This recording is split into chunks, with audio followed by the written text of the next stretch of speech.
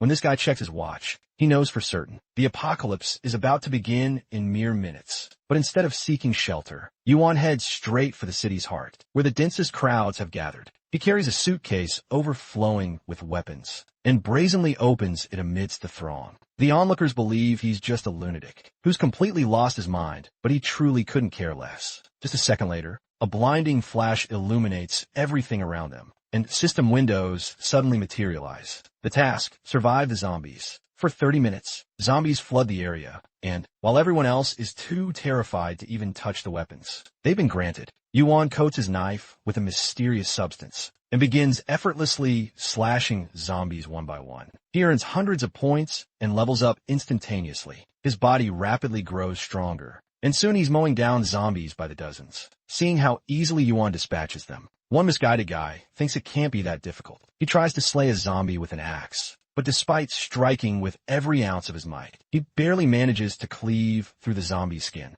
and instantly becomes just another meal for the horde. Yuan witnesses the pathetic attempt, but he can't possibly help him. These zombies may appear slow and weak, but they're numerous, feel no pain, and don't die easily. On top of that, the poison from their bites is absolutely deadly. After slaughtering hundreds of zombies, the coating on Yuan's knife finally wears off, and even he can no longer pierce their tough skin. He takes out another tiny bottle and recoats his knife once more. This is a clever trick he learned from a man in his past life, someone who managed to survive the apocalypse without possessing any special skills whatsoever. It turns out these particular zombies are incredibly vulnerable to ordinary salt, just like slugs. That's why Yuan can dispatch them so effortlessly, simply by covering his knife with salt. Before regressing, Yuan was the absolute strongest among humans. He had already survived this apocalypse once before, and ascended to the ranks of earthly gods right alongside them. He attempted to clear the Tower of Trials, hoping to save Earth and reach the higher gods, the very ones who unleashed this apocalypse. But even with all his incredible power and skills, it proved impossible. So the god of time, Kronos, sacrificed himself to send Yuan back in time, giving him a chance to reach the necessary strength. Armed with complete knowledge of what's to come, back in the present, a fierce battle rages against high-flying zombies. Our protagonist, Yuan, stands atop a tall building, raining down salt upon the monstrous horde. Yuan receives continuous notifications of his level-ups as each and every zombie falls. The first tutorial concludes with 4,077 participants surviving. Our boy receives a detailed summary of his impressive stats, which reveals that altogether, leaving him absolutely stunned by his own performance. Suddenly, the system's voice booms across the entire area, confusing everyone as they scramble to locate its source. It congratulates the survivors and announces that a crucial message is being delivered, much earlier than usual. A message typically reserved for after the second tutorial. The reason? Brace yourselves. Due to someone absolutely shattering the baseline far too quickly, the system then explains exactly how these precious points can be used. They serve two primary, incredibly vital functions: as currency in stores that offer truly unimaginable items, and as a direct medium of exchange between players through something as simple as a handshake. Yuan, of course, is already well aware of this, understanding full well that accumulating enough points can ultimately lead to godhood. He resolves to intensely focus on point accumulation and relentlessly climbing levels. The message abruptly ends, and the second tutorial officially begins. Safety zones are now being formed, right in the center of each area. Anyone who successfully enters these zones will receive a sweet 100 points every 3 hours, marking the official start of the second tutorial. A massive circular zone instantly forms at the center of the area. People immediately begin to run toward it in an absolute frenzy. Myung's friend desperately urges him to follow, while Myung himself remains, overwhelmed by the sheer chaos unfolding all around him.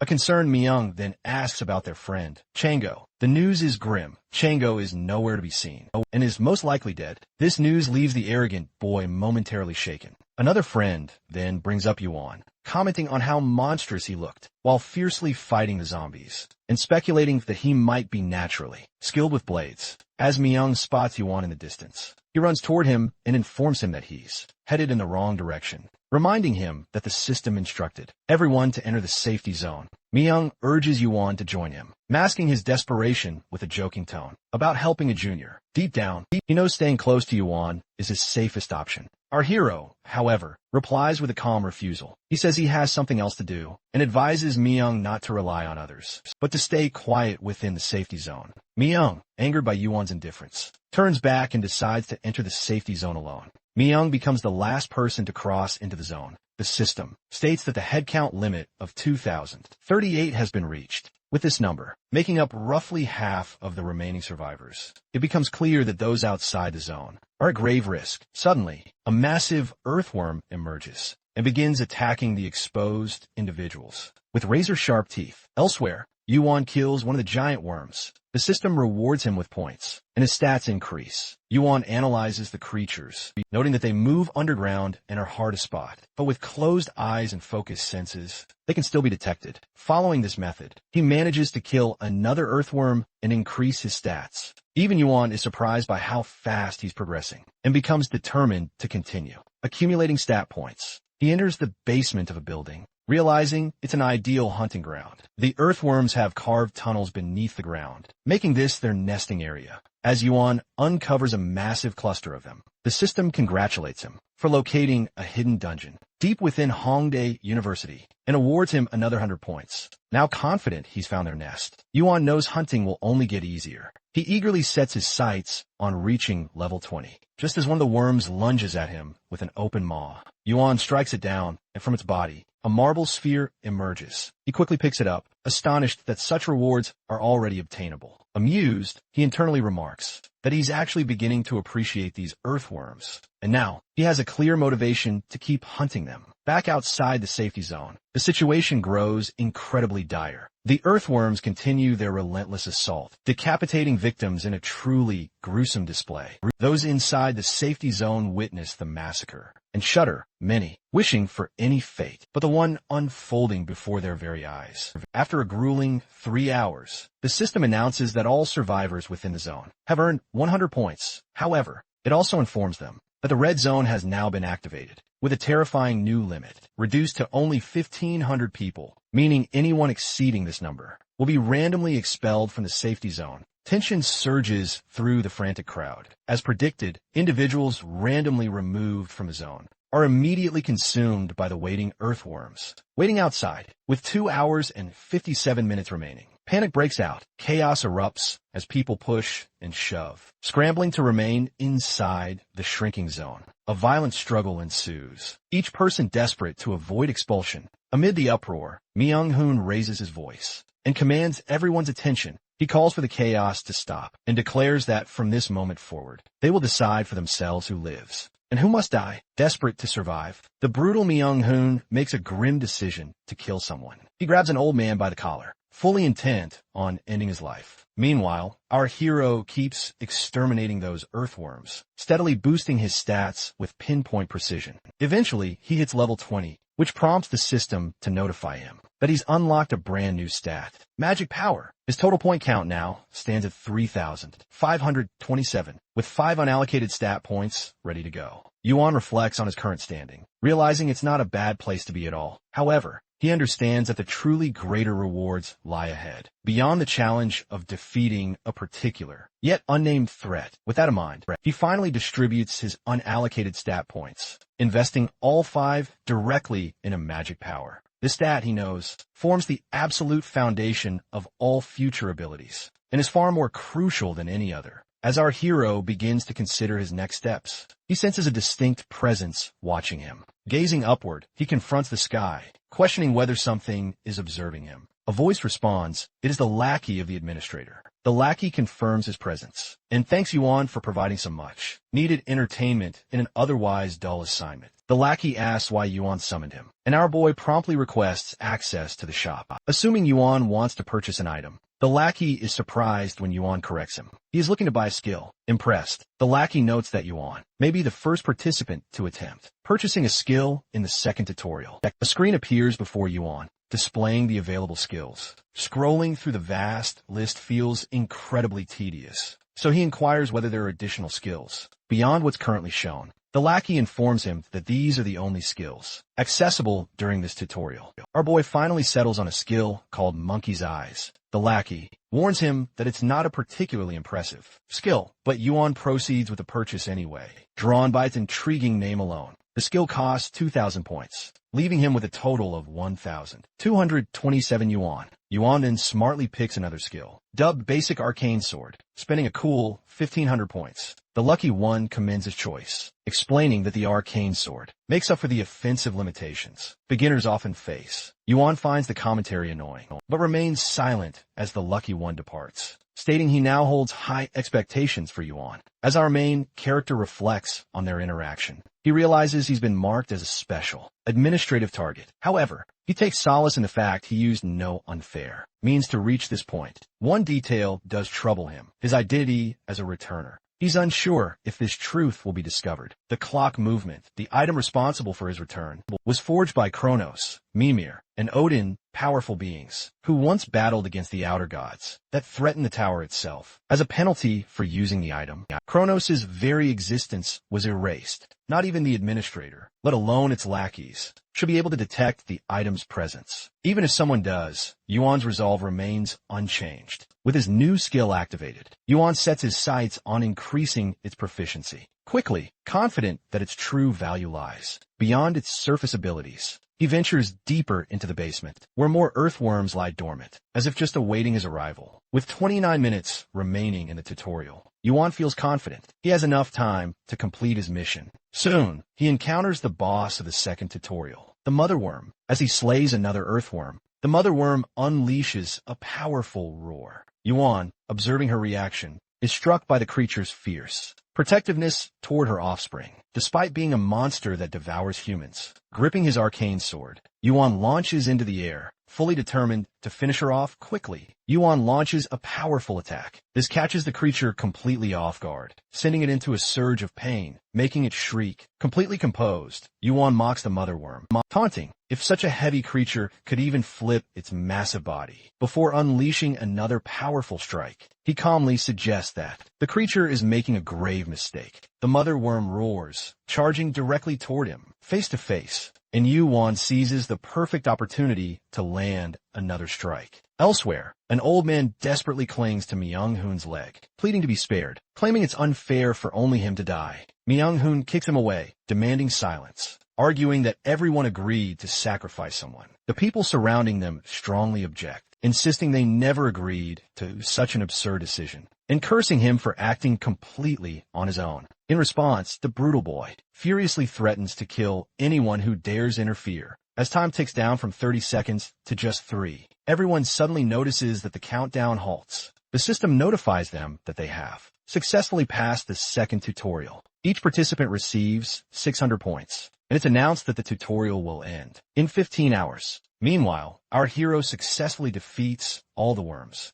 including the formidable mother worm. A lackey appears before him, offering to heal his injuries. Yuan declines the offer, stating that if it counts as a reward, he would prefer not to accept it, as such a minor wound can be healed by simply increasing his stamina. The lackey is impressed, wondering how a normal human could reach this level so early in the tutorials. Yuan remarks that the lackey is as nosy as ever. Yuan realizes that the lackey is clearly surprised by the outcome, as the mother worm was essential to maintaining the ecosystem of the second tutorial. Since its defeat was unexpected, there's no predefined reward, and opinions likely differ on what the reward should be. Curious, Yuan inquires about his reward. The lackey is impressed. Our boy is keenly aware of special rewards, knowing most other participants are completely clueless. Yuan, utterly unimpressed, he considers this basic knowledge, growing frustrated. He demands his reward once more. The lackey then offers 3 mysterious choices. The first, the privilege to skip the 5th tutorial, along with crucial intel, and all the rewards from the 3rd and 4th. Yuan quickly realizes these upcoming tutorials will likely be worthless for someone at his level, and suspects the lackeys are just eager to push him forward. The second option is a massive amount of points, which the lackey offers with 0 explanation.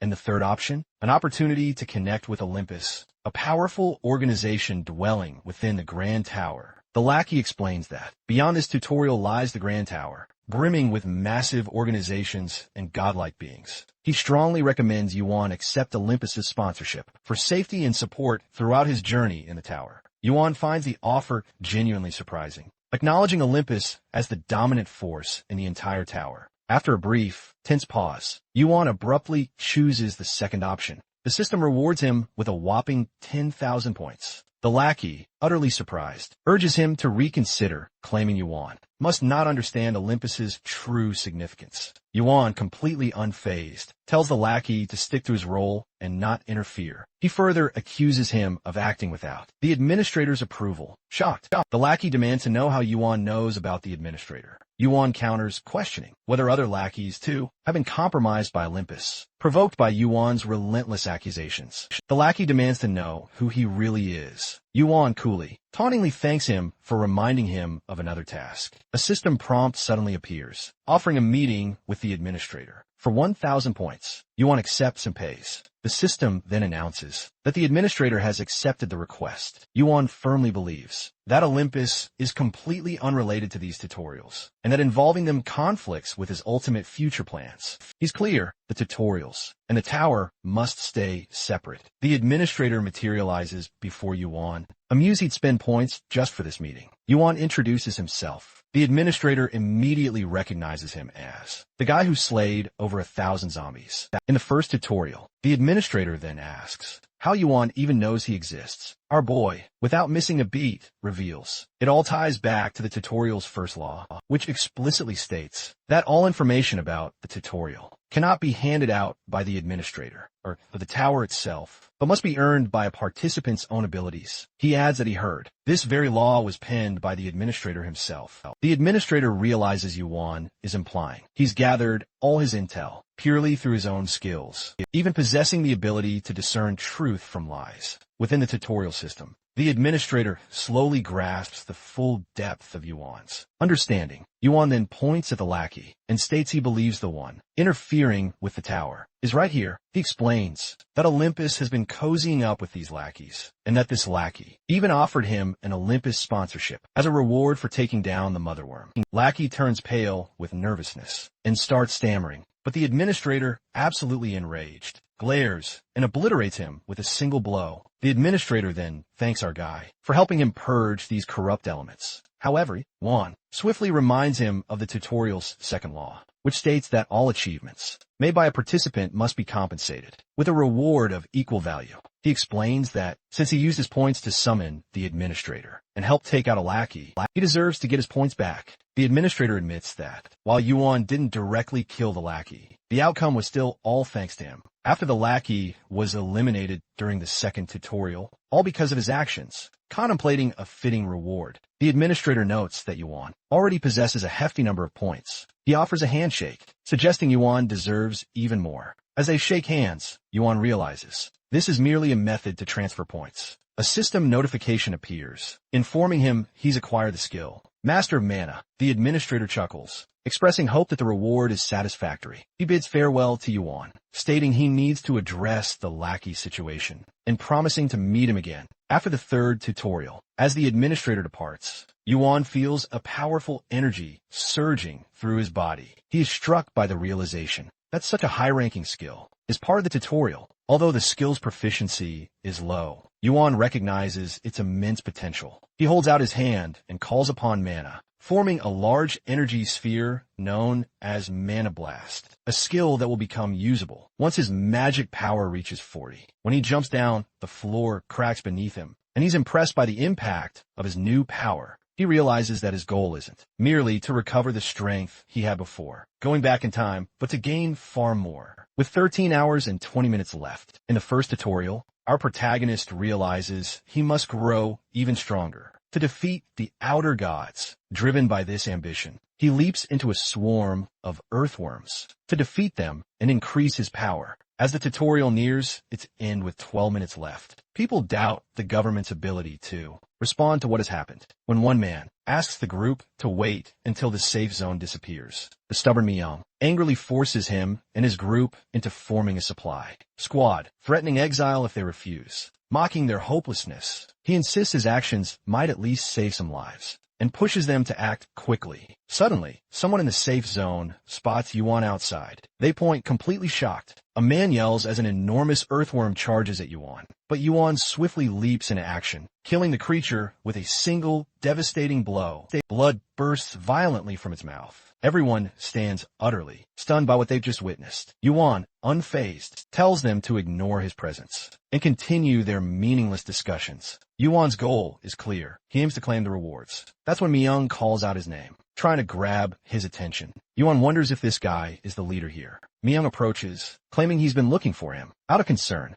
Yoon-hoon then instructs everyone to move into the safe zone. Observing the situation, Yuan realizes this ruthless man must have forced the others to go outside and collect rations. Yoon attempts to justify his actions, claiming people would have died regardless, and that this was the best choice for everyone. However, our dude finds that logic utterly absurd and questions the morality of risking others' lives just for supplies. The insolent Myung argues that survival in this new world requires pure shamelessness, and that laws and ethics no longer hold any value. He believes people must be cunning, selfish, and cruel to survive this reality. The system finally announces the end of the second tutorial. Everyone inside the safe zone receives 500 points. It's also stated that all inventory items will be lost upon death. Yuan, completely disinterested, tells Myung to do whatever he wants, stating he has no intention of interfering or advising him. However, he warns him not to cross a certain line, though he doesn't define what that line is. This leaves Myung utterly puzzled.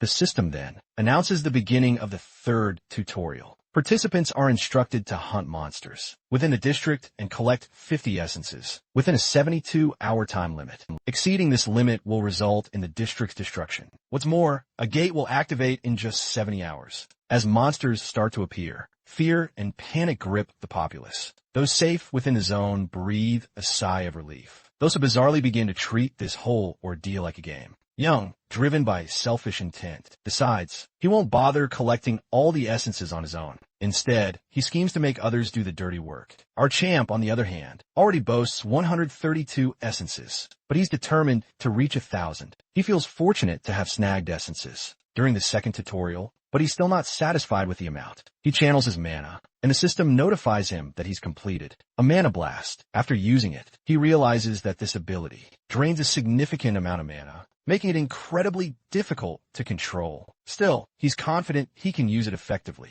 Once his stats increase, he concludes that, if Mana Blast is a basic test of mana control, it's not suitable for his fighting style. Observing the monsters, he senses their fear. Without hesitation, he draws his knife and begins hunting them down relentlessly. On the second day of the third tutorial, only 22 hours remain. Li Flintz, Hen Yun-Hu, Kong Song-chan, and Lim Ju-yun, all standing at level 10, enter the basement of Hongdae University. Hen Yun-ho notes slit, with only 400 survivors left. Out of an initial 1,400, they have no choice but to remain in the basement, despite how spooky it feels. One of them questions the sheer size of the station. Hen Yun speculates that the world may have been flipped during the cataclysm. While the two discuss this, Lim Ju-yun spots a convenience store and excitedly calls them over. The group's eyes light up at the sight of potential food. Ju-yun comments on just how much their inventories could hold. Han-jun rushes toward the store, urging his friends to follow him. He enthusiastically talks about grabbing some ramen,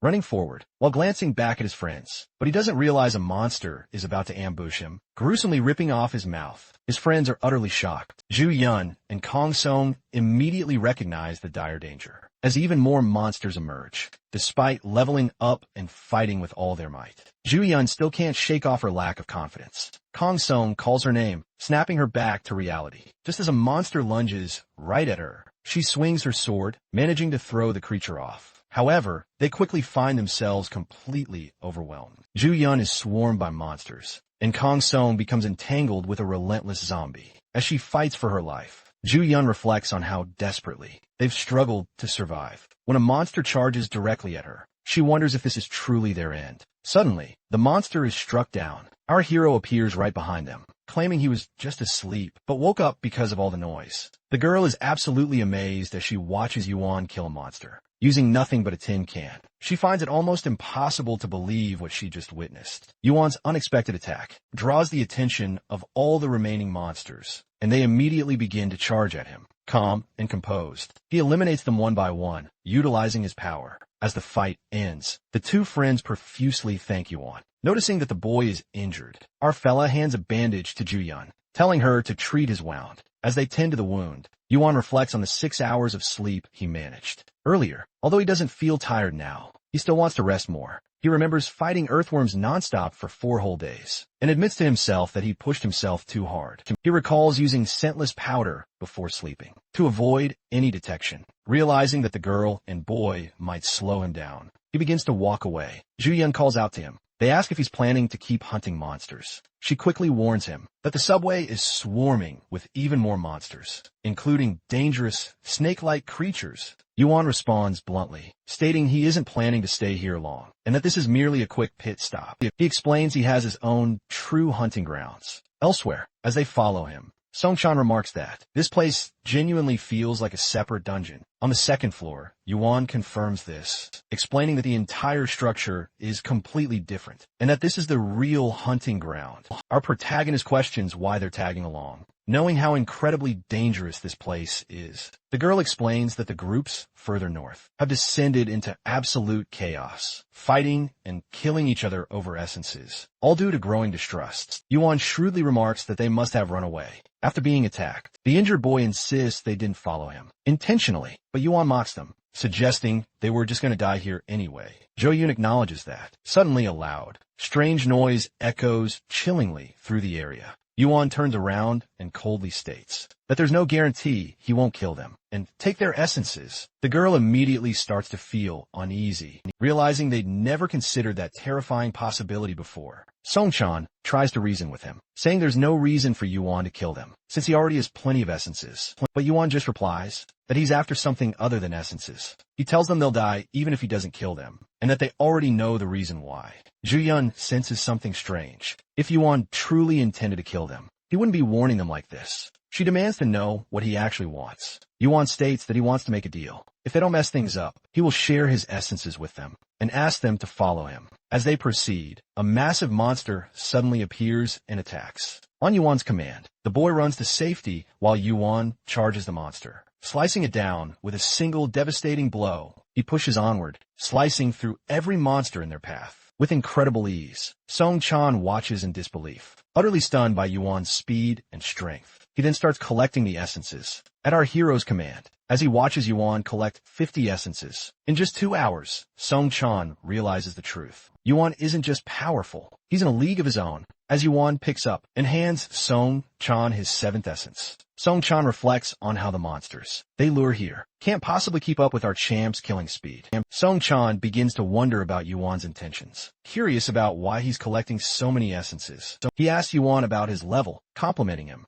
and noting that with his hunting speed, he must be at a very high level. Yuan responds that his leveling pace has slowed, and suspects he might only level up in the next tutorial. This only deepens Song-chan's curiosity, and he wonders what Yuan's level must be if he's not leveling up anymore. Our hero then warns him not to ask or share information about levels or stats with anyone, as they are personal. He advises the boy to try killing some monsters, instead of just collecting essences, explaining that doing so will help him level up. Just then, Ju-yuan runs up to them, calling out Yuan's name. As they turn to look at her, they see a horde of monsters chasing her. Together, Song-chan, Yu-yi-young, and Yuan fight off and kill the monsters one by one, eventually leveling up after the fierce battle. Song-chan questions Yuan if they can keep the essences. Yuan agrees, saying they earn them by killing the monsters. He asks if they now have 50 essences each. Yu-yi-young explains that they had 20 essences before coming here, and were able to collect the rest in a short time, all thanks to Yuan. Yuan thanks them in return,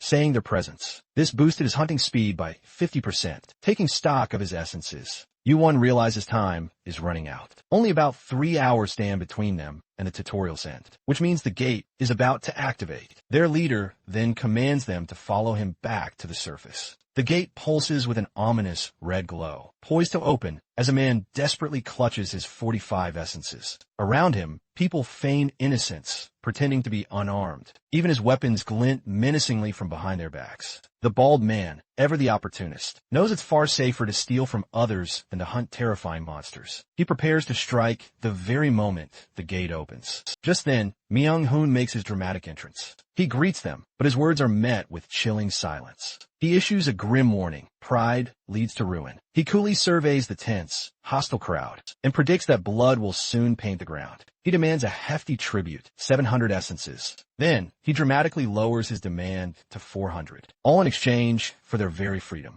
Outnumbered 20 against a formidable 50, the man knows full well that refusal means all-out war. As he hesitates, Song-chan, Ju-yeon, and Kim Won arrive on the scene. Myung-hoon demands to know why Yoon has been missing for days. Yoon calmly replies that he's simply been busy. Then he asks about the essences Myung-hoon was supposed to collect. Myung-hoon claims he's already done so. Then, Yoon dramatically opens a box overflowing with essences, utterly shocking everyone present. He then directs everyone's attention to a mysterious line drawn on the ground before them. He calmly tells them they can take the essences, since he apparently has more than enough to spare. But he warns them they won't be truly free. Instead, he proposes a shocking deal: 1 essence in exchange for 100 points. He announces that anyone who accepts this deal and wishes to live must step inside the line and ask for his explicit permission. A stubborn senior, enraged, points his knife directly at Yuan and loudly accuses him of being utterly selfish, forcing people into a pointless test. In the middle of a life-or-death situation, he calls the deal ridiculous, then boldly challenges Yuan, demanding to know what he'll do if they don't even have the points to pay. Yuan, unyielding, firmly states his terms. He declared he'd never force anyone to buy his essences. Only those with valid payment could acquire them. Whether it was borrowed money, unique skills, or valuable items, they could trade if they wished. As the crowd began buzzing about what to sell, Myung suddenly stepped forward, angrily accusing Yuan of obtaining the essences through murder. He claimed Yuan planned to profit from killing others, even implying Yuan must have stolen them. Ju-yeon snapped at him to shut up, shouting he had no right to talk about stealing. She revealed that cruel Myung killed her friends, forcing her to flee far away from him. Song-chan chimed in, correcting Myung-hoon. He pointed out that if Yuan had really killed everyone for the essences, none of them would be standing with him now. Furious, Myung ordered his men to attack Yuan and the others. As the attackers rushed forward, our hero swiftly struck with his knife, instantly decapitating them. He locked eyes with Myung, warning him he had crossed the line,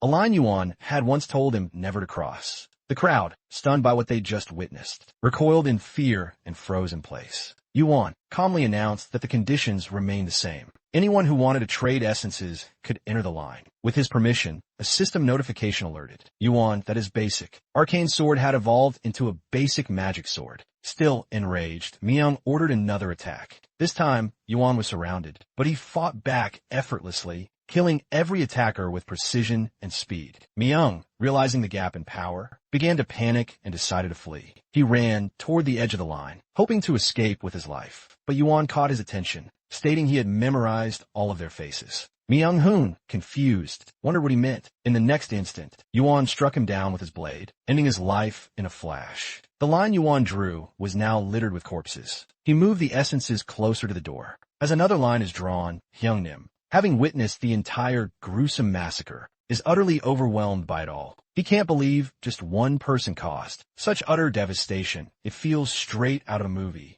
He then raises his hand and boldly declares that he wants to buy some essences. His bald companion immediately tries to stop him, asking how he even plans to get the points. Hyungnim retorts that, according to the lackey, his knife is worth a whopping 500 points. The bald man vehemently disagrees, but Hyungnim urges him to think about their situation logically. Hyungnim then boldly steps into the circle and asks for 7 essences. He extends his hand, and Yuan shakes it, accepting the 700 points with a nod. After getting the essences, Hyungnim confidently walks through the door. The onlookers, after seeing how easily he passed through, begin to approach Yuan, one by one, to buy essences for themselves too. Yuan's count now totals 106 and 7,400 points, and he feels extremely satisfied. Ju-yeon then asks if he's going to leave now. Yuan replies, asking why they are still here. The girl says she wants to stick by his side. Yuan answers that he has no plans to form a team. Taeyun-chan responds that it's fine even if Yuan just only plans to use them as pawns or discard them later. Our hero ends the conversation by declaring that this is the end. He advises them not to rely on anyone if they truly wish to survive. He then lifts his bag and holds it up for them to see, stating that he has no plans to leave yet, because he's completely out of essences. Ju Yun and Saiwan Chan both scream, demanding to know exactly what Yuan's plan is. They cry out in regret, saying he should have saved 50 points for himself. But Yuan, in return, urges them to leave. The two finally make their exit through the gate. The fourth tutorial, Defense, then begins. As Yuan walks, deep in thought about the tutorial, a man suddenly approaches him and asks if all the essences are already sold out. Yuan confirms they are, and the man utterly collapses in tears. Sensing this area is about to erupt into a war zone, Yuan makes the smart move to relocate. With barely an hour left until the tutorial ends, he calls the store. The ambassador appears before him. Yuan asks about the lackeys, but the ambassador explains they're currently recruiting new ones, as their ranks have been significantly thinned.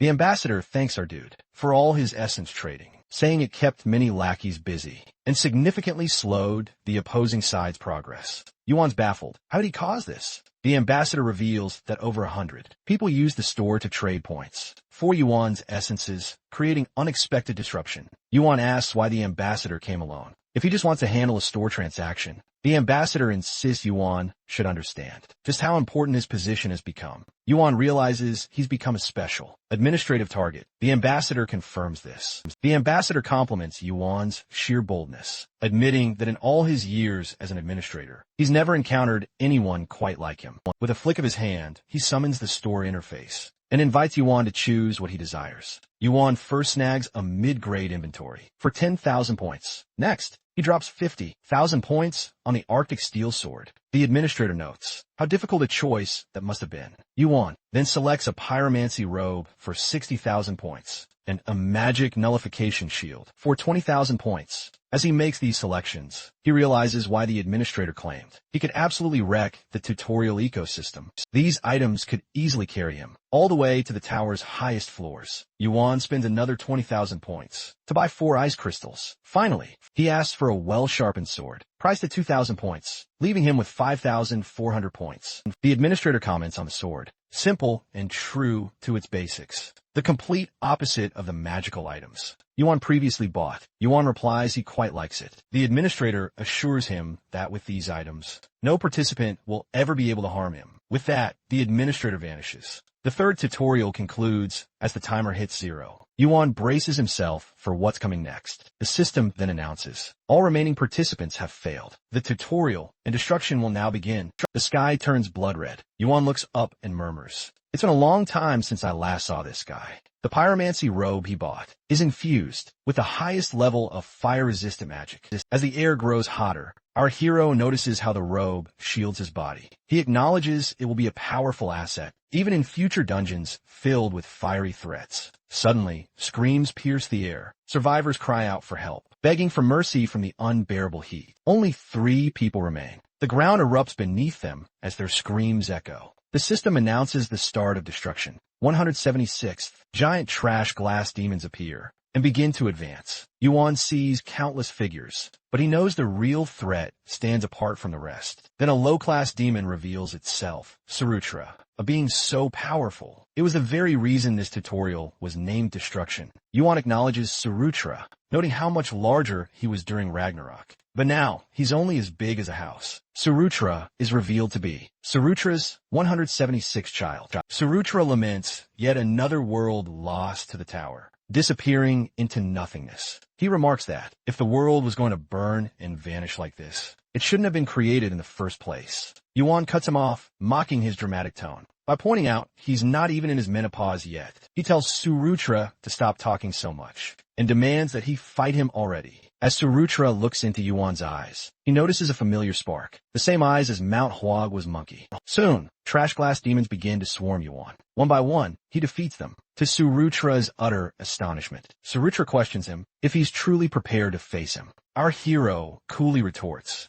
that he had plenty of points to burn. He didn't prepare to fight. He came a hunt. Hearing this, Surutra gets visibly enraged and challenges Yuan to repeat those words. Only after he's defeated all these pathetic glass demons and reached him. Annoyed by Surutra's incessant chatter, Yuan continues to decimate the demons. With each demon he defeats, Our boy levels up, but the fiery explosions upon their deaths begin to chip away at his magic. Nullification shield. Even with the pyromancy robe, his inner body heats up from 2 hours of continuous exertion. Amidst constant blasts, the damage is minor, but completely avoiding it is impossible. He considers using the mana blast, but drains too much mana for prolonged combat. The shield is nearing its limit. After taking the brunt of nearly 1,000 explosions, he resolved that it's time. Yuan shouts at Sarutra, demanding he stop hiding behind his subordinates and come fight him directly. Sarutra compliments his extraordinary gear and expresses curiosity about how he managed to acquire such items during the tutorials. Finally, Sarutra confronts Yuan face to face. Yuan accuses him of being shameless for destroying the tutorial areas. The fire demon calmly corrects him, saying it's punishment for those who are unqualified. He asks why Yuan is here despite having such potential. Yuan simply replies that he's already said it. He's here to hunt Sarutra. Sarutra laughs loudly and agrees to be his opponent. Yuan reassures himself that he has enough fire energy stored within, and that he must succeed no matter what. As their battle begins, Yuan reflects on how he obtained his eyes. In an unusual way, he failed tutorial 3 not because he was weak, but due to other reasons. He insists the truly important part is what happens next. Sarutra questions Yuan about the true scale of the destruction within the tutorial, but before he can even finish drawing his sword, Yuan vanishes, replaced by a shower of rubble. The fire demon immediately grasps the dodge was deliberate. From beneath the debris, Yuan emerges, noting he could have died from the intense heat. Sarutra recalls his countless battles against the battle-hungry one, where victories were rare. He recounts the legendary items, the Rui Jingu staff, the flying nimbus, the infinite magic power, but declares the most fearsome thing was Yuan himself, wielding the Cinder Eyes at that very moment. Yuan's monkey eyes just completed their evolution into the Cinder Eyes. Our main character contemplates how his body still feels, like it's on fire, despite wearing the pyromancy robe. Before obtaining the Cinder Eyes, he could withstand the heat, but now it's different. Yuan now pulls out his steel sword and the ice crystals from his inventory, ready to finally end the hunt. The fire demon questions what he plans to do. In such a state, Yuan assures that this is nothing. As he obtains the ice crystals, his body temperature begins to plummet. The system explains that the burns are being relieved. As he exhales cold air, our boy realizes that the energy within him is the complete opposite of the energy inside Sarutra. Sarutra throws something at him, but our hero deftly dodges the attack with his sword. A huge explosion follows. Yuan counters by placing his sword opposite to Sarutra's, managing to control the impact of the blast. The system notifies him that the pyromancy robe is resisting Sarutra's colossal fire, yet it feels as if his body is beginning to freeze. Yuan retrieves the remaining 2 ice crystals. The system alerts him that his body temperature drops drastically, pushing him into the abnormality state of frostbite. Realizing his body won't hold out much longer, he decides to end the hunt quickly. As the demon steps forward to attack again, Yuan acknowledges there's no need to conserve his mana anymore. He draws his arcane sword, slipping right beneath the enemy, swinging it with every ounce of his strength. Sarutra lets out a truly terrible scream before collapsing to the ground. Yuan then unleashes a powerful mana blast. The raw energy slams directly into the creature's body. Yuan climbs onto Sarutra's back and strikes the monster at the very base of its neck. The creature shrieks furiously at Yuan, absolutely outraged that someone who hasn't even begun climbing the tower dares to strike him down as the demon burns in flames. The system promptly reports that the cold energy is fiercely resisting the fire, and the pyromancy robe continues to hold back the colossal heat. Yet Yuan realizes that no matter how much he resists, it's simply not enough. Another notification appears. His Cinder Eyes are absorbing the fire, but fail to fully resist it. The abnormal burn increases rapidly in severity. Yuan takes up his sword and increases his fire resistance by 1 level. He absolutely refuses to lose. Our hero now unleashes another devastating attack at Sarutra. The system then declares that the destruction of the tutorial has been triggered. His sword vanishes from his hand. A final notification appears. He is leveled up. Yuan collapses to the ground, trying to process the incredible reality. He has finally defeated Sarutra. The system announces that he has achieved an unbelievable achievement, which is yet to be disclosed. As Yuan regains consciousness, a sharp burning sensation in his hand reminds him that his wounds are still incredibly fresh. He hasn't been unconscious for long. and cold energy still pulses through his body. But it's clear that his physical condition is far from ideal. His mind drifts back to his brutal battle with Surutra, the terrifying demon he nearly died fighting. He recalls how close he came to death, and how the golden cinder eyes he obtained turned the tide dramatically in his favor. The tutorial isn't over yet, and he knows there's a long, arduous road ahead. He accepts this challenge without complaint, gazing at the demon's charred remains. Our protagonist observes its strange appearance. Now that the intense flames have faded, he realizes this isn't just any ordinary corpse. This is the body of a truly powerful demon, and something incredibly valuable must be hidden inside. He searches the remains and discovers Sarutra's heart, swiftly removing it from the body. Though Yuan yearns to consume it on the spot, his body isn't quite ready. The elixir-like heart is meant to profoundly enhance his physical form, and that crucial process requires immense stamina he currently doesn't possess enough of. The ambassador appears and asks if Yuan is finished. Yuan makes it crystal clear he's far from done.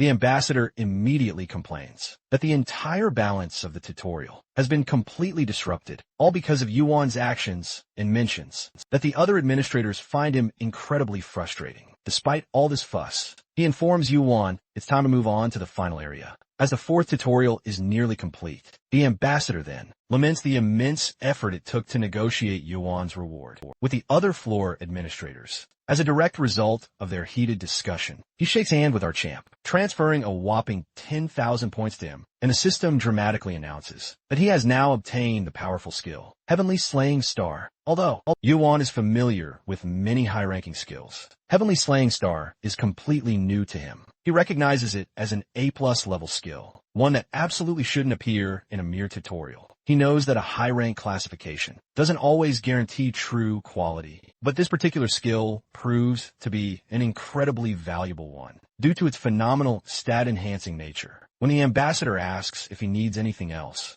Yuan requests a lesser scarlet medicine ball. With the ambassador's unexpected help, he receives one swiftly before departing. The ambassador advises him to eat and rest well, to let the potent medicine take full effect. Yuan consumes it, acknowledging he has 4 precious hours to regain his stamina completely and prepare for the 5th and final tutorial. He sighs, knowing the next tutorial will undoubtedly be a race. Racing against time, he pushes himself up to his feet. Yuan finally steps into the last tutorial. He finds a massive gathering of participants already there, each one a top-ranked contender, hailing from their own worlds. The system then announces this final stage is called the Collective World. The system quickly explains the objective. Varaganda Island is rapidly sinking into the sea. To escape, participants must prove their might by utterly defeating the boss at the island's summit. The CP earned from the boss will be tallied as their scores, and the final reward determined by those scores, plus their remaining time. The tutorial has a 30-day time limit. Yuan is certainly surprised by the duration, but he welcomes the extra time. He figures the boss must be incredibly powerful. If they've been allotted an entire month, at least, this means he won't have to start fighting immediately. One participant then suggests forming teams to defeat the boss, and most quickly agree, until a voice from the back sharply interrupts with a refusal. The crowd turns to see a mysterious hooded man, who boldly declares they are not companions, because he trusts no one. The man who suggested teamwork lashes out in fury, attempting to land a punch on the hooded figure. But the stranger effortlessly evades the attack and counters with magic. He then dramatically removes his hood, revealing himself as the blonde Hergon, the self-proclaimed heir of Olympus, and a direct descendant of Zeus. Hergon instantly displays formidable strength, marking him as someone even the tower itself pays close attention to as a pureblood. Hergon, he holds a natural advantage over regular participants. Purebloods are chosen to ascend the tower from birth, and their accumulated experience makes the competition seem grossly unfair.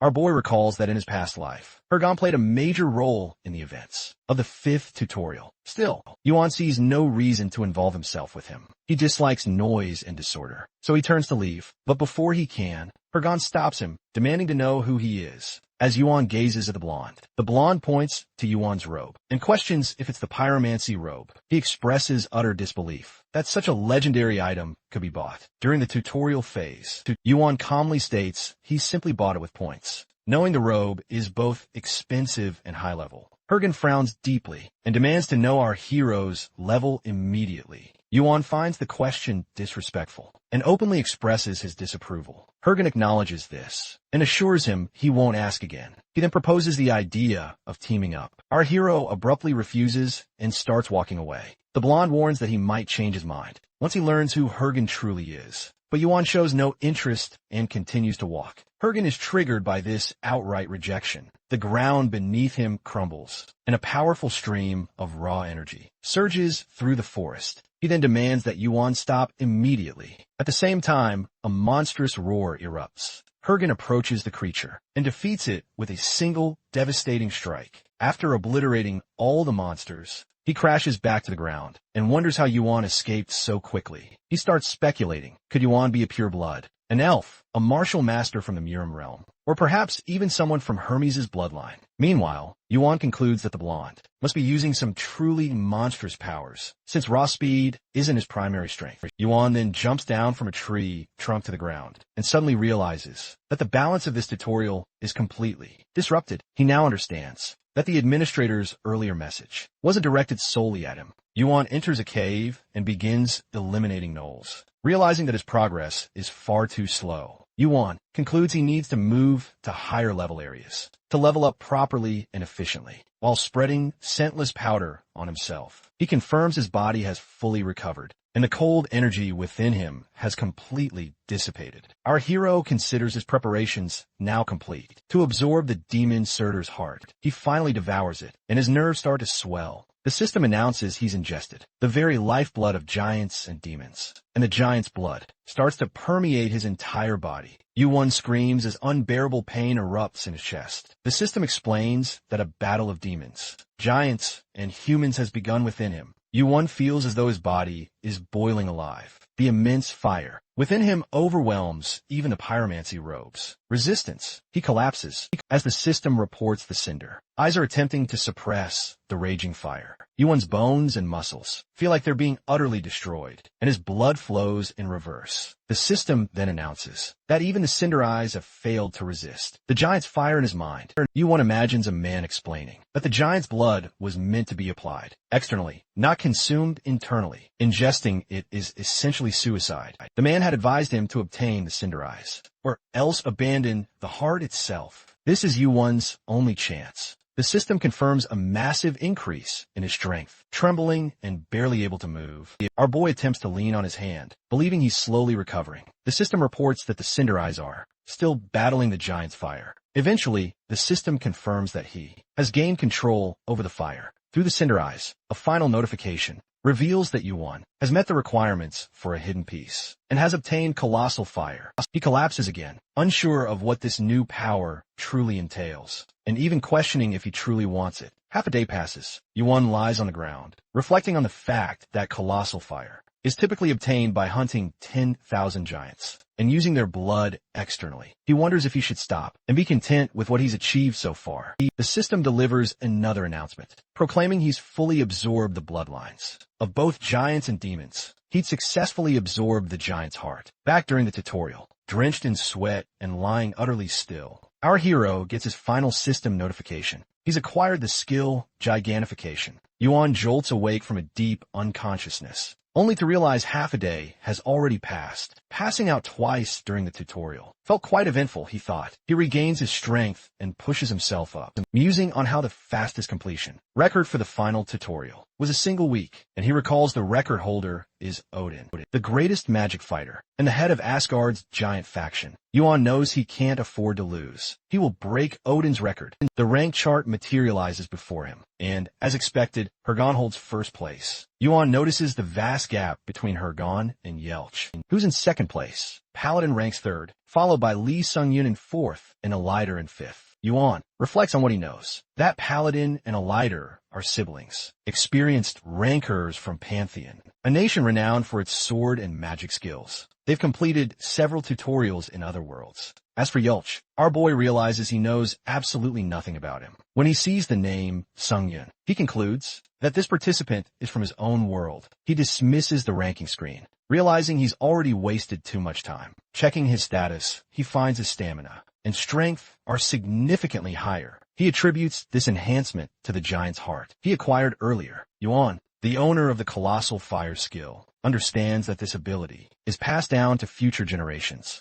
and continues to live on even after death. Its power increases with proficiency in magic power. Though not a high-rank skill, he admits it's useful in the absence of any area of effect attacks. He exits the cave, immediately activating his Cinder Eyes. With his Cinder Eyes fully engaged, our protagonist spots a formidable orc tribe in the distance. He confidently approaches them, believing this will be the perfect hunting ground to unleash his colossal fire skill. As he unleashes his fiery attack, the monsters scatter in utter terror. Drawing a finely sharpened sword from his inventory, he systematically begins taking them down one by one. Yuan's current rank stands at a respectable 15th out of 104th with 67 points. Determined to surpass Odin, he resolves to complete this crucial mission within 6 days. Elsewhere, Hergen intently watches the ranking chart, seeing Kim Yuan now in a shocking second place with 5,266 points. He recognizes him as the mysterious man from earlier. However, Yuan's rapid ascent through the ranks utterly surprises him. Lee Sung-yin notices Hergen smiling and asks him why. Hergen admits he's found someone truly exceptional he wants to recruit. Lee Sung-yin correctly guesses it's none other than Kim Yuan, noting just how impressive his progress has been. He even speculates that Yuan might actually surpass Blonde. Hergen, for his part, acknowledges that his own focus has been squarely on gathering a team. He admits he's been solely focused on gathering his perfect team. Now, he's considering Kim Yuan for the coveted final spot, and draws everyone's attention to finally begin the hunt. The scene shifts to Paladin, diligently preparing a hunting ground by digging a massive trench. Hergen then enters the trench and instructs the others to stay well back. With his immense power spread across the ground, he unleashes a powerful blast, deepening the trench considerably. Annoyed, Lee Sung-yin questions if this was truly the spot they had spent the entire day searching for. Hergen explains that without Paladin, digging the trench would have taken them days. He then instructs the team to descend into the newly formed pit. All members promptly jump into the trench. The Paladin Knight expresses concern about their ominous surroundings and asks Hergen if everything truly is fine. Noticing his tense expression, Hergen is troubled that no dungeon discovery message has appeared. He suspects that someone else might have already found it first. Lee Sung-yin quickly checks the rankings. To his utter astonishment, he spots our champ, now dominating the leaderboard in first place with 5,679 points. This shocking revelation visibly agitates Hergen, who starts mercilessly slaughtering monsters at a frantic pace. Concerned, Yelch observes that their hunting efficiency will drastically drop if Hergen keeps massacring monsters at this frantic pace. She commands the group to swiftly split into 2 teams. Right on cue, Hergen arrives and announces they've reached a forked road. He tasks Elder and Paladinite with leading separate teams, while maintaining constant communication. Hergen takes Yelch, Sung-yin, Elder Fail, and Typhoon under his direct command, instructing them to follow the right path, relying on Yelch to spearhead their advance with monoblasts. Yelch bravely charges through the area, relentlessly slaying monsters. A team member groans about the sheer exhaustion caused by continuous hunting, and Sung-yin readily agrees, inwardly resolving to conserve his precious mana, as he can only use it twice more. Elder suddenly notices a looming gate, and Sung-yin immediately speculates it's a boss room, comparing it to the boss stages from his World's Games, where the ultimate monster lurks behind a sealed door. Yelch, having rejoined them, warns everyone to stay incredibly alert and never become complacent, as that's precisely when they're most vulnerable. Sung-yin glances at the ranking screen and instantly turns pale. Suddenly, a loud, jarring noise erupts from behind the gate, instantly drawing their attention. Realizing this sound might be linked to the top ranking points, Yolche commands the group to take their battle positions and remain cautious as they step into the boss room. They discover bloodstains absolutely everywhere. The system jarringly announces that the battle is already over. Surveying the scene, Lee Sung-yin realizes, in utter disbelief, that it must have been Yuan, now boasting an astonishing 10,149 points, who single-handedly defeated the boss. Yuan quietly reflects on his overwhelming current strength, realizing he is already rigorously tested every single one of his abilities, and now has a rock-solid understanding of his combat power. He grows cautious about deploying gigantification, knowing the skill demands incredibly significant stats for truly effective usage. As Yuan finishes his battle, the system immediately notifies him, granting him 3,000 points for conquering the boss room. It also confirms that his Heavenly Slaying Star's completion rate has successfully increased, considering the uncertain, yet incredibly powerful effects of the Heavenly Slaying Star. Our fighter resolves to keep boosting its completion. He realizes that aimless hunting is no longer viable, so he begins to strategize, targeting stronger monsters and formidable bosses. Just then, other participants arrive, and Yuan coolly informs them the boss is already dead. One of them questions if he killed it all by himself, and Lee Sung-yoon starts pondering Yuan's immense strength. He wonders if Hargan, considered the strongest participant in this tutorial, could have accomplished the same feat. Sung-yoon finds it hard to believe that Yuan, someone who came from the same world and experienced the exact same tutorials, has managed to surpass everyone so overwhelmingly. He recognizes him as a truly formidable presence, and finally understands why their team leader had been so desperate to recruit him. Now firmly believing that having Yuan on their side is absolutely essential, Sung-yoon offers him a coveted position on their team. Our hero recognizes Sung-yoon by his Korean speech, then scans the group. He notices Elder is present, which confirms she's part of Hargan's team, since only she and Yolch are visible. He deduces they've split up to cover more ground. As Yuan observes the girl behind them, he identifies her as Yolch, ranked 3rd on the leaderboard. Her presence here indicates that she, too, is far beyond the typical tutorial level. Internally, Yuan acknowledges Hargan's impressive choice in teammates. Despite the tempting offer, our hero declines without hesitation. Yolch questions whether he plans to take on Berrigan alone. She explains the objective is to measure how much a participant can grow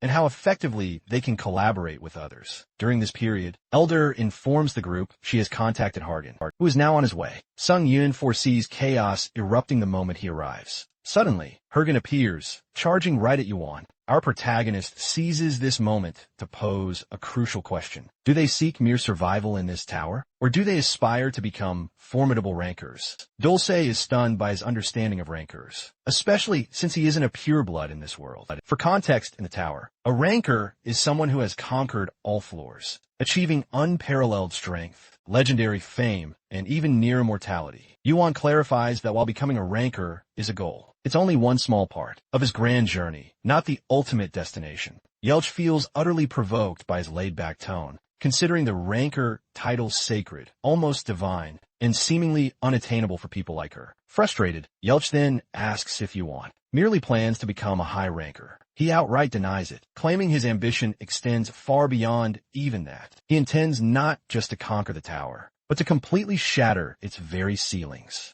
Hargan, having now recovered, demands to know why Yuan hit him. Yuan explains Hargan's aggressive approach seemed undeniably hostile and threatening. Hargan clarifies he merely intended to grab him. Yuan jokes that someone so powerful charging at him would naturally make anyone nervous, apologizing for the slight misunderstanding. The blonde leader then expresses deep interest in Yuan's ambitious goal of completely destroying the tower's limits. He reveals his father once spoke of beings beyond the tower and unveils his own ambition to become the true king of Olympus. Yuan finds his ambition perfectly fitting, considering his lineage as Olympus's primary descendant. Hargan then proposes an intriguing wager. Whichever of them defeats the final boss first and earns the most contribution points wins. If Hargan wins, Yuan must join his team. If Yuan wins, Hargan will serve him as his Hyungnim. Yuan is indifferent to having Hargan as a mere junior, but expresses strong interest in having someone like him as a powerful ally, noting that Hargan could become his ultimate trump card for a crucial matter he faces in the future. Our boy requests Hargan's help just once when the moment is right. The blonde agrees, provided the request isn't out of line, and even offers up his own items if they're needed. Yuan accepts the deal, keeping the specific terms vague. With the deal now sealed, Hargan declares they'll meet again soon on the first floor, warning Yuan not to flee. Our boy feels the same intense energy from Hargan that he recalls from his past life, and finally understands how. He once cleared the tutorial in just 10 days. Berrigan rallies his team, pushing them to move faster. Yuan, turning back to the group, reassures them he has no intention of tricking them. He adds, pointing at the pause timer, that there's no need to rush for now, as time inside the tutorial will remain frozen for the foreseeable future. Yuan claims that Berrigan isn't just an island. He's a divine beast. When Hargan inquires about the creatures they've slain, Yuan explains they are parasites, that have burrowed deep within the divine beast body, draining its strength and torturing it endlessly. Yuan adds that Berrigan had intended to submerge underwater again, all because of these parasites, as they couldn't survive within its body. Underwater, Hergon asks whether the creature they fought is the king of the parasites, and Yuan responds that it's similar, as it was responsible for birthing and growing more parasites continuously. And Hergon begins to question if he should trust Yuan, since even Olympus didn't know this information. Yet Yuan, an unknown individual, does. Yuan then informs Hergon that the timer will remain paused until someone restarts the system, which can only be done through a lackey or an administrator. Hergon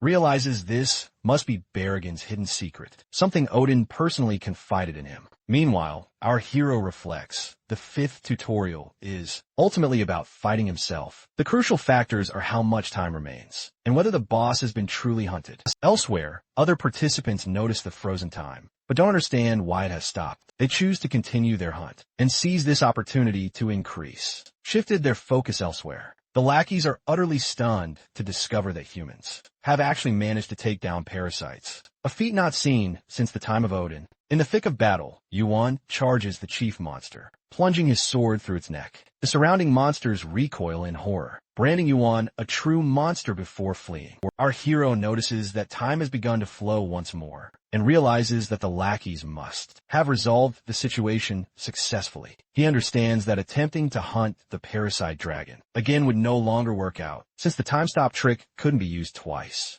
Knowing that 4 days have actually passed since time stopped, Yuan realizes they now have more time than initially expected. Resolving to push onward, he sets his sights on reaching the tower, where the god resides. As people begin to gather on the path toward the tower, Elder comments that hunting the boss monster is absolutely vital for obtaining high scores, and that only truly strong individuals will participate. Observing the gathered players, Elder notes that many have mana levels over 20. Yolch remarks that this is only to be expected, as reaching this point in the tutorial demands significant strength. Sung Yun, clearly surprised, asks if all players in the tower can control mana. Yolch explains that those unable to control mana are typically residents of the tower, who were born and raised there. She adds that individuals chosen by the tower and blessed by the system become purebloods like herself and Hergen. Sung Yun then questions whether they will actually be able to kill the boss. Yolch admits that normally it would be impossible, but cannot judge given Hergen's strength. A team member remarks on someone's tardiness, and Yolch speculates that he must be preparing as much as possible before the tutorial ends. This reminds Sung Yun of Yuan,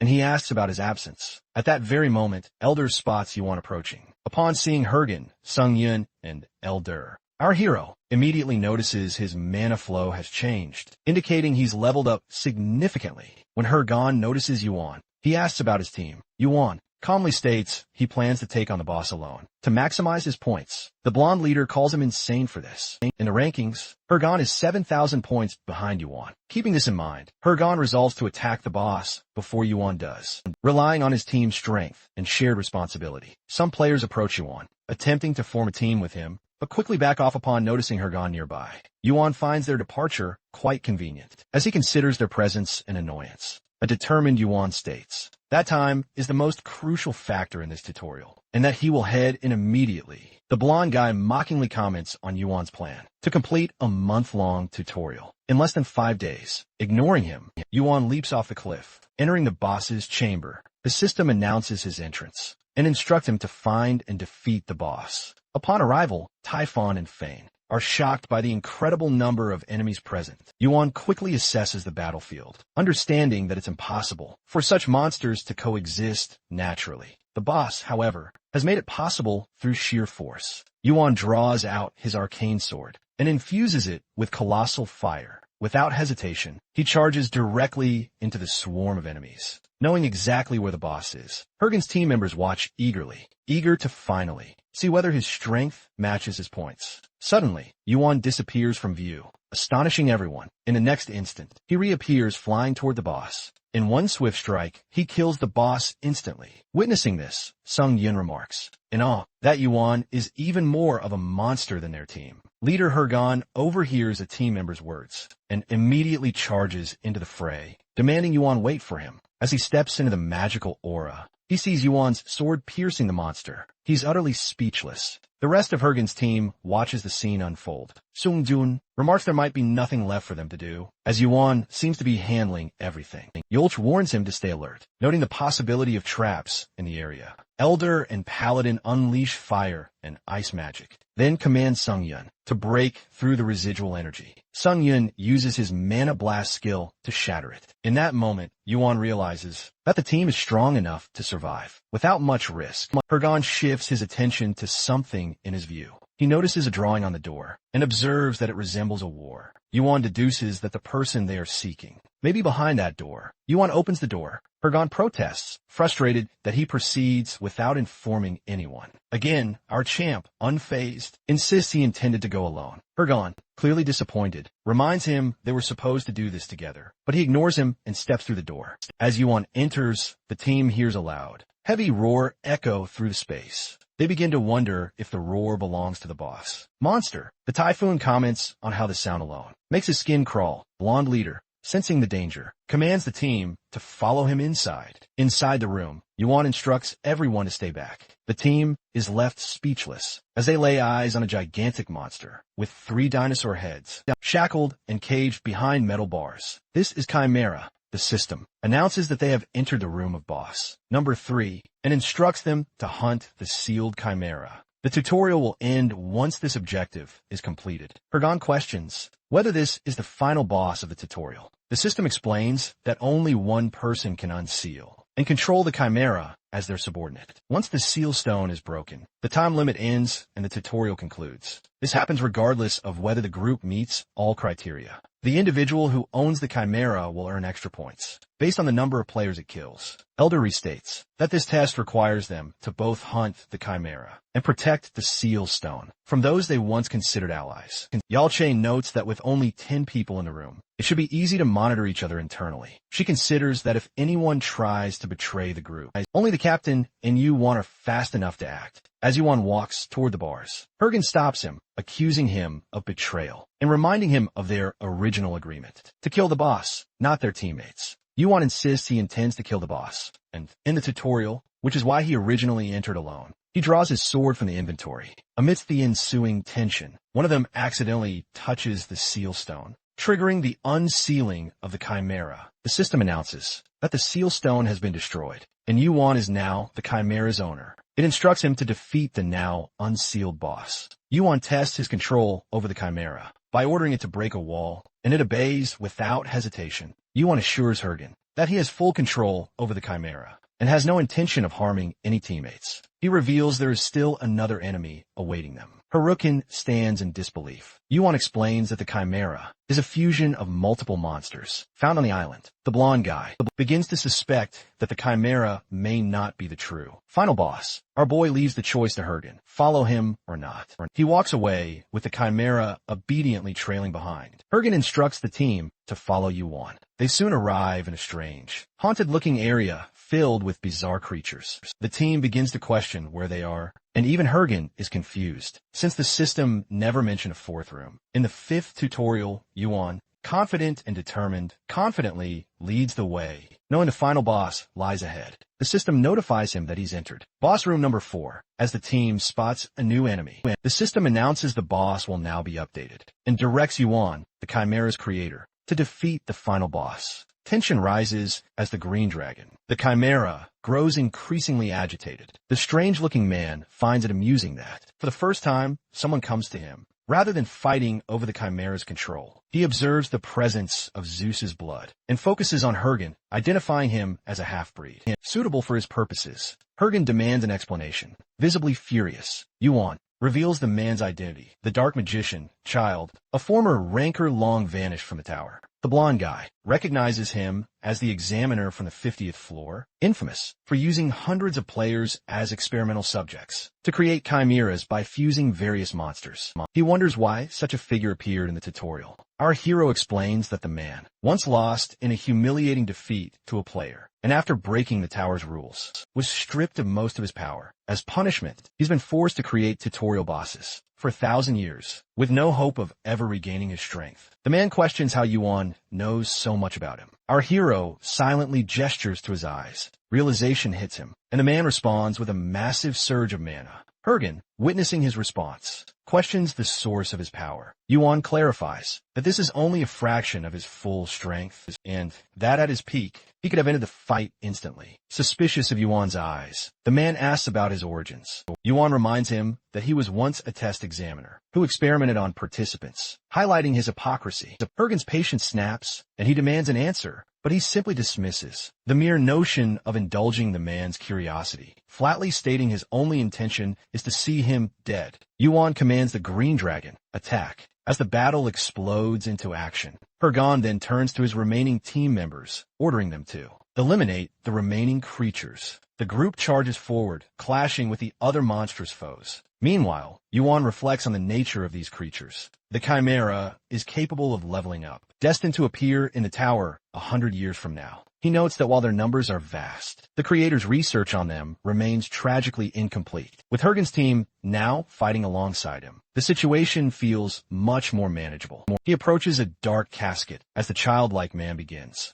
giggling to proclaim its unbreakable nature. He boasts that not even chimeras can escape it. He then scorns Yuan, calling him nothing more than a lowly tutorial participant. As he threatens to transform our hero into a green dragon, cracks suddenly begin to form all over the casket. Our fighter smashes it open, utterly effortlessly, leaving the man utterly stunned. Confusion and panic rapidly spread across his face as Yuan's eyes begin to glow, resembling a mighty lion's head. The man immediately suspects a connection to Olympus. It's then revealed that Yuan is the central figure in the Gigantomachy, the epic war against the giants. A son of Zeus, the central figure of the 12 labors, and holder of the legendary title Giant Slayer. He's renowned for his incredible strength, his unwavering sense of justice, and his profound compassion for the weak. He stands as the most respected hero of his era. The system then informs Yuan that his arm has been imbued with a giant's power. Partial gigantification immediately kicks in, despite enhancing both his strength and constitution. By obtaining the giant's heart, he recognizes his current limit still falls short. Nevertheless, he assures himself, though, that it is enough. The man, now utterly enraged, loudly declares his intent to destroy Yuan. Our hero launches his attack. His strike effortlessly shatters an emerging triple enhanced darkness coffin skill. Still determined, the old man retaliates with fierce energy attacks, each infused with poisonous fangs. Yuan counters the attacks, destroying them all while contemplating the difficulty of controlling gigantification. He calculates how long it might take to master the skill, shattering another incoming attack in the process. The old man, smiling, confidently erects his strongest defensive skill, the ebony thorn wall. Yuan's relentless blows begin to fracture the barrier, leaving the man in disbelief as he pauses momentarily. The man assumes Yuan is exhausted, and that his hand is damaged from striking the wall. But our boy lunges forward, grabbing him by the neck and slams him into the wall. The man collapses coughing, only to be struck again with overwhelming force. Yuan continues his relentless assault, realizing that, without fully mastering both Cinder Eyes and gigantification, he will be at a disadvantage against future foes. Possessing even one of these powers would make him formidable, but with both he is confident he will defeat the creator of the chimeras. Yuan moves down his memory lane, remembering son Ogong. Hercules stands before the blonde Ogong and asks why he remains silent. He claims to know the truth, that the one who ascended to the 50th floor and killed the chimera's creator is none other than son Ogong. Ogong replies that he has nothing to say and gestures to his eyes, stating that as long as he has them, he can see everything. The creator of the chimera declares that Yuan cannot kill him. As he is immortal, he reflects on the fact that the old man's body has become stronger than steel due to black magic experiments carried out over 1,000 years. This is why he is known as the undead chimera. But since his body is stitched together from various parts, there are bound to be attachment marks. With the power of his Cinder Eyes, Yuan can pinpoint every single attachment point. Seizing the opportunity, he brutally tears off the old man's arm.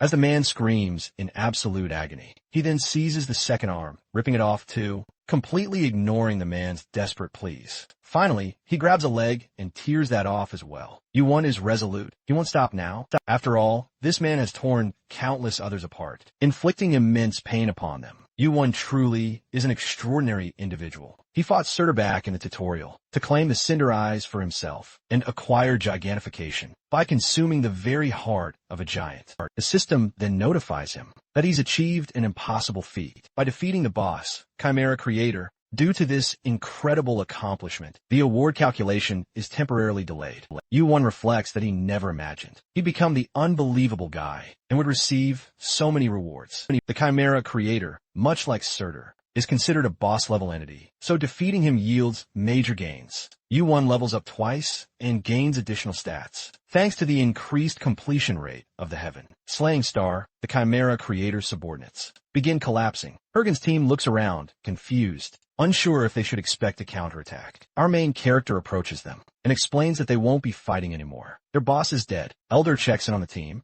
and one member alerts him that Yulch is injured. Meanwhile, Hergen remains deep in thought, unfazed by the intense moment. Hergen instructs everyone to help Yulch. While he wraps things up, he then approaches Yuan and asks to speak with him privately. Once they are alone, the blonde says he won't question him about who he is, or how he knows about the connection between rankers and the tutorial. However, due to Yuan's decision, someone has been badly hurt. He asks why Yuan chose to kill the Chimera Creator, when simply defeating the Chimera would have been enough for him to pass the tutorial. Yuan responds calmly, saying that's usually how things go. Hergen is absolutely fuming. He insists he still could have set the greatest record without resorting to such extremes. He demands to know how far Yuan intends to go just to satisfy himself. Yuan replies with brutal honesty that Hergen would only be satisfied if he and his members were all dead. In that very moment, Yuan reflects on the question, just how far would he truly go? He doesn't know. He then thinks of the outer gods, enigmatic beings from beyond the tower, a being of pure despair, never meant to exist, despair that reaches for the very heavens.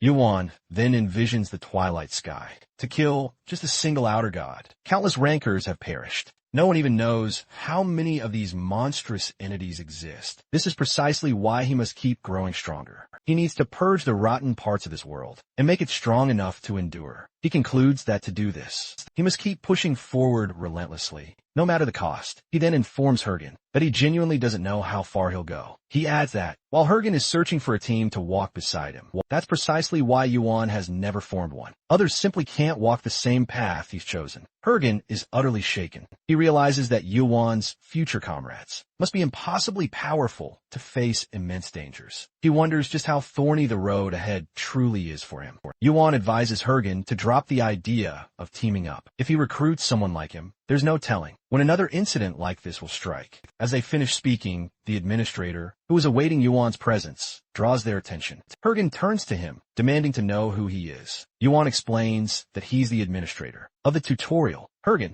shocked, quickly bows and introduces himself as Hergen of Olympus. The administrator completely ignores his greeting. Yuan whispers to him to accept it properly, but he's not involved in that matter. The administrator grumbles, saying that every single time he thinks about all the extra work he's had to do. Because of them, he's itching to tug Zeus's beard. This leaves Hergen utterly bewildered. The administrator starts complaining that he might land in trouble yet again, and all because of Yuan. The Chimera Creator was bound by a 1,000-year contract to exclusively craft tutorial bosses. But now that he's gone, the administrator has no time to prepare a replacement. Thanks to Yuan, the tutorial will be unusually peaceful for a while. Our hero tells him to stop his incessant whining and just hand over the reward already. The administrator grumbles about his impatience and reluctantly hands him a black stone, shrouded in a shimmering blue magical aura. He explains that where and how Yuan uses it is entirely up to him, as is its protection. This black stone is a piece containing the very darkness of the beginning. It holds mana with an unending dark property, but is still unrefined. A skilled craftsman is required to unlock its full, devastating power. This is none other than the Dark Divine Crystal, also known as a fragment of the Helm of Invisibility. Zeus, one of the 3 great gods of Olympus, famously wielded this very item. The helm itself is among Olympus's most powerful artifacts, and this crystal is absolutely essential to its crafting. This is one of the crucial items Yuan needed to obtain after returning to the past timeline, but he has now acquired it surprisingly early. Yuan reflects that he already knows the location of the divine sea crystal. The only thing remaining now is the elusive fragment of the lightning bolt. He considers that he might even obtain that sooner than expected. as well. The administrator checks if Yuan is satisfied, then formally announces that all tutorial participants will now be transferred to the tower. Everyone else will receive rewards based on their CP. He adds that Hergen's reward won't be bad either. Hergen thanks him. The administrator then informs Yuan this will be their final meeting and hopes he won't cause any more trouble. Our hero replies firmly that he won't stop. The administrator jokes that, with the Black Stone now in his possession, Yuan is about to rampage even harder now. The tutorial has finally ended. Yuan racks up a grand total of 67,488 points. And for setting a brand new high score, he snags an additional 50,000 points. His inventory pings him, notifying him he's obtained the Z egg. As they enter the tower, the system booms a welcome to the first floor. Yuan opens his inventory to check out his new haul. Besides his points, he notices an item labeled Z egg and is completely baffled by its purpose, since it's utterly mysterious. The blonde guy snags Yuan's attention, explaining that they're currently in the outer area of the first floor, also known as the Meadows of Beginnings. They spot several new players just lingering around, and can't help but notice that, despite the tutorial wrapping up some time ago, many are still stuck here. Our boy notices that various guilds are clearly waiting nearby, likely trying to snatch up new players. Hergen points out some familiar faces among them, and remarks that Olympus has already started making their moves. He asks Yuan if he's interested in joining a guild, but Yuan quickly declines, acknowledging his response. Hergen points out that it wouldn't make much sense for him to join a guild. When he refuses to even form a team, he then reminds Yuan of his earlier promise, referencing a lost bet. Hergen then inquires about his interaction with the administrator and whether something went down between Olympus and the administrator. Yuan responds that the Olympus Hergen knows appears righteous and devoted to maintaining order in the tower. However, he suggests that if Hergen truly wants to uncover the truth, he must do so on his own, since hearing it from someone else wouldn't be convincing. As our boy starts to walk away, Hergen asks him to at least register as a player once he reaches town so they can stay in touch. He also warns Yuan to watch out for a notorious group called the Jackals. Yuan ignores him, continuing on his way. Shortly afterward, a man clad in gleaming metal armor approaches Hergen and introduces himself as Agamemnon of Olympus. He then thanks Hergen for remembering him and is identified as a follower of Ares, who recently became a high ranker. Hergen congratulates Ares through Agamemnon, but the man explains that Ares refuses to accept any messages from Hergen until he finds his birth mother, citing the importance of lineage. The mention of Hergen's unknown parentage triggers his anger. The armored man, maintaining a polite tone, reassures him not to take it personally, as Ares is known for valuing bloodlines, and expresses hope that Hergen finds his family someday. Despite his rage, Hergen realizes that harming the man would negatively impact his relationship with Olympus. He suppresses his anger and dismisses the armored man. Agamemnon then asks about Yuan, noting that he didn't seem like part of his team. Hergen simply states that he is a friend. Meanwhile, it is revealed that the Jackals are a group of predatory players who no longer ascend the tower's floors. Instead, they remain in the Meadows of Beginnings to rob new players who lack guild affiliations. They refer to the time immediately after the tutorial ends as the time of harvest. Using only his perception, Yuan detects that the Jackals are following him. He counts 20 of them and decides to use this opportunity to test the black stone in his pocket, which grants partial invisibility. The Jackals monitor Yuan from a distance. They observe that he is alone and appears unaffiliated, making him an ideal target. However, when one member suggests letting him go, another points out his pyromancy robe, identifying him as a potential jackpot. They decide to ambush him. Before they can act, Yuan disappears. Confused, they scan the area, but are suddenly attacked. Our hero moves rapidly, striking and vanishing before they can react. Pateo, the Jackal's leader, he activates his Falcon's Eye skill and is utterly shocked by Yuan's stealth ability. Despite being a new player, Pateo realizes that he must be from the upper floors and is definitely no ordinary target. Yuan grabs Pateo by the neck and warns him not to escape. Pateo protests, citing that he would be penalized for interfering on the first floor, but Yuan remains unfazed. He says he'll let Pateo go if he answers some questions. When a teammate tries to attack, our main character effortlessly stops him and threatens to kill him if he tries again. Intimidated, Pateo agrees to talk. Yuan asks about the whereabouts of Yuan-chan, but Pateo is startled and asks how he knows the name. Later, Yuan is seen sitting alone in a restaurant in the central region of the first floor, enjoying green tea. He reflects on how peaceful it feels to return to this place. As he relaxes, his thoughts drift toward his old comrades. He starts reflecting on the good times he had with his fellows and wonders where they be now. But this wasn't for too long. As he quickly stops himself from getting sentimental, he takes out the black stone and analyzes its performance. While it worked against the jackals, the invisibility it grants is not absolute, not limited by its unrefined state and the user's current ability. The black stone, often referred to as an infinity gem, contains vast mana reserves. Yuan realizes that if its power is fully unlocked, achieving true invisibility would be possible. Though he doesn't yet know the stone's limits, he decides to prioritize getting it refined. He recalls that Zeus rose to power and became the ruler of the skies by obtaining a fragment of lightning,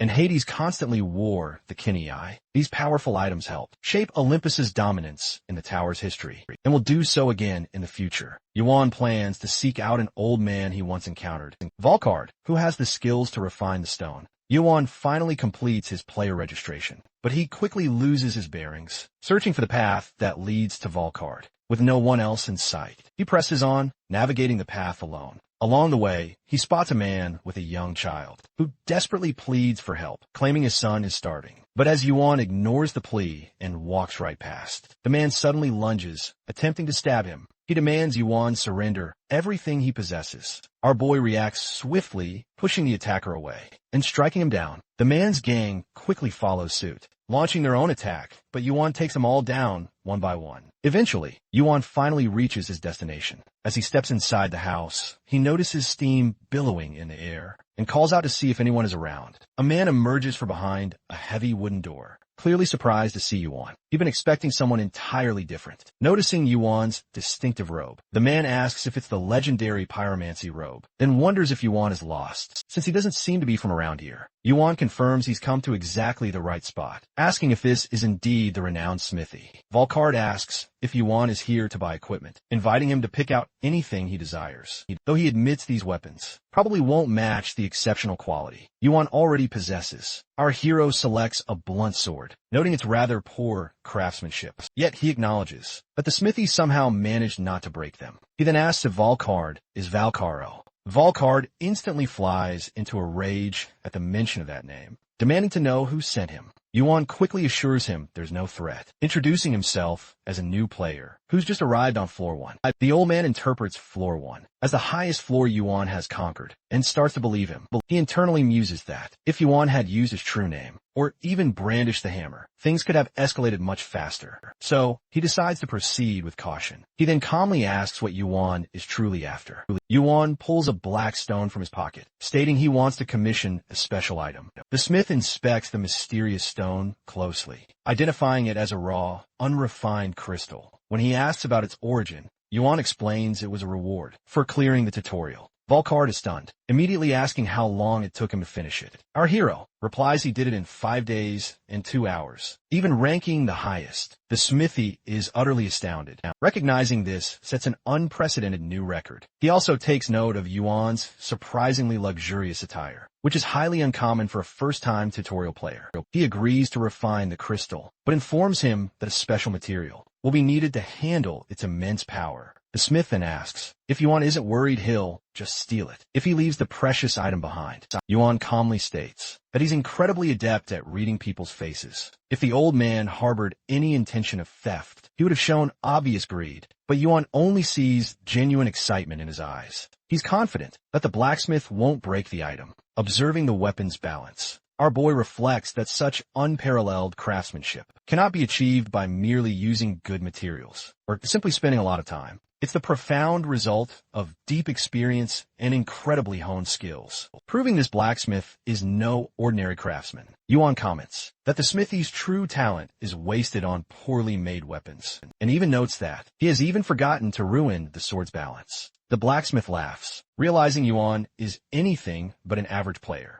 He then asks if Yuan is affiliated with the Purebloods. Our boy replies that he's not, though he might be something quite similar. Confused, but clearly intrigued, the blacksmith agrees to refine the stone and promises to do his absolute best. But he sets one crucial condition. Yuan must keep the source of the refinement a secret. Yuan accepts. Later, Yuan sits alone in a restaurant, eating breakfast. He contemplates the 10-day wait required for the stone's refinement, thanks to the intel he snatched from the jackals. a meeting set to go down in 2 days. He muses on how utterly satisfying it would have been to wipe every last one of them out himself. Just then, Hergen strolls over, joining Yuan at his table. When Yuan asks how he tracked him down, Blondie explains he scoured countless inns, searching for a player named Kim Yuan, and that his vast network made it a breeze. Yuan quickly realizes that Olympus wields immense power over this floor, and as a descendant of Zeus, Hergen would naturally have the means to find anyone. Hergen asks if Yuan's chosen his player number yet, and our boy playfully dodges the question.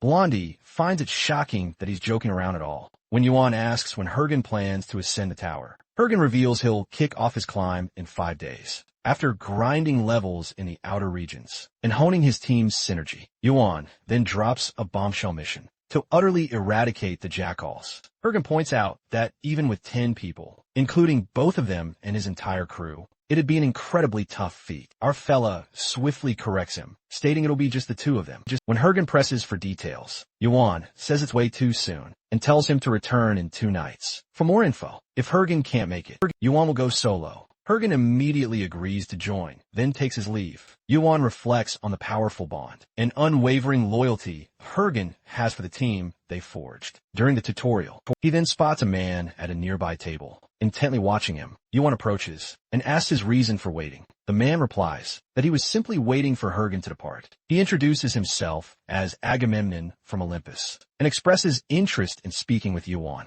Privately, Yuan muses on Hergen's lineage, noting that as a Sky King's bloodline member, Hergen should have at least acknowledged him. Meanwhile, Agamemnon explicitly states he only wants to meet Yuan. Suspicious guy, he then brings up Yuan's impressive performance, where he absolutely dominated, securing first place. Rumors are swirling about a monster entering the tower, and everyone's pointing to Yuan, who takes the compliment in stride. Agamemnon brings up Hergen, mentioning how he once claimed he and Yuan were like friends, a claim Agamemnon finds rather odd. Yuan agrees outwardly, but inwardly notes the blonde now seems to consider him an ally. The conversation then shifts to how Yuan hasn't formed a team, a decision Agamemnon praises. He goes on to explain that tutorial-based connections are often fleeting due to the small number of players capable or willing to even ascend the tower, let alone become rankers. He believes Yuan is different, someone with the potential to rise far beyond a mere ranker and reach the status of a high ranker, a truly great being within the tower. Agamemnon then offers Yuan a place under Ares in the Olympus Guild, promising him full support and resources. He distinguishes Ares as far superior to Hergen, emphasizing that Ares is already a high ranker and the son of Zeus and Hera. Yuan abruptly cuts him off. He calmly sips his tea, recalling that Olympus is among the major guilds, aggressively recruiting new players, just as he had heard. Once his tea is finished, Yuan thanks Agamemnon and stands to leave. When asked if he's rejecting the offer, he confirms it. He adds that he had even turned down Hergen, Zeus's son, directly. Yuan concludes by saying he has no interest in associating with those who lack class. In the next scene, Agamemnon sits absolutely seething in anger and demands to know how many jackals can be assembled. Immediately, a subordinate informs him that the wolves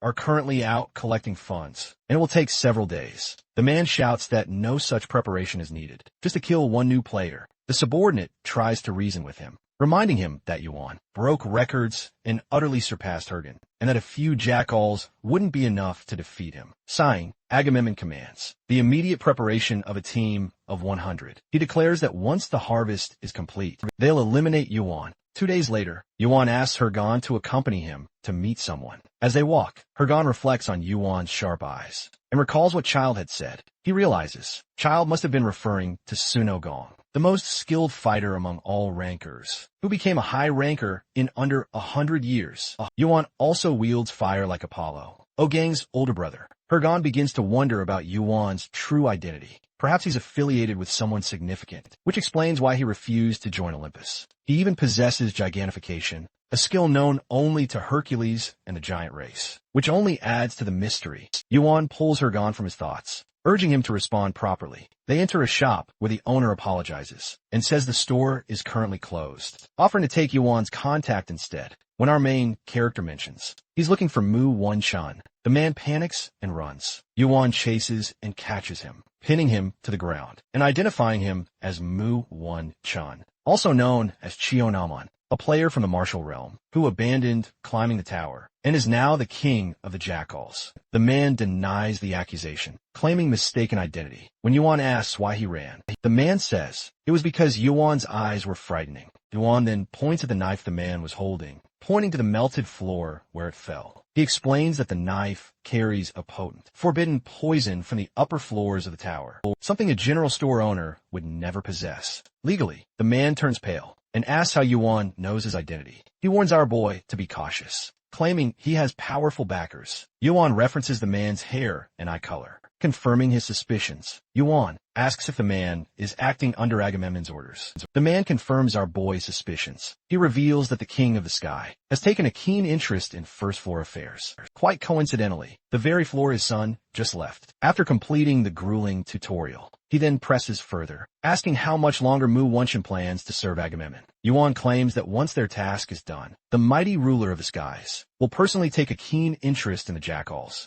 Hergen remains baffled by his cryptic words. Yuan adds that if Mu Wenshin plays his role skillfully, he could rise through Olympus's ranks. Finally, the man demands to know what he truly wants. Yuan discovers from the man that there are a grand total of 1,000 wolves. He hands him a piece of paper, instructing him to rally them all by the following night, assuring him they'll meet there. He then warns the man not to inform Agamemnon or Ares' men, hinting at dire consequences. Later, Hergen confronts Yuan, demanding to know what's going on, and accuses him of exploiting his father's name for personal gain. Our hero explains that Olympus and the wolves are, in fact, working together. The blonde fiercely refuses to believe it and accuses Yuan of defiling Olympus's reputation. Yuan urges him to face the harsh truth and abandon his idealized view of Olympus. He emphasizes to Hergen that he must discover the truth for himself, as hearing it from someone else simply wouldn't be enough. The next day, Yuan waits patiently for Hergen to arrive. When prompted for his decision,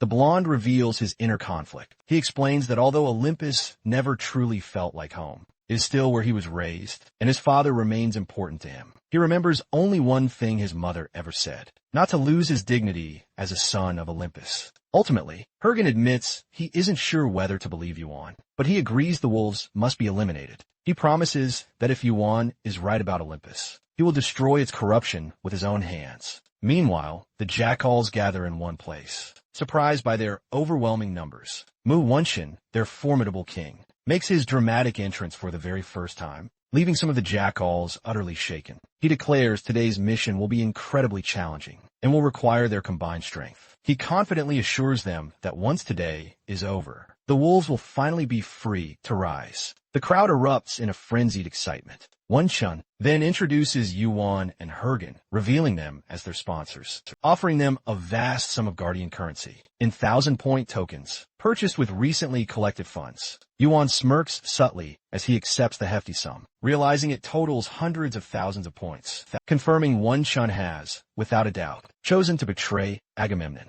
When pressed for their next move, Yuan simply snaps his fingers, unleashing a massive fire skill. Flames erupt, rapidly engulfing the entire area. The wolves panic, scrambling desperately to escape, bewildered by how the fire reached them so fast. Chaos ensues as Wenshin, enraged and utterly confused, demands an explanation. Yuan, however, remains perfectly composed, clearly intending to eliminate every single wolf. Hergen steps forward, revealing he hails from Olympus and has decided to cleanse its corruption personally. The wolves retaliate, launching desperate attacks at Yuan and Hergen. But Yuan swiftly counters, cutting them down one by one. In sheer desperation, Wenshin tries to contact Agamemnon, but his message completely fails to send. Yuan explains that the player kit transmits messages using mana, and when an area becomes completely saturated with mana, the signal is utterly blocked. Frustrated, the Jackal's king attacks Yuan. As he meets our hero's burning gaze, his body freezes. Yuan seizes the moment and eliminates him without a moment's hesitation. Hergen checks on Yuan, making sure he's alright, noting they've just slaughtered 1,000 people. While Hergen breathes heavily from sheer exhaustion, he notices Yuan isn't tired at all, but rather burdened by a profound guilt. Yuan claims he feels absolutely nothing, and Hergen wonders how he can remain so utterly composed. Yuan then justifies his brutal actions. He argues that the jackals thrive on murder, kidnapping, robbery, and other heinous acts. Eliminating them saves countless lives. so he sees no reason to hesitate. Hergen comments on Yuan's quick recovery, internally admiring his resilience and composure. Yuan compliments Blonde for being a righteous man. Hergen replies that he may seem far from kind, but his actions prove otherwise. Yuan accepts it as a compliment. Hergen reflects that since the tutorial phase, Yuan has always acted with a grander purpose in mind, something he was taught to recognize as a great cause. Yuan acknowledges Hergen's vital contribution and offers him a share of the money, assuring him he'll understand if he refuses, since it's black money. Hergen, somewhat embarrassed but honest, accepts the offer. Meanwhile, at Olympus, Agamemnon furiously questions his subordinates about the lack of contact with Mu Wenshin. The subordinate responds, explaining that messages have been sent but remain unanswered. Agamemnon cannot believe that Wenshin would run off with the money. Just then, another subordinate rushes in, urging Agamemnon to follow him. As they arrive at the scene, Agamemnon sees the corpses of the jackals. Shocked and bewildered, he wonders what could have happened. Back with Yuan, he counts the total, 384,000 points. Even after splitting the sum with Hergen, it's an amount only top-ranking players typically see. He feels relieved, knowing he no longer needs to worry about food or shelter, though he wishes to head to Asgard and exchange the points immediately. He hesitates. Doing so would expose him as the one responsible for the Jackal's extermination, which could complicate his standing on the first floor. Still, with this money, he can obtain the essential materials for crafting the dark divine crystal, even if he cannot yet afford the finer details. Our hero contemplates the dark divine crystal, the most formidable item in his possession. This very moment, it's being forged by the tower's most skilled blacksmith. Yet, another enigmatic item preoccupies his thoughts, the egg. It boasts the most cryptic description he's ever encountered. Because the egg remains incomplete, its intricate details stay shrouded in mystery. Still, its powerful aura hints at immense potential, perhaps even surpassing the dark divine crystal itself. Suddenly, Yuan observes a peculiar pattern emerging on the egg, something definitely not present before. He examines it with intense scrutiny, a nagging feeling telling him he's seen this symbol. The ominous words "Outer God" flash through his thoughts, just as the system intervenes, notifying him that the egg has acknowledged his presence. Yuan responds immediately, demanding to know what it is. Later, as he prepares for his visit to the smithy, Yuan reflects on the tumultuous past few days. He contemplates whether the creature nestled within the egg will blossom into a powerful, loyal ally, or an uncontrollable, destructive force. Most creatures, upon hatching, imprint on the first person they see, which is precisely why some cunning rankers go to extreme lengths to acquire and meticulously raise monsters from eggs. Despite this profound uncertainty, he resolves to remain patient and focus on his immediate tasks. Upon stepping into the bustling smithy's workshop, Yuan greets the blacksmith, who warmly welcomes him and details the immense difficulty in refining the crystal. The blacksmith then proceeds to inquire about Yuan's preferred weapon type, its exact dimensions, and his armor's specific requirements. Curious, Yuan inquires why he needs such detailed information. The blacksmith then reveals a gleaming container of powder, a precious byproduct meticulously extracted from refining the crystal. He expresses a strong desire to craft an item from it. Yuan instantly recalls that Hades' scythe was also forged from similarly refined powder. Yuan then asks if exceptionally high-quality materials, like adamantium, are absolutely essential. The blacksmith admits he currently lacks adamantium, but confidently suggests using mithril instead, which he claims is perfectly sufficient for mixing with other materials. Yuan, acutely aware of its exorbitant cost, considers buying just a single pound,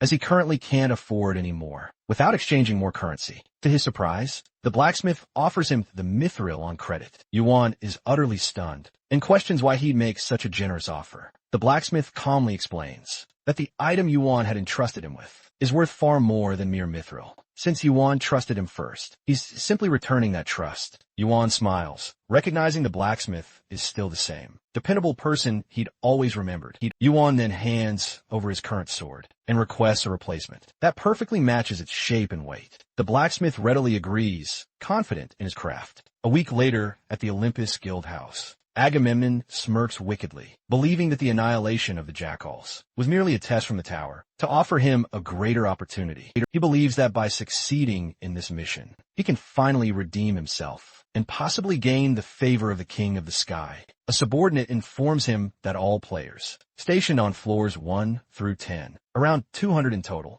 have gathered. Agamemnon then asks about reinforcements. The subordinate replies that, considering tower restrictions and the possibility of manager intervention, they've secured appropriate support. Agamemnon then commands the army of Olympus to go forth and capture the criminal. Meanwhile, Yuan takes down a dragon, but he realizes the growth is minimal, despite spending the last 10 days doing nothing but hunting while waiting for the refinement. Recognizing the limitations of the first floor, he notes he's only gained a single level, but considers it better than remaining idle. Just then, Yuan receives a notification from the blacksmith, informing him that the refinement is complete, and he can come collect it. Meanwhile, Smithy admires the newly refined stone, captivated by its beauty and the craftsmanship within. He muses on how he could stare at it for hours, without growing tired, lamenting that he cannot use it to craft a fully finished product himself. As he sets the stone down on the table, he suddenly hears the thundering of approaching horses. Gripping his mighty mallet, he strides outside, already knowing this fated day would come.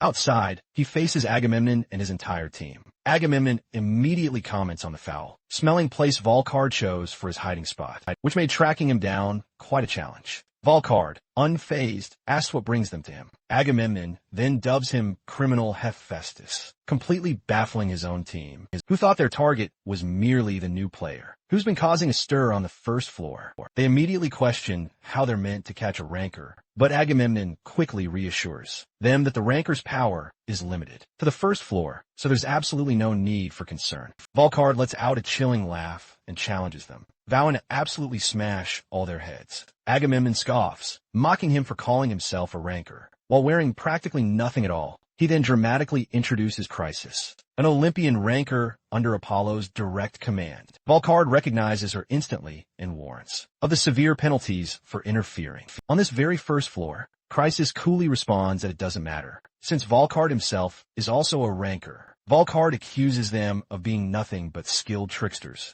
and defiantly dares her to come at him. A fierce battle then erupts between Volcard and Chrysis. During their intense confrontation, Chrysis admits she once deeply respected him for following his creed and choosing to wield mighty hammers, instead of simply chasing after greater power. Despite being a ranker for thousands of years, Volcard doesn't take her words seriously at all and continues his relentless attack after a brief clash. Chrysis then declares that Volcard will now face severe penalties for attacking the lower floor players. She reiterates her past respect for him and declares she won't fight him any further. She then presents a shield, holding it before her gaze. Volcard desperately tries to recognize it, and Chrysis reveals it's something he himself once created. As his gaze sharply focuses on the shield, he recognizes the haunting face of Aegis. Chrysis acknowledges that it may only be a replica, but it's powerful enough to bind Volcard completely. Agamemnon, still a stone statue, sees the fight has concluded. He then orders his men to drag Volcard's body away. Just then, Yuan makes his grand appearance. He boldly declares he won't allow it. Yuan swiftly strikes the leg of the soldier, who is attempting to lift Smithy.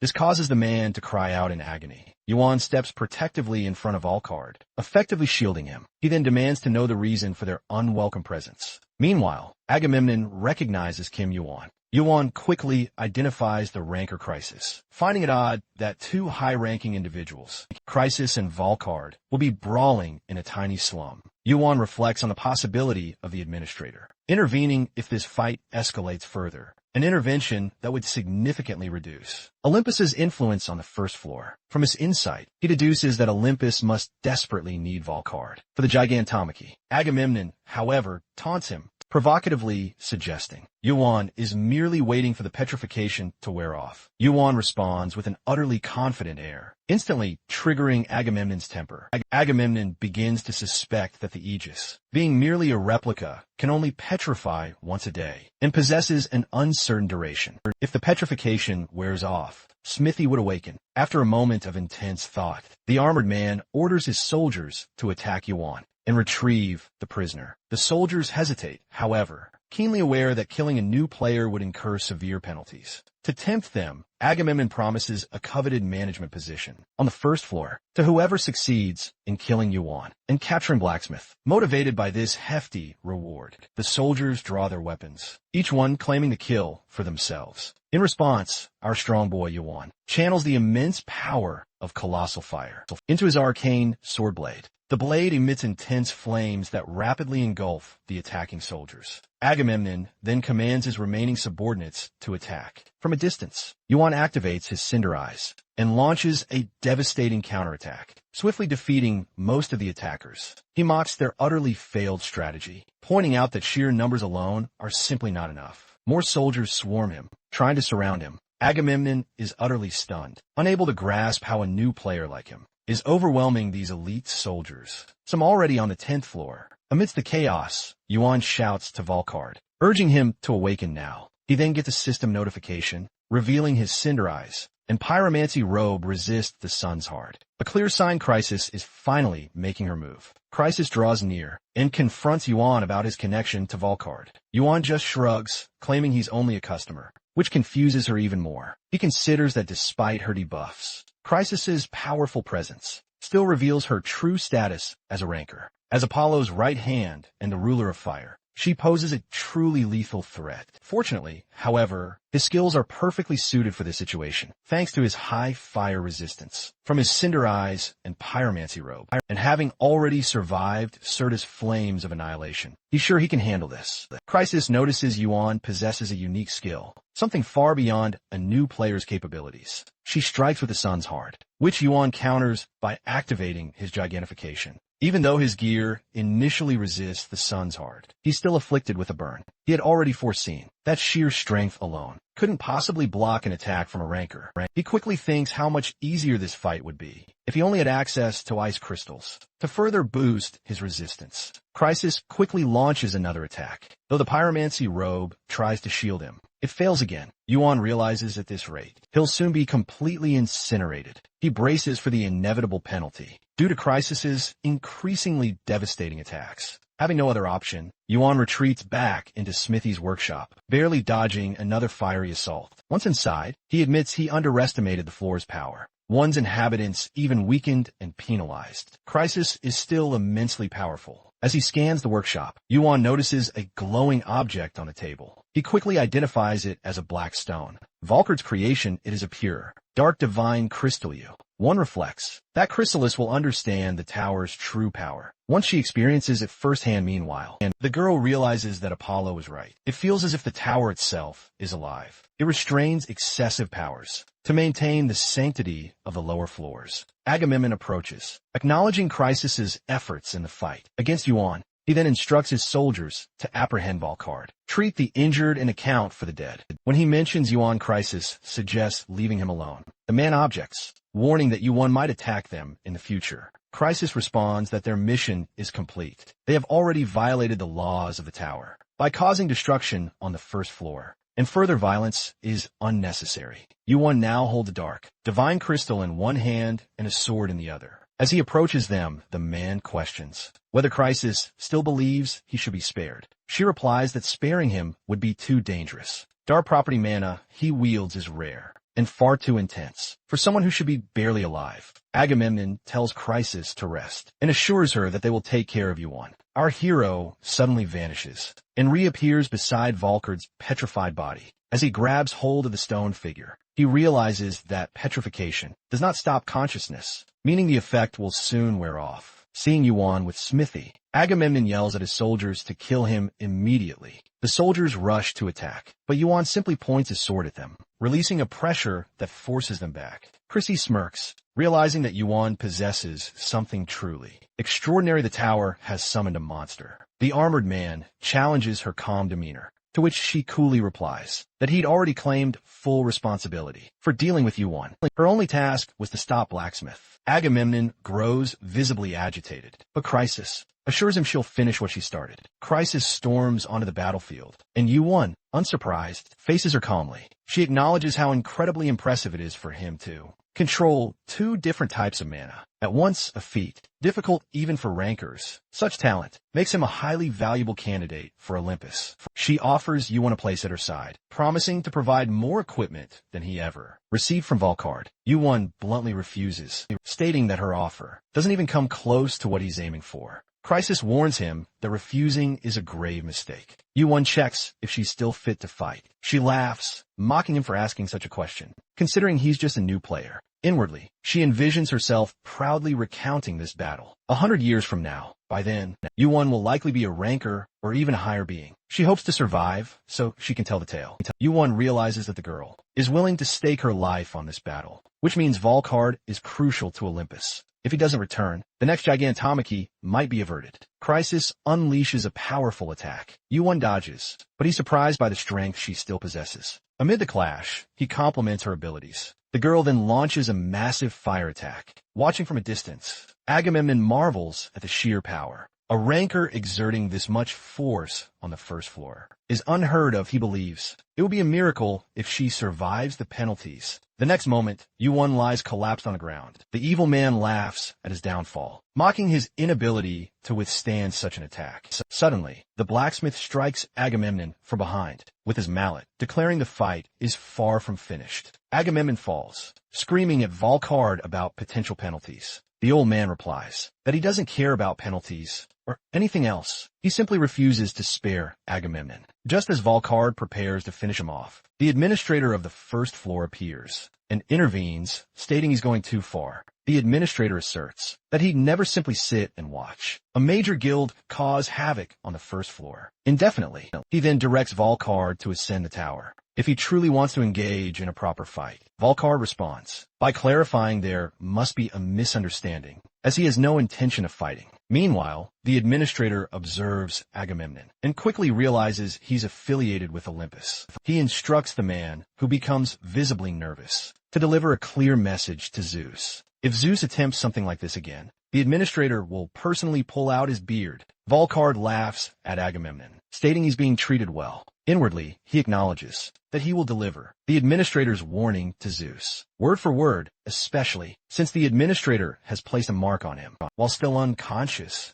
our hero finds himself in a battlefield, fighting against crises. The system notifies him that the unidentified egg bares its fangs, alarmed by its dangerous aura. Yuan wonders whether it's trying to consume him while he's weak or if it's attempting to protect him. The system then announces that the egg returns to hibernation. Yuan regains consciousness and opens his eyes to find Volcard standing before him. He calls him old man, but the man questions how long Yuan intends to keep calling him that. Yuan jokingly remarks that it's not like he can call him old woman, and insists that saving Volcard grants him the right to use the nickname. Our boy then asks about his current location and the one responsible for creating it. Volcard then reveals that his true identity is Hephaestus, a former blacksmith of Olympus. Yuan maintains a calm expression, and when asked if he is shocked, he claims that he is. Although Hephaestus sees through the lie, he internally notes that Yuan already knows who he truly is, and is clearly not an ordinary player. Hephaestus assures you,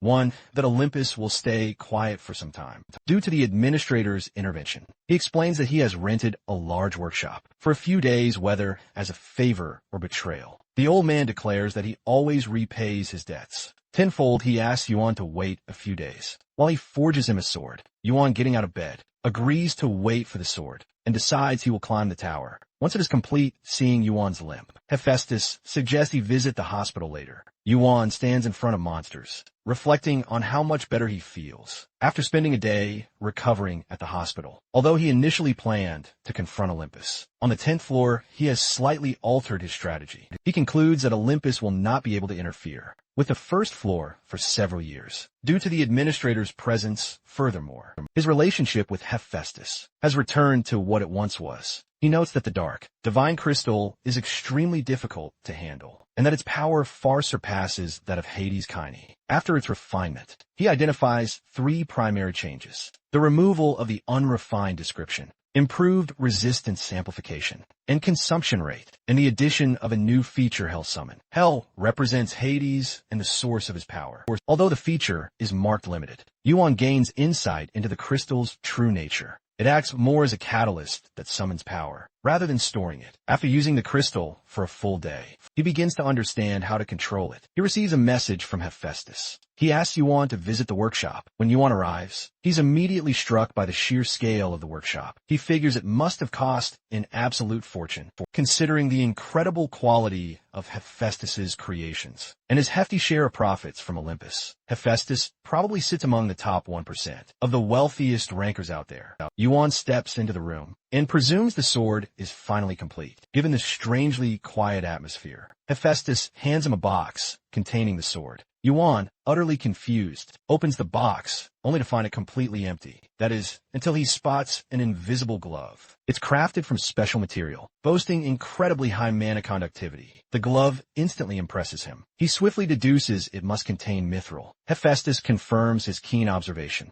but admits he lacked the time or ingredients to properly assess the glove's full potential. He leaves it entirely up to Yuan to decide how to utilize it. Yuan realizes the glove was made specifically for him because Hephaestus had witnessed him handling dark crystals with his bare hands before. He thanks the old man and eagerly begins to unpack the sword. Upon finally revealing the sword, Yuan is absolutely struck by its flawless design and razor sharpness. Hephaestus grants him the honor of naming it. Yuan observes how the divine crystal's dark hue has completely enveloped the green of the mithril and its inherent magical effects. He names the magnificent weapon the Edge of Nightfall. Hephaestus, however, isn't exactly thrilled with the name. The system notifies Yuan that the Edge of Nightfall has become irrevocably bound to him by Hephaestus's will. Satisfied, Yuan acknowledges that the sword structure has far surpassed his wildest expectations. Hephaestus asks Yuan if he plans to ascend immediately. Our hero responds affirmatively, and when questioned about his intentions toward Olympus, he makes it crystal clear he intends to bring them down, toppling them from their highest point, all the way to the very first floor. Hephaestus smirks, noting how utterly unshaken Yuan appears, despite being caught up in such a massive, chaotic wave. As Yuan turns and walks away, he reflects on his deep conversation with Hephaestus. Feeling immensely grateful for their reunion, he vividly recalls asking if the mighty sword was forged from adamantium,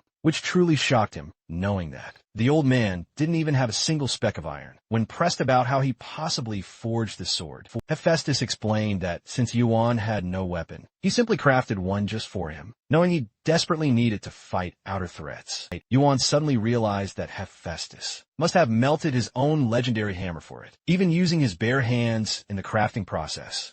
As Yuan tried to question him further, Hephaestus abruptly cut off the conversation, claiming to be tired. Deeply moved, Yuan acknowledges the old man poured his heart into it, cherishing the profound encounter as he departs. The scene now shifts to the Colosseum's laboratory, where the test examiner, Sherry, relaxes with some music and chocolate while diligently reviewing files. She then stumbles upon Kim Yuan's profile. She notes that he entered the first floor only 12 short days ago, shattering historic records in the tutorial, and received an impressive potential rating. Sherry observes that this current batch has produced several promising players. She recalls Hergen's truly impressive performance and is stunned that Yuan has already surpassed him. As she watches Yuan proceed alone into the test, despite being allowed to form a team, she speculates that his sheer confidence might stem from believing no one on this floor could possibly be his equal. Yuan finally arrives at the Colosseum, the notorious site of the first floor's trial, a test designed to solely measure a player's raw power. As a seasoned warrior, he finds it surprisingly simple, as it only requires defeating enemies. He glances casually at the rankings, and is unsurprised to see Sun Ogong in first place. And comparing the record to his previous life, he notes how astonishingly high it is. Ogong only made it to round 12, before another familiar name appears. Hergen, now at round 16. Yuan reflects that this is likely a significant improvement over Hergen's previous. A record, potentially thanks to the king's lightning glove, which must have fueled his rapid progress. Uncertain of his current floor, Yuan hopes to reunite with him soon. The system dramatically announces the test start. The first opponent, towering and sharp-toothed, approaches. Yuan defeats him in a single strike with his arcane sword. The system confirms he's passed the first floor test and offers the option to proceed to the next trial. He accepts. Shuri, monitoring the test, initially remains unimpressed. However, as she watches our boy fight, she recognizes that something historic is unfolding. His speed exceeds even that of Suno Gong's. Our fighter continues battling enemy after enemy. Shuri observes he avoids using advanced skills, conserving his mana and stamina. It becomes crystal clear to her that Yuan isn't focused on the current trial. He's aiming much higher, challenging the records of the top rankers. As he reaches the 15th round, the system prompts him to continue, and he accepts without hesitation. He initiates gigantification. The system informs him that due to his low constitution, only partial gigantification will occur, imbuing his arm with the power of a giant. By the 19th round, Yuan faces an enemy who kneels in defeat, claiming it is only his second loss. He remembers a blonde opponent who refused to stay down, but acknowledges that Yuan is even stronger. Yuan notes that if the man's sword hadn't been old and worn, the battle could have been much tougher. The enemy thanks Yuan for giving him a worthy fight before collapsing. The system then announces Yuan's level up. He has officially cleared the 19th trial. Yuan realizes he has now matched Sun Wukong's record, standing before the 20th round, the final trial that no one has ever cleared. The system prompts Yuan to decide whether he wishes to proceed, informs him that he has only 30 seconds to respond. If he remains silent, he will automatically advance to the next floor. Without hesitation, our boy accepts the trial, and the final trial begins. Yuan senses a surge of overwhelming mana and killer intent. It sends chills right down his spine as the final trial's boss makes its grand entrance. Yuan moves to engage, but even with gigantification, he finds himself being relentlessly pushed back. He digs his fingers deep into the creature's body to anchor himself and keep from being flung off. In that moment, he reflects on Sun Wukong. He recalls failing the 20th trial on the tower's first floor after being knocked unconscious by the creature's tail, an attack that would have been fatal for most players. Only his immortality allowed him to survive. He explains that the creature is a massive serpent with 8 terrifying heads and tails spanning across entire peaks and valleys, a being bordering on true divinity, either a dragon or a remnant of the outer gods. Legend has it that Susanoo sealed this creature away long ago. The system now tasks Yuan with defeating the 8th head of Yamada no Orochi. As he faces this colossal monster, he questions how such a trial could possibly be fair. While the 8th head may appear to be the smallest, he realizes that even a single mistake could prove fatal given his current condition. The creature launches an attack. Our hero immediately evades. He notes that his attacks have little to no effect and concludes this isn't the Orochi he once knew. Not even his dark divine stone strike fails to pierce the creature's thick scales and hide. Despite the Nightfall sword, imbued with divine energy, provas utterly ineffectiva. For a moment, the trial seems impossible. Yet Yuan knows the tower never presents players with truly impossible challenges. He deduces that there must be something on the creature's body that holds the key to victory. As Yuan halts his attacks, Suri watches from a distance, puzzled by his sudden retreat. He wonders if he's realized his recklessness, or is simply content with his current progress. But our boy has locked onto his target. He charges forward, scaling the creature's massive body. Shuri suspects Yuan has spotted the small indentation near Orochi's heart, the only unprotected spot on its body devoid of scales. Yuan reaches this weak point and drives his sword deep into it. The creature lets out a thunderous scream of pain. Shuri stands in disbelief. Orochi, a monstrous serpent capable of covering 8 mountains and ravines, is known for its deadly enchantments, a destructive power. This legendary beast once nearly annihilated an entire floor of the tower. It was only subdued by the high ranker Susanoo, who wielded a magic sword that could never break, and bore an enchantment to seal anything it pierced. Susanoo left an irreplaceable scar on Orochi's heart, the very scar that has now become its only weak point. Yuan reenacts this legendary moment, striking the same scar and silencing the colossal calamity once more. The system informs Yuan that he has defeated the 8th head of Yamada no Orochi. The system also notifies him that his achievement is now recorded in the Colosseum. He now contemplates his progress, noting that he has leveled up during the 19th test. He reflects on the difficulty of leveling up. Through hunting, once a player reaches level 60. Now, with 31 levels remaining, until level 100, he realizes he is advancing faster than expected. Shuri calls out to Yuan as his gaze lands on her. He remembers her appearance as a female elf who carries 6 swords at her waist. She moves silently and quickly, leaving no sound in her wake. Shuri is the test supervisor of the first floor. She questions whether Yuan already knew Yamada no Orochi's weak point. Our boy responds by explaining that he believed the tower wouldn't present a completely impossible test, even as a final trial, finding the difficulty unreasonably high. He took a closer look at the situation and uncovered the truth. Shuri's eyes land on Yuan's, and she asks if they're the legendary golden cinder eyes. Yuan clarifies that they haven't turned golden yet. Shuri is absolutely stunned, realizing he possesses both the cinder eyes. In gigantification, 2 skills associated with only the top-ranking high rankers. She then speculates about his origins, asking whether he hails from Olympus, the heavenly realm, or perhaps he's the great sage's successor. Yuan merely acknowledges her wild assumptions, without any clarification, understanding that she is deeply mistaken. The girl assures him not to worry, as test supervisors are strictly forbidden from sharing any information about the trials or participants. She then presents a sword to Yuan, stating that it's an additional reward from the administrator. It's meant for any player who completes every trial. On the first floor, she admits that after seeing Orochi, she never believed the day would come when she would hand this legendary sword over. But now, the rightful owner has appeared. Our hero carefully inspects the sword and finds that it's a fragment of Tatsuka's blade, the very weapon Susanoo once used to seal Yamada no Orochi. This piece contains a sealed power, but it's currently in a broken state. To restore its original power, he'll need to collect the remaining fragments. Shuri asks whether there's a problem with the reward, and offers to speak with the administrator if necessary. Yuan reassures her that it's fine. Inwardly, he believes this is just a bonus, and that the true reward is still ahead. Our boy realizes that the poison within it makes the heart impossible for ordinary people to consume. However, if neutralized, it becomes a potent elixir even high rankers would desire. Shuri admits she didn't know the heart would be given as a reward,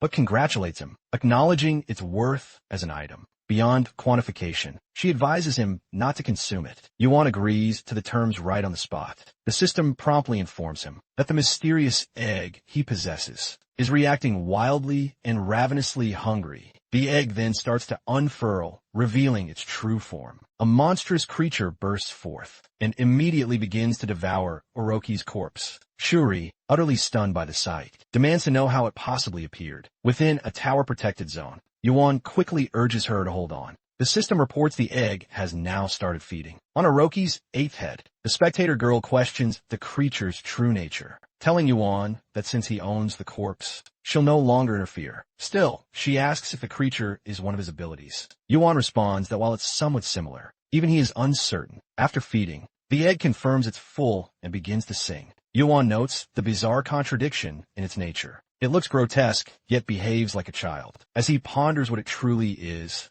the egg promptly falls asleep again. He wonders if its incubation rate has sharply increased, leading to its sudden emergence. Shuri asks if he now understands what just transpired. He replies that he knows just a little. Shuri, previously convinced he was Ogon's successor, now begins to question her assumption. She believes the heavenly realm would never conceal such a sinister power. She remarks that Yuan holds many secrets, but assures him she won't share them. Extending her hand, she expresses hope that one day she'll hear how far he has progressed. Yuan reflects on her unchanged nature. She still bids farewell to those who pass her tests. He sees her as a traditional, yet upright, strong, and beautiful warrior. He shakes her hand and acknowledges it was good meeting her. In the very next scene, word quickly spreads that the first floor rankings, unchanged for over 1,000 years, have finally shifted. People everywhere start buzzing about Yuan. The scene shifts to the 9th floor test, the labyrinth. Yuan successfully completes it. The system reports that he has created new paths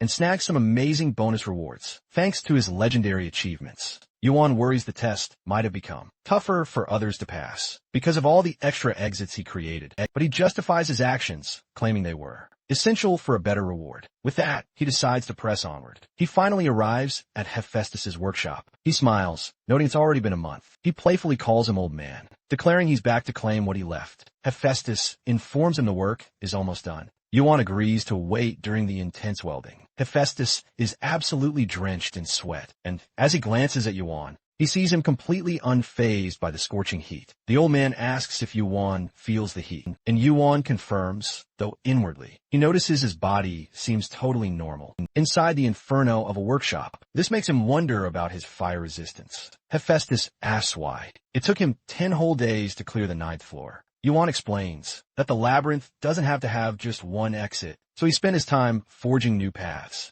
The old man is utterly impressed and questions if he ever takes a normal approach to anything. His curiosity about how Yuan will tackle future tests only grows stronger. Our hero chuckles, promising to share his experience. The next time he visits, Hephaestus mocks him, asking if he plans to save the weapon for next time. As well, he explains that he's never crafted a weapon quite like this before, one with the absolute worst mana conductivity. This low mana conductivity means it possesses incredibly high mana resistance. As a result, he crafted it using minerals, typically used for forging armor. The blacksmith assures Yuan the weapon meets all his requests, but warns that it's a complete failure. In terms of channeling mana, when Yuan takes the weapon in his hand, it immediately begins to activate, but the unknown power within blocks the mana flow. Despite this, our boy is absolutely thrilled with the sword. He tucks it away into his inventory, all while praising Hephaestus for his truly excellent craftsmanship. The old man, delighted, remarks that the project was quite enjoyable for him as well, having forged the weapon from top-tier, armor-grade materials. Yuan shakes hands with the blacksmith and promptly transfers 10,000 points in Asgardian bills. To him, Hephaestus reacts with a slight annoyance, but Yuan insists on the payment and then departs,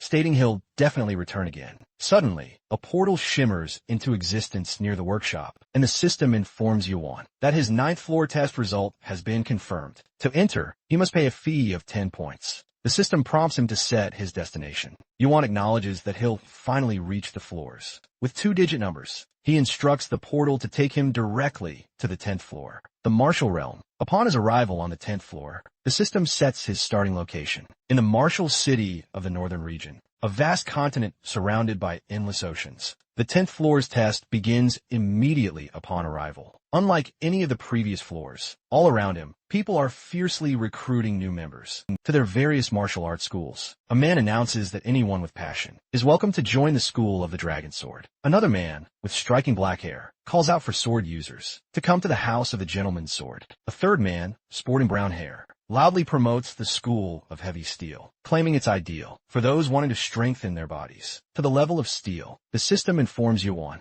that the 10th floor test is now officially underway. He must select a martial arts school and pass the test by mastering that school's martial arts. This test is notably different from all the others, and many players fail to proceed past it due to its incredibly unique format. Our hero observes the chaotic environment around him as he explores. Suddenly, a man approaches and greets him, commenting that he appears to be new to the floor. Judging from his unusual attire, the man assumes he possesses considerable skill, and asks if Yuan is a master of the blade. Yuan simply gives a confirming nod. The man grows absolutely ecstatic, declaring it must be fate. He urges Yuan to join his illustrious school of sapphire swords. While the man drones on with his pitch, our boy subtly scans his surroundings. He quickly deduces that major martial schools likely have no actual interest in recruiting from this particular location. And even if they did, they wouldn't be actively scouting players in such a casual way.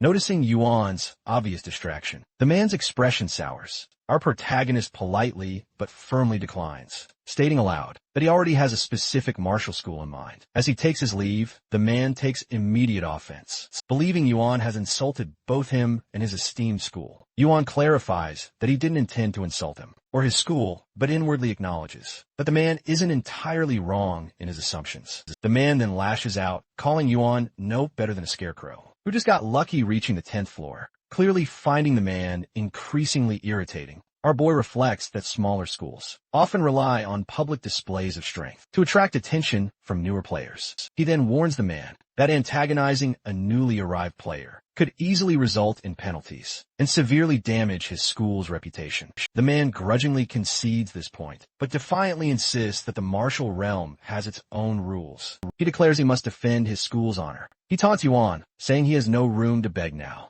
Our hero calmly clarifies that begging was never his intention. But since the man insists on this confrontation, Yuan has no other choice. He sternly tells the man to proceed with the fight. Mehr Moments later, onlookers are already gossiping about the utter embarrassment suffered by the school of sapphire swords. One man remarks that the head of the school, obsessed with recruiting outsiders, likely pressured his students to bring in new members. The very man who challenged Yuan is now utterly defeated, on his knees. Humiliated, he was defeated by a mere newcomer. The disgraced recruiter of the Sapphire Sword School flees, vowing to kill Yuan the very next time they meet. 10 days pass on the 10th floor. Our boy Yuan runs, clearly frustrated by the vast distances. Over these 10 days, he's covered nearly 4,000 kilometers. In the martial realm, no transportation exists, so players must travel entirely on foot. Eventually, Yuan arrives at Mount Heaven in the western region. He realizes he's close to his goal and pushes himself to hurry. By nightfall, he reaches a secluded area deep in the jungle.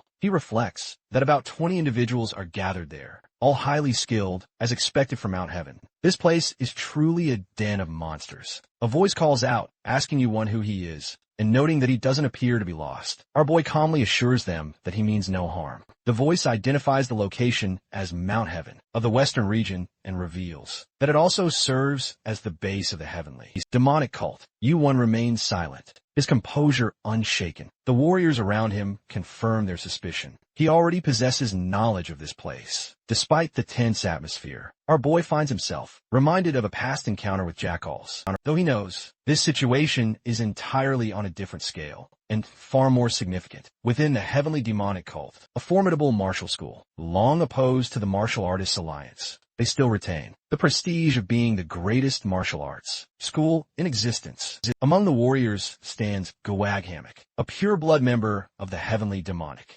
Observing Yuan, he becomes curious, stating that he doesn't carry the presence of a mere nobody. Gwag demands to know our boy's identity, his current floor, and his skills. Necessary information if he wishes to be accepted by the cult. Yuan introduces himself with clarity and determination. He states he wishes to undertake the heavenly demonic cult's test. In response, the system announces the test's initiation. Gwag remarks it's been a long time since any player dared to take this cult's trial. Our hero comments it's due to the low pass rate. However, Gwag corrects him, emphasizing that difficulty isn't the issue, but the impossibility. No player has ever successfully passed this test. The next moment, the system informs Yuan he's entering the barrier. It immediately alerts that he attempts to resist the barrier's effects, but fails. The system states that leaving the designated path will result in an abnormal status. Hallucinations. Our hero realizes the paths ahead look drastically different from before. Dozens of roads stretch before him, and he must choose the real path among them. Gwag warns him that taking even a single wrong step will cause him to be lost completely.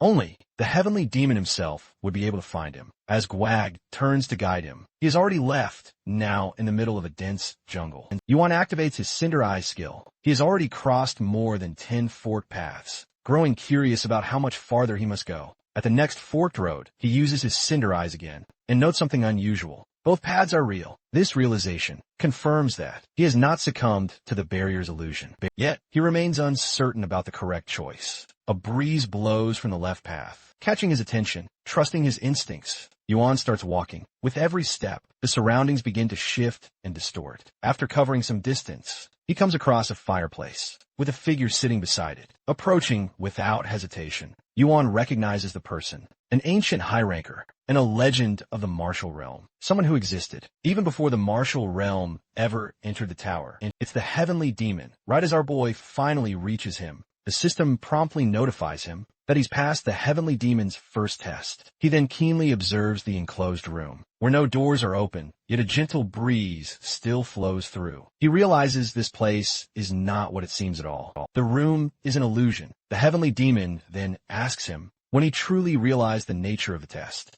Yuan explains that he suspected it from the beginning. No true test would ever be so simple as merely following someone. He figured the demon had been observing him even before he entered the barrier. Acknowledging Yuan's keen insight, the heavenly demon comments that he's someone who truly knows how to find his own path. Then abruptly, he declares that our hero has passed the test. Suddenly, Yuan finds himself back in the jungle. He notes that the system hasn't displayed any result window just yet. Despite the test supposedly being completed, he realizes that the heavenly demon is not someone easily satisfied, and pleasing him will be a difficult task. Eventually, our boy arrives at a place strongly resembling a village. He recalls rumors that claimed a demon resided within the heavenly demonic cult, but the peaceful, ordinary look of the village completely contradicts that notion. Gwag Hammock finds him again and fiercely demands to know how he reached this place. Knowing the truth would only cause complications. Yuan simply states that he walked here quickly. Gwag is visibly stunned, realizing he has navigated through the barrier faster than even those who know the correct route. Yuan brushes off the questioning. He claims exhaustion from the journey and assumes that the prestigious heavenly demonic cult would naturally provide rest for its test participants. As he leaves, one of Gwag's subordinates remarks that no outsider has ever broken through the array formation. Even as a longtime member of the cult, he still needs to memorize the exact paths. Gwag is left profoundly unsettled. Yuan's true identity comes into question. Our next scene finds Yuan taking a steam bath. He muses on how small and humble the place is. If this test were even slightly easier, this cult would be absolutely swamped with applicants. Our boy quietly admits to himself that, while he still doesn't know much about this specific place, he's certain his journey here hasn't been in vain. Yuan takes a trip down memory lane. He starts recalling when he questioned his comrades about the 10th floor, also known as the heavenly demonic cult's territory. One warrior explains the trial on this floor is rumored to be nearly impossible, but if those rumors truly hold water, the rewards must be immense. Another warrior muses that the heavenly demon passed away at the very start of the war, before Chronos' clock was ever created, leaving them with no reliable information whatsoever. Other warriors tell Yuan that victory in the tournament awards a scarlet medicine, and even a chance to acquire the greatest secret technique of either the Shaolin or the Namgung clan. Yuan inquires if there's ever been anyone who failed to win the tournament. Son Ogon instantly takes offense, believing Yuan is trying to provoke him. He furiously rants about the tournament that was held without his knowledge, obviously frustrated that he'd missed it. Another warrior remarks that Ogon shouldn't have rushed ahead to the next floor. This only further infuriates him, who roars that nobody informed him. Returning to the present, our protagonist admits he doesn't yet know what's in store on this floor, but he's certain it definitely won't be a waste of time. Suddenly, the system alerts him that the egg in his possession twitches, feeling quite cozy. Yuan observes that, since entering the heavenly demonic cult's territory, the egg hasn't stayed still for a single moment. He remembers that roughly a month ago, just days after clearing the first floor Colosseum and entering the second floor, he noticed the egg had grown considerably in size.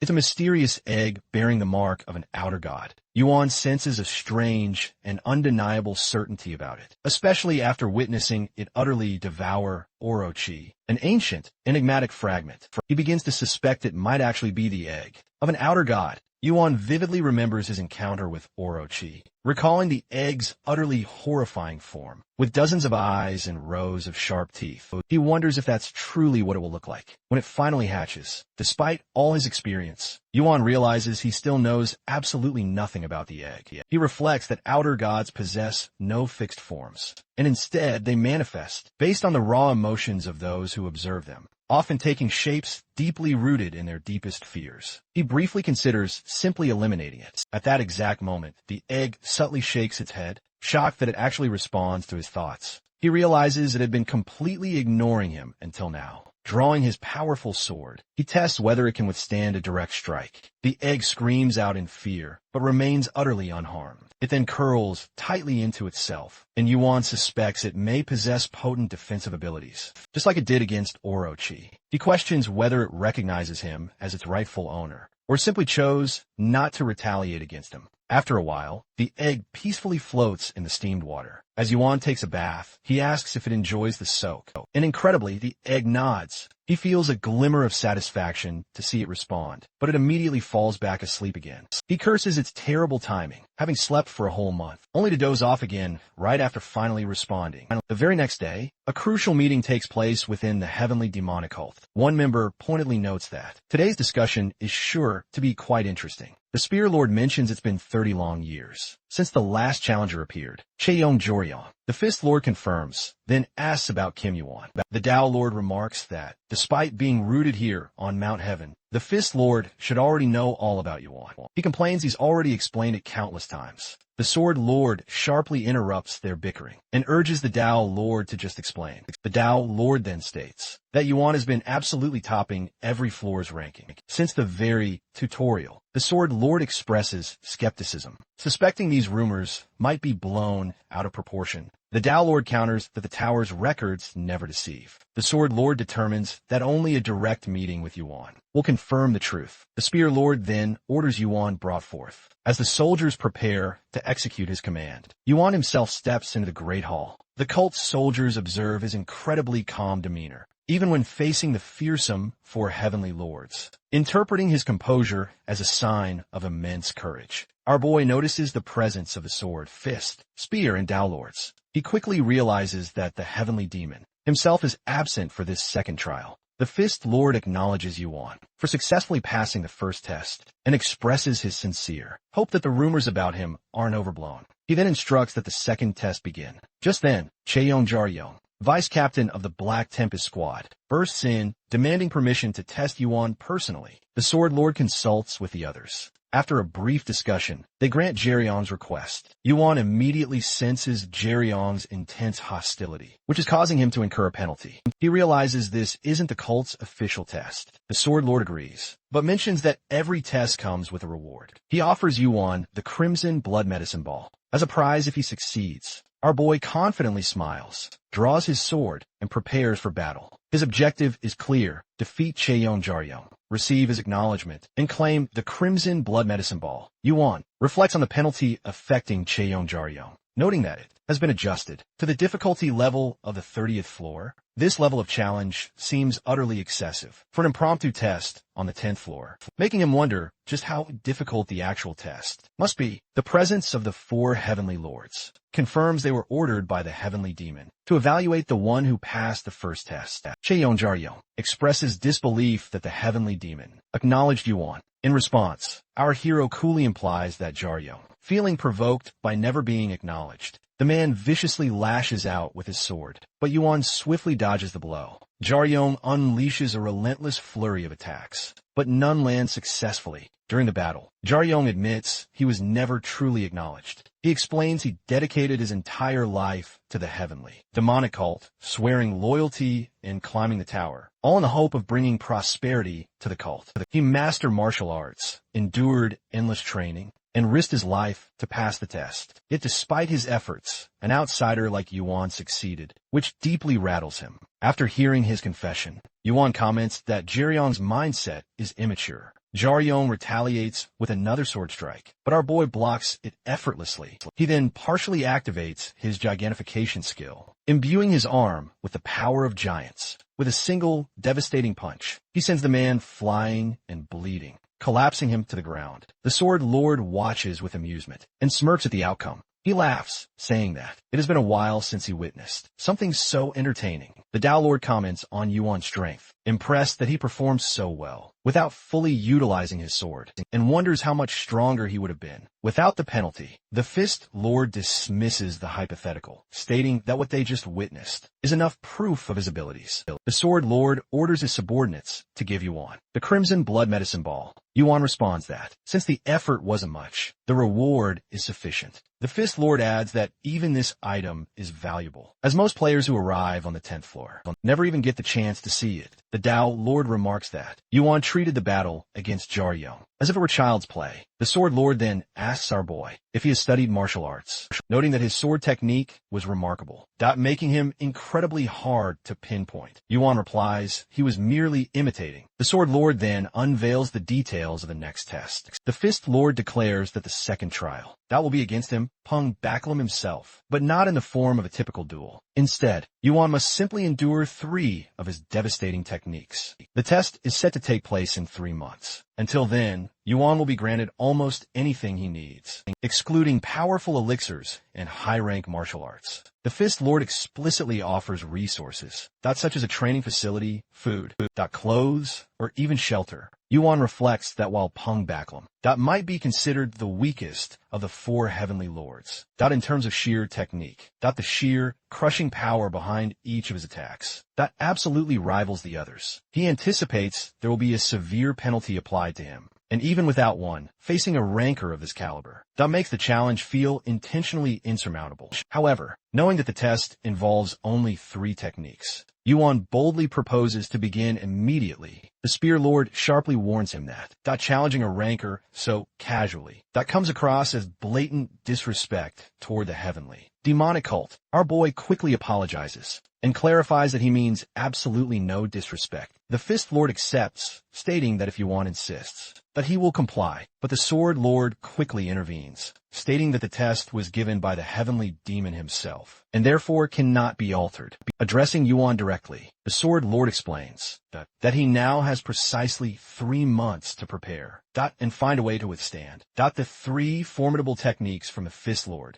Later, Yuan follows the Sword Lord through the cult's sprawling grounds. As they walk nearby, onlookers gossip that the outsider must be utterly foolish, to challenge the Fist Lord so casually. Our boy ponders the Sword Lord's true intentions, unsure whether his guidance is driven by genuine curiosity, or hidden hostility. He asks if this mentorship was a direct, order from the heavenly demon himself. The Sword Lord responds that it was not. He frames his actions as being driven purely by personal interest. The Sword Lord explains it's been ages since he's encountered an outsider, but after witnessing Yuan's potential, he truly believes it might just be possible for him to pass the test. Yuan senses the Sword Lord genuinely wants him to succeed. Unlike other schools that only seek members to boost their status, his motivations seem completely different. This earnest attitude truly puzzles him. As they reach their destination, the Sword Lord questions why Yuan came to the medical school instead of the weapons warehouse or the martial arts library, assuming those would be his top priorities.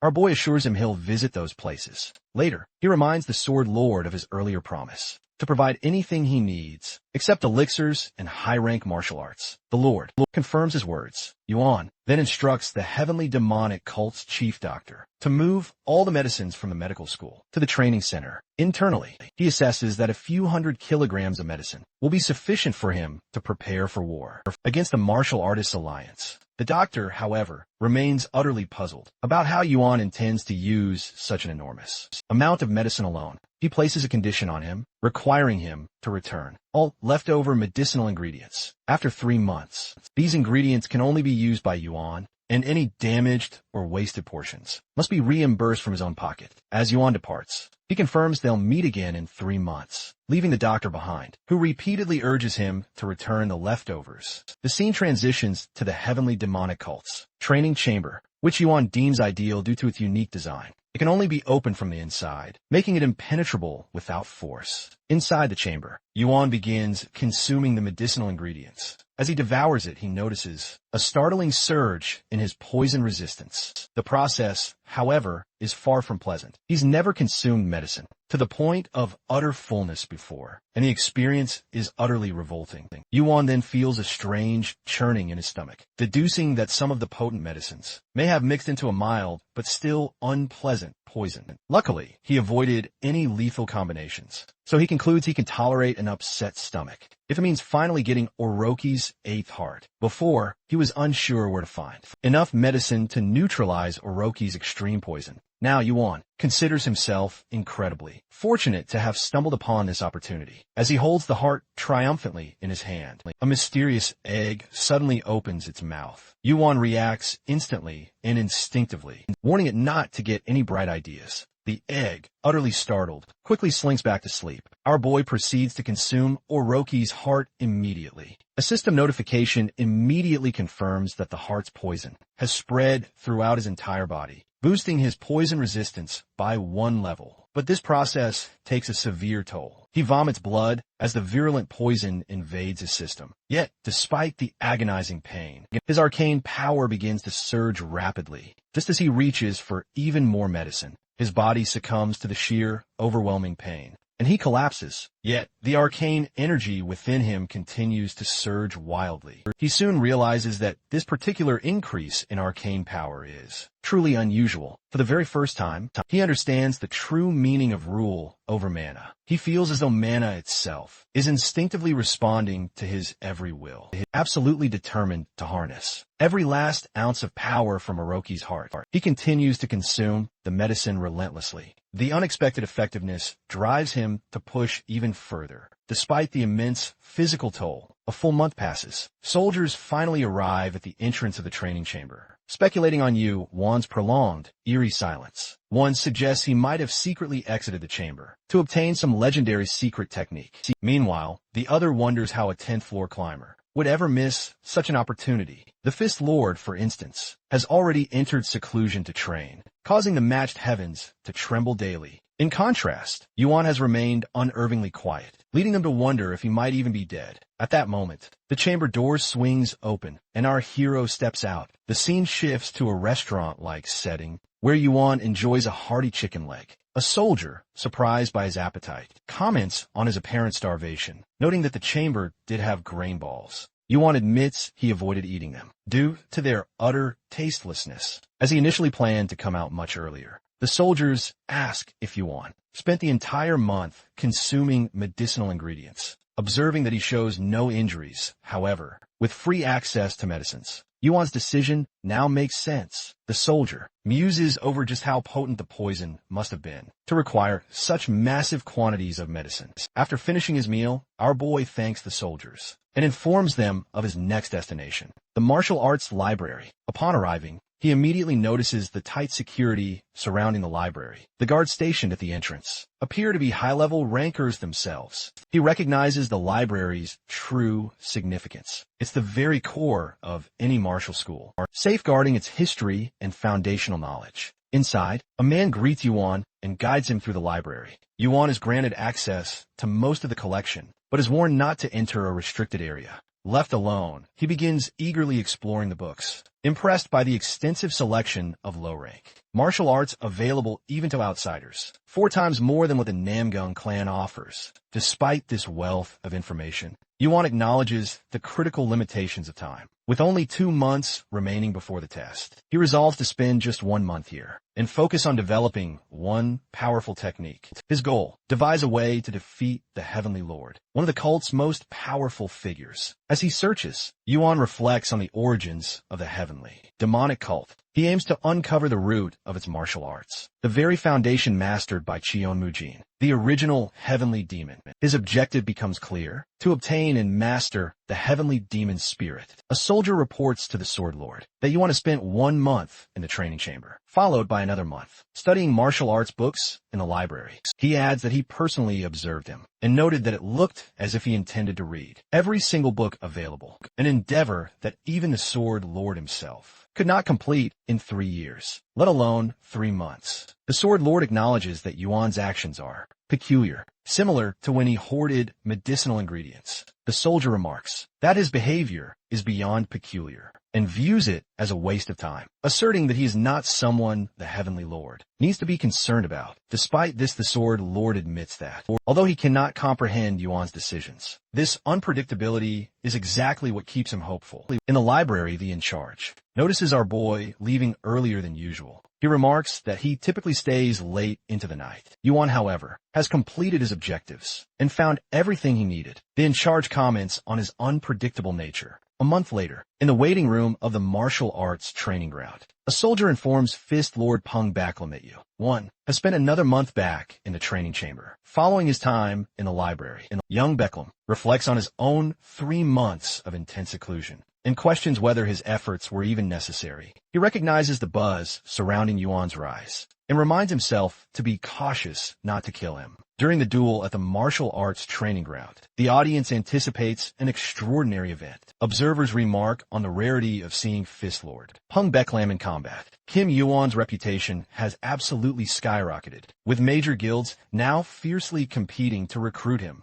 As Peng Baklam steps into the arena, the spectators are completely awestruck by his overwhelming presence. He demands immediate silence, declaring that this duel isn't some casual spar, but a true trial from the heavenly demon himself. It must be treated with the utmost respect. Yuan enters the arena a short while later. Peng Beklam comments on his impeccable timing, and Yuan confidently retorts right back. The duel kicks off without a moment's delay. The system registers the conditions of this intense test, instructing Yuan to either dodge or block 3 of Beklam's devastating techniques. Peng Beklam unleashes his first technique, the heavenly destructive lightning. Yuan expertly evades the strike, recognizing the deadly danger if it had connected. Lord notes that dodging, instead of blocking, was indeed a very smart move, as a direct impact would have been absolutely fatal. Our hero reflects on the nature of Kai, the martial realm's equivalent of mana, and acknowledges the exceptional level of power Peng Beklam is permitted to exert. This is all under the strict constraints of the 10th floor. He recognizes this as his second battle against a formidable ranker, but notes this fight is on a completely different level. Kiris, his previous opponent, have been significantly weakened from prior combat and suffered far harsher penalties. In stark contrast, Beklam is in peak form. Beklam announces his second technique and accelerates with tremendous force, executing the 100-step lightning fist. Yuan activates his Cinder Eyes, narrowly evading the lightning fast strike. Observing his incredible precision, Lord realizes that he's accurately reading Yuan's movements. He deduces that the ominous red glow in Yuan's eyes is the source of his heightened awareness. Yuan remains completely unfazed, prompting Beklam to channel his energy. For his ultimate, final technique, he declares that a single skill will never be enough to navigate the vast and perilous world of martial arts. He warns that under the same sky, Yuan won't escape this next move. From afar, the sword Lord observes the battle's escalating intensity, anticipating collateral damage. He orders barriers cast around the audience to ensure their safety. Yuan notices the heavenly lords mobilizing, signaling that the upcoming technique is on an entirely different scale. He evaluates the situation, realizing the area of effect will encompass the entire arena, making evasion impossible. Calculating that the expanded range likely reduces the technique's potency, he resolves to block it head-on. He activates partial gigantification. Simultaneously, Peng Beklam unleashes his third and most powerful technique yet, Lightning Storm of Genesis. Fully confident Yuan won't be able to avoid it. This time, the training ground shatters under the overwhelming technique, and the gathered spectators nearly succumb to its power. From the drifting smoke, our fighter steps forward as the system announces that he has blocked 3 attacks from Fist Lord and cleared the heavenly demonic cults. Second test. A quick assessment convinces Yuan that the technique befits a ranker who once climbed the tower. As a player, the fusion of martial arts and skills is extraordinary, yet still within his ability to resist. Beklam, stunned his attack was stopped so cleanly, prepares to continue. Yuan accepts, aware that the trial's penalty will intensify. If he hesitates, rumors of Yuan's month-long study in the cult's library spread among the other lords. They recognize that the faint, formless aura surrounding him is the embryonic shape of the heavenly demon spirit, materialized mana that carries its own will, though only a fragile shell. Its mere appearance raises expectations about how far he can advance. Choosing to act first, our boy launches a sword strike. However, because his manifestation is incomplete, he cannot fully dominate Beklam's body. Yet the blow still lands solidly. The duel accelerates as the system tallies his progress. 47 techniques blocked, then 59. Beklam feels both discomfort and fascination as the immature heavenly demon spirit weakens. Meanwhile, Yuan wonders if his foe has adapted, or if the aura itself is fading. As Beklam's 60th attack looms, Yuan senses the mounting penalty and partially activates gigantification, unleashing a monoblast that scorches the arena.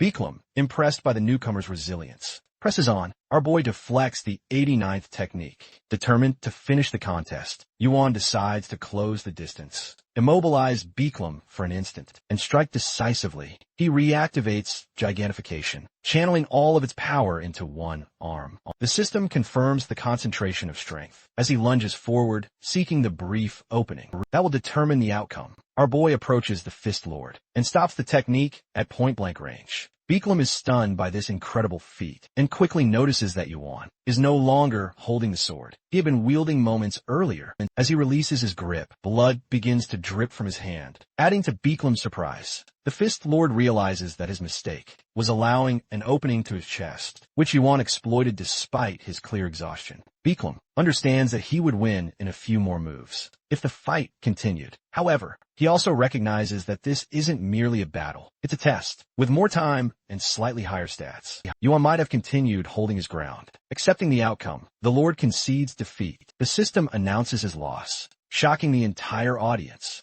The Sword Lord, watching closely, silently acknowledges that the young man may truly possess the potential to rise far beyond expectations. Another lord raises concern that the test had gone far beyond its bounds, but the Sword Lord, unyielding, disagrees. The system then chimes in, alerting Yuan that he has flawlessly cleared the second test of the heavenly demonic cult, earning him the skill Heavenly Demon Spirit. Elsewhere, the three remaining lords are now discussing the outcome. The Spear Lord then reveals that everyone has rushed to the martial arts library, hoping to obtain that same skill. He wonders if they should even intervene. The Sword Lord explains there must be a reason why the Heavenly Demon Spirit was placed in the low-rank martial arts section. It appears to be a basic breathing and cultivation technique, indistinguishable at first glance. He doubts that many possess the insight to recognize its true nature, or the ability to properly learn from it. The Tao Lord adds that simply finding and understanding the technique is a trial of its own. The Sword Lord agrees, trying to comfort Beeklam,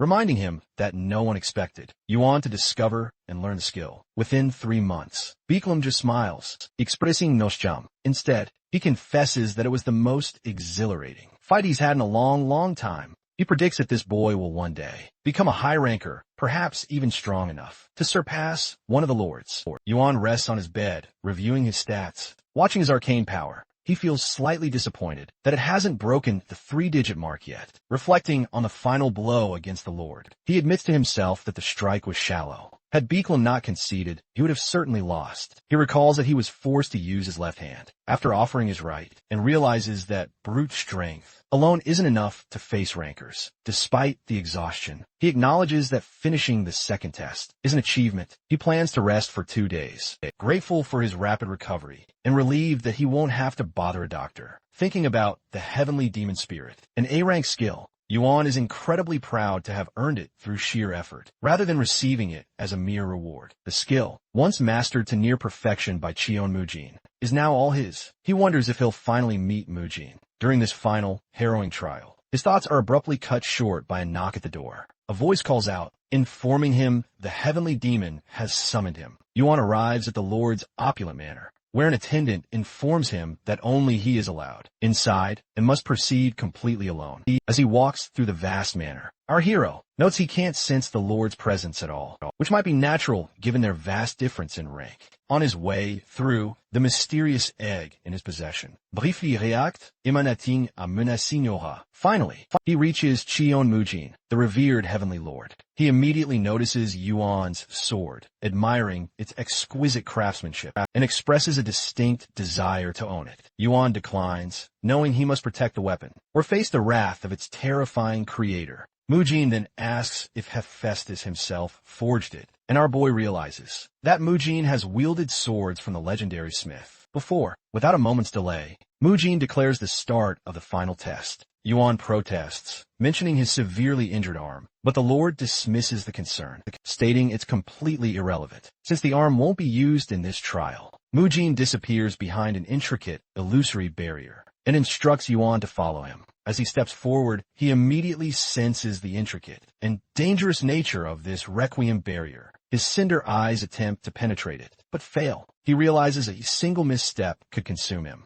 entirely. Pushing forward, Yuan enters the heavenly demonic cave. The final test of the heavenly demonic cult truly begins. As Yuan enters the treacherous barrier, Cheon Mujin instructs him to follow. He asks whether he has truly mastered the heavenly demon spirit. Yuan confirms that he has, having even obtained it as a personal skill. Mujin notes that this will make it much easier for Yuan to handle the horrors that lie ahead. He muses on how the world has becomes so much easier with the advent of skills. He then praises Yuan's incredible combat prowess, advising him to truly cherish his abilities. Yuan grows increasingly confused by Mujin's cryptic words. Just then, the egg he's been carrying bares its fangs and begins to salivate. Flames surge, quickly engulfing the entire area. Yuan immediately senses a faint, yet undeniable power within the blaze, one that clearly originates from outside the tower. He realizes this outer god's presence is exactly what the egg has been responding to.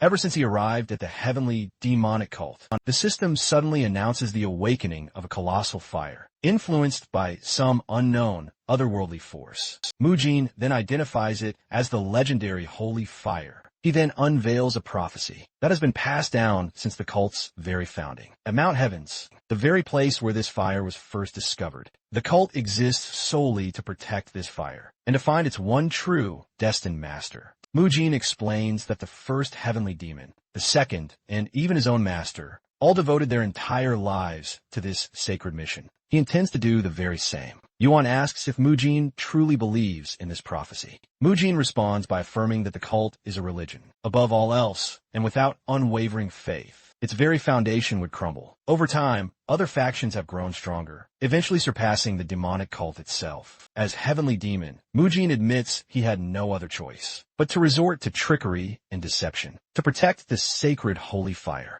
He explains that anyone wishing to join the cult must now undergo its rigorous trials to prove their true worth. When Yuan questions whether he truly created the test and used the holy fire as the ultimate reward, Mujin confirms it, stating that disguising the fire within the test was truly the only way to protect it. The test's difficulty, of course, increased as a result. Our boy then inquires, has anyone else ever reached this far? Mujin replies that only the Sword Lord, Shin Mugwek, has ever seen the fire, but ultimately couldn't conquer it. He then declares Yuan's ultimate trial is to withstand the sacred flames until it fully acknowledges him. The trial only concludes if he surrenders. Mujin reflects on just how severe this challenge is, noting that even powerful beings, like the sage Suno Gong, faced similar trials, only at the very peak of the tower. He wonders if Yuan will even survive this, let alone manage to endure the fire. Even after obtaining the heavenly demon spirit and triumphing over the Fist Lord,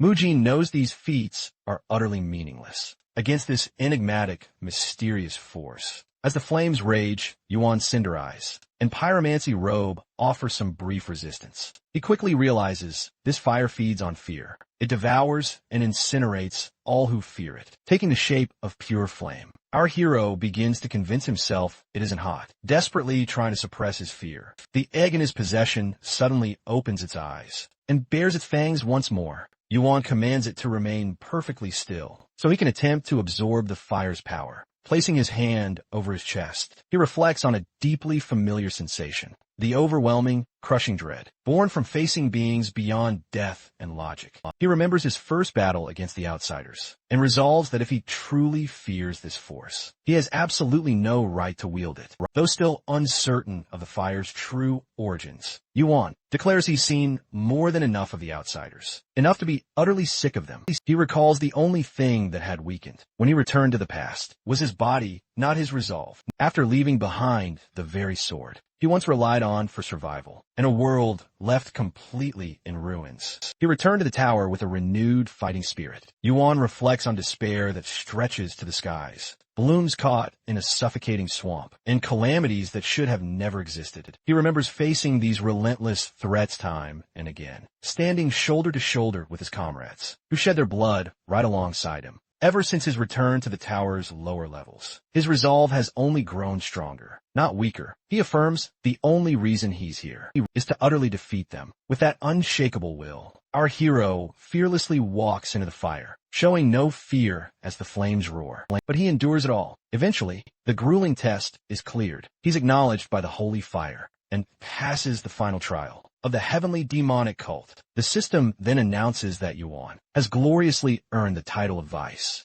Lord of the heavenly demonic cult. He's awarded a whopping 100,000 points. The system further notifies him that he's acquired a higher tier skill than the colossal fire. The colossal fire skill then vanishes. A moment later, the system reveals he's obtained the skill Holy Fire. With this, he secured his right to ascend to the 10th floor as our hero stands within the fading flames. He's utterly struck with disbelief. He actually succeeded in claiming the fire. Looking around, he then notices the flames aren't returning to their original form. He wonders if Cheon Mujin is dead, or simply withdrawn. But he soon sees Mujin standing, and realizes the Heavenly Lord is alive. The Lord approaches him, ready to speak about the test he just endured. A few days later, Cheon Mujin sits in deep contemplation, reflecting on how Yuan obtained the holy fire. Just then, our boy enters the room. Observing his condition, Mujin notes that he appears completely unharmed, without any burns, and has recovered incredibly quickly. Yuan informs him that, now possessing the holy fire, he no longer has a reason to remain, and considers his role as the heavenly demon complete. Mujin admits he feels uneasy about Yuan going elsewhere. Held back by old habits, Yuan tells him he's been granted a title. The Lord, in a light tone, encourages him to accept it, believing he truly deserves it. Our boy then adds that he won't return to the cult once he becomes a ranker. Mujin reassures him that he's free to choose his own path, declaring the title isn't a burden, but a badge of honor earned by the deserving. The Heavenly Lord reflects that while the cult might not be in its prime, it once rivaled the entire martial realm. Holding such a position, combined with the holy fire, makes an incredibly valuable reward. Yuan, relieved he wasn't chosen, as the next lord, willingly accepts the title. He informs Mujin he's departing, but vows to return for the grand martial arts tournament, expressing his interest in participating. As he departs, the Lord contemplates that his long-standing duty is finally over, and the chains that once bound him are now shattered. He wonders what to do next, and recalls the goal the heavenly, demonic cult pursued long before the holy fire even appeared.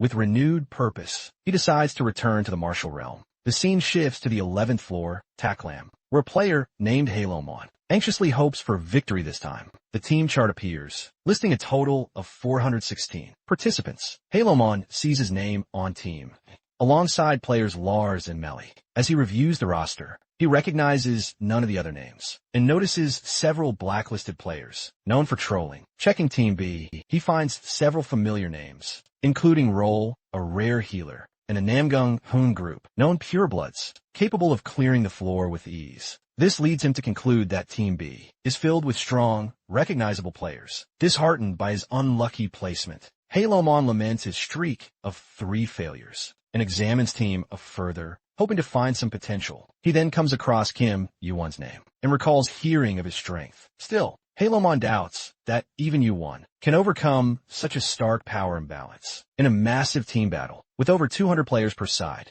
Elsewhere, Yuan pores over the team compositions from his lodging. He notices Team B is absolutely stacked with elite players, even including purebloods from major guilds. Meanwhile, he himself is stuck in Team A. He immediately realizes this is a deliberate move, clearly orchestrated as a punishment for him, potentially with deadly intent. The examiner of the 11th floor, Hypnos, an Olympian ranker, seems to be the mastermind behind it. Yuan strides up to the counter to ask about any available rooms. The attendant informs him only a single room remains, an elite one coming in at 100 points. Yuan, without a second thought, accepts. He then requests to exchange some Asgardian currency, handing over 347 bills, each individually valued at 1,000 points. Catching the attention of a nearby lackey, Yuan asks for immediate access to the shop. Noticing the lackey's unusually polite tone, he then asks for a moment to browse. Once the shop opens, he immediately searches for adamantium, a legendary, rare material, required to complete his Dark Divine Crystal. The lackey suggests just purchasing a complete item instead, but our boy explains that crafting the items himself, using raw materials, proves far more cost-effective. The lackey agrees and begins to enthusiastically explain adamantium's exceptional properties. It's unbreakable, possessing excellent mana conductivity, and incredible mana amplification. Yuan immediately recognizes the lackey's deep knowledge of the item. The lackey adds that if Yuan has the skill to refine it, then the material will be incredibly beneficial. Our boy internally agrees, fully understanding that adamantium is notoriously difficult to refine, and only a mere handful of blacksmiths in the entire tower are truly capable of handling it. Its unparalleled properties have earned it the title, Material of Dreams. The lackey then comments on Yuan's unique connection to Hephaestus, adding that such an association significantly raises the value of the material for him, while others might desperately struggle to find a capable blacksmith and pay exorbitant production fees. Yuan can easily obtain a high-quality item with ease. The lackey finally proposes a price of 15 million points for 1.5 kilos of adamantium. Yuan immediately declares he doesn't have that much. The merchant offers a loan with a 10% interest rate, but our guy declines, stating it wouldn't help. The merchant persists, urging him to reconsider, offering to cover the rest with a loan. He reminds Yuan that he doesn't urgently need it to continue climbing the tower, and that other sources, such as floor-specific merchants or the auction house, are available. With that, he calls off the trade. The merchant makes a final attempt to change his mind, but Yuan responds coldly and walks away, making it clear he's no longer interested. The merchant tries his best to persuade Yuan to purchase the adamantium. He gradually lowers the price from 1.3 million to 1.2 million, and finally to 1 million points. Yuan counters by offering 850,000. Although the merchant realizes Yuan is negotiating shrewdly, he also knows the rarity of encountering a high-value customer like him. Attempting to salvage the deal, the merchant proposes a compromise at 900,000, explaining that selling for 850,000 would leave him in the red. However, upon noticing Yuan's irritation, he gives in and agrees to the reduced price. Yuan completes the transaction, spending 850,000 points for 1.5 kilograms of adamantium. The merchant departs, reminding Yuan to reach out whenever he wishes to purchase something again. Yuan considers visiting Hephaestus, but halts, realizing he will need the dark divine crystal for the Olympus test, especially given the uncertainty of what challenges lie ahead. Knowing that adamantium is a complex material, requiring 1 to 3 months to refine, he decides to postpone his visit to the blacksmith until after the test. For now, he chooses to take a walk. The scene shifts to Namgung-hoon, a natural, pure-blood descendant of the Namgung noble clan and the son of a martial guild executive. He's known for his exceptional talent, incredible leadership, and hard-earned skill. Elsewhere, in the 11th floor dungeon known as Agria's Maze, a group of warriors in striking red and yellow attire make swift progress through the labyrinth. One remarks that it might be the easiest dungeon on this floor, and the other agrees, crediting their incredible speed to their captain's strength. Namgung-hoon, he instructs his team to clear the dungeon quickly, so they can rest before the test begins. One of the warriors expresses confidence that there's no real reason to prepare for the test, given the perceived weakness of Team A. While some acknowledge Yuan's reputation, they remain convinced that his team is at a severe disadvantage. Namgung-hoon interrupts the discussion and reminds everyone to stay focused and give their best regardless of the situation. The team agrees and resumes their work. Namgung privately reflects on Yuan's reputation, having heard his name numerous times. He hopes for a chance to face him during the test. Suddenly, the boy notices something unusual and signals his team to stop. They all observe fire surrounding what appears to be a lump of charcoal. Moving forward, Namgung strikes with his sword and inspects the remains, identifying it as the dungeon boss. The area is scorched, yet the ceiling and floor show no signs of damage. Upon closer examination, Namgung sees a distinct sword mark on the boss's body. He deduces that the creature was weakened by intense heat and then sliced cleanly by a 1.3-meter blade. He is astonished by the precision and power of the attack and wonders who could have accomplished it. Concluding that the dungeon has already been cleared, he instructs his team to return and abandon the dungeon. Meanwhile, Yuan obtains Agria's thread, a valuable material from the Spider Queen Agria. He stores it away in his inventory, considering its potential worth of 1,000 points, or its future usefulness, and reflecting on the power of the hellfire he now controls. Yuan is seriously impressed by its potential. Although its raw firepower is still low, due to his limited proficiency, its true strength lies in its ability to grow by devouring opponents' emotions, since emotions are notoriously hard to suppress, even for those with iron wills. This fire's power is incredibly unpredictable and dangerous. Our boy considers this the most fearsome trait of the outer powers, and now that he has access to it, he feels super confident in its immense value. He also notes that his progress with the Heaven Slaying Star has significantly improved, feeling satisfied with his accomplishments. On the 11th floor, Yuan acknowledges that, although there's still a long way to go, he's progressing much faster than expected. He hopes the future will unfold even more smoothly. As Yuan descends the stairs, he's recognized by Holy Man, who introduces himself as a fellow team member. Holy Man explains that many players on their team have already forfeited, but some still remain hopeful. He acknowledges that Team B is packed with elite players, but expresses confidence in Yuan's abilities. The remaining participants quickly agree, stating they stayed because they believe in Yuan. Yuan responds bluntly, asserting that they don't believe in him, but simply lack the points to forfeit. Since the test fee ranges from hundreds to thousands of points, he accuses them of desperately clinging to the hope of relying on someone capable. Holy Man protests, stating they merely wanted to strategize together. Our boy rudely advises them to just give up, arguing that risking death for this test isn't worthwhile. He simply instructs them to leave. When Holy Man asks if Yuan intends to quit as well, he clarifies that he will still take on the test, and his advice was only meant for them. As Yuan departs, the remaining players express their disappointment. Some decide to forfeit, utterly humiliated, while others storm off in sheer frustration. Yahello, however, remains behind, silently fuming at Yuan's utterly dismissive attitude. Meanwhile, on the 11th floor, Hypnos, the examiner, reviews the list of test participants. He immediately notices the significant skill gap glaring between the two teams and anticipates major backlash for this blatant imbalance. Aware that the true purpose of this brutal test is to eliminate Yuan by order of Olympus's high-ranking members, Hypnos accepts the mission willingly, knowing that a successful outcome will lead to great, well-earned rewards. As he prepares to begin the test, he receives a message from Lady Hera, the wife of Zeus. Without responding immediately, he turns his attention to the unfolding trial. The scene transitions to the dark forest of Alalem, where the next brutal test is set to take place. Out of 200 players initially assigned to Team B, only 51 remain willing to take on the challenge. The other members express their surprise that so many still chose to participate. Yuan silently reflects that he had hoped to avoid any unnecessary casualties. During this test, Hypnos arrives and introduces himself to both teams. He announces that Team A is severely short on members, but no adjustments will be made, period. He immediately outlines the rules of the test, which is structured as a capture the flag challenge. The rules are deceptively simple. Each flag collected counts toward the team's score, and the number on a flag represents how many flags it is worth. He describes the forest as a special testing ground, created long ago by the administrator. It is filled with monsters of varying difficulty, and the flags are hidden throughout, in trees,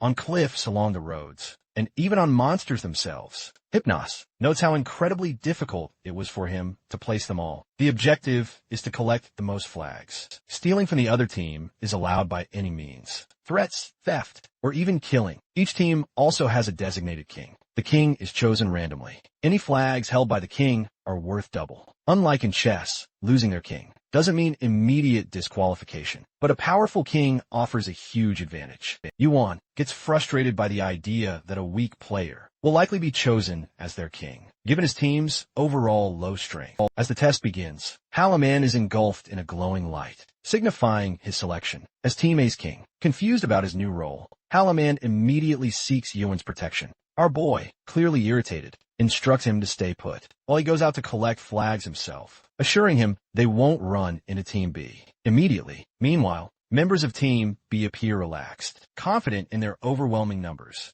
Namgung-hoon, however, notices their glaring lack of caution. As he moves forward, a girl named Roll approaches him. She's known for her rare healing and buffing abilities, which earn her the nickname Angel. Rohel tries to ease Namgung's nerves, but he finds the whole situation suspicious. He expresses concern about the enormous disparity between the two teams, suspecting foul play. Rohel suggests it might just be a coincidence, but Namgung responds with a saying from his world. In the realm of the strong, coincidence doesn't exist. When Roll asks about their king, Namgung vaguely recalls seeing someone glowing at the start of the test, but admits he's already forgotten who it was. Back in the forest, Yahello sits calmly, watching the scoreboard. Team A holds 59 flags, while Team B boasts 100. 10 other members of his team report that most of the easily accessible flags are gone, and that monsters held the majority of those they secured. Yahello realizes only one person on their team is capable of such a feat, Kim Yuan, who likely gathered most of their flags by now. He remembers Yuan's earlier refusal to cooperate, but now, with Yahello as king, they can't win unless Yuan comes back to protect him. He desperately clings to the hope that our hero will return,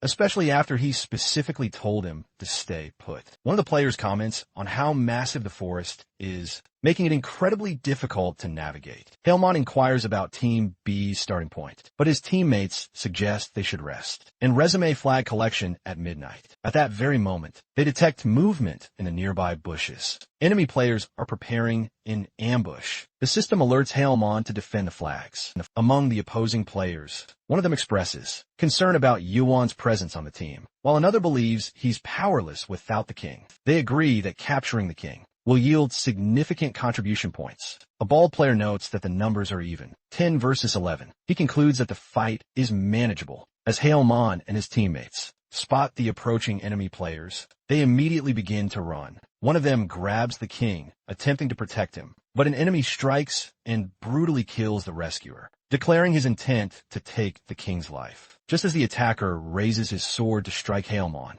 Yuan suddenly appears and instantly kills him with a single blow. Furious, Yuan scolds Hailmon for disobeying his earlier warning to stay in place as Hailmon expresses gratitude. The remaining enemies hear Yuan's name and instantly realize the immense danger they face. Recognizing that Yuan is indeed formidable, having just killed Kaylee in one brutal strike, one of them prepares to attack. However, our boy strikes first, killing him instantly as well. Yuan advances toward the others, and one of the kneeling enemies begins to desperately plead for mercy. He offers to surrender his own flag and those of his teammates. He proceeds to collect all their flags, one by one. Hailmon watches in awe, feeling profoundly grateful to have him on his side, and now fully grasping his immense importance. The system then announces that the first half of the test is complete. Hailmon stands utterly stunned, realizing only 4 short hours have passed since the test began. Yuan inquires about the rest of the team, and Hailmon informs him they've already gone to gather more flags. Yuan agrees that it's a wise move, provided they don't lose what they've already gathered. The scoreboard dramatically shows our hero has amassed 27 flags, yet he considers that number insufficient. Team A currently holds a total of 64 flags, but he calculates it should actually be 67, based on his own precise count, indicating that Team B has already begun capturing flags. From Team A, Yuan contacts Hailmon and explains that Team B, having amassed a considerable number of flags, will likely shift their focus to attacking enemy players, rather than just hunting monsters. Since Hailmon is their designated king, he will undoubtedly be a prime target. Yuan instructs him to maintain a strict 20-meter distance at all times, stressing that even he would struggle without a king. The king agrees without a moment's hesitation. Meanwhile, deeper in the forest, the other half of Team B receives shocking news of the recent events. They discover that their teammates had no choice but to surrender their flags to Yuan,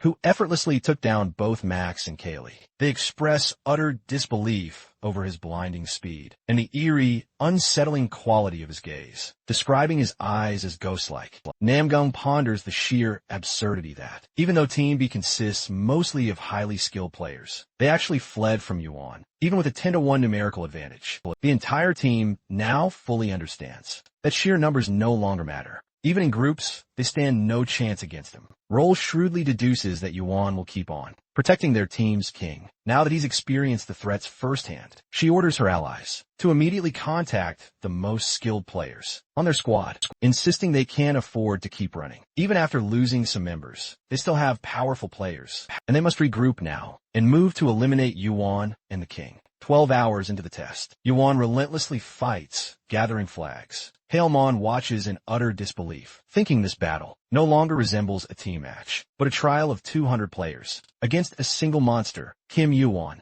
The scoreboard now reveals Yuan holds a staggering 100 flags. While the number is impressive, he himself believes it's not yet time to hand them to Hailmon. He reasons that, with himself acting as Hailmon's protector, they face little risk. However, if the king is captured or killed, the consequences will be irreversible. He decides to transfer the flags. Just before the test concludes, the team's king observes that players are visibly shaken just by Yuan's mere presence. He wonders if it's the tense atmosphere, or if people can instinctively sense his power. Our hero reflects on this too, realizing that players from Team B are surrendering their flags. As soon as they see his face, he deduces that the enemy team has likely shared information, that he and the king are moving together, and may have exchanged player kit numbers. to make coordinated retreats upon encountering him. The king notes that this strategy won't benefit Yuan if the enemy continues giving up their flags without a fight. Our boy agrees and suspects that Team B is preparing something more strategic.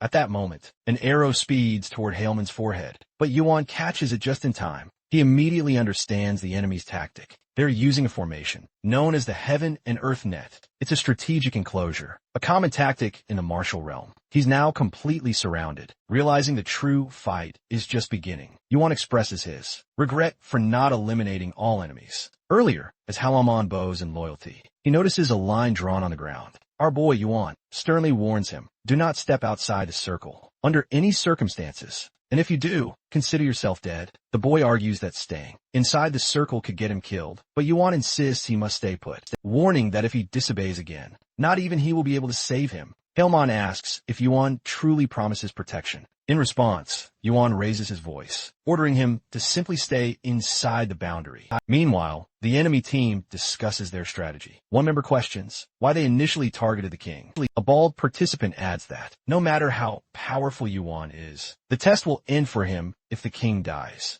Another points out that our boy appears to be walking alone, seemingly separated from the king. Suddenly, one of the team members steps forward, holding an arrow. Internally, he recognizes that Team B consists of well-known players, like Namgung and Roll, which means their performance in the test is being closely watched. He sees this as a perfect chance to kill Yuan and gain recognition. He hurls the arrow at him with full force, but it stops mid-air and sharply redirects back at him. Our hero immediately kills all the nearby enemies, except for the one who attacked him, sparing him intentionally. The spared player, now trembling in fear, watches. Yuan demands to know Namgung Hoon's whereabouts. In the next scene, Namgung and Roll stand with other members of their team. One of them activates a skill called Thousand Mile Eyes, but despite the skill's high level, he confesses he can't even sense a flicker of Yuan's presence, unless Yuan is right in front of him. Someone wonders if Yuan is an assassin, but the player he spared quickly argues otherwise, pointing out that he wields a longsword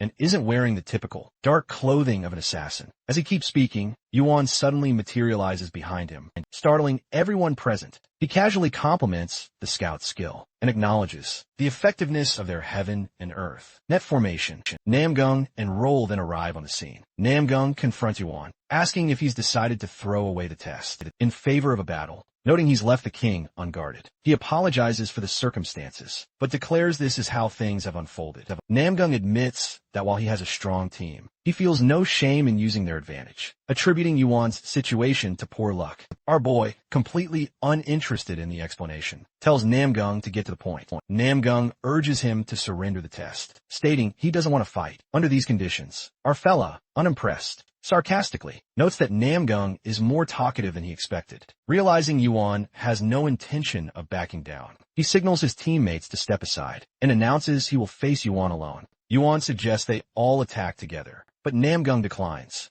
Namgung charges forward and attempts to strike Yuan. He becomes curious about Namgung's stats. As the battle truly begins, he activates the Namgung clan's Imperial Sword form, a technique that exerts immense pressure on its surroundings. Simply by being wielded, it's a sword, heavier and more powerful than any used by other martial schools. However, he quickly senses that his strength is waning, despite the sword's immense power. He attacks again, but Yuan easily dodges it. A system notification then informs Yuan the Archangel's blessings are totally active now. His stats get a nice little boost, and his body feels light as a feather. From the sidelines, Roll, observing the fight, waves at Namgung, noting he's being pushed back, despite receiving her powerful buffs. She then remarks that the outcome of this battle is already crystal clear, and Yuan seems to believe the same. As Namgung turns to face Yuan, he sees purple flames swirling around him. The sight immediately jolts a memory. He recalls seeing those exact same flames in Agria's dungeon. He now realizes this is no mere coincidence, and confirms to himself that Yuan is indeed the very same person from that dungeon. Namgung Hoon suddenly senses something is seriously off. The swordsmanship Yuan uses right now is fundamentally different from the technique that cut down Agria. It feels like a completely different person's skill altogether. He also comes to the realization that, with the strength of his own attacks, he could never have defeated Agria in a single strike. This leaves him questioning whether his initial assumptions were wrong, or if Yuan is deliberately holding back. Roll, still observing from the sidelines, wonders why the battle suddenly screeches to a halt. Namgung quickly decides that continuing this fight will only lead to their deaths, and formally admits defeat. He turns to Yuan, confirming whether he is the one who conquered Agria's dungeon. Our boy affirms, and inwardly notes that Namgung has lost his will to fight. Team B begins to murmur amongst themselves, shocked that Yuan single-handedly cleared Agria, the most difficult dungeon on the 11th floor. Some players approach Namgung, expressing their surprise at his withdrawal. One player even accuses him of cowardice, saying they at least have a chance if they all attack together.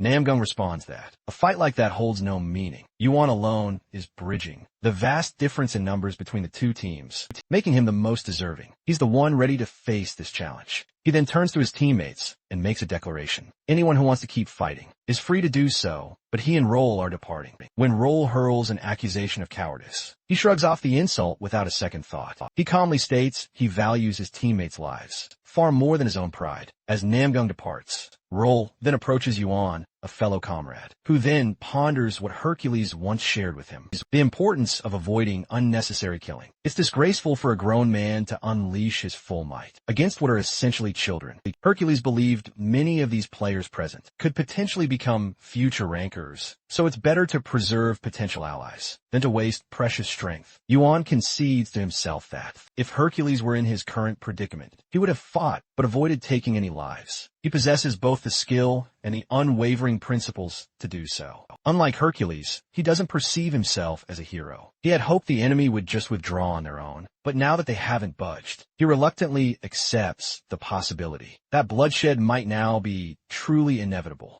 Roll launches an attack, unleashing her holy blessing skill. The entirety of Team B charges in with her, unleashing a perfectly coordinated assault. Yuan finally retaliates in full force, countering their combined offensive with a blindingly powerful fire-based skill that utterly blocks their advance. Roll commands her team to relentlessly push through, convinced he's alone. But what they witness next terrifies them. A terrifying, towering fire demon manifests right before their eyes. The ravenous flames feed ravenously on their mounting fear, swelling larger and far more dangerous with every moment. Yuan grimly realizes the fire is rapidly becoming unstable, and if this continues to grow unchecked, even he might struggle fiercely to contain it. One of the players makes a desperate, valiant charge toward him, but collapses, utterly overwhelmed by the intense heat, long before reaching the very center of the raging fire. Yuan observes that the players are surprisingly holding out slightly longer thanks to Roll's powerful buffs. He sees Roll actively casting multiple potent enhancements, including Angel's Wings and Strength of a Giant, meticulously tailored to each player. Yet, despite her best efforts, none of them can manage to approach the raging fire. To them, it feels like an inescapable, paralyzing illusion, one they simply cannot overcome. They remain frozen in place, frozen, unable to attack or even move forward. The lady then attempts to strike Yuan with the sword of execution, but he shatters it effortlessly in a single blow. She stands there in utter disbelief as the team recalls Namgung Hoon's warnings. He warned that fighting Yuan was meaningless and would only end in death. They finally realize he was absolutely right. Roll orders a full retreat, declaring that if they all die, the test will be lost, regardless of whether they secure the king. Our boy tells them he'll spare them, only if they surrender their flags. The lady, surprised, asks if he overheard their telepathic communication. Yuan replies that their expressions made it obvious. A player then questions what would happen if they simply left, without handing over the flags. He warns them not to test him. Eventually, they hand over their flags, and Yuan collects them all. As they prepare to leave, Roll acknowledges that, although they've lost their flags, they can always earn more. She points out that Yuan is now alone without his king. Our boy, in turn, asks if she wants him to kill the rest of her team. Changing the subject, Roll brings up how she's heard that Yuan has turned down sponsorships from all the major guilds. She offers him a place in Zion, claiming it's a level above the rest, and promising him better treatment than even she receives. Our fella instantly rejects her offer. Roll asks for his kit number, but our boy refuses again, already knowing her intentions. She insists it's for his own benefit. She warns that climbing the tower alone is impossible. To succeed, he'll need loyal comrades and the full backing of a strong guild. Yet even then, the journey is grueling. Yuan reflects that Roll's determination might be the reason she climbed the tower so quickly. Still, he knows that guilds and sponsorships, driven by pride, all this greed and mistrust would only hold him back. He needs to forge his own strength. Then, when disaster strikes, he can be the one the tower turns to, the one to unify it, even against Roll. Yuan affirms his belief he can and will climb the tower alone. He doesn't need a team or a guild for this. It's possible, and he intends to prove it. Meanwhile, Yahello stands, frozen in fear amidst the jungle's gloom. A flicker of light snags his attention from deep within the trees. Suddenly, a massive fire blast hurtles toward him, but he narrowly evades it. The attacking players express their surprise at his unexpected reflexes, noting how out of place they seem, given his timid appearance. They discuss ending the encounter quickly, aware that Yuan is already giving the rest of Team B a hard time. Yahello realizes that our hero is fighting the entire Team B alone, holding off even the most skilled players. He recalls Yuan's instructions not to move from the marked circle, since leaving it would prevent him from being able to help him. The boy understands that trying to escape would only delay the inevitable. With no chance of winning a fight, he decides the best he can do is stay in place and trust Yuan to return. Gathering his courage, Yahello challenges the players to come at him, confusing them with his sudden confidence. He taunts them, urging them to divide the flags properly in advance. One of the players takes to the air, approaching the circle where he stands and lands. A hit that knocks him to the ground. The player grabs Yahello by the collar, preparing to strike again. Despite this, the loyal boy keeps muttering to himself about staying inside the circle. Just as the player is about to land the final blow, he is forcefully thrown out of the circle. Yahello, unaware of what just happened, survives the encounter. Thanks to Yuan's expertly crafted defenses, he's safe. Meanwhile, our boy reflects on Roll's incredible strength and unwavering determination, acknowledging just how impressive she is in so many ways. He hopes that if their paths cross again, they might even find themselves fighting side by side. Though that earlier conversation dragged on longer than he anticipated, he's relieved it concluded without any further conflict. As long as Hallman keeps his word, there shouldn't be any issues. Our hero then speaks aloud, addressing someone he clearly senses nearby. A cloaked figure in a black robe steps out from the shadows, face concealed, and commends Yuan's sharp intelligence. Yuan questions the test examiner's unexpected presence. The examiner, intrigued, asks if Yuan can truly see his face. Upon confirmation, the examiner wonders if Yuan possesses a skill capable of piercing a ranker's powerful illusion. He admits surprise at seeing Yuan engage the entire team, rather than just going straight for the king. Our boy recognizes the figure as Hypnos, an Olympian ranker infamous for his potent illusions. For someone of his legendary rank, to interfere in an official test is a serious offense. And if the administrator learns of this, the consequences would be absolutely severe. He realizes the guild executives are truly desperate to eliminate him. Hypnos unleashes a massive wave of mana at Yuan, but our boy stands firm. The ranker is utterly shocked, since any normal player would have collapsed under that immense pressure. He begins to understand why the guild's leadership is so utterly concerned about him. Hypnos then activates his signature skill, the Dark Night, casting a widespread illusion that forces all nearby life forms into a deep, inescapable slumber. Yuan, recognizing the increased potency, continues to resist. Hypnos urges him to surrender, but he lowers his head and bravely draws his sword. Hypnos remarks that no one would ever believe a low-ranking player encountered, let alone fought, an Olympian ranker. Even if Yuan survives this, the tale would sound utterly unbelievable. He claims that simply having this encounter is a rare and profound privilege. A dagger presses sharply against Yuan's neck. Our hero makes the lightning-fast move, deflecting the deadly blade. Hypnos realizes Yuan was feigning weakness, using that weakness to catch him off guard. Yuan boldly counters the claim of privilege by openly mocking Hypnos' underhanded tactics. He insists he has no desire to boast about battling a ranker, but he certainly wouldn't mind exposing the sheer cowardice of an Olympian examiner, shamelessly abusing his position. The ranker insists that mere provocations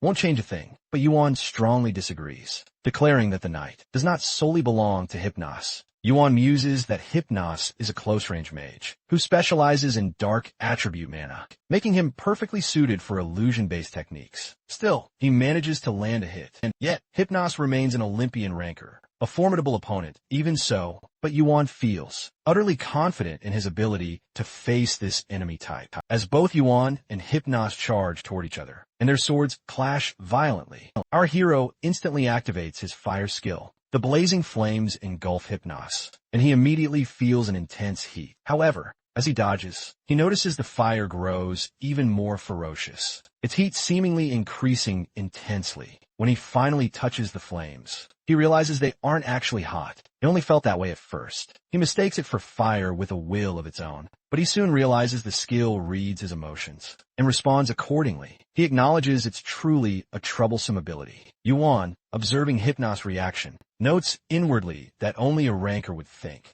to just blow away such holy fire so decisively as their swords collide once more. The sheer force behind his attack causes pain in the man's wrist, forcing him to shift his grip. Yuan immediately follows up with another strike. Amid their fierce battle, Hypnos begins to reflect on Yuan's incredible talent. He understands that if this boy eventually becomes a ranker, he will truly evolve into an unstoppable monster, something that must be prevented at all costs. Determined to eliminate him, Hypnos activates his skill, Moon Dream, convinced that he must die here. When Yuan questions Hypnos' fear of the administrator, Hypnos mentally affirms his loyalty to Olympus. Above all else, our boy responds lightheartedly, but the man scorns his ignorance, believing he could never comprehend the weight of a greater cause. Yuan, however, thinks about the burden he carries, remembering the words of his comrades, who once told him that whoever uses the clock to travel back in time must bear the weight of the entire tower. He recalls the solemn warning.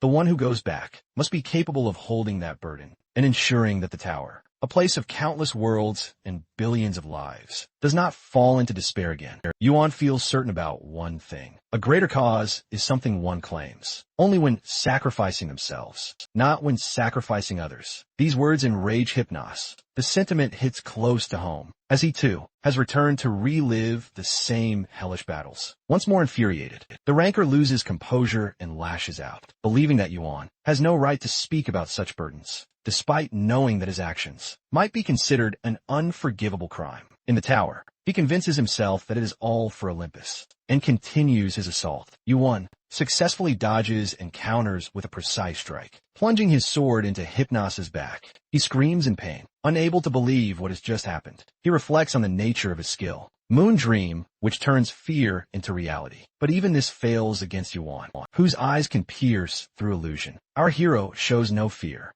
even with falling stones crashing around him. In utter disbelief, Hypnos, utterly baffled, questions Yuan's eyes. Yuan's response is pure mockery, implying they're simply incredibly sharp eyes. Hypnos curses the complete failure of his illusion and resolves to find another method. Yuan internally calls an end to the fight, as he acknowledges that, though his skill is still only half complete, it's already proven a powerful countermeasure against illusions. Hypnos raises his sword, poised to strike Yuan, still oblivious to what Yuan meant by "it's over." Suddenly, the administrator appears right behind him. Hypnos' sword immediately begins to shatter the moment the administrator grabs it, immediately realizing who is behind him. The man immediately bows low in utter embarrassment and starts profusely apologizing for his actions. The administrator sternly questions who authorized this confrontation with Yuan. Was it Olympus? Was it Zeus, Ares, or perhaps Hera? Still bowed, Hypnos confesses it was entirely his own choice. The administrator recognizes his full responsibility, but warns that even so,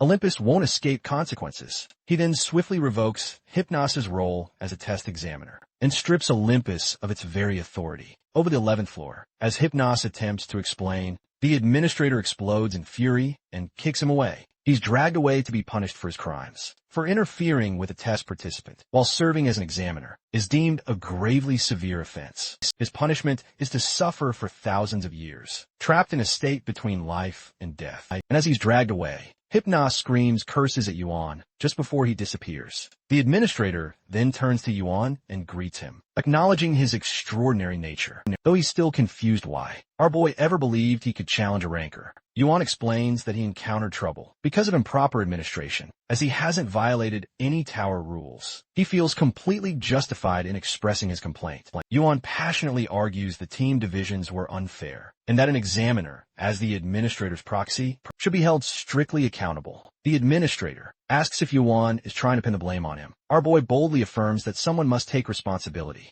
Amused by his sheer boldness, the administrator smirks and promises a reward once the test concludes. Yuan confirms that he fully expects the administrator to keep his word. In response, the administrator warns him not to treat him the same way he treated Hypnos, reminding him of his formidable status. Before leaving, the administrator cryptically mentions that a massive wave is approaching the tower. Yuan turns around to see Nam Gung-hoon and his teammates approaching. Hoon asks whether everything was orchestrated from the very start. The team members begin commenting that if such corruption among the higher-ups is revealed, it could throw the entire tower into utter chaos. Hoon silences them, warning that careless talk could incite conflict between the martial arts realm and Olympus. One of Hoon's teammates questions how Yuan was able to defeat a ranker strong enough to be a test examiner. Hoon reflects inwardly that this isn't the first time a player has defeated a ranker. Hoon asks Yuan about his intentions, now that Olympus is sure to see him as an enemy. Our boy responds with fierce determination,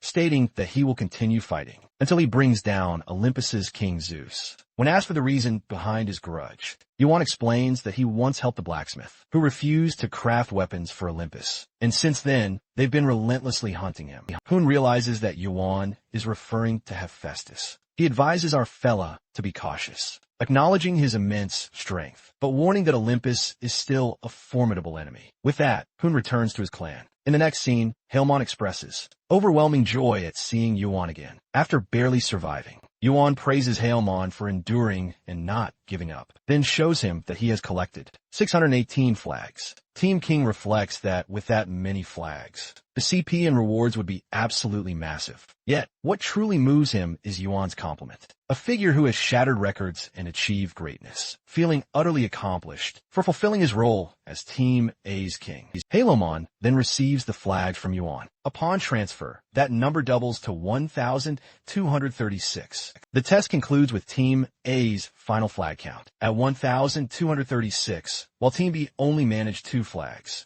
The system dramatically announces Team A as the winner and reveals Yuan has received additional CP. For reasons undisclosed to anyone, Yuan's total CP skyrockets to 10,000, and the system grants him and the others the coveted right to advance to the 12th floor. The next scene transitions to a small, cozy inn, high up on the 12th floor, where Yuan immediately checks the ranking table. He's ranked first with a staggering total of 22,360 CP. He reflects that simply earning over 10,000 CP would have been incredibly impressive, yet he somehow managed to double that. He assumes the extra points must be a reward from the administrator, and together they form an astonishing total. Scanning the rankings further, he finds Hailmon in an impressive 36th place, a ranking better than many season high rankers, and a fitting reward for someone who risked everything and fulfilled his duty flawlessly. He then notices that Sun Ogong is in 11th place, and reasons that a team-based test simply doesn't suit Ogong's fiercely independent style. He then spots Hergen in a strong 8th place, and acknowledges that although Hergen was already talented, he's becoming significantly, startlingly stronger. As he ascends the tower, Yuan grows curious, anticipating that Hergen must now be a very different person indeed from the one he first met. The Namgung noble clan stands proudly as the largest organization in the martial realm, second only to the formidable heavenly demonic cult. It utterly dominates the 10th floor as the central power of the martial guild, known for producing countless legendary rankers. The Namgung clan now regains its prominence under the formidable leadership of Jinwon,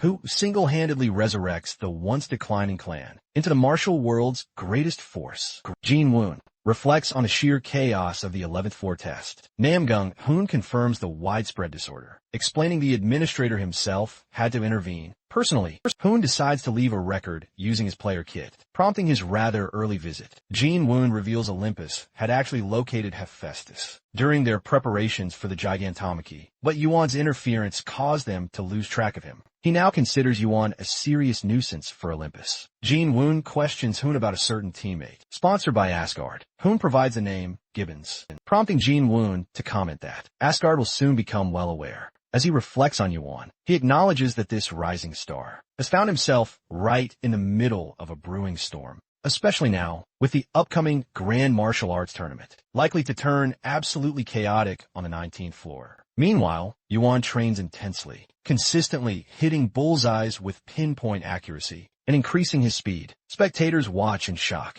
as he absolutely demolishes 1,000 targets. He notes that while he's confident wielding spears, this is his very first time channeling holy fire through them like this. The system announces that he passes the test and earns a whopping 50,000 points, though he feels the reward is surprisingly underwhelming, considering his phenomenal performance. Yuan contemplates his impressive progress. Thanks to the massive CP gain from the 11th floor, he swiftly acquires the crucial item he sought and completely surpasses his initial growth expectations. He decides to pause his climb now, before attempting the dreaded 20th floor, knowing tests become significantly more difficult there, but offer even better rewards every 10 floors. To advance further, he plans to boost his arcane points into double digits, using a high-grade elixir worth a staggering 1 million points. This elixir, known as the Greatest Scarlet Medicine Ball, is produced only once every 3 years in the martial realm. He identifies the Grand Martial Arts Tournament as the ultimate place to obtain it, and immediately begins making preparations to descend. The 10th floor's martial realm now bustles with excitement. Just one day before the tournament kicks off, massive crowds gather to witness the realm's greatest event. Whispers and discussions revolve around the top contenders.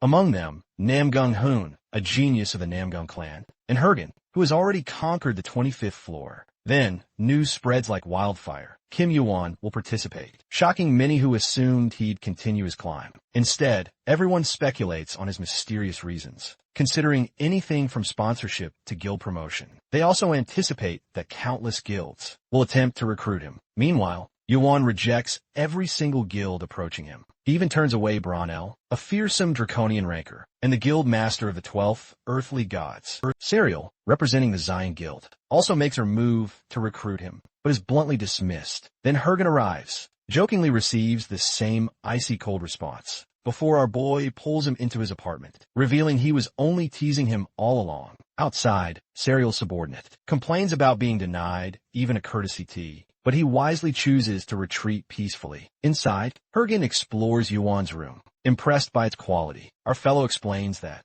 with all the points he's accumulated, he decided to treat himself to a luxurious break. Hergen notes the frequent visitors at his door, and Yuan confirms the recent surge is all due to the tournament's proximity. Hergen jokes about easily finding his friend online, saying he wanted to surprise him, though Yuan remains completely unfazed. Hergen updates Yuan on his teammates, who remain wildly successful and are well on their path to becoming rankers. He acknowledges Yuan's recent interference in Olympus's plans, and admits he initially thought Yuan was insane. Despite being a son of Olympus himself, Hergen isn't concerned at all, explaining it's mostly Hera's faction that's truly angry. When Yuan casually asks about Zeus, Hergen remarks on his surprisingly casual tone, explaining that their father is currently focused solely on the final floor and has completely withdrawn from Olympus's politics. Yuan reflects on the immense significance of the 100th floor, currently the highest point achievable in the entire tower. No one's cleared its test yet. Those who reach it are called rankers. He wonders how Zeus would react if he knew about this secret hidden beyond that floor.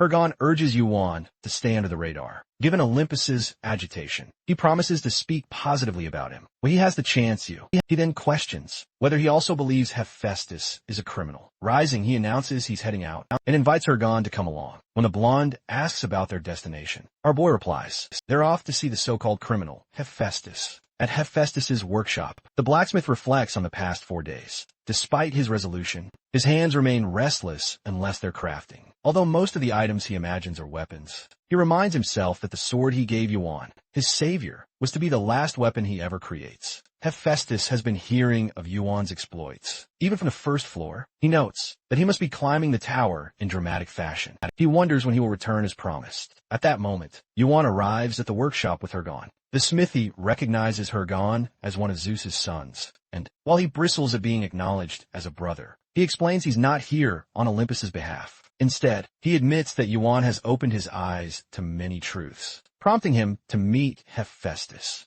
and judge his character for himself. The old man observes Hergen's eyes and perhaps senses a resemblance, due to sharing more of their father's blood than others. As they prepare to part, Hephaestus inquires about Hergen's impression of him. He replies that it's too early to tell, but notes he's no longer crafting weapons. He asks when that decision was made. The smithy recalls it happened after the Gigantomachy. He explains that giants once held dominion over the tower, thanks to their immense power. While some feared and scorned them, Olympus reached its peak by aligning with them. Hephaestus and the giants were once close friends. However, Olympus turned on the giants to consolidate its power, inciting a brutal war. Public sentiment quickly turned against the giants, and Olympus sought to erase their past alliances. In that very war, weapons Hephaestus himself forged were used to kill his friends. Deeply disillusioned, he left Olympus, vowing never to forge another weapon again. Yuan remembers hearing this exact story from the old man before. He recognizes the profound pain Hephaestus still endures, and notes the immense restraint he uses to maintain his composure.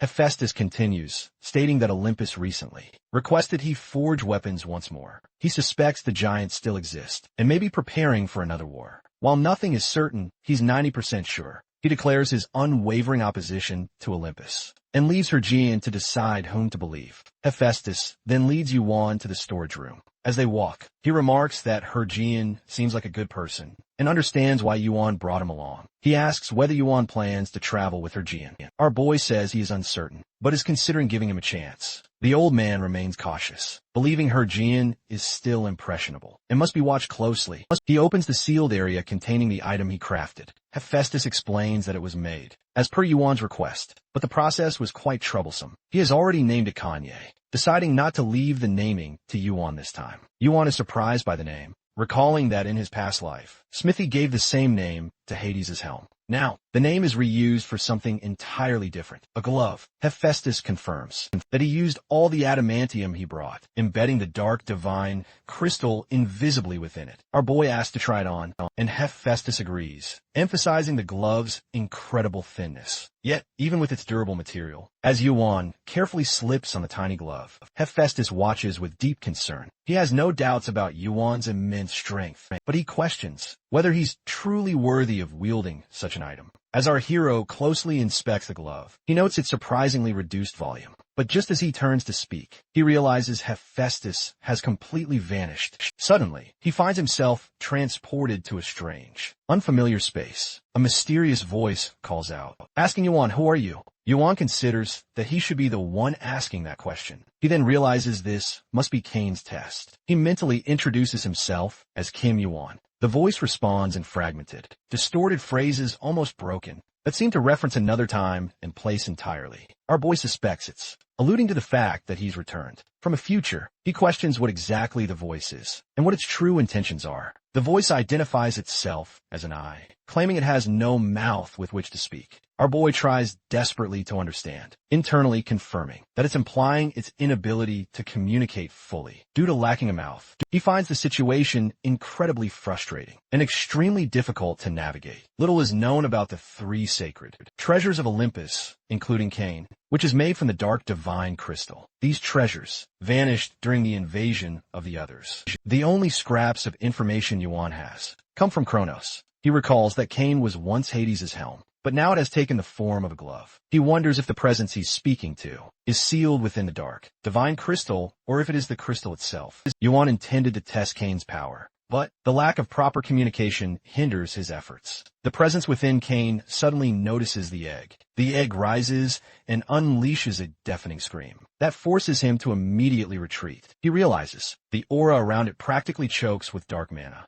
potentially strong enough to utterly obliterate his body. With just a single initial glance, Yuan tries to dodge the incoming force, but it's already too late. He quickly shifts, defending himself with searing holy fire. Then he discovers the surge wasn't an attack at all. Instead, the egg's incubation rate suddenly skyrockets. It begins to emit a strange, ethereal song, and Yuan observes its growth rate has shot up by an astounding nearly 30%, far more than even when it devoured Orochi's corpse. He suspects the egg merely awakened out of sheer hunger, growing even more convinced it originates from the others. It might even possess hidden knowledge of their true origin. Turning back to the mysterious presence, Yuan concludes that it must be responsible for the egg's sudden, explosive reaction. He asks if it knows anything about the egg, and the eye merely responds that it will watch. Then it closes. Our boy calls out again, but before he can get any other response, a powerful wave of mana surges violently around him.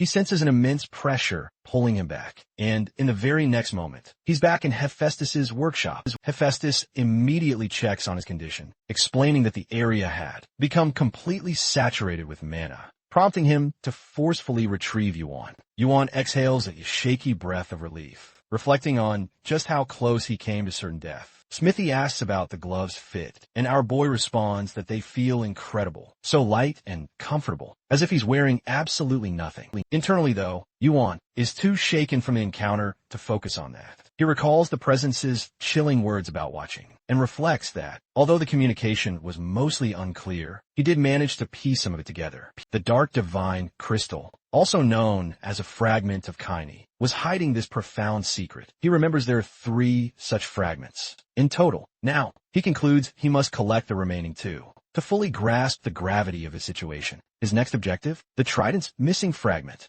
Just as they're exiting the workshop, Hergen steps up, asking what caused all that shaking. Hephaestus sidesteps the question, insisting Yuan explain himself, claiming all he did was a little hammering. The blonde checks if Yuan's alright, then jokingly asks if they've been fighting. Our boy assures him there was no fight, confessing that one hit from Hephaestus's hammer would send him straight to hell. Yuan then asks Hergen if he's made his decision. Hergen responds that he's still conflicted and plans to meet with his elder siblings before making his decision. Our boy asks for clarification on which siblings he means. Blonde identifies them as Apollo and Artemis. Like Hergen, they're illegitimate children of Zeus and rank among the top 10 rankers in Olympus. Both played pivotal roles in the Gigantomachy. Yuan notes that Hergen's intent to speak with them indicates he's taking the matter seriously. Hergen shifts his focus to the upcoming tournament. He explains that the event offers a prize and a chance to boost his fame, helping him gain influence within Olympus. Our boy is surprised Hergen cares about such things. But Blonde explains that unlike Ares, he must constantly prove his worth to form a following. He also notes that the current tournament features a higher caliber of participants and has attracted attention from many top-tier rankers.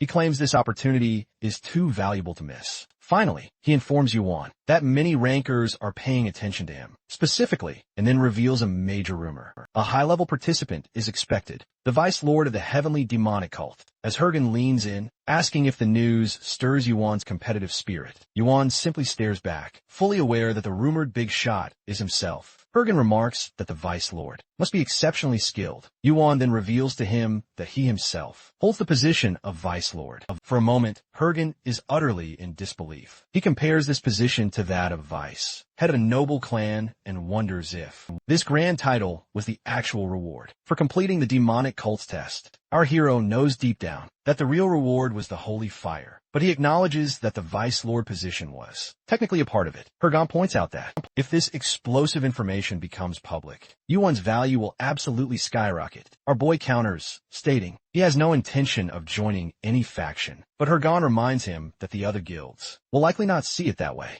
He smirks, predicting that the next day will be very interesting. The following day, the opening ceremony of the Grand Martial Arts Tournament officially begins. The announcer declares this fierce competition will determine the strongest player among tens of thousands of participants. This epic tournament becomes the absolute center of attention in the tower, with many of the most promising, rising stars in history participating. The audience is packed with high-level players, all eager to watch the spectacle unfold. The announcer then dramatically announces the commencement of the preliminaries. 10 players take the stage at once, and only the last one, standing tall, will advance to the main stage of the tournament. Excitement surges through the energized crowd as the players take their battle positions. Another standout is Young 1IL, the strongest warrior from the Sapphire Sword School. Young 1IL is pleased that many in the crowd recognize him. He has already reached the 18th floor, a respectable height indeed, given the tournament's restriction to players below the 25th floor. Confident in his formidable abilities, he believes he will perform exceptionally well and hopes to raise his school's reputation and gain favor from its esteemed head. However, his confidence suddenly wavers when he notices Yu-1 entering the arena. He instantly recognizes him as Kim Yu-1 and curses his utter misfortune for being placed in the the same preliminary group. He's absolutely determined to at least defeat him. O'Neill stomps over to Yuan, vowing revenge for a past humiliation. But before he can even utter a word, Yuan lands a devastating strike to his chin. He's sent flying backward with incredible force, and Yuan realizes he doesn't even remember this guy. Xiaoman Chong, a warrior from the formidable Xiaoman clan, quickly identifies him by his black hair, piercing black eyes, and his distinct pyromancy robe. Our hero coolly observes her, along with the two others standing beside her, stating simply that it doesn't matter if they attack together or alone, he'll deal with them either way. When they hesitate, he advances with lightning speed. Chong is completely overwhelmed by his incredible speed, unable to follow his movements with her eyes. As Yuan attacks, she senses that he's barely holding back, treating them as if they were mere children. Moments later, he delivers a single, powerful strike that instantly incapacitates all three. Though they collapse, none are dead, confirming he intentionally held back. The announcer declares that Yuan will proceed to the main stage. Our hero calmly prepares to wait for his next match. In the next scene, the announcer excitedly announces Hergen's entry to the stage. Yuan watches, realizing just how much his pal has grown. His ranking has steadily climbed. With each floor he's cleared, and he recently surpassed the 25th floor. In terms of pure skill, he rivals players on even higher floors, and his dormant abilities make him stand out even more. His mana, his incredible control over electricity, his honed combat skills, and even his appearance all mirror Zeus himself. Yuan considers that Hergen might be someone worth taking, along when he becomes a ranker. As Yuan descends the stairs, O'Neill calls out to challenge him yet again. Our boy doesn't recognize him at first. Wonall then introduces himself as Yang Wonall of the Sapphire Sword School. But before the conversation can escalate, a man suddenly steps in, scolding Wonall for speaking so rudely to Yuan. Suddenly, the man turns to Yuan, introducing himself as Ranker Moon Sobuk, the formidable head of the Sapphire Sword School. He expresses hope that Yuan will continue his training at their renowned martial school. Yuan, however, firmly rejects Moon Sobuk's offer. Without a moment's hesitation, Sobuk acknowledges that he expected this response. Having already heard that, Yuan turned down recruitment offers from even the major guilds. Our boy questions why Sobuk approached him, despite knowing he would refuse outright. Sobuk clarifies that the Sapphire Sword School is technically not a guild. You see, while affiliated with the martial guild, it remains primarily a martial school with a long and distinguished history, though weakened in recent times. It was the very first martial school to uphold the traditions of the martial realm. Yuan replies that he prefers to continue on his own and begins to walk away. Sobuk places a hand on his shoulder and reveals that this isn't a recruitment offer at all. No, it's a confrontation our boy has long anticipated. He knew someone would eventually challenge him under the flimsy guise of recruitment. Yuan warns Sobuk that interfering with a tournament participant carries serious consequences and questions if he's unafraid of the Namgung clan's retaliation. Sobuk merely dismisses the concern, revealing that he is, in fact, the blood brother of the head of the Juka clan. This makes him confident enough to disregard the Namgung clan. Yuan realizes that he is acting so boldly due to the backing of such powerful connections. He questions whether the Juka clan head even knows his name is being used so freely. Sobuk simply smirks, stating that he only wants to build a good relationship with Yuan and believes that if Yuan just listens, he'll see the value in joining the Sapphire School. Our hero forcefully removes Sobuk's hand and reiterates his firm refusal, adding that he doesn't trust the Namgung clan either. He only trusts himself. He then shoves Sobuk away. The man then swiftly draws his sword, revealing his intent to force Yuan into submission. With the tournament still in full swing, he's confident no one will interrupt them in time and plans to wrap things up fast to avoid any penalties. Yuan then reveals theirs. Actually, something other than himself he truly trusts. At that very moment, Peng Baek-kim, the Fist Lord of the Heavenly Demonic Cult, creeps up behind Sabaik. Baek-kim explains he's here to check on Yuan. After noticing his lengthy absence, Sabaik instantly freezes the title Vice Lord, suddenly realizing our boy isn't unaffiliated, but he is, in fact, the Heavenly Demonic Cult's Vice Lord, the only organization in the martial realm to use such titles. The Lord asks Yuan how to handle Sabaik, who's clearly itching for a fight. Our boy defers the decision to him, acknowledging his immense power and position. Sabaik instantly apologizes, claiming he was unaware of Yuan's affiliation and swears he never would have approached him if he had known. Baeklam retorts that the heavenly demonic cult is no mere martial school. It's simply incomparable. The man accepts this and quickly withdraws.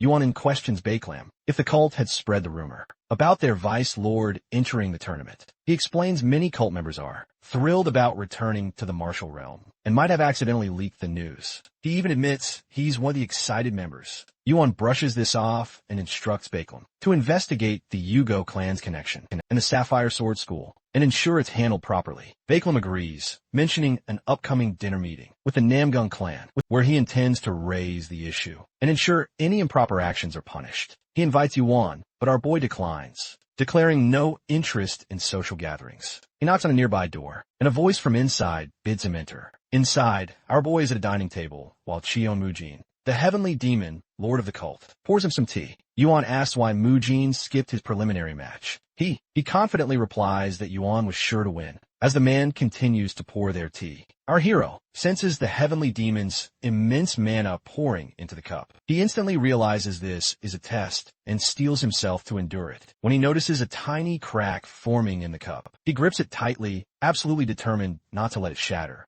His inner mana begins uncontrollably leaking out, seemingly responding to his intense emotional state. The Lord questions Yuan's participation in this tournament, pointing out firmly that he's far too powerful for such a minor event. Our boy responds that he absolutely needs the great Scarlet Medicine Ball and is just slightly short of the requirements. Mujin acknowledges the elixir's immense worth, crediting it for the tournament's explosive growth and its undeniable prestige. Yuan then asks about Mujin's current presence and his future plans. The Lord explains that it's finally time for the heavenly demonic cult to descend from the Met heavens. They'll begin accepting powerful new cultists, administering rigorous tests, and rapidly expanding their ranks to establish an unshakable foundation in the martial realm. With incredible advancements in technology, travel between the Met heavens and the rest of the realm has become significantly easier, making now the absolute perfect time to act. Yuan questions whether the Lord is truly comfortable with this bold plan,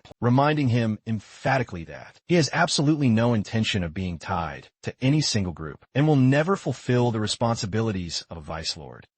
Despite using its immense power, he fully expects resistance from the cult members. Mujin firmly responds that, as the lord of the heavenly demonic cult, his acknowledgement of Yuan leaves absolutely no room for any opposition. Our boy questions him further, asking if he would still steadfastly support him, even if he ends up utterly destroying the entire cult. Mujin answers by referring to a notorious event, known throughout the entire tower, when he didn't personally witness himself, isolated on Mount Heavens. He then queries, does the boy intend to stop the Second War? Yuan confirms his resolve. Understanding this, the Lord concludes Yuan's path naturally makes him an enemy of Olympus. Our protagonist then asks once more if Mujin is truly prepared to defy Olympus. He asserts that fear of the storm cannot stop him from setting sail. There's no other choice but to face it head on. Finally, the Lord emphasizes one crucial thing for Yuan to remember, regardless of anything else. Kim Yuan is the vice lord of the heavenly demonic cult. The warriors surrounding Sobek notice his grim expression and ask why he seems so unhappy, especially considering how well received this year's tournament has been and how many promising new contenders have emerged. Another warrior affirms this, listing notable participants such as the Prince of Olympus, the descendant of Asgard, Zion's angel, and Kim Yuan. One of them mentions hearing that Yuan climbed the tower by passing the heavenly demonic cult's test. They begin praising him, noting how impressive it is that he chose to take that test. The demonic cults among all martial schools. Sobek interrupts, revealing that Kim Yuan isn't just a participant, but the vice lord of the heavenly demonic cult. When asked how he knows, he explains that a ranker from the cult referred to him, using that very title. He recounts how excited he was to meet such a talented individual, trying to introduce himself, only to be met with killing intent and utter rejection. The warriors are incensed that even a simple greeting was denied. Sobek remarks that the evil cult has always been like that. As he reflects, he smirks. Now that Yuan's affiliation is exposed, no one in the alliance will welcome him. One of the warriors publicly declares that, while Yuan may be the strongest contender, They cannot allow a vice lord of an evil cult to claim ultimate victory in their tournament. 2 days later, Hergen is found lounging on a bed. He finds it quite amusing, this sudden, drastic change in the tournament's format. Now a battle royale. He speculates that perhaps the martial realm is finally embracing change. Our boy agrees, pointing out that this new format will bring the tournament to a much faster conclusion. The blonde concurs, noting the previous one-on-one format would have just dragged on forever. Yuan asks Hergen why he's even here, and where his teammates have disappeared to. Hergen explains today is the absolute last day, and his teammates have all ventured out. None of them plan to compete on the main stage. After hearing he is participating, knowing they stood absolutely no chance. Only 5 minutes left until the tournament begins. Hergen invites Yuan to head on out. Our fellow notices Hergen's bubbling excitement and gets up to join him on the monumental day of the main stage. As Yuan and Hergen walk toward the grand arena, our boy senses numerous eyes fixed on them. He attributes this intense attention partly to Hergen's undeniably flashy presence. Realizing he's been unusually quiet since they left, Yuan understands he's beginning to truly focus and fully enter the zone. Hoon approaches from behind, greeting Yuan. Our boy immediately recognizes him without a doubt. Hergen inquires about Hoon's true identity, and Hoon explains that he and Yuan once took the 11th floor test together and were fierce opponents. The blonde is genuinely surprised that Hoon survived. After a quick handshake, Hergen introduces himself as the great successor of Olympus himself, and jokes about his infamously dysfunctional family. Hoon responds with a healthy dose of skepticism, having heard countless similar claims from others. As Hoon deeply reflects, his memory drifts to a very secretive meeting between the Namgung and Yugo clans. During this clandestine meeting, someone comments that the timeline of the demonic cult's activities aligns suspiciously perfectly with Yuan passing their crucial test. They suspect the cult believes it's finally their time to rise. The speaker accuses the cult of trying to claim ultimate victory, even though he's not part of the martial guild. Hoon boldly challenges them, asking if the cult broke any rules or used any underhanded methods. He argues that skill should determine the winner, not political affiliations, and warns against ostracizing someone just for being outside the central martial realm. Shu Jin Chun curses Hoon, accusing him of being a naive idealist, and tells him to stay out of it. Hoon realizes Jin Shun is acting on clan orders, and that the Ju clan has likely rallied most martial schools to their side. He feels utterly disillusioned that even martial artists are resorting to scheming, and internally wishes that Yuan crushes them all. Back in the present, Yuan notices Hoon's expression and asks if something's wrong. Hoon, though respectful of his skills, warns him to be careful on the main stage. The announcer calls all participants to enter the arena. As the tournament is about to begin, Yuan and Hergen step onto the main stage and immediately notice the sheer number of players awaiting him. The blonde now understands why Hoon warned them. He jokes that Yuan is his only worthy opponent and urges him not to lose.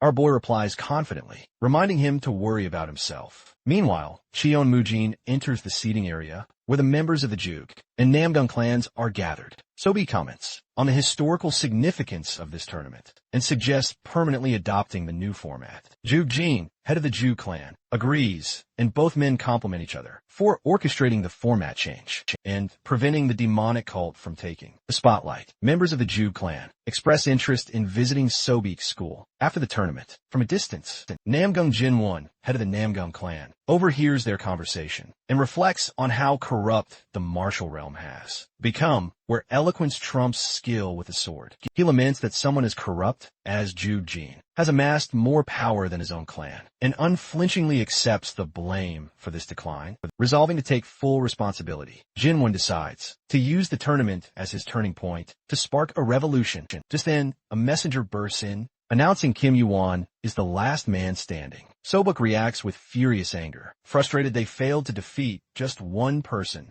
Simultaneously, Cheon Mujin strides into the room, remarking on the spectacle his vice lord had put on. He apologizes for his delayed introduction and reveals he was invited by the Namgung clan. He formally introduces himself as Cheon Mujin, the lord of the heavenly demonic cult. Sobuk questions the demonic cult lord's presence. Visibly agitated, Jinwon approaches and welcomes Cheon Mujin, expressing gratitude for his long journey. As Cheon Mujin notices the sword in Sobik's hand, he issues a silent warning with a piercing gaze, making it explicitly clear that if Sobik attempts to draw that weapon, he will kill him on the spot. He then turns his attention back to Jinwon, praising his wise decision to invite him. Cheon, Mu Jin addresses the tournament's current state, acknowledging that, if the original format had been upheld, Kim Yu-won, the Vice Lord of the Heavenly Demonic Cult, would have been the undisputed victor. He states the current situation is unacceptable, observing the unease on the faces around him. He notes they are clearly intimidated. However, he assures them he holds no anger, because what they attempted to manipulate will now be completely undone.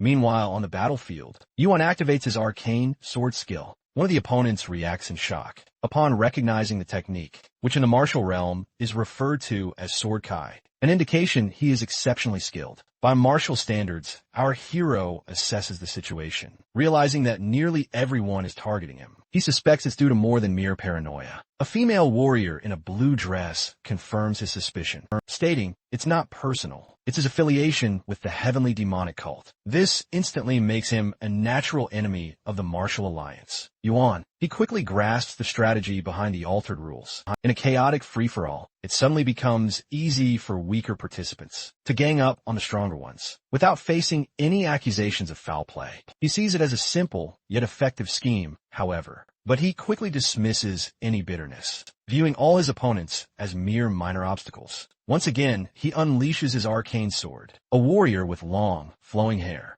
observes the immense size and force of Yuan's key sword, estimating it would require at least 60 units of arcane power to produce. She concludes that while Yuan is indeed strong, he's not as formidable as a ranker, contrary to all the rumors. Convinced they now have a chance, she commands everyone to attack him. Together, as they converge on Yuan, Hergen boldly intervenes, unleashing a massive surge of mana to disrupt their charge. He questions their blatant lack of honor in attacking a single opponent. The long-haired warrior accuses Hergen of siding with Yuan. Hergen boldly confirms the possibility. Some players express their disappointment, saying their clans had hoped to form alliances with Hergen, but now those hopes are utterly shattered. Blonde mocks the Yugo clan, calling them a bunch of seasoned scam artists. A clan member warns Hergen to watch his words, but he retorts that he's merely matching their level of insult. The long-haired warrior instructs the others to focus on Yuan, while she deals with Hergen herself. As Hergen attacks, she immediately senses his overwhelming, raw strength. She leans in and quietly remarks that she thought Olympus and Yuan were not on good terms. Hergen is caught completely off guard, questioning how she knows about such internal matters. It dawns on him, someone within Olympus must be leaking information to the Yugo clan. As the battle intensifies, the girl becomes increasingly confused. She knew Hergen would be powerful, given his Zeus lineage, but she never expected to be unable to land even a single hit. Frustrated, she declares that had Hergen not intervened, they could have easily defeated Yuan. Hergen simply laughs, countering her claim, and insists it wouldn't have been so simple. Meanwhile, Yuan continues, slicing through opponents with his arcane sword, showing no signs of fatigue. Hergen, condemning their collective effort to rig the tournament, calling it disgraceful. With one decisive strike, he knocks the long-haired warrior back and away from the fight. Elsewhere in the arena, our boy lands a brutal killing blow on another warrior, prompting the remaining participants to panic. Overwhelmed by fear, they drop their weapons and flee the arena, announcing their surrender. As the arena clears, Yuan and Hergen stand alone. Yuan acknowledges they are the only two remaining and proposes that it's time to begin. Hergen agrees, expressing that he's long been waiting for this moment. Yuan begins by asking Hergen two questions. First, he wants to know if Hergen regrets going against Olympus. Hergen responds with certainty, showing no remorse and acknowledging the consequences of his actions. Yuan follows up with a second question, asking if Hergen has forgotten the time Yuan defeated him with a single punch. Hergen recalls the incident vividly, as it was the first time he lost to someone who wasn't a ranker. He also notices that Yuan has been fighting with a sword, different from the one at his waist, and observes that the arcane sword seems to be in poor condition. Hergen confirms he remembers the previous loss, and questions whether he still appears as weak as before. Yuan mocks him, saying he looks even smaller now. With that, Hergen initiates the battle. As their clash begins, the arena is quickly engulfed in mana. Meanwhile, the long-haired warrior, engulfed in flames and writhing in pure agony, she screams for mercy and finally declares her forfeiture. Jinwon delivers a decisive blow with his sword, ultimately putting an end to her struggle. He then turns his focus to the epic battle between Yuan and Hergen, acknowledging it as a fight truly worthy of being called the final. He reflects on Hergen's reputation as Zeus's son and a true genius of his generation. Despite this, Jinwon realizes his current strength surpasses most players of similar caliber. Even Yuan seems visibly challenged. Mid-battle, Yuan notes Hergen's incredible blinding speed. The blonde charges, but Yuan blocks the blow by strategically placing his hand on his forehead. The arcane sword in Yuan's hand already shows clear signs of damage from Hergen's fierce, mana-infused attacks. Yuan compliments Hergen's strength, while Hergen taunts him about his weapon's condition. Hergen mocks him for seemingly taking all the hits, without any apparent plan, but our boy insists he hasn't been passive. As their intense battle continues, Hergen reflects on Yuan's incredible physical resilience. Despite being struck with a powerful, lightning-based attack, he remains completely unscathed. Hergen concedes that Yuan's physical strength surpasses his own, but believes he still has the ultimate edge in arcane power. The blonde dashes toward Yuan and lands a devastating punch, shattering the arcane sword completely. Though Yuan acknowledges the move's effectiveness, his calm demeanor deeply unsettles Hergen. He begins to question whether he truly has the advantage anymore. Yuan then activates his mana effortlessly, repelling Hergen's electrical attacks. With a powerful punch, he strikes Hergen, who finds himself utterly unable to react in time. The blow sends him crashing to the ground, defeated, as Yuan surveys the arena, now standing on the undeniable brink of victory. He notices the long-haired warrior still struggling. Without hesitation, he finishes her off. The system then announces Kim Yuan as the resounding winner of the Grand Martial Arts Tournament. Yuan picks up his shattered. He ponders the purpose of his unnamed sword. It was perfect for honing his mana control, yet it shattered quicker than anticipated, exactly as he'd requested from Hephaestus. The sword boasted the absolute worst mana conductivity, and he now grasps that suppressing his arcane power was absolutely crucial to his victory. Merely pretending wouldn't have fooled season rankers, so he had to genuinely weaken himself to secure a convincing win. The announcer grandly declares Kim Yohan the champion of the 834th Grand Martial Arts Tournament and invites him to share his thoughts. Our boy responds with a simple sentiment, stating that the experience was quite enjoyable. The announcer then presents him with the tournament's grand prize, the legendary Great Scarlet Medicine Ball. As he receives it, he senses the immense energy swirling within. He acknowledges it will be quite challenging to absorb. With the tournament now wrapped up, Yuan shifts his focus squarely to the future. His next destination? The 20th floor. While many goals lie ahead, his immediate priority is hitting his target stats. All the clan members and Lord Cheon Mujin watch the tournament's finale. Zhuge Qian wonders why Hergen sided with Yuan. Despite being Zeus's own son, the members begin clapping and fake cheering, claiming the tournament was a massive success. Since their favorite player won, they call it a fortunate event for the entire martial realm. The Lord finds their false admiration rather amusing, noting how they suddenly praise the vice Lord of the cult as a blessing for the martial realm. Cheon then questions Namgung Jinwon about his intentions in involving the demonic cult. Jinwon insists the cult isn't inherently evil and that he didn't coerce them. Instead, he offered an official alliance. Qian presses him further, questioning how the martial alliance could possibly join forces with the demonic cult. Jinwon counters that it's far better than involving Olympus, stating that the martial realm's affairs should be resolved by its own people, not outsiders like Olympus. The members begin to speculate about what he means by Olympus, and Jin Woon angrily tells Cheon to have some shame. Cheon realizes that Jin Woon knew everything, but stayed silent to avoid confronting Cheon's faction, which holds the majority. Now that the Lord of the Heavenly demonic cult supports Jin Woon, he has gained both power and legitimacy. He falls into disbelief, realizing that he, Zhuge Jin, head of the Martial Alliance's army and strategist of the martial realm, may see everything in this way. Cheon Mujin comments that this will be the worst family fight, and then asks who he is. Sobuk in turn realizes he is doomed. A few days later, in the Namgung noble clan's training chamber, Yuan surveys his surroundings. He acknowledges that this is not a place one can simply borrow, and renting it for 10 days would have cost an unimaginable number of points. He was lucky. He recalls Jin Woon telling him, such benefits are easy to grant the winner of the Grand Martial Arts Tournament, and warns him not to underestimate the Namgung clan. Our boy remembers his first time entering the tower, when it was his dream to become a ranker for the Namgung clan, because the place seemed so vast. Now, however, it feels small to him. He takes the Great Scarlet Medicine Ball from his inventory and checks that his arcane power stands at 99, just enough to use the medicine ball. He realizes gaining that one more point will not be easy. He recalls hearing in his past life that the Great Scarlet Medicine Ball's effect varies greatly depending on the user. In the martial realm, people talk about the flow of chi and breathing techniques, but what matters most is focus. He understands that the real challenge will be how much mana he can contain. Yuan gulps down the Scarlet Medicine Ball, and an intense surge of pure mana floods his body. Due to its extreme purity, the energy is incredibly wild and tough to control. But thanks to his masterful mana skills, the energy somewhat bends to his will. Still, he knows this isn't nearly enough. Sweat beads on his forehead as he weighs the massive risk. He recalls there was only a 50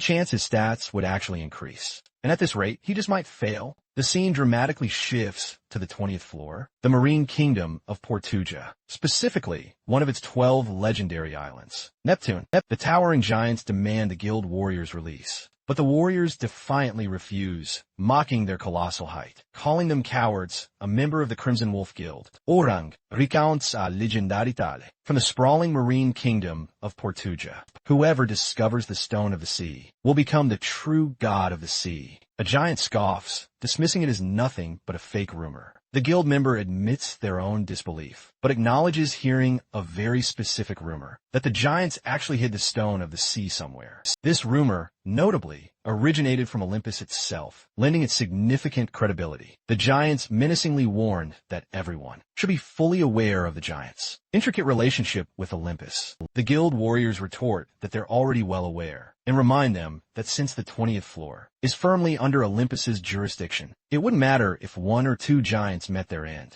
They issue a chilling final warning. If the giants don't wish to perish, they should cooperate. As the warning echoes, everyone suddenly notices someone approaching from the bushes. Curiosity and tension spike as they wonder who it could be. Yuan, meanwhile, walks through the dense jungle, activating his powerful Cinder Eyes. The system immediately notifies him that he has awakened an incredible innate skill by achieving a significant milestone in a particular stat. With his newly heightened senses, the skill's sensory field automatically activates, granting him vital information on all objects, and life forms within a 50-meter radius. The guild warriors quickly recognize Yuan as the Grand Martial Arts Tournament winner. Our boy thinks if they see him as playing the hero, so be it as he charges toward them. He intends to prove he's not just pretending. Yuan charges straight at the guild warriors, and one immediately senses his immense power. The warrior demands to know his affiliation. Another recognizes him as Kim Yuan and smirks, amused that the demonic cult's vice lord has arrived. The giants stare at him in disbelief. Warriors mock Yuan, calling him just a kid who somehow reached the 20th floor. Harang orders the others to retreat, suspecting a demonic cult ambush might be waiting nearby. As they depart, Harang considers that Kim Yuan has long been a troublesome figure for them. He sees this moment as a chance to gain favor with Olympus, and decides to head straight to the 20th floor bureau. Meanwhile, the giants Boar and New Year thank Yuan for rescuing them. Boar points out that despite their youth, two giants should have been able to overpower humans with ease. Boar, noticing Yuan's knowledge of their kind, questions if he is aligned with Olympus or Asgard. New Year reminds his brother that he is their savior. Boar remains skeptical, arguing that no human helps without reason, and accuses Yuan of seeking the Stone of the Sea. He quickly adds that he doesn't know its location. Yuan states that he's aware they don't possess the Stone of the Sea, and clarifies that his business with the giants is unrelated. He expresses his desire to meet their elder, or Fa. War asserts that their elders do not meet with outsiders, especially not humans. Our boy calmly warns them that defeating giants like them, even in numbers, would be easy for him. Internally, Yuan recognizes that the giants are far from weak. They possess tremendous natural strength, but chose restraint, knowing that provoking humans could lead to another massacre of their kind. War insists they leave, but New Year reveals she has already sent a message to their elder. Thanks to Yuan's help, she explains their meeting with her Fa. is no longer their decision. The three then mount giant wolves and ride toward the giant settlement. Boar can't help but express his confusion over why the elder will want to meet someone like Yuan. Nuyer, however, speculates he might possess druid taming skills, considering how effortlessly the wolf obeys him. She remarks that someone capable of such impressive feats must be far from ordinary. She also notes the rumors of his excellence. During the grand martial arts tournament, Boar grumbles, admitting he still dislikes Yuan, and wonders how he even knows one of the elders. As they finally arrive and dismount, our hero's wolf affectionately licks his face. Boar scolds the wolf, warning it not to lick him since he's so dirty, then informs Yuan that they've arrived. Before them stands a towering, majestic tree named Adam. Boar explains that it's a legendary tree, rumored to never burn or fall. It's even believed to be a branch of the world tree. Yuan reflects that despite its mythical status, even Adam was reduced to cinders. During the second gigantomachy, before his regression, they lead him forward along the winding path, passing by giants who express shock at the sight of a human guest. A male giant reassures Yuan that, as the elder's guest, he won't be harmed. After ascending a staircase, they finally reach a hut-like structure. Boar calls out to the elder, who invites them inside. Our hero steps forward, keenly aware he's about to meet a high ranker, an ancient being who lived before the gigantomachy, a figure regarded as the living history of the giants. Inside the hut, he finds Elder Urfa, seated calmly with a wolf resting peacefully on his lap. Urfa greets him warmly, acknowledging his presence as a mere human child. Urfa asks Yuan to repeat his name, claiming his memory is weakening due to old age. Our hero repeats his name. Urfa acknowledges he's heard a lot about him from Hephaestus and remarks on his valiant efforts against Olympus. He praises Yuan's courage, noting how truly impressive it is for someone who isn't even a ranker yet. However, he warns that what Yuan calls bravery is actually pure recklessness, as even a minor attack from Olympus could be fatal. Yuan remarks that he thought Urfa was a pacifist, but now sees him as a coward. Triggered by this, the elder questions his audacity to speak so freely. Yuan brings up the looming threat of Olympus and their preparations for the next gigantomachy, challenging him on whether he plans to do absolutely nothing, while his entire race faces potential extinction. Urfa acknowledges Yuan's fearlessness and agrees with his warning. He admits that if the giants continue hiding, their annihilation is only a matter of time, whether in 10 years, 100 years, or even tomorrow. Urfa then brings up the Stone of the Sea, confirming that, although the giants are not in possession of it, he knows exactly where it is. Our boy questions why he's sharing this information so easily. Urfa explains there are two reasons. First, because Hephaestus's trust in Yuan assures him that he is not aligned with Olympus. Second, because he believes the boy is the strongest player of this era. Later, as Yuan walks alone, he reflects on Urfa's words. He suspects that Hephaestus's endorsement played a major role in gaining his trust, but he also wonders if the elder is overestimating him. He considers whether Urfa intends to test him, to see if he is truly worthy of the Stone of the Sea. Arriving at the Adam tree, Yuan is struck by its immense size. He notes that with his current strength, he can barely damage it. He realizes he cannot fully control the holy fire yet, and if he unleashes it now, it will soon spiral out of control. To mitigate this, he activates his sensory field. A powerful monoblast erupts, and Yuan becomes dizzy from using two advanced skills simultaneously. He repeats the process and notices that the synergy between his sensory field. While his cinder eyes are exceptional, though, the intense strain on his perception overwhelms his mind. He resolves to train even harder, aiming for better control. Nearby, a group of imposing giants spots him. One of them, a giant named Quan, scoffs at Yuan's reputation, skeptical if the rumors about him could possibly be true. Another giant quickly reminds Quan that they're only here because Elder Urfa summoned them, advising against making any rash comments. Quan, however, dismisses the warning, insisting that all humans are their sworn enemies. Meanwhile, elsewhere, Urfa is deep in slumber, dreaming of an epic past battle between the giants and the Olympians. He witnesses a colossal tsunami and the terrifying arrival of the god of the sea. He awakens as the wolf, resting on his lap, gently licks his face. He realizes he's had this same dream countless times, but notes that this time it felt far more vivid. Just then a subordinate rushes in, informing him that a massive fight has broken out, involving none other than Kim Yuan. Yuan is already engaged in a fierce battle with the giants. He expertly grabs Quan's incoming fist and twists it with overwhelming, brutal force, forcing the giant to scream out in agony. The surrounding giants are absolutely stunned, unable to believe a mere human just overpowered one of their own. In terms of raw strength, Yuan stands completely unfazed, challenging them to bring even more fighters, claiming he'll take on as many as they can possibly gather. In the very next moment, our hero effortlessly brings down yet another giant. Nuyer and Buer observe the chaos from a distance, absolutely astonished by how many of their kin Yuan has already decimated. They struggle to comprehend how a single human continues to overwhelm dozens of massive giants. Another giant charges furiously at Yuan, but he, channeling the power of a giant into his arm, delivers a devastating punch, taking him down instantly. He calls out to the remaining giants, telling them not to come at him one by one, but to attack him all at once. Boar remarks to Nuaharn that, as their hosts, it's only proper for them to grant Yuan's wish and fight him seriously. The other agrees, and together, they step forward to join the epic fight. Their arrival electrifies the crowd of giants, eagerly awaiting the giant god's descendants.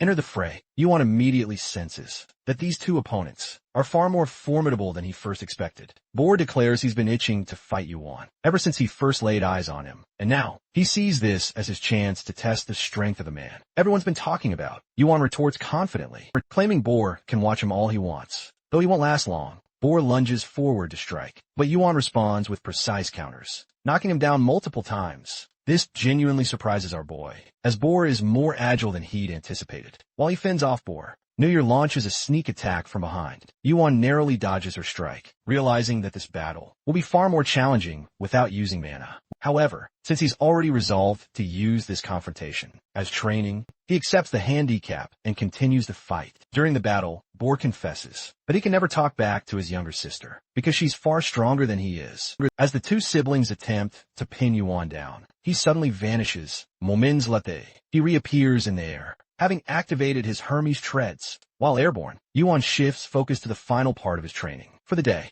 he recalls purchasing a special item from the CP shop on the 11th floor and now plans to master it. After already practicing double jump, he now activates Sky Step, a technique that allows agile mid-air movement. As he maneuvers through the air, Yuan lands a precise strike, grazing Nuyer's arm. The sight of his sister being injured infuriates Boar. They decide to coordinate and trap Yuan. While he hovers midair, the two siblings attempt to corner him from both sides. Boar complains about Yuan's frustrating mobility, noting how he constantly shifts direction, making him impossible to catch. Nuahar remarks that Yuan seems to predict their every move, even before they make a move. Buer starts to unravel Yuan's strategy, realizing the young man hasn't truly attacked him seriously, still holding back his immense strength. This careful restraint, this calculated pause, signals that Yuan is patiently waiting for something. Then, Buer perceives a sudden, dramatic shift. Yuan's mana is rapidly surging, despite not being a certified ranker.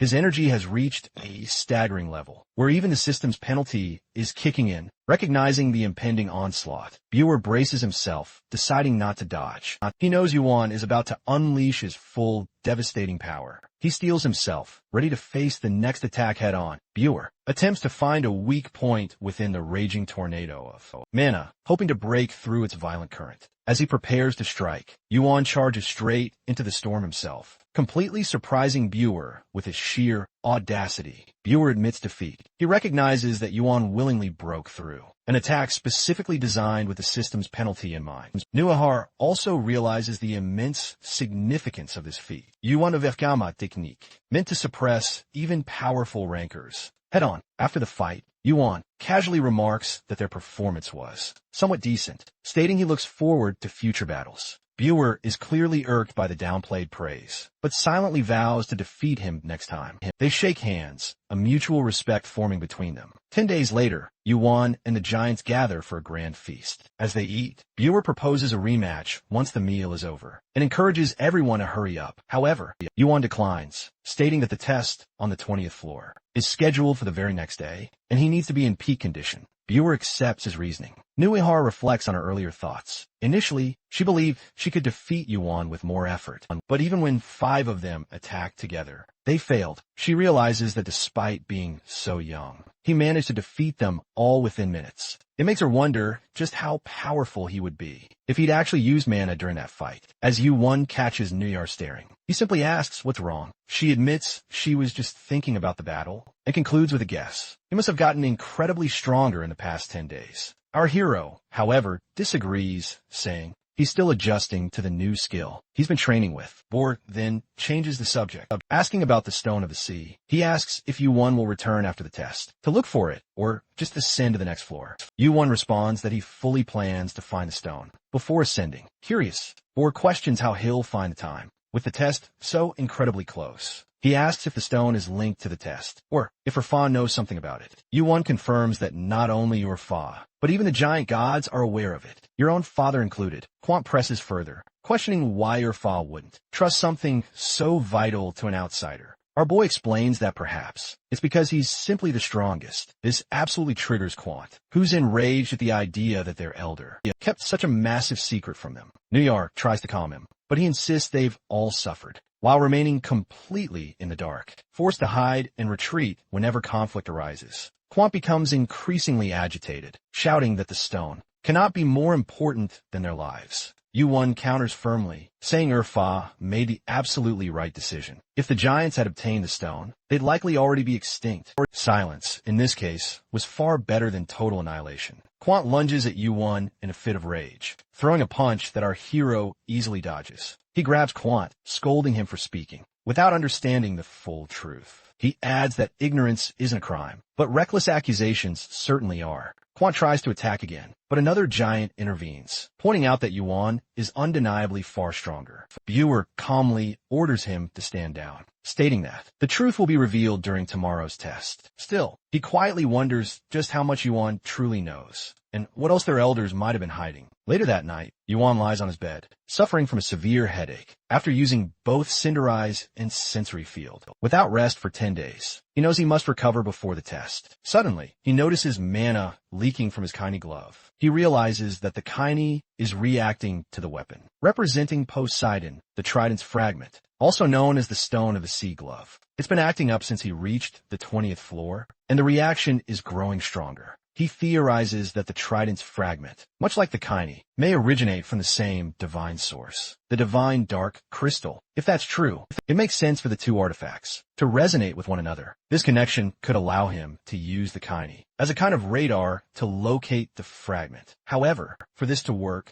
he must first find a way to awaken Kaini's will. At his command, he senses that the object itself wants to be complete. Again, driven by a will to find its missing parts. Determined, Yu-Won commands Kaini to awaken once more. He promises to wield it so skillfully that Hephaestus himself would rejoice. In response, the Kaini bursts in a holy fire, radiating immense power. It is the day of the 20th floor test. The scene opens on Triton Island, the designated testing site. Yu-Won observes the island, noting its unusual number of monsters. For such a small place, Buer remarks that the island bears a strong resemblance to the tutorial island, prompting Nuwa to giggle, as she recalls him nearly dying to a chimera during their own trial. Ignoring her tease, Buer explains that they brought Yu-Won here on the Elder's orders. Still, he doubts anything on the island truly threatens someone like him. But our boy, however, remains ever cautious, knowing this won't be any ordinary test. Indeed, we are. It's pointed out that even the rankers from their side are observing the test, though none have dared to show up, for fear of sparking a full-blown war. Buer agrees, emphasizing this test is unlike any before. Yu-Won reflects on Earth's bold decision, understanding that the giants have been hidden and lurking in the shadows since the Gigantomachy. Such a major shift won't go unnoticed by Olympus. If things go awry, the consequences will go beyond the giants, simply losing faith in him. Determined, he decides he must find the Stone of the Sea. The system announces the test will begin. In 10 minutes, Yu-Won prepares to leave, urging Buer and Nuyar not to hold back. If the situation escalates, the giant reassures him he's been waiting for this moment and tells him to proceed without a worry. Suddenly, warriors charge toward Buer and Nuyar. One of them shouts that Yu-Won must be eliminated before he reaches the test site and declares the giants will be easy to handle. The female giant swiftly counters the attacker, surprising him with her newfound strength. Viewer calmly announces they will now fight, without restraint. Meanwhile, Theseus, the examiner overseeing the 20th floor test, receives a report from Harang of the Crimson Wolf Guild. He learns that Yuan has saved a group of young giants, and that those same giants are now protecting him en route to the island. Theseus dismisses the Crimson Guild's capabilities, confident that even they cannot handle Yuan, who has already outmaneuvered Olympus twice. He reveals he's deployed men from the Bureau to sabotage his test. While the administrators are distracted, his subordinate agrees, but he can't help but notice the bizarre alliance between giants and a human, especially given their shared, deep-seated hatred. That animosity was born from the Gigantomachy, after all. He wonders if merely saving them was truly enough to genuinely change their hardened hearts. Meanwhile, Theseus reflects on a highly confidential mission he was given to locate the Stone of the Sea, hidden away by the giants. If he succeeds, the enigmatic figure who gave him this task promised to acknowledge Theseus as his true son, trusting his father's intelligence to be accurate. Theseus suspects Yuan's sudden involvement, and the giant's peculiar actions might be connected to the stone. Before he can investigate further, though,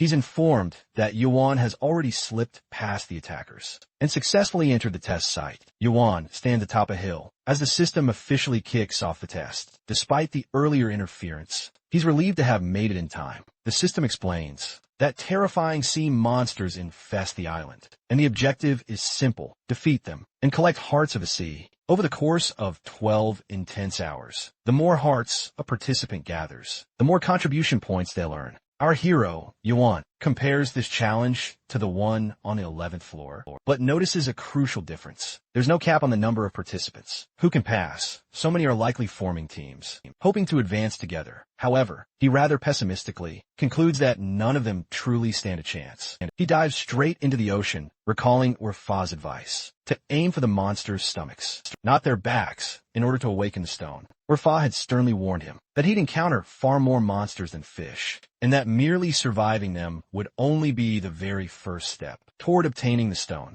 As the elder giant had looked into Yuan's eyes, he questioned if Yuan truly had the resolve to see it through. 6 minutes into the test, soldiers from Olympus stand guard at the shoreline. A monstrous sea creature suddenly emerges from the water, startling them. After ensuring everyone is unharmed, one soldier reports that they've already collected 15 stones, one per team member, and he's determined to gather even more. Suddenly, a mysterious sphere materializes in the sky. It silently transmits a chilling command: locate and restrain Kim Yuan. One warrior can't help but reflect on their futile mission. They know full well they don't have the numbers to face him. Still, he concludes that facing a reprimand later is far better than a beating from Yuan. He orders the team to resume hunting for more stones. Just then, Yuan dramatically emerges from the water. He silently scans the group of warriors before him, instantly confirming their allegiance to Olympus. As the warrior hears Yuan's question, he starts to wonder how Yuan knows about them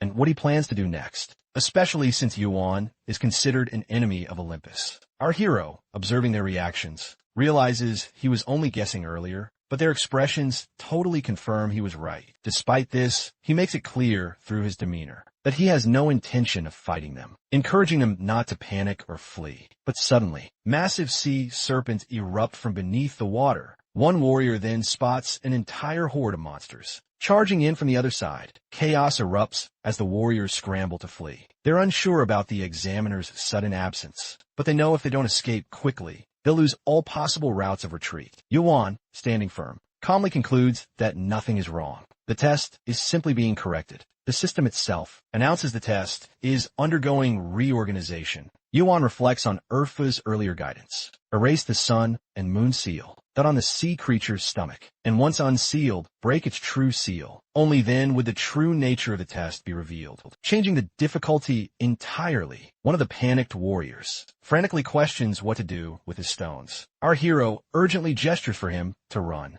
prompting the warrior to drop his stones and escape for his life. He continues to recall Urfa's words that the awakened creature might demand a confrontation, and only by defeating it would the reward transform into the Stone of the Sea. When that moment arrives, the trial would fall under the administrator's jurisdiction, placing it beyond Olympus's interference. The elder had also confessed that he was the one who raised the turtle, made it swallow the stone, and sealed it away. He assured Yun that the giant tribe would not allow Olympus to attack him. Once the test concludes, his role is to ensure the stone does not fall into Poseidon's hands. He must obtain and protect it at all costs. As Yun watches the sea creatures go wild, he realizes they've sensed the stone's presence. If even these monsters are reacting like this, there's no doubt Olympus is in turmoil. They must now understand that control over the test has completely slipped from their hands. The system announces that the test has been reorganized and that the sea turtle is appearing. Yun notes that it took a while to awaken. The system then designates the turtle's body as the new test site and instructs our hero to defeat the turtle and obtain the Stone of the Sea. Elsewhere, Theseus receives update from his men, who still haven't located Yun. He grows suspicious, wondering why they can't find one man on such a small island. The ground has been rumbling for some time, and the monsters are clearly agitated. Theseus suspects that Yun is up to something. Just then, he receives a system notification. The test has been reorganized, and he is forcibly removed from the site for failing to meet the conditions. Immediately afterward, he sees the sea turtle surface. He recognizes it as a creature that failed to ascend, as a black tortoise, now ruler of the 20th floor, and one of the sea's strongest entities. Theseus quickly realizes the seal has been broken, and Yun must be responsible. No one else could do this. He resolves to report the situation to his father and request reinforcements, vowing to destroy him after the test concludes. At the same time, the Crimson Wolf Guild arrives. Theseus spots Surtur, a giant rancor and the 21st son of Surtur. Their meeting is incredibly tense. Surtur states they're following Europha's orders and have come to support Kim Yuan, but Theseus accuses them of causing trouble for the other participants. Surtur's men mock Olympus for their overreactions, reassuring him they don't plan to disrupt the test itself. As Yuan battles the massive sea monsters, he notices Surtur's arrival. He understands the gravity of this moment. Europha has placed everything on this outcome. He renews his determination to seize the Stone of the Sea, no matter the cost, with unwavering focus. Yuan dives into the center of the monster horde. The special effect of Edge of Nightfall activates, boosting his stamina, regeneration, mana recovery, and magical amplification. Under the influence of darkness, he tears through the swarm of creatures. With overwhelming power, the system repeats its directive: defeat the sea turtle and claim the stone. Pleased with his progress, Yuan pushes forward with relentless resolve. The one who finds the Stone of the Sea becomes the god of the sea. Amidst the ongoing battle, Yuan reflects on how this tale has been passed down as a legend on the 20th floor. However, the sea turtle bearing the stone is no mere myth. It is now an existence that essentially reigns as the god of the sea. Our boy notices a few monsters trailing behind him, though he suspects that most have been drawn in by the power of the Stone of the Sea, also known as the Divine Sea Crystal. Considering the creatures that dwell inside, he realizes this place is no longer just the stomach of a sea turtle. It has evolved into a dungeon with its own ecosystem. Observing the creature's immense size, Yuan deduces that it must consume enormous volumes of water at once. Suddenly, the creature splits the surrounding water and launches an attack. Yuan counters, enveloping the Edge of Nightfall with holy fire. Under the influence of darkness, the weapon's special effects activate. He leaps right over the monsters, realizing that, though it may not match Hades's true power, stealth, he can still momentarily conceal himself. Using kind stealth, our boy vanishes. A nearby monster roars in fury. He then dives straight into the creature's mouth. Within moments, the completion rate of his heaven-slaying star skill begins to rise rapidly. This makes him doubt whether he'll be able to complete it. During the test, he resolves to go out of his way to continue hunting. He begins to contemplate the location of the divine sea crystal. He believes the most probable spot is the most vital area within the creature's body, the mana heart, which powers a massive being like the sea turtle. With Kane's vibrations intensifying, he interprets it as a sign and heads in that direction. Whether it's the mana heart or the sea crystal, Yuan is certain it will be heavily protected. Unsure of how many more monsters await him, he chooses to minimize injuries wherever possible. He recalls that while using the Cinder Eyes to see in the darkness, doing so reduces their battle prediction accuracy. He decides to relinquish vision and enhance his remaining senses. Activating his sensory field, he detects monsters closing in from every direction. Yuan grows frustrated, realizing he's encountered more monsters here than throughout his entire climb up the tower. Though he defeats them using his mana, he's aware that even with the edge of nightfall, enhancing his stamina and mana regeneration, his reserves won't last long if he continues burning through energy. At this rate, after a short but intense fight, Yuan finds his mana reserves reduced to half. Having spent more than an hour in this place, he begins to wonder how much longer he can continue. In a moment of frustration, he urges the crystal to reveal itself. Suddenly, a massive burst of fire explodes. He sees an overwhelming number of monsters now, all converging on a single spot. It looks like they're gathering here for some kind of twisted celebration. Determined and unwavering, Yuan advances, ready to claim the title of the god of the sea. Hermes treads Athena's aegis and Apollo's sun chariot. These are just a few of the magnificent works created by the tower's greatest blacksmith, Hephaestus. Among them, Zeus's lightning bolt stands as his greatest creation. It's an item capable of obliterating an entire island with a single devastating strike and controlling the weather at will. Kani is a work that truly rivals it. Forged from adamantium, it's capable of channeling the combined power of the dark crystal, the sea crystal, and the sky crystal. The power of such an item varies greatly, depending entirely on the skill of its creator. Yuan reflects that Hades' Kani was originally crafted by one of Hephaestus's disciples. In contrast, the Kani he wears was forged by Hephaestus himself, making it significantly more powerful. Suddenly, a swarm of monsters begins to approach. Yuan sighs, recognizing their desperation for the stone, and notes how they foolishly rush in, knowing full well they will die. He thrusts his sword forward. He wonders where this darkness leads, but soon grows uneasy as searing pain shoots through his right hand, the very hand wearing Kani. It feels as if his hand is being torn apart. Despite his arcane power exceeding 100, his body still cannot withstand Kani's full force.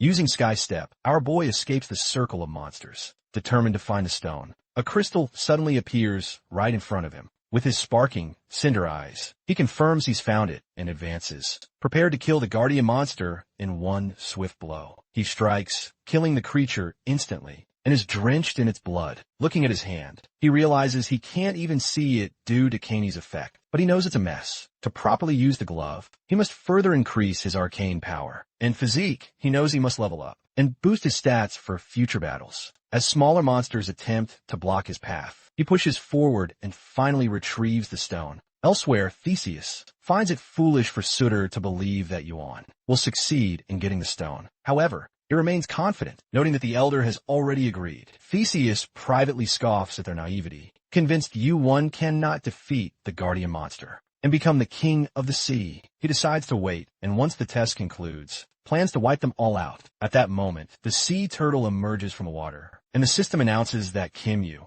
one has passed the test. Shocked, Theseus orders his men to capture Yuan. In response, Suitor commands his forces to stop them. Theseus threatens that dragging all the giants into the conflict will lead to a gigantomachy, but the fireman remains defiant. Theseus smirks, amused that history is repeating itself. Suddenly, a sky carriage appears overhead and drops a sword into Theseus's hand. He recalls how, in their third battle, Suitor did nothing but run, and now he anticipates a repeat of the same. Sutra reflects on Theseus's actions and questions his lack of shame, considering he is the son of Poseidon. Theseus, however, holds no honor for his father and views his actions as a continuation of history's violent cycle. Sutra realizes that their confrontation signals the repetition of a blood-stained past. Suddenly, a loud noise echoes across the area, causing confusion among the people. One of them warns that monsters are emerging from the water, including the high-class monster Leviathan, one of the strongest bosses on the 20th floor. A soldier from Theseus's army finds it odd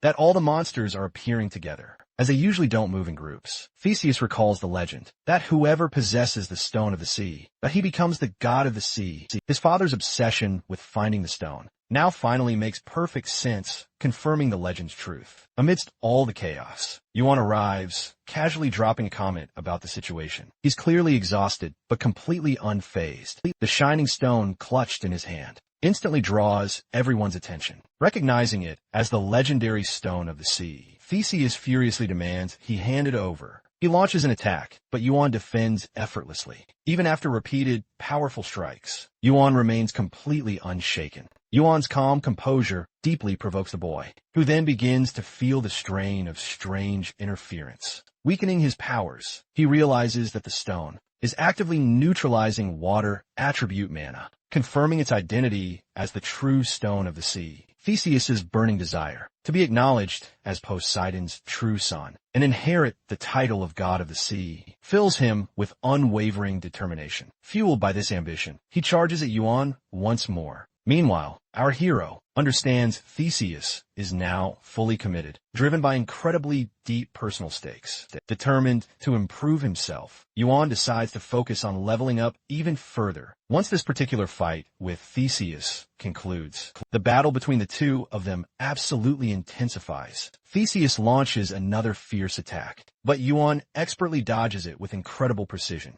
Observing this, Theseus slowly begins to understand that Yuan is no easy opponent to defeat. Yuan's reflexes are incredibly sharp, anticipating attacks even before they truly begin. Meanwhile, Yuan takes careful note of Theseus's strength, even though Theseus is barely able to utilize his water attribute mana due to the divine sea crystal's influence. He still displays immense destructive power. Our boy halts his relentless attacks, prompting Theseus to mistakenly believe he's finally acknowledging defeat. However, Yuan remains perfectly composed, his attention momentarily shifting to a new, approaching threat. The boy in opposition grows increasingly agitated and vows to destroy Yuan. But before he can even act, one of his subordinates urgently urges him to retreat, highlighting the rapidly worsening situation. Just then, Sudar storms onto the battlefield, swiftly cutting down one of Theseus's men. He then commands his forces to eliminate the rest, gathering their limbs as gruesome trophies. That same subordinate, once again, desperately pleads with Theseus to retreat. He warns him that while they might handle the giants, the monstrous sea creatures are an insurmountable threat. Poseidon's son hesitates, then ultimately gives the order for his troops to fall back and board the sun chariot. With the enemy finally gone, the fireman confirms the battle's outcome. Yuan acknowledges it as a clear victory. Sutar reflects on how, for the first time ever, they fought to the very end without a single retreat, truly besting Olympus in this epic confrontation. Later, as the giants revel in their long-awaited victory, our protagonist sits alone in a quiet hut. Despite the win, he realizes his duel with Theseus was essentially a loss for him. Without the divine sea crystal, he wouldn't have lasted nearly as long. He also reflects on how vastly outnumbered Sutar and his warriors were. The battle could have led to devastating casualties. It becomes crystal clear to him that he is still far from ready to face Olympus's inner circle. However, he takes solace in the fact that he has progressed faster than expected. What he thought would take 5 years has happened much sooner. With his next goal in mind, Yuan sends a message to Hephaestus, letting him know he plans to visit soon and that he's found something incredibly valuable. As Hephaestus witnesses the divine sea crystal, he is utterly surprised and inwardly impressed by Yuan's ability to obtain it. It was something even his uncle failed to do over the course of 1,000 years. Yuan, however, attributes his success to mere luck, which irritates Hephaestus due to his casual tone. Hephaestus then notes that, with the loss of the divine sea crystal, and Theseus now going rogue, Olympus won't have the capacity to focus on you, for some time. The old man ponders how his father must be, struggling to rein in Poseidon's rage. Despite our boy's easygoing nature, he's astounded by how our hero, completely unaware of Olympus's internal power struggles, still manages to cunningly twist every situation in his favor. When Yuan brings up refining the sea crystal, Smithy clarifies it would require adamantium,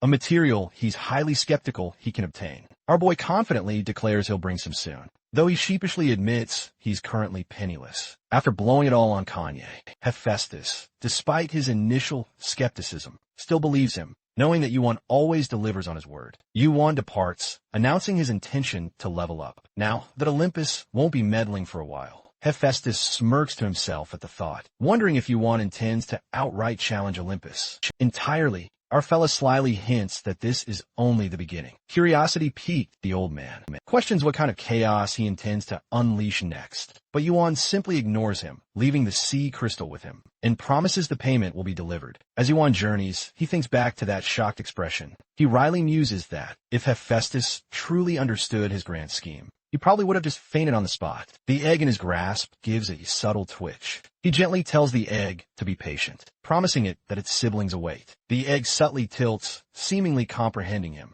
Our hero anticipates that the rotting corners of the tower will soon resurface, and he asks if the egg's growth comes from devouring those rotting parts. The egg nods, affirming his thought. He then tells it to just wait a bit longer, promising its next grand meal awaits. At the spot Odin pinpointed, Yuan remembers Odin's grave warning that the powerful divine sea crystal must never, ever fall into Olympus's grasp. Even though it's an incredibly potent item, owning it would lead to catastrophic repercussions. Olympus simply would not stand for it. Yet Odin had reassured him, saying that Zeus, as the king of Olympus, he cannot personally act against a player who isn't even a high ranker. Hercules adds that if one major guild makes a move, others will inevitably respond, complicating matters greatly. When asked if Poseidon might act directly, Hercules explains that Zeus will restrain him. The three major gods of Olympus, Zeus, Poseidon, and Hades, may share a bloodline, but they're embroiled in constant power struggles. Hercules recalls the bitter rivalry between Zeus and Poseidon,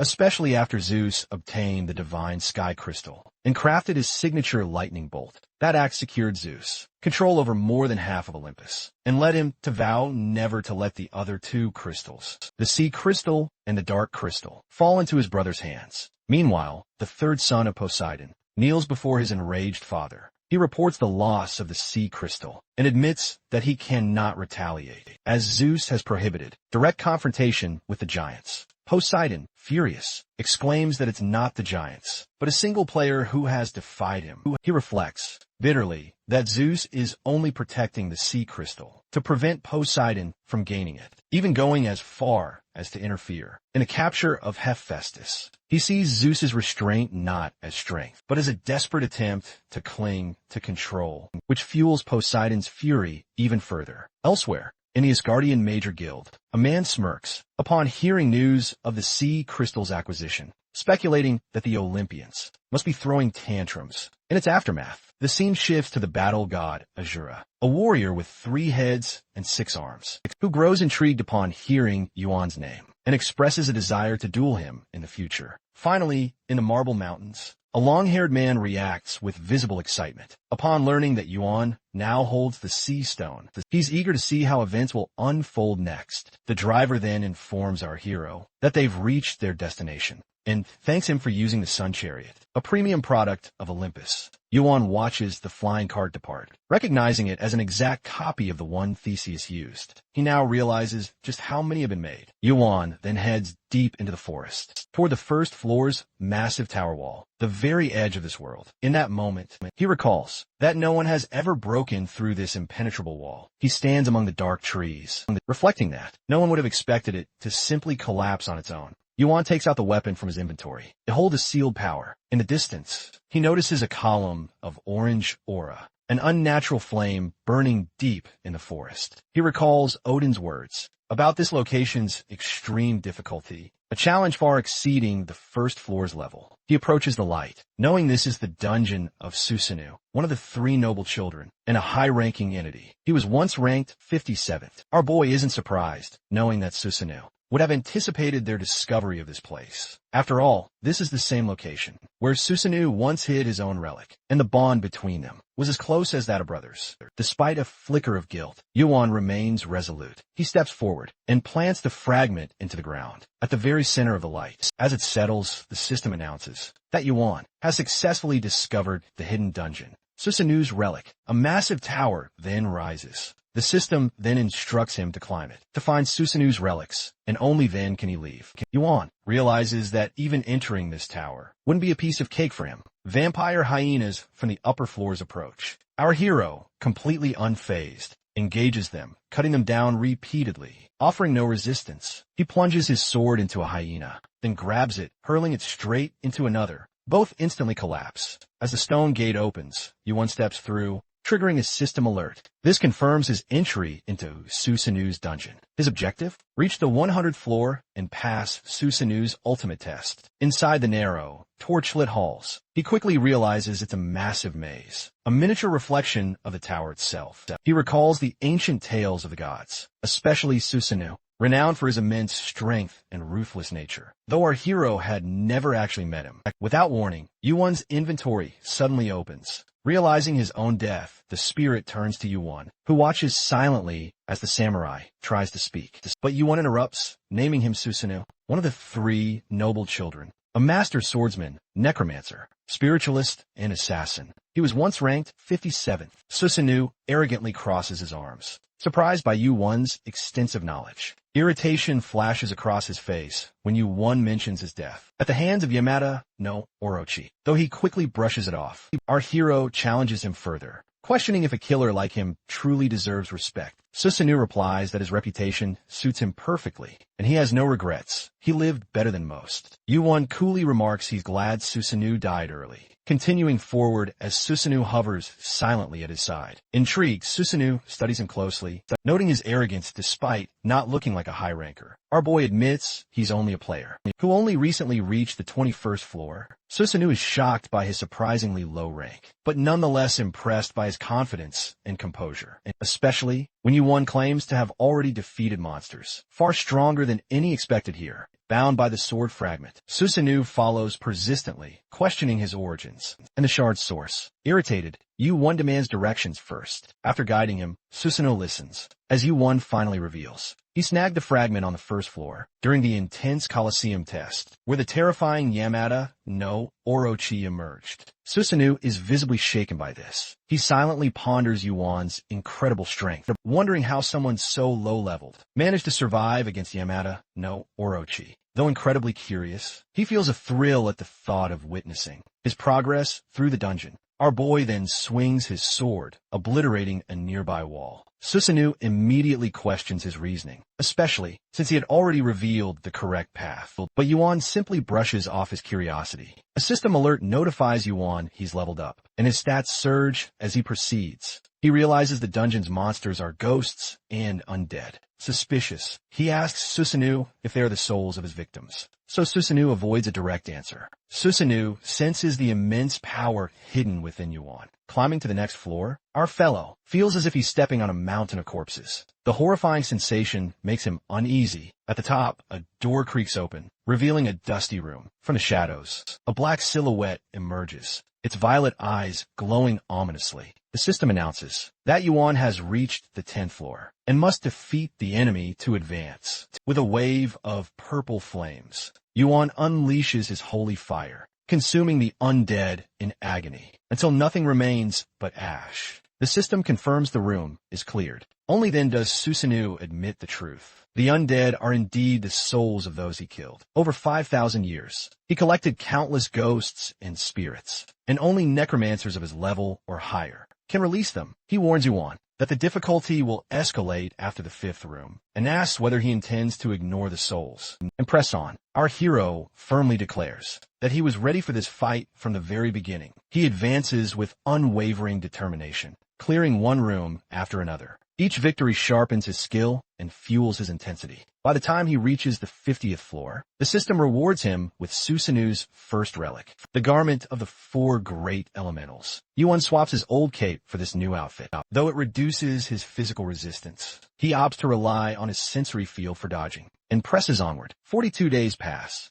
During this time, Yuan starts hearing voices whenever he kills an enemy, accompanied by strange, cryptic messages. He soon realizes these voices belong to the dead, a phenomenon only high-level necromancers usually perceive. This leads him to suspect Kini is involved. His relic is the cause. Noticing Yuan's fatigue, the spirit remarks that the dungeon is harsh, yet acknowledges his truly remarkable progress. For someone who started on the 21st floor, he also brings up Kini, pointing out that Yuan hasn't been utilizing its full potential. Our boy admits his ignorance, realizing he knows little about the relic, since he was never close to Hades, Kini's original owner. Its abilities remain a mystery. Convinced it must have hidden powers beyond mere mana amplification, Yuan reflects on Hades' secrecy among the three Olympian gods. Though impressed by Yuan's growth, Susanoo reminds him he's still far from the level of a high ranker, calling his progress miraculous. He warns that the next challenge will be especially dangerous. When he opens the door to the 60th floor, thick, ominous smoke fills the air. Something massive stirs within the haze, and glowing eyes pierce through the fog.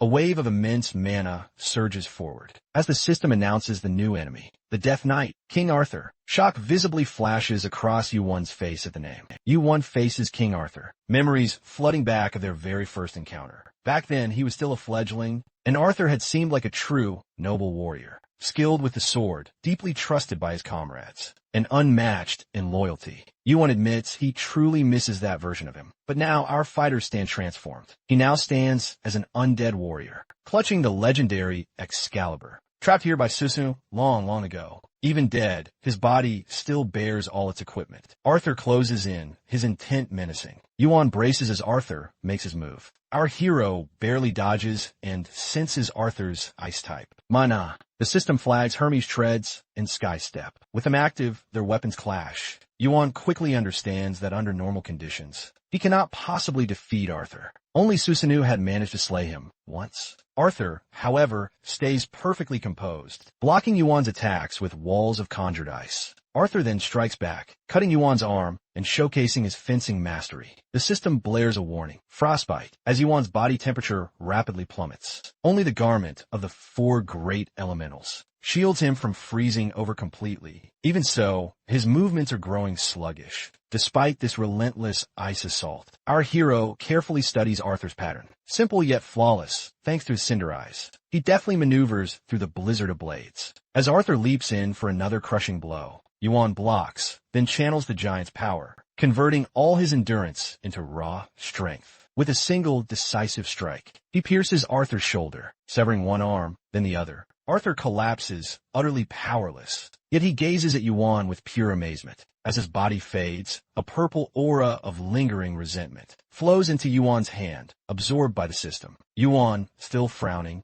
mutters to himself, "I wish Merlin could have witnessed this moment." To his shock, Arthur echoes Merlin's name. Yuan listens intently as his opponent, weakened but lucid, speaks once more. He offers Yuan a contract, fulfill his final wish, and he'll pledge eternal loyalty as a subordinate. His only request is to see Merlin one last time. Then, with his dying breath, Arthur delivers a shocking final revelation. Lancelot betrayed Britain. Yuan reflects. He's heard a lot about Lancelot. He's deep in thought, pondering his position as the new head of the Round Table, and a top ranker who single-handedly elevated the Round Table into one of the largest guilds in existence. Yuan still can't fathom how Arthur betrayed Britain. Arthur asks for a favor, but Yuan, in response, bowing his head, clarifies he's no necromancer. He can only hear Arthur's voice because of an item that he currently holds. He completely lacks the power to revive Arthur as an undead. Our hero assures Arthur he will still give it his all, believing the situation isn't completely lost. He then realizes he's bound to meet Merlin eventually, which leads him to consider, since he might have to defeat Lancelot for Britain's sake. Having King Arthur as an ally would be incredibly valuable. He vows to fulfill the knight's request.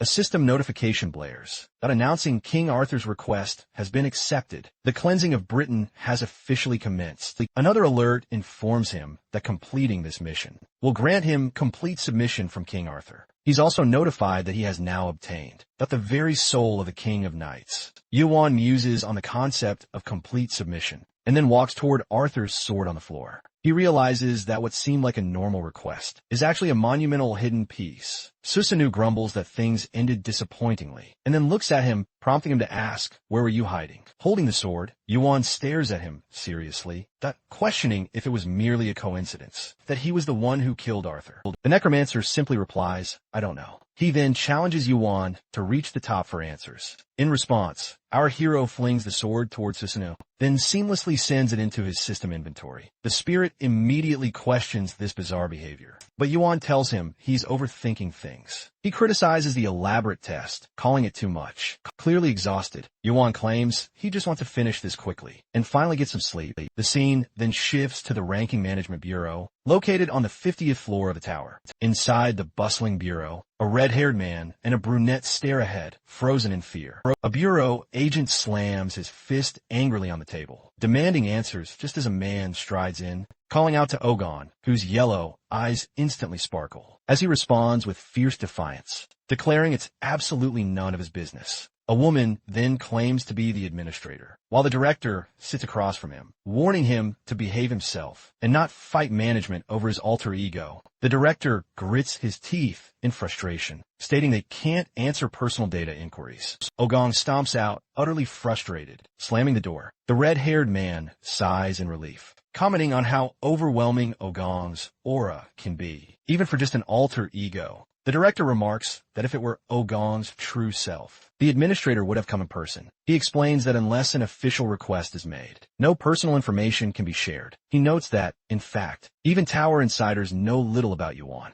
The source line in his file contains only a question mark. The director doesn't think it's a system error and understands the administrator's interest in him. She observes that Yuan hasn't climbed above the 21st floor in 3 months. She suspects something more than just a climbing pause. She wonders what he's actually doing. The next scene appears as Yuan just finished the 99th floor test. As he goes through his profile, he realizes he's significantly increased his stats. Yuan sits on the steps, realizing he only has the 100th floor left, which he thinks will be incredibly difficult. He looks tired, covering his head, staring at Spirit Susanoo. The spirit inquires what's wrong. Yuan rises slightly. The spirit wonders if he's not curious about what lies ahead. He realizes the necromancer is now in control and urges himself to move forward. The spirit claims he never expected someone from the 21st floor to come this far. He lists Yuan's attributes: a smoldering gaze, gigantism, sacred fire. Suzaku questions whether he could really be a ranker. Yuan admits that, for now, he's not a ranker. As they pass through the door,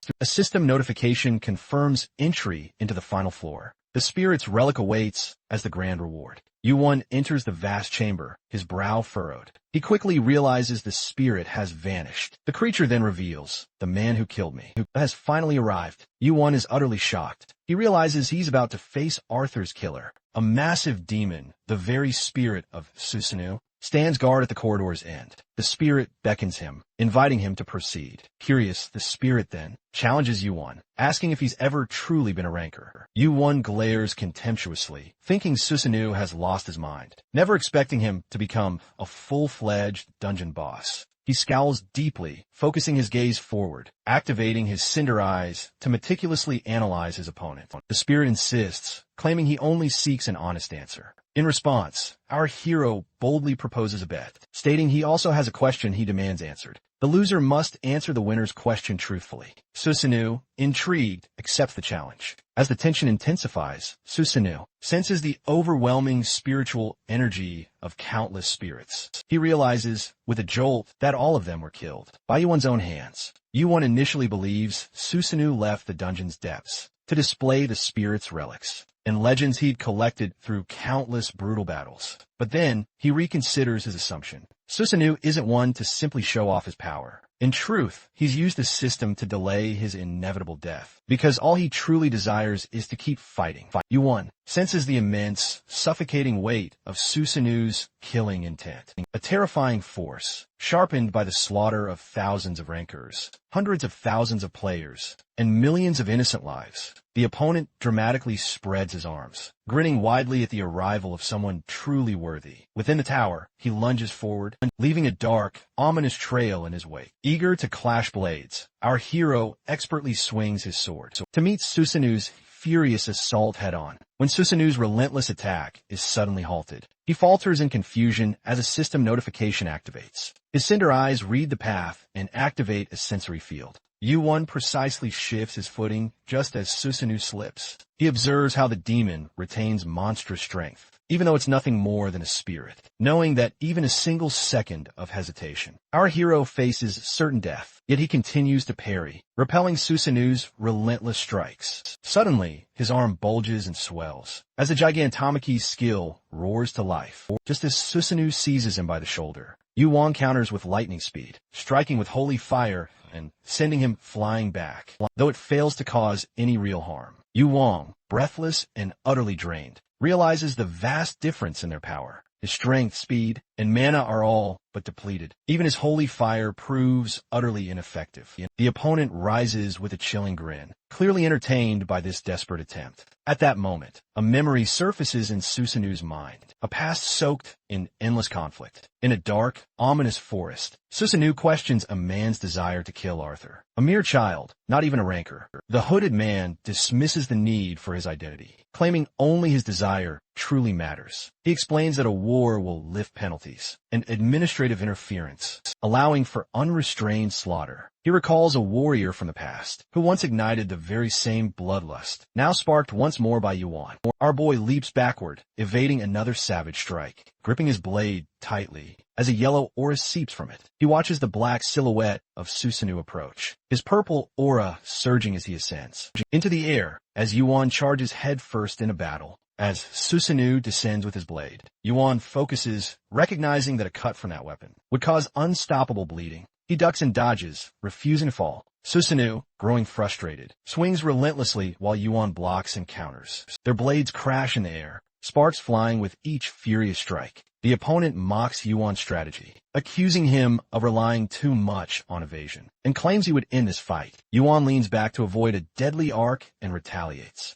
Amid the chaos of battle, Yuan pieces together the puzzle. The reason he hears specters, despite not being a necromancer, why Kanye consumes souls, and the true meaning behind Susanu's cryptic words. As he observes Kanye, Yuan realizes that the divine sea crystal governs all life within the ocean's depths. The divine sky crystal, meanwhile, commands all that soars across the heavens, and the divine dark crystal holds dominion over shadows and the very dead. Everything is interconnected. With newfound clarity and unwavering determination, Yuan commands Susanu to submit to his will. The fierce battle between Yuan and Susanu erupts with explosive intensity. Susanu grips his blade tight, exulting in the thrill of combat. He spreads his stance, but his body flickers, a clear sign he's losing control of his spirits. Rage consumes him as he realizes that Yuan, a mere 22nd floor player, is the cause of his instability. Yuan, however, remains eerily calm, aware his opponent is finally witnessing his true strength. With Kanye's power stirring within him, its full potential becomes undeniably clear. Absolute dominion over the dead. A chilling smirk forms on his face as he fully embraces this power. Regret flashes in Susanu's eyes for revealing too much, but he charges anyway, confident that knowledge alone won't secure Yuan's victory. Their blades clash. Yuan's red eyes sharpen as he absorbs Susanu's energy, pushing him back. A system alert confirms his shocking transformation. He has gained the power of giants. He overwhelms Susanu with fearless, relentless aggression. The longer they fight, the more Susanu falters. He has never witnessed such raw defiance. Meanwhile, a colossal yellow manifests above, watching their battle unfold. Susanu stumbles back, reeling in fear and confusion. His attacks weaken, his form destabilizes, and his resistance crumbles completely. Yuan's energy surges, engulfing Susanu in dark fire. Piece by piece, Susanu fades away into nothingness. The system declares the dungeon complete, alone in the collapsing chamber. The system confirms he now possesses Susanu's soul and earns the title, King of the Dead. Another ominous alert screams that the dungeon is collapsing.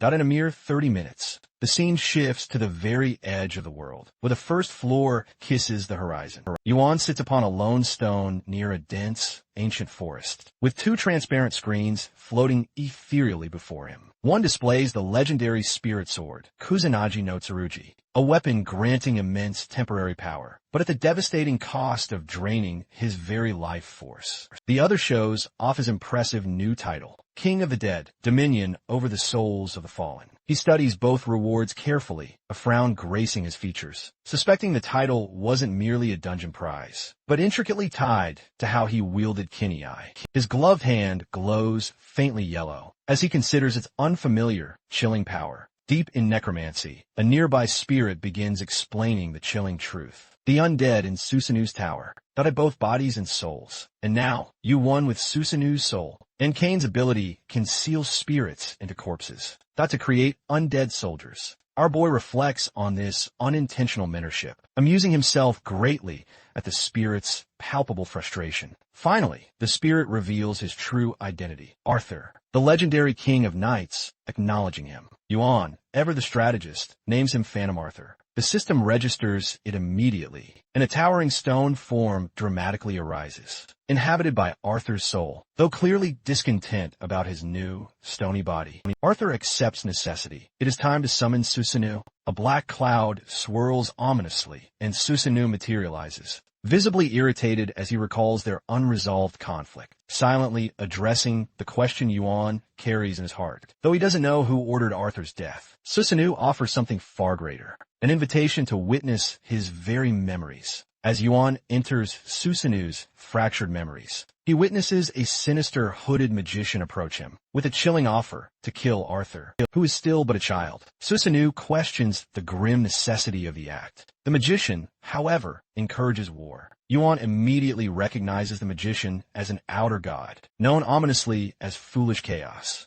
The faceless entity speaks of nothing but war and the relentless spread of destruction. The entity chillingly claims Arthur's death will sow the seeds of war, leaving him intrigued. Susanoo accepts the offer with a truly malicious grin. Back in the present, our boy watches Susanoo's silhouette simply evaporate. He admits he never truly knew the entity's identity. But shortly after their fateful encounter, the Jigen Tomichi began. Hades then intervened, halting the brutal conflict. Yuan furrows his brow in deep thought, realizing this entity killed his dear friend. He silently vows to utterly destroy it. As evening falls, he lies on his bed, lost in thought, covering his face in frustration. He had believed returning to the past would grant him ultimate control, but he realizes the outer gods remain one step ahead. Remembering Arthur, he acknowledges that 1,000 years have passed since Arthur's death, marking the time for the seeds of chaos to finally bear fruit. Yuan begins to suspect Lancelot, of all people, the current king of Britain, may be deeply connected to Arthur's murder. He attempts to gauge the true depth of Britain's involvement. Closing his eyes, he reflects on how Arthur's death served as the grim catalyst for everything that followed. Resolute, he prepares to continue climbing the tower, to decisively change the state of the board. He recalls a tall, imposing tower near fault line, where an old, bearded man in a hood stands opposite a valiant warrior. He recognizes them as none other than Merlin and Arthur. As he observes the haunting scene, he realizes that death has claimed everyone except him. He envisions a terrifying black demon cloaked in violet fire, leading an armored army across a devastated battlefield. Merlin grins, genuinely surprised by Yuan's bold initiative. Deep regret consumes him as he realizes that learning the truth much earlier could have saved so many innocent lives. Floating in the air, his sword drawn, and surrounded by ethereal white smoke, Yuan remains, unmoved by the heavy toll of repeated time travel. He is determined to kill again and again for the countless victims of this malicious entity. He jolts awake, realizing it was all just a dream. Despite the outer gods initiating their insidious schemes, Yuan refuses to fall into despair. He decides to visit Hephaestus next, before proceeding to the 21st floor, knowing he must complete the crucial task assigned to him. It had been ages since his last visit. Upon his arrival, Hephaestus slams his hammer right onto his chest. He stands furious as Yuan doubles over in pain. Touching his chest, he bows respectfully. The old man interrogates him about his long absence, since he knew Yuan still hadn't passed the test. Our protagonist remains silent as Hephaestus looms over his desk, struggling to contain his anger. He finally explains that he'd been exploring a hidden dungeon, a venture that took longer than expected. Realizing he had once again ventured into danger, the smith throws him a small box. Yuan opens it, revealing a bright blue sea crystal, formed from divine waters and absolutely brimming with mana. He inspects it closely, noting how different it is from the divine dark crystal and its undeniable dominion over the oceans. Hephaestus asks for Yuan's magic glove, Kanye. He hands it over, and the blacksmith gets to work modifying it to carve a slot for the sea crystal. He tells Yuan the process will take half a day. As Hephaestus starts his intricate work, he comments on the glove's hidden potential. If Kanye could somehow handle two attributes, it would be exponentially more powerful. However, using two crystals at the same time is impossible. Yuan considers the possibility of strengthening the glove even further and asks how that could be achieved. The blacksmith explains that it could be done using other materials or even mana. Yuan realizes he's beginning to grasp his knowledge. Hephaestus then comments on his idea Feigning ignorance, he leans over the table. As the blacksmith admits the idea is surprisingly good, and that Yuan might actually be useful, our main character makes an ironic remark about the compliment. Hephaestus reacts with a sharp retort, swinging a blade tip straight at him. Yuan raises his hands defensively. The old man sharply tells him to be quiet. Later that evening, the blacksmith sits alone in his quiet workshop, reflecting on Yuan's suggestion to use mana and materials to strengthen the Kanye.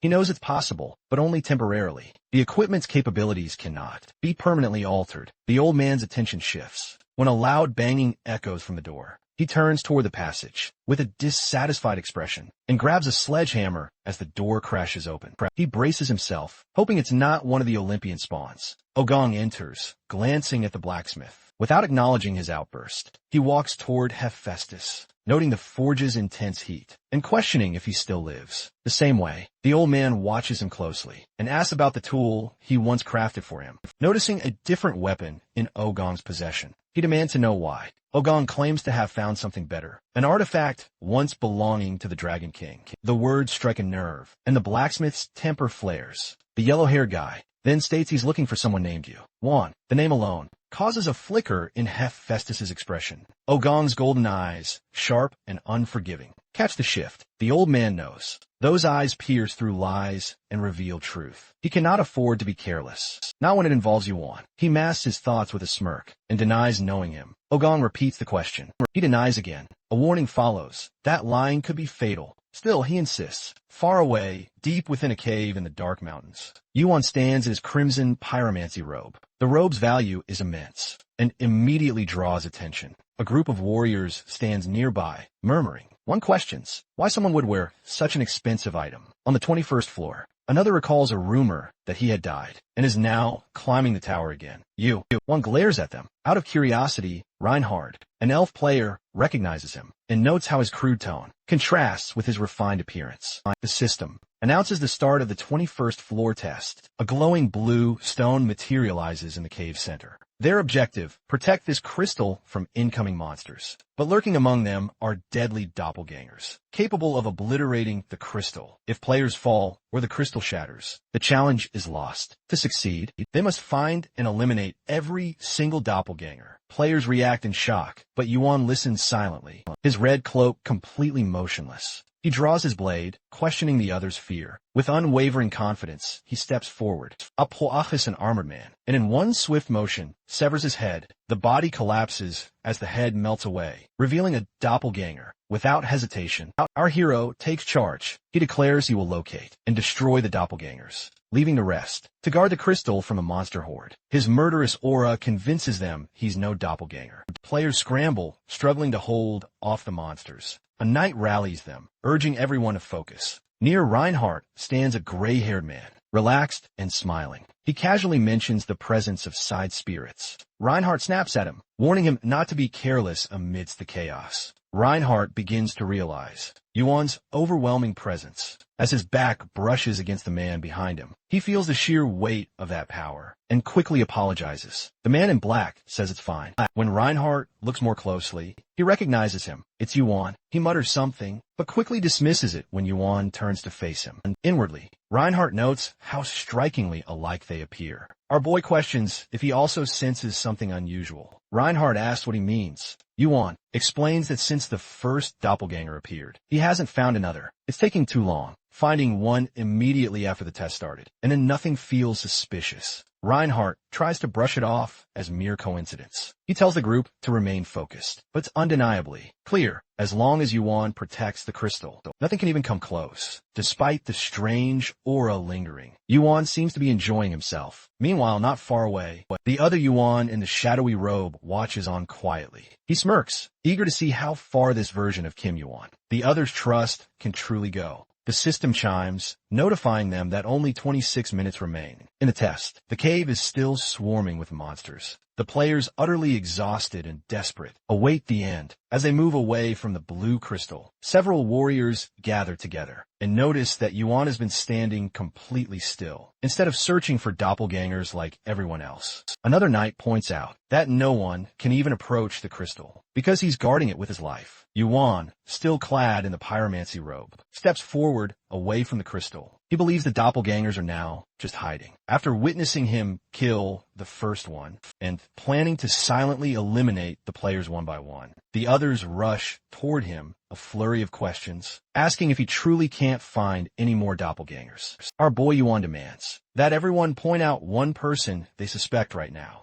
The warriors freeze. Yuan approaches and proposes a chilling plan, eliminating one suspicious person at a time. To speed up the whole process, the players recoil in a mix of fear and anger, claiming they can't kill based on mere suspicion alone. Suddenly, one player raises a hand, stating that someone was acting strangely. The group begins to hesitantly agree, but a knight vehemently protests, shouting that continuing like this would surely doom them all. He suggests gathering all suspicions in one place instead. Yuan notes, almost dismissively, that most of them have already agreed to his plan, and declares they will now uncover the doppelgangers. By force, he grabs a knight roughly by the chest. The knight screams, begging for mercy, but before he can land the blow, his weapon is abruptly blocked by someone. Standing directly opposite him is another Yuan. This one is clad in black attire. The attacker is stunned. The players quickly gather around, realizing the two figures look exactly the same. The real Yuan. He confesses he'd previously ignored the doppelganger, since it wasn't causing any trouble.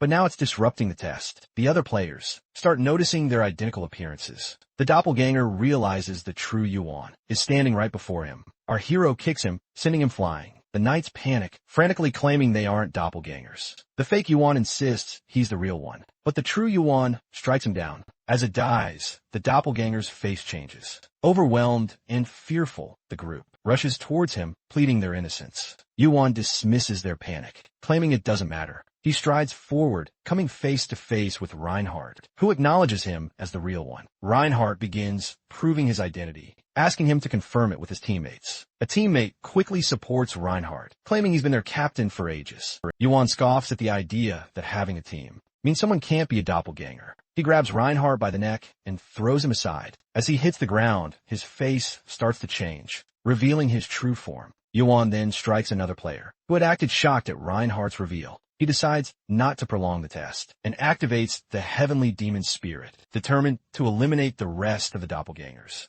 With that, our boy completes the 21st floor test. The system informs him that he can now teleport to the next floor. As he opens his eyes, he's greeted by a strange figure standing before him. Yuan questions the figure's identity. The man, frightened, introduces himself as Mamos. Yuan asks whether he's a player or a doppelganger. Mamos claims to be both. Our hero studies him and asks about his bloodline, suspecting he isn't a normal doppelganger. Mamos explains that his father is Bilal. He doesn't recognize the name at first, but then remembers Bilal is the Demon King, the Monarch of Lies, and one of the 7 demon lords of their mighty guild. The Demon Lords. Yuan has a shocking realization. Mammon might truly be his son. A revelation dawns that the Demon Lords Guild rivals Olympus in sheer power. Yuan then considers that Mammon might just hold a status on par with Hergen. He then demands to know why Mammon is even here. Mammon, however, responds evasively, muttering that the timing and place are far from ideal. He then shyly admits that he's a huge fan of Yuan.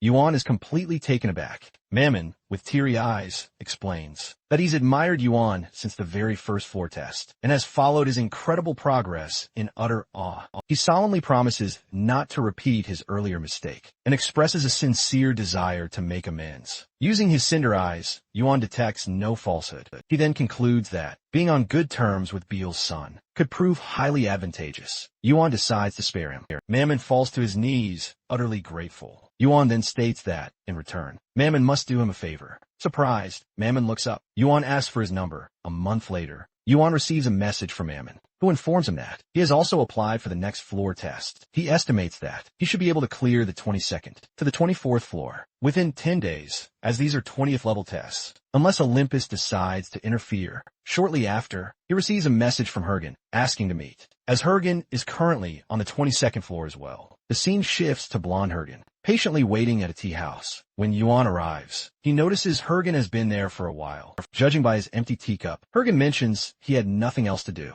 and came here to simply refresh himself. When Yuan asks about his progress, Blonde states that he's currently on the 34th floor, adding that the climb has become significantly more difficult. Yuan finds his formality rather amusing. Hergen then shifts the conversation. He brings up the sea stone, stating Yuan's actions have plunged Olympus into chaos. Jin explains that his father and uncle's relationship is completely fractured. Olympus, focused on its internal struggles, can't deal with Yuan. However, he warns this won't last forever. He urges Yuan to make a choice. Either surrender the sea stone to Olympus, or seek protection from a powerful guild, like Asgard or Heaven. Yuan stands in the conversation and asks if Jin is done. A frustrated Jin questions if he truly plans to continue like this. Our boy remains firm, challenging Jin in return. The blonde abruptly agrees, admitting this is exactly why he wanted to talk. He then warns Yuan about the 25th floor, specifically the Heart of Britain, which he claims is a trap set just for him. Yuan acknowledges the warning and departs. Latte, Apollo contact again, asking how the meeting went. Jin, clearly annoyed, calls him brainless. Apollo questions whether he intends to die, but the blonde insists he's not thinking that far ahead. When Jin asks about his uncle, Apollo explains he's still weighing his options, as the decision is significant. He advises Jin to focus on becoming a ranker, and the blonde agrees, recognizing the importance of strength. He reflects on how Yuan didn't seem to take the warning about Britain seriously. Apollo considers this foolish, but remains serious and hopeful, believing that this time might truly be different. The 24th floor test begins. The system announces the objective: stop the big cows. With each passing stage, more cows will be summoned. Players earn 10 points per round multiplied by the stage number, plus 5 points for each cow they defeat. They can also use 10 points to summon a big cow and send it to an enemy team. The system warns that leaving the designated area results in immediate elimination. A team clears the test by being the last one standing. The first stage is set to begin in 5 minutes. Mamo's buzzing with excitement. He asks Yuan if he's thrilled to be on the same team. Yuan calmly reminds him they'll go their separate ways. After this floor, Mamo, disappointed, asks if they can just keep going together. Yuan flat out refuses, explaining Mamo will swiftly change his tune once he begins taking on the tasks Yuan has specifically planned for him. Just then, the system declares the boundary lines drawn and grants every player an initial 10 points. Yuan immediately realizes all teams are starting on equal footing, and the smartest first move is to summon a single massive cow. Members of Yuan's team begin expressing their immense relief and excitement about being on his team. Mamo notes that everyone seems to implicitly trust him. Yuan calmly hopes they won't come to regret that choice. Suddenly, a massive herd of giant cows appears. Players panic as it becomes clear multiple teams have pooled their points to summon a literal flood of cows all at once. Mamo offers a strange smile, deducing this is a coordinated effort to eliminate the strongest team, Yuan's. This makes it a battle between Yuan's team and all 9 others. Yuan activates his Mana Blast skill. Mamo asks about his mana stat and how many blasts he can unleash simultaneously. Yuan stays focused, saving the conversation for later. The blast unleashes a powerful wave of pure mana that stretches far beyond the boundaries. Yuan's teammates are utterly shocked by the overwhelming display of power. Yuan urges them to endure for as long as possible and taunts that since they chose to stay, they better pass this test with a good score. On the 24th floor, Team 3 discusses the dire situation. The girl with green braids observes that no large groups of cows are currently heading toward their team, and the blonde man beside her readily agrees. Meanwhile, Team 5 realizes that other teams might be thinking along the very same lines and decides to prioritize eliminating Yuan. Team 9 quickly catches on, reaching the same conclusion, and prepares to target his team as well. The system's voice booms. The 9th stage begins. In 5 minutes, players quickly start to gather. One player mutters, noting the sheer madness of facing nearly 1,000 cows. Perorde. Another player points out that no teams have been eliminated yet. Mammoth grumbles, clearly frustrated, convinced this trial is truly never-ending. Meanwhile, Yuan instructs his team to hold out until the 10th stage. Mammoth, his palms now coated in black smoke, shows a flicker of concern, but Yuan sharply reminds him of his earlier statement. 100 bugs are still nothing more than bugs. As the cows continue to multiply at an alarming rate, the system repeatedly announces that more are being summoned. A player groans, complaining about the endless wave of enemies, and questions the seemingly limitless point gained from them. Yuan suddenly draws a black sword, blocking Momo's path, insisting he'll proceed alone. Momo hesitates, but Yuan quickly reassures him. Then, massive dark bulls emerge, kicking up clouds of dust. Yuan unleashes a powerful mana blast, and notices his mana control has remarkably improved, all thanks to his incredible skill. The system's voice rings out again. The ninth stage has officially begun. Yuan begins to systematically eliminate the large cows, one by one, and with each brutal kill, his heavenly slaying star completion rate rapidly rises. Our protagonist contacts Momo and instructs him to spend all his accumulated points, summoning even bigger cows onto another team. Momo is hesitant, clearly recalling Yuan's earlier plan to save up points for a stronger attack later. Yuan explains that they desperately need a strong counterattack now to keep the pressure on their enemies. Momo questions if Yuan can truly handle it, given the literal 1,000 cows relentlessly approaching them. But Yuan confidently assures him he's not even tired. Meanwhile, other players begin to notice Yuan's utterly overwhelming strength and wonder how he isn't already a top-tier ranker. Momo reflects on the sheer unfairness of Yuan's dominance, despite being a pure-blooded demon himself, who has witnessed unimaginable power throughout his life. He finds Yuan's abilities both miraculous and awe-inspiring. As Yuan continues to relentlessly slay the massive cows, the system finally announces that he has fulfilled the requirements for the heavenly slaying star. He obtains a new skill, Demonic Body.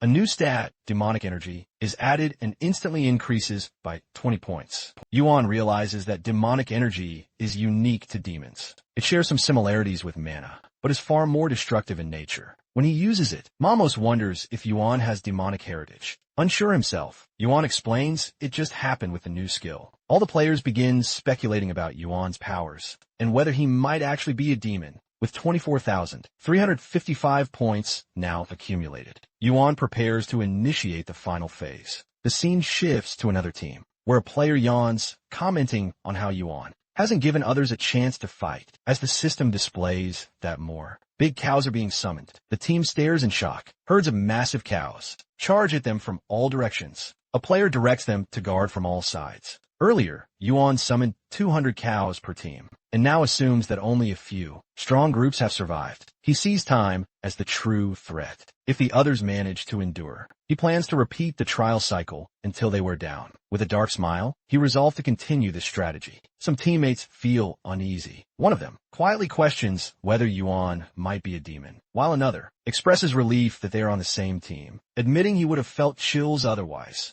He receives a notification confirming that he has cleared the 24th floor test and gains 50,000 points. The players cheer in relief and gratitude, acknowledging that victory came easily, thanks to Yuan's strength. In addition, he receives 5,430 bonus points and unlocks a new skill, Cloud Walk. The skill grants him the ability to temporarily lighten his steps and conjuring invisible paths in the air. He speculates that it might be a lesser version of Hermes' treads. Momo approaches, asking if they should part ways. Here, Yuan proposes they stick together until they reach the 25th floor. He joyfully agrees and grabs his hand. On the 25th floor, they arrive before a grand, semicircular monument, adorned with statues nestled within arched alcoves. At its center stands a mounted warrior, King Arthur. This floor is revealed to be part of the Britain Tower. One player notes that Britain is famous for its beauty and tourism. Yuan studies the monument and identifies the figures as the Knights of the Round Table, with the mounted warrior as Arthur himself. Arthur's spirit confirms this identity, expressing a lingering attachment to this world. He then brings up a body Yuan once promised him. Our boy refers to a cow's body he encountered earlier, but Arthur, displeased, rejects it, insisting that it's not human. Momo joins the conversation, informing him that Lancelot currently rules as the King of Britain. Despite this, Arthur remains the central figure on the monument. Our boy remarks that Lancelot is only a temporary ruler. Momo finds this odd, given Arthur's long absence. He reflects on Arthur's legacy and how Lancelot has led Britain for 1,000 years. He believes the modern Round Table no longer resembles the ideal Arthur once established. The sound of hooves draws their attention. A knight in armor and a flowing blue cloak arrives on a white horse. He introduces himself as Perceval, the 31st Knight of the Round Table, and confirms their arrival on the 25th floor. Perceval inspects the newcomers and asks if they're the ones who took the test. The players introduce themselves one by one, while Yuan observes silently. Noting the ambition in the knight's eyes, he understands that such a powerful and rapidly growing guild would naturally try to recruit strong individuals. Momo pipes up, wondering if all these men are part of the legendary round table. Yuan clarifies, stating only Percival belongs to the order. Still on horseback, Percival acknowledges their quiet confidence and reveals that the royal court is seeking someone to fill a vacant seat. At the round table, he postpones further details, urging the group to rest first, since they're currently in a border zone and the capital is just nearby. He invites them to follow him. Remaining wary, Mammoth whispers his suspicion that the knights might be plotting something. In response, Yuan casually slings an arm over Mammoth's shoulder, quietly offering reassurance. Flustered, the boy questions if Yuan truly trusts the knights. When Yuan affirms his trust, Momo nods and agrees to move forward. A crowd gathers near a towering fortress wall with heavy wooden gates. Percival looks ahead with confidence and informs the group that beyond this wall lies Camelot, the capital of Britain. The players gaze up at the massive structure, clearly impressed. One remarks on the wall's height, while another notes how much larger the city is than expected. Before the group enters, a knight addresses them, explaining that Britain enforces strict policies regarding demons. Without clearly verified identities, demons often face restrictions when entering or exiting the city. Standing beside Yuan, Mammoth reacts with confusion. His expression quickly turns to anger as he demands clarification. He questions if the law isn't simply a form of racial discrimination. Yuan responds, his tone serious, and asks if such a regulation truly exists. The knight confirms it, explaining that the law was enacted after the first king's disappearance. He requests their understanding, calling it a sensitive matter. His blue eyes remain cold. He declares exceptions can be made, provided someone vouches for the demon's identity. Yuan looks at Mammon, now seething with fury. The boy shouts his very existence is proof enough, identifying himself as the son of Beel, one of the 7 demon kings, and a top 100 ranker who leads the Demon Lords Guild. The soldiers freeze, utterly stunned. Mammon threatens to report this incident to his father. Percival quickly steps in, stating that further discussion is unnecessary, since Mammon's background is now verified. He grants him entry, and Percival orders the gates to be opened. As they begin to move, Mammon privately messages Yuan, admitting that he didn't expect the knights to display such prejudice. However, they backed off after he revealed his parentage. He then asks how he knew this would happen. Yuan answers that it was simply a matter of intuition. As they step into Camelot, the egg in Yuan's possession begins to writhe with distress, baring its fangs and crying out in hunger. Yuan suspects the presence of an outer god's remnants nearby. Having already completed the heavenly slaying star, he now turns his attention to the egg. He decides to accelerate its incubation to discover whether it will become a natural enemy of the outer gods, or the knife that ultimately cuts him. The system continues to notify him that the egg is hungry. Yuan silently observes Camelot. Arthur's spirit floats nearby, a glowing orb, noting that despite the centuries, the castle has not aged a day. When Arthur questions Yuan's presence in the castle, our boy recalls what Percival mentioned earlier. Lancelot wishes to meet him. Their conversation is interrupted as Mammon appears, furious at Yuan's presence. He accuses him, a demon, of trespassing in the sacred grounds. Yuan responds calmly and chooses to leave, parting ways with the others. As he walks away, our fellow reminds Arthur of his earlier request to meet Merlin. The spirit is deeply stirred. He realizes he might have completely misjudged Yuan, especially after receiving the formidable orc's body. Arthur ponders Yuan's remarkably calculating nature, suspecting every single one of his actions serves a much grander purpose. It observes that he might still be inexperienced as a player, and stresses the vital importance of maintaining a pure heart above all else. Yuan, however, sharply disagrees, making it perfectly clear that his actions are entirely deliberate, and that he intends to turn all of Britain upside down. Elsewhere in the castle, a humble maid bows deeply, and expresses her gratitude to an old man for defending her from a truly cruel knight who had threatened to cut off her hands. She remembers the knight's absolute terror upon seeing the old man, and timidly asks for his name. The old man casually brushes off the question and tells her to tend to the garden with more sincerity, as he enjoys walking there to find his peace of mind. As he walks away, he can't help but lament the significant decline in the character of the knights of the once proud Round Table, and vividly recalls how different things were in his time. Turning to someone discreetly behind him, He asks for agreement, and Yuan, still strikingly dressed in white, steps forward and firmly confirms that he does. Our boy immediately recognizes the old man as none other than Merlin, the legendary wizard himself, who helped build Britain alongside the great King Arthur, and established the famed Round Table. Though Merlin doesn't seem to recognize him, the name certainly sounds familiar. Yuan then introduces himself as a brand new player, and activates the glowing red system menu. The old man assumes Lancelot must have invited him, but instantly becomes wary when Yuan pulls a glowing sword from his inventory, recognizing it as none other than Excalibur. He grows tense and demands to know how our hero came into possession of it. Yuan suggests they speak in private, away from prying eyes. Later, the two sit together at a table, sharing a cup of tea. Merlin immediately questions how Yuan obtained Arthur's legendary sword. Our boy calmly explains that he simply found it by chance. This stunning revelation completely stuns Merlin, who had believed Arthur to be lost for over 1,000 long years. He confesses that, consumed by sorrow and anger, he tried to forget the king. The discovery that Arthur's fate has finally concluded brings him a profound sense of emotional release. Merlin presses further, asking how he knows about his bond with Arthur and why he sought him out. Yuan responds that he met the King of Knights a few months ago. The old man is overwhelmed and asks if Arthur has been alive all this time. In response, Yuan raises his hand, summoning dark, swirling magic. The system announces Arthur's summoning, and a massive orc appears before them. Merlin is shocked by the appearance and realizes Yuan is a necromancer. Impressed by the display, he questions whether our boy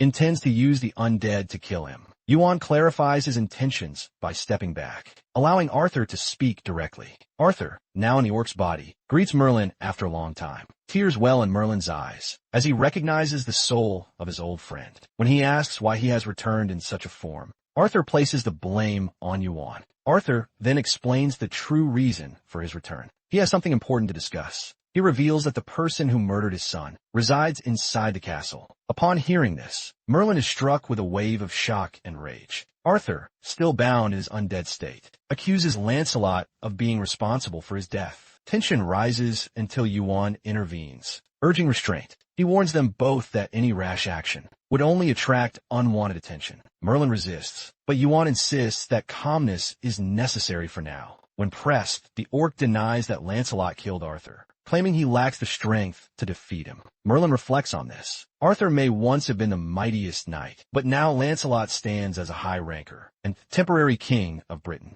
If Arthur or Merlin were to strike against him, it could plunge Britain into chaos and weaken the Round Table. Merlin argues this is why Arthur should lead, but Arthur highlights the grave danger should he step forward in his undead form. Lancelot could easily accuse Merlin of manipulation, using it as a pretext to kill him. This dilemma leaves Merlin utterly conflicted, unsure of the best path forward. Shattering the silence, Yuan asks, when is the next Round Table meeting scheduled? Merlin replies that it's set for 10 days from now. Yuan then asks if an outsider can attend. The old man concedes it's not impossible. With his backing, our boy then declares that on that very day, they will overturn the Round Table itself. Meanwhile, Lancelot returns to his palace, greeted by his loyal knights, Thal and Lollet. They report that nothing unusual occurred. During his absence, Lancelot stresses once more that the safety and prosperity of their people must remain their paramount duty, and the knights bow in agreement. Thal then reports that, according to orders, Percival escorted Yuan into the castle. He then asks whether that boy should now be summoned to the audience chamber. Lancelot agrees, remarking that meeting Yuan face-to-face is the best course of action. He then reveals what he has learned through Asgard. They've been gathering intel on Yuan. Many guilds sought to recruit this rapidly rising player, but Asgard grew suspicious. Wary of his swift climb, their investigation continues. Troubling rumors already circulate. Yuan may have ties to King Arthur's death. Lancelot admits there's no solid proof, but emphasizes the credibility of Asgard's intelligence. Lancelot questions why Yuan should even be invited, if such accusations exist. Meanwhile, Thal asks for permission to fight him directly. Lancelot confesses he too felt the same urge at first. Yet, as king, he must weigh the broader consequences. If a rancor strikes at a mere player, it could provoke the administrator destabilize Britain, and damage their ties to Asgard. Still, he agrees Yuan cannot be ignored. Thal steps forward, volunteering to deal with the matter quietly, and pledging to shoulder the consequences alone. Lancelot praises the unwavering loyalty of his knights, assuring them that their service will be remembered by both himself and Arthur, who now watches from above. Elsewhere in the palace, a green-haired man sits alone, laughing quietly. He revels in his newfound influence, marveling at how easily power has fallen into his hands. No one even stopped to question if he was truly an ally or enemy. For now, he basks in the thrill of holding a nation's fate, savoring a position once enjoyed only by King Arthur, but now entirely his to command. At the same time, Yuan senses something is amiss. A knock sounds at his chamber door. Though barely a day has passed since his arrival, moves are already being made against him. Activating his cinder eyes, he peers through the door to see two armored knights. He immediately deduces that Lancelot must have poisoned their minds. Thal and Lalit summon Yuan, one requesting a brief conversation and leading him to the castle grounds. They thank him for coming, but he notes the place feels more like a battleground than a meeting spot. Thal smirks, remarking that Yuan must be harboring guilt. He warns that he will ask questions,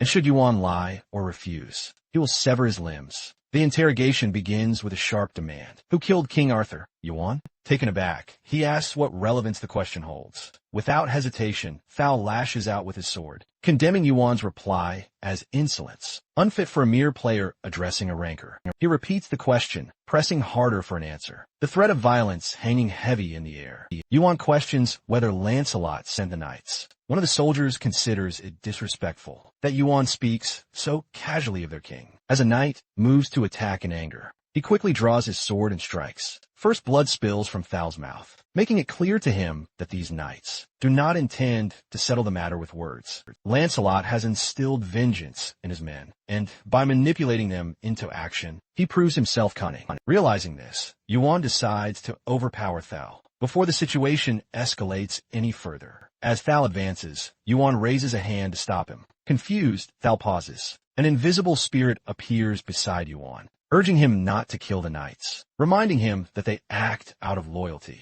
and are not truly at fault. Yuan considers revealing Arthur's presence to them, but quickly dismisses the thought. While Merlin believed him because of shared secret, these knights are convinced Yuan is allied with the one who killed Arthur. More importantly, the truth must wait until the Round Table Conference. At that moment, LOL, it enters the battlefield and challenges Yuan to a one-on-one duel, warning that any outside interference will nullify the skill's effects. The stage is set for single combat. Our fella questions Thal's withdrawal from the fight, and Lalit explains that attacking a lone player would dishonor their code of chivalry. Though Yuan acknowledges their code, he questions whether they value victory or tradition. More, LOL. It insists that their way has always brought them victory, that the Round Table itself was founded on those ideals. Our boy dismisses their glorification of inherited power and identifies himself as a true warrior of the battlefield, determined to prove his point. He charges forward, vowing to make his opponent understand through strength. Alone, gripping his weapon tightly, Yuan hears the spirit's warning to show restraint and silently promises to honor it. He strikes Lalit's shield with full force. A system message reveals that the Round Table shield is protecting his opponent. Knight frowns, recognizing his strength and realizing he cannot be treated as an ordinary player. Despite his defensive stance, Lalit's strength is immense, powerful enough to destroy solid walls. Yuan compares him to a living tank and leaps into the air, pressing the assault. Lalit steels himself, promising to respond in kind if Yuan that wishes to compete in strength. Our hero charges again. Just then, another alert flashes on screen. Yuan has completed gigantification for the first time. Lalit starts to wonder how Yuan possesses such overwhelming strength. Meanwhile, our boy understands it's not solely his own power, but also the strength of Connie, a weapon forged by the greatest blacksmith, using a vast amount of adamantium, the strongest metal. Yuan punches Lalit's shield with his bare hand. Despite not using any techniques or tricks, he steadily gains the upper hand. The system notifies the charge is activating. As Yuan kicks the shield, mana surges outward. The system announces the shield of the Round Table that is actively protecting its wielder. A visible crack appears in the shield, leaving Lalit in a state of disbelief. He struggles to process how a player who isn't even a rancor can accomplish this. Yuan ultimately shatters the shield. He stands firm, unmoved by the shock on his opponent's faces. The system then alerts, single combat. That has been disabled due to third-party intervention. Our boy reflects on how Lalet's commitment to the code of chivalry. That was a mistake. Choosing to fight alone. That meant underestimating the opponent. Thal agrees they've underestimated Yuan. But what provokes him most? That is the claim that Yuan can defeat both of them alone. He charges forward. Yuan quickly dives out of range. And activates his sky steps, allowing him to walk in the air for 5 seconds. Yuan dodges Thal's sword. Encounters with a strike of his own. Knight. Feels the increasing weight of the penalty system. And realizes that prolonging the fight. Won't be to his advantage. Yuan prepares for a larger attack. While Lalet hides behind the remnants of a shield. Of the round table. Thal holds his sword at the ready. He swings at Yuan, but these constant penalties are absolutely enraging him. Despite everything, he and Lalet resolve to drag this battle out, even if it costs them their very lives. Yuan remains cautious, knowing a reckless move could easily reduce him to ashes. He only has 1 minute left to use his demonic energy. With his critical timing, he activates it, pushing its power to level 20. His objective is now crystal clear. If all he needs to do is simply block, then that's exactly what he will accomplish. Thal sees a clear path through that tangled mana mass. But before he can act, the system immediately notifies him that the judgment of the round table descends. Yuan's demonic energy hits level 20, and he prepares to give it his absolute all. He unleashes a powerful mana blast, resulting in an absolutely massive explosion. How now lies unconscious beside his sword. Yuan notices he's completely fainted, but feels relieved that he's still alive. As Thal rests, he reflects on Yuan's final attack, realizing it was powered by demonic energy, an arcane force. He wonders how both these powerful energies can coexist within a single body. At that very moment, Lancelot appears behind Yuan, commenting on the sheer chaos left on the battlefield. Lalet bows deeply before him and apologizes. Lancelot coldly declares that they have tarnished the name of Britain with their disgraceful actions. He draws his sword and beheads Lalet, then turns to Thal and kills him as well. Witnessing such brutality, Yuan is triggered and tempted to kill Lancelot on the spot, but he manages to restrain himself. He understands that if Lancelot dies now, the world will remember him as an honorable king who maintained peace, rather than exposing the darker truth. Suddenly, the system notifies the unknown egg bares its fangs. Yuan looks at Lancelot and begins to suspect external, divine interference, possibly a god possessing him. He assumes that Olympus ordered the attack and wonders what compelled them to act now. Lancelot apologizes for his knights' behavior, attributing their actions to emotional turmoil over the king's condition. He extends an invitation to Yuan, offering him a chance to personally express his regrets. Yuan casually accepts. As he walks away, Lancelot clenches his fists in frustration, regretting that he'd only sent 2 knights. A powerful aura begins to surge from him as he prepares to report this incident to his elders. The system issues a notification, indicating ground restoration. The next day, inside the castle, Yuan sits at the same table as Lancelot, enjoying a lavish meat feast. He notices mana has been leaking from the castle throughout the entire night, likely a direct result of Lancelot's presence. Suddenly, he drops his knife, after detecting the unmistakable scent of blood in the food. Lancelot comments on Yuan's supposed unfamiliarity with refined meals, but he bluntly dismisses its quality. Lancelot quickly shifts the conversation, questioning him about his recent meeting with Merlin. He remarks that Merlin has been utterly disinterested in major affairs for a long time, focusing instead on minor things like gardens. However, since Yuan's arrival, Merlin has shown a renewed, unusual interest, even appearing at the training ground. After Yuan left last night, when Lancelot confronted him that night, Merlin claimed the area was unusually loud, and that he came to clean up the night's mess. Yuan dismisses the topic as a mere coincidence, but Lancelot presses for a clearer answer. Our boy sharply cuts him off, demanding that he stop dragging the conversation out. The room suddenly surges with mana, and Yuan realizes it's a technique meant to disable a player's system functions, preventing any communication or recording. Lancelot then accuses Yuan of possessing the Sea Stone and insists he should hand it over to someone who truly desires it. Yuan instantly identifies Poseidon as the true seeker of the divine artifact. Lancelot warns him not to speak Poseidon's name so carelessly, and confesses that he had originally planned to take the stone by force. He'd even devised several methods to eliminate Yuan, but he quickly shifted his strategy. After learning Mamos was Bilal's son, instead of framing Mamos, Lancelot decided to mobilize his knights. He offers Yuan protection and support in exchange for the stone, proposing allegiance with the ruler of the seas. Yuan scoffs at the offer, pointing out that the same ruler just tried to kill him just a day earlier. He laughs at the abrupt generosity and demands a better offer if the king truly wants his cooperation. Lancelot frowns at the cutting remark. As Yuan stands and leaves the table, Lancelot demands to know if he truly understands who he is. Yuan responds that he knows very well, and implies that Lancelot may have forgotten who he once was and what he has now become. Descending the stairs outside the castle, Yuan recalls that Poseidon was the one who first contacted him. He believes there must be a significant reason behind this change, suspecting that a war is brewing against Zeus. Despite his current limitations, he realizes that Poseidon sees value in him. He is reluctant to act just yet, but considers it useful if the gods begin to clash. His inner voice urges patience, acknowledging that the meeting with Lancelot was tense,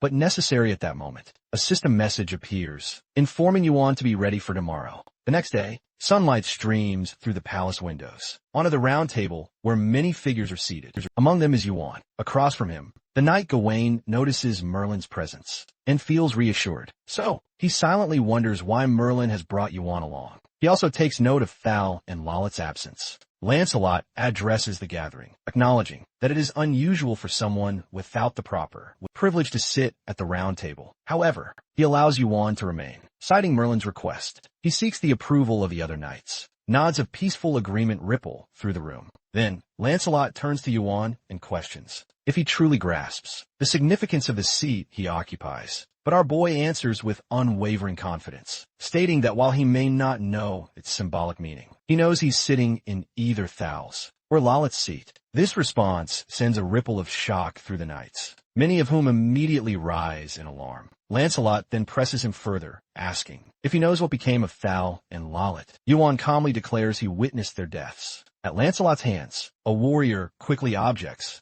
while another knight demands Yuan's immediate removal. The king, however, intervenes, halting them and confirming the accusation, not admitting he was the one who killed them. The room falls into stunned silence. Lancelot then spins to face our main character, urging him to explain to the round table why such a drastic action was absolutely necessary. Yuan, unshaken, shrugs off the attempt to manipulate the narrative, asserting that the true purpose of the meeting is to hold Lancelot accountable for his crimes. Lancelot senses Yuan's burgeoning confidence. As Yuan confidently walks toward the door, Yuan then states that he has someone else he wants everyone to meet. He opens the door, and in steps Arthur himself. The knights gasp, instantly rising to their feet in pure shock, immediately recognizing their long-lost former king. Lancelot, however, appears visibly shaken. Arthur greets the assembly and specifically addresses Gawain, inquiring about his son and the sword he once gifted him. Then his gaze shifts to Nidrak, and he expresses his joy at seeing the youngest member seated among the knights.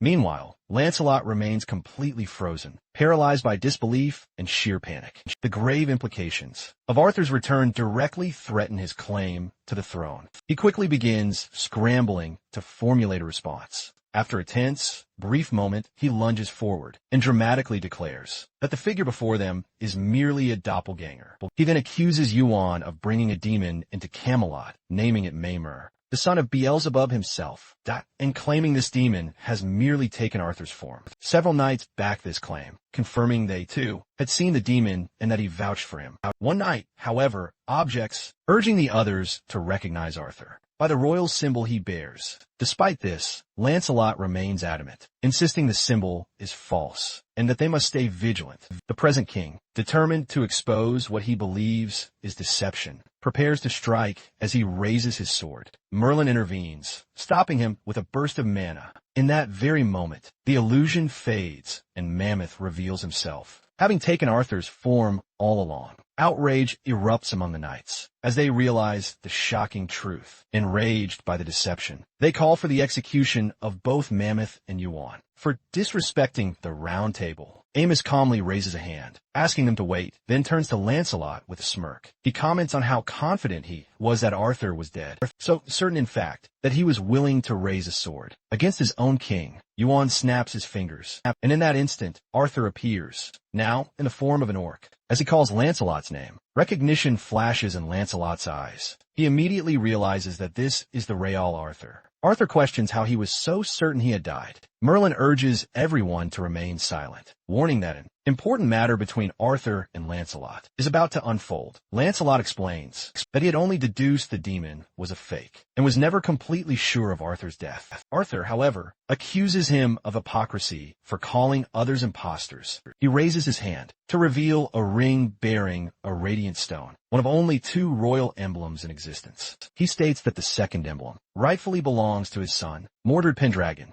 and demands to know where Lancelot has hidden it. The revelation silences the room, and the knights exchange uncertain glances, their faces contorted with palpable fear. Lancelot mutters a furious curse, as if a grim memory of the emblem just resurfaced. Without a moment's pause, he bolts for the window and leaps straight out. Confusion erupts among the startled knights. One knight urges the others to pursue Lancelot, but Arthur immediately stops them. He explains that a mass mobilization of the Round Table would only incite more panic among the already anxious citizens, and that the people's safety must always remain their highest priority. He assures them that this false king cannot possibly leave Camelot. Meanwhile, Lancelot sprints desperately toward the castle gate, absolutely determined to escape. He commands the guards to open the gates, but before he can reach them, he stops cold. A system notification echoes. This territory has been designated as a prison, making exit impossible. Lancelot immediately suspects Merlin's interference.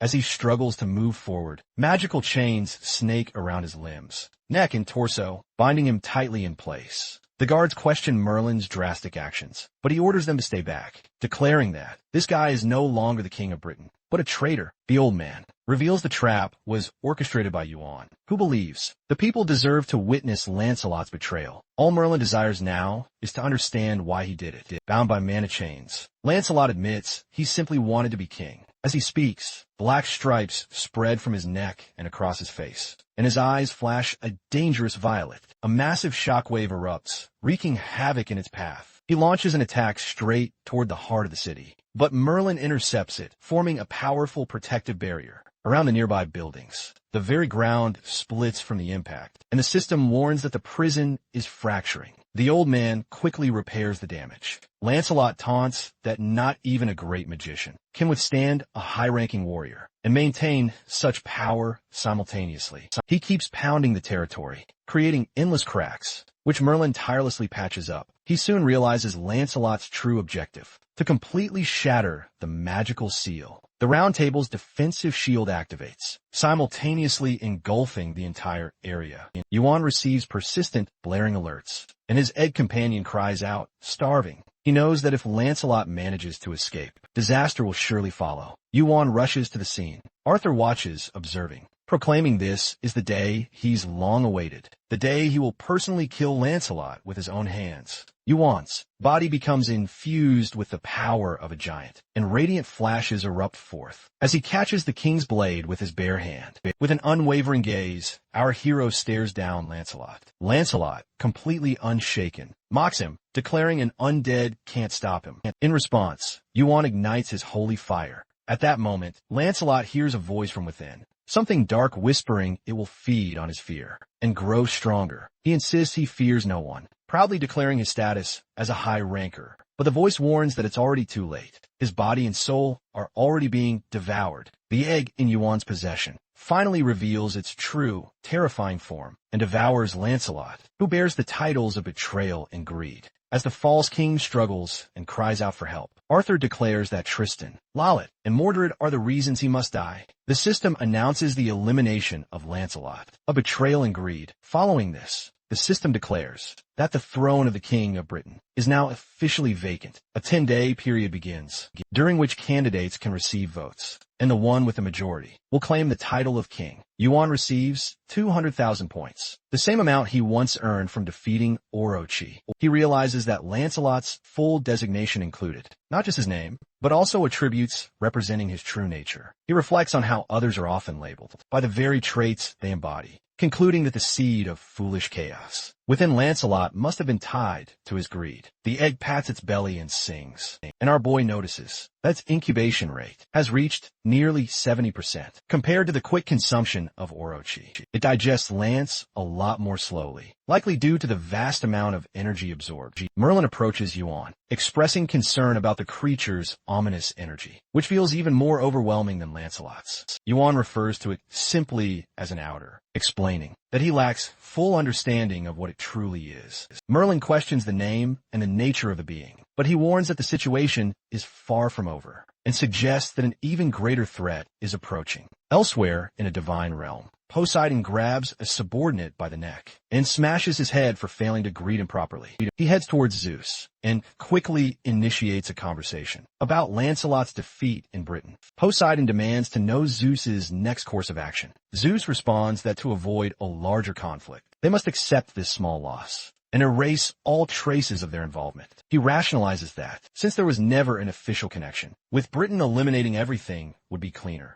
Internally, Zeus considers using a lightning bolt, capable of eradicating not just Camelot, but much more. Poseidon questions whether the administrator would permit such an act, and Zeus confirms that he has already gained their approval for a single strike back in Camelot. Merlin questions Yuan about the single-shot Zeus plans. Yuan explains that the ruler of thunder, Zeus, is preparing to strike the system, then announces the initiation of a new test, titled Annihilation of Camelot, declaring that a lightning bolt will fall and must be stopped. Our hero concludes that the strike, being registered as a system test, confirms that the administrator has sanctioned it. He wonders why someone of Zeus's power would go to such lengths for Lancelot. The old man comments that he is no fool. If he utterly annihilates Camelot, Olympus will suffer severe penalties, potentially provoking Asgard. Their rival guild, the System, declares the lightning bolt will strike in just 5 minutes. Yuan remarks that even Olympus fears Asgard, especially with Odin still leading them. He believes Olympus is willing to bear the loss. All to cover its tracks, the old man, pressing his weapon to the floor, admits he still doesn't fully grasp the situation,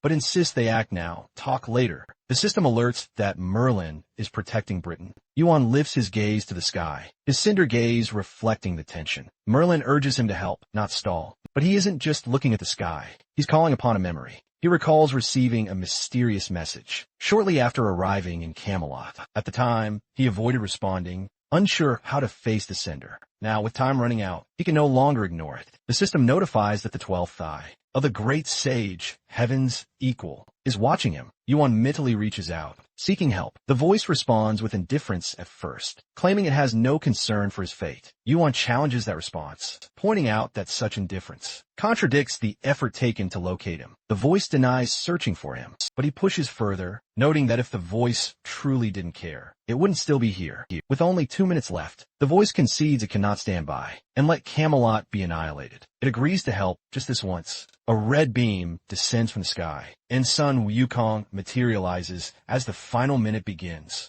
The system recognizes his arrival. Yellow-haired, Sun Wukong immediately prepares to intervene. Yuan focuses solely on the mission, knowing that this one act of assistance. Sun Wukong smiles at Yuan, a look of grim resolve. He then springs into action as the system announces Camelot's annihilation has begun. He raises his magnificent weapon, Ruijingu, and unleashes its power, commanding it to grow. Ruijingu surges to life, fiercely resisting the descending lightning bolt's force. Though Merlin's mighty barrier shatters under the pressure, Ogong praises the weapon's strength. Meanwhile, our boy reflects that, even as a replica created through a skill, Ruijingu remains incredibly powerful. Still, it's not quite powerful enough to fully block the divine lightning. Yuan notices a strange reaction within his kaini and quickly confirms his suspicions. He tells Sun Ogong to hold on tight, then uses his shoulder as a platform to rocket into the sky. A confused Ogong remarks on his recklessness, but quickly activates his golden cinder eyes and observes the lightning bolt beginning to decay. The system reports that the garment of the four great elements is actively resisting the lightning's electricity. Simultaneously, Kaini and the true divine dark crystal begin to resonate powerfully with the bolt. Yuan realizes this reaction mirrors the one triggered when the divine dark crystal came near the divine sky crystal. Knowing that the lightning bolt is one of Hephaestus's masterpieces, forged from the divine sky crystal, he concludes that the reaction is undoubtedly of divine origin. Yuan understands that Kaini is made of the divine dark crystal, while the lightning bolt was created using both the divine sea and sky crystals. These three must have originated from a single source. Otherwise, such a strong resonance would be impossible. The system declares that Kaini absorbs and becomes imbued with the raw power of the lightning bolt. Despite this, our boy, blood spilling from his mouth, struggles against the overwhelming force. The lightning still maintains its destructive power, even after being partially offset by Rui Jingu. Camelot is now under the crushing effect of electric shocks. Rui Jingu attempts to resist, but fails. Yuan curses his own powerlessness, but this frustration only solidifies his resolve. Kenny continues to absorb the lightning's energy until the sky finally returns to its clear blue state. With the attack finally over, Yuan loses consciousness and plummets from sky, where the yellow-haired one catches him. The system announces that Camelot's annihilation has been successfully averted. In another realm, Zeus informs Poseidon that the appearance of the great sage, heaven's equal, rendered their lightning bolt a failure. Poseidon expresses confusion, questioning what benefit Ogon could possibly gain from opposing Olympus. Zeus explains that he's a free spirit, unbothered by allegiances or consequences, and declares that such a being cannot be made an enemy. Poseidon wonders how Ogon managed to intervene in a lightning strike, and assumes he must now be incapable of doing it. Again, Zeus, however, identifies Yuan as the true variable. Poseidon, taken aback by this remark, begins to suspect that Yuan's strength might already rival that of the Rankers, concerned that Asgard has likely been alerted by now. Poseidon asks Zeus about his next move. Without warning, he turns his lightning against Poseidon, who screams in rage and betrayal. Meanwhile, Yuan rests in son Ogon's arms, having just saved Camelot. Ogon sarcastically questions why he asked for help if he was so eager to die. Yuan calls him an idiot, surprised by his behavior. The yellow-haired one, watching him closely, realizes that he knows the truth. Later, Yuan awakens in bed, with the edge of nightfall lying across his lap. Merlin enters, revealing that Yuan has been unconscious for 5 days,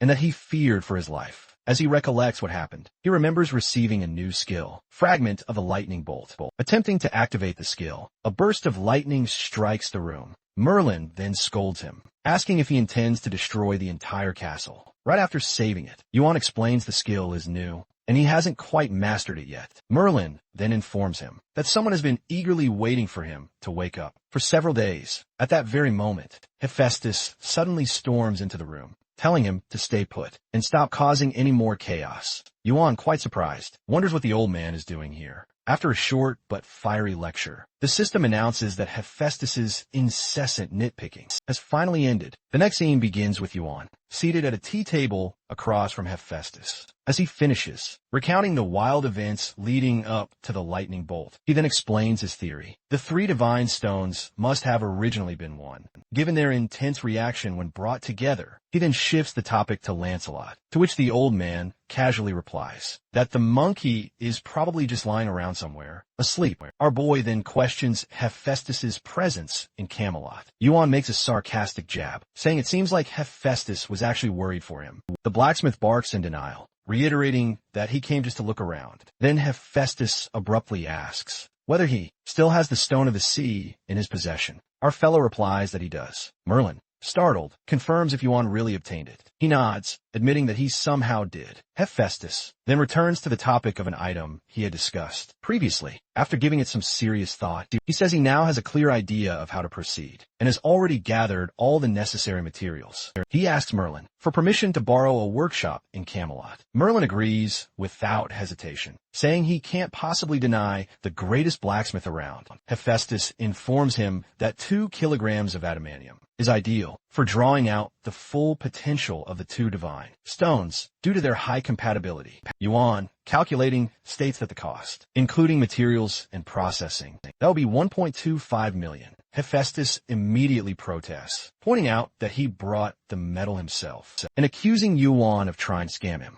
They haggle briefly, until Yuan proposes a final offer of 1.4 million. The smithy accepts the deal, takes the glistening stone from him, and promises to have the item ready within 3 to 4 days. Yuan agrees to come collect it then. Later, Yuan walks through Camelot with Merlin. Merlin reflects on the chaos that followed the king's disappearance, and Yuan comments on how unstable the Round Table must be. The old man agrees, explaining that once Lancelot's betrayal came to light, they can no longer sit idly by. He recalls the heated debates over Arthur's legitimacy and the shock of Lancelot's treachery, underscoring how influential Lancelot had been. He admits that the Round Table may never regain the strength it once had. When Yuan asks if he regrets it, Merlin replies that he does not. He believes this was a necessary purge, that the old must be removed so the new can rise. He thanks Yuan for helping right what had gone wrong. Our boy humbly notes that was only possible because Merlin trusted him. Merlin then requests that Yuan summon Arthur. The 3 of them, Yuan, Merlin, and Arthur, enter a hidden location. Once used by Lancelot, Merlin reveals that Lancelot had hidden the body of Arthur's son, Mordred Pendragon, here, likely unable to bring himself to destroy it. Arthur becomes emotional at the sight of his son's remains. Merlin explains that he chose to keep the body hidden, out of fear that exposing it would worsen Britain's instability. Yuan suggests that Arthur should reclaim his son's body, but Arthur refuses. He feels that Mordred died because of his own failures, and says he cannot allow himself the indulgence of guilt. Merlin readily agrees, acknowledging that would be far too cruel for Arthur to bear such a burden. Yuan challenges Arthur's thinking, asking if the path he's about to embark on won't contribute to Britain's safety and rebirth. Arthur concedes it's thanks to him that the fractured kingdom is finally finding its way. Our smart boy, Yuan, urges him to reconsider, arguing that forging ahead, while honoring Modred's legacy, is the true path to a new future for Britain. He then reminds Arthur that his son would have believed in his father's chosen path and stood by him. Arthur realizes Yuan's wisdom. His son loved Britain and would have accepted this weighty decision for the sake of its future. Yuan then solemnly promises to ensure the momentous choice they're making won't be in vain. He channels his immense power, performing the soul transfer, placing Arthur's soul into Modred's body. Reborn Arthur pledges unwavering loyalty to Yuan and declares him their rightful king. The system then announces that Yuan has received Death Knight, Arthur's oath, and has gained the complete loyalty of King of Knights, Arthur. The following scene shows Sun Wukong reflecting on the moment he caught Yuan after he'd tumbled from the sky. He recalls how naturally Yuan had spoken to him, without fear, formality, or reverence. It felt familiar, as if they'd known each other for ages. And Ogong can't shake the nagging feeling that Yuan already knows who he truly is. Yuan turns to Arthur and asks how he feels, remarking that the body he now inhabits was nearly on par with the high rankers, so adapting shouldn't be too difficult. Arthur agrees that while he still needs time to adjust, he feels perfectly capable. Arthur tells Yuan to speak casually with him, reminding him that Yuan is now his king. Just then, Ogong descends from above, landing nearby and dramatically exclaiming, in utter disbelief, that Yuan has somehow become Arthur's king. With a mocking tone, he's still reminding everyone that if he hadn't intervened, our boy would have been toast, making it even more absurd that our boy is now receiving oaths of loyalty. Ogong leaps down, confronting Yuan directly, and declares, it's strange that Yuan believed he'd ever help him. He questions what gave Yuan that audacity, and then he admits a suspicion. Yuan knows him exceptionally well. Yuan reflects silently, recalling that initially he thought Ogong came because of the fire eyes, now a unique skill exclusively possessed by Ogong. Originally, they had belonged to the monkeys of Mount Huagua and their kin, Since Yuan, a mere player unconnected to that lineage, now wielded the fire eyes, he assumed Ogong would come to confront or interrogate him about it, and possibly offer help first, then investigate. Yuan notes that most players in the tower know him as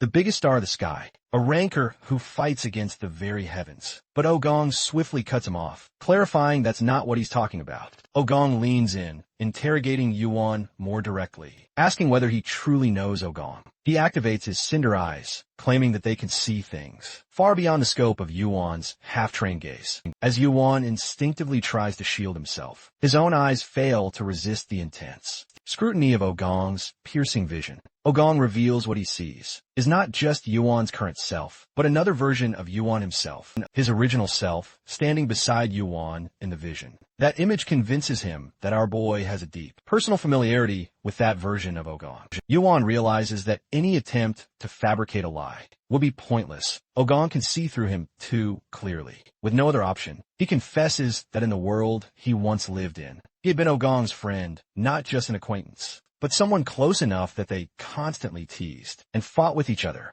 Ogong's fire eyes burn brighter as he peers deeper into Yuan's mind, witnessing scenes from their shared past life. He sees Yuan lying on a rock under the sun. The yellow-haired youth approaches, asking if he's asleep. He replies he isn't, and Ogong immediately demands a spot, claiming it's his. But Yuan refuses, stating the rock gets the most sunlight. Without hesitation, the guy shoves him hard, sending him tumbling to the ground. Yuan scrambles up and throws a punch, only for Ogong to easily deflect it and retaliate with a crushing blow, strong enough to make Yuan's nose bleed. Ogong smirks, taunting that Yuan is far from being a match for him. He declares Yuan should be thankful. He didn't take things further, but instead of backing down, Yuan bursts into laughter. His spirit undeterred, the next memory follows. Instantly, another sparring match begins. Yuan, bloodied and bruised, calls out that it's their 9th match and 9th loss, but insists the 10th will be different. The two start clashing again. Yuan finally lands a punch on Son Ogong's face, sending him falling hard to the ground. Yuan taunts that it's been a total of 10 matches and 1 honorable win.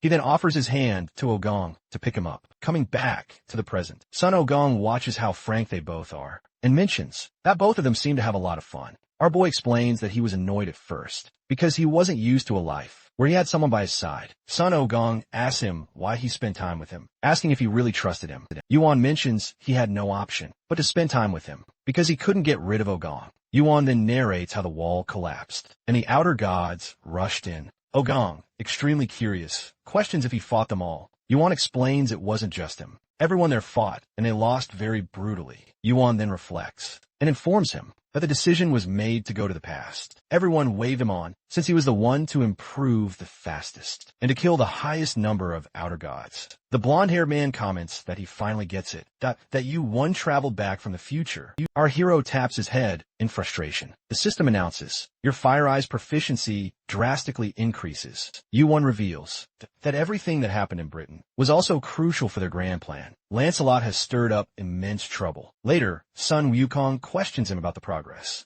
He claims it's so incredibly little that he can't even begin to describe it. He explains he's merely at the stage of blocking, the hole in the crock. Wukong then asks about their odds of winning. Yuan answers that it's a bleak 0.1%.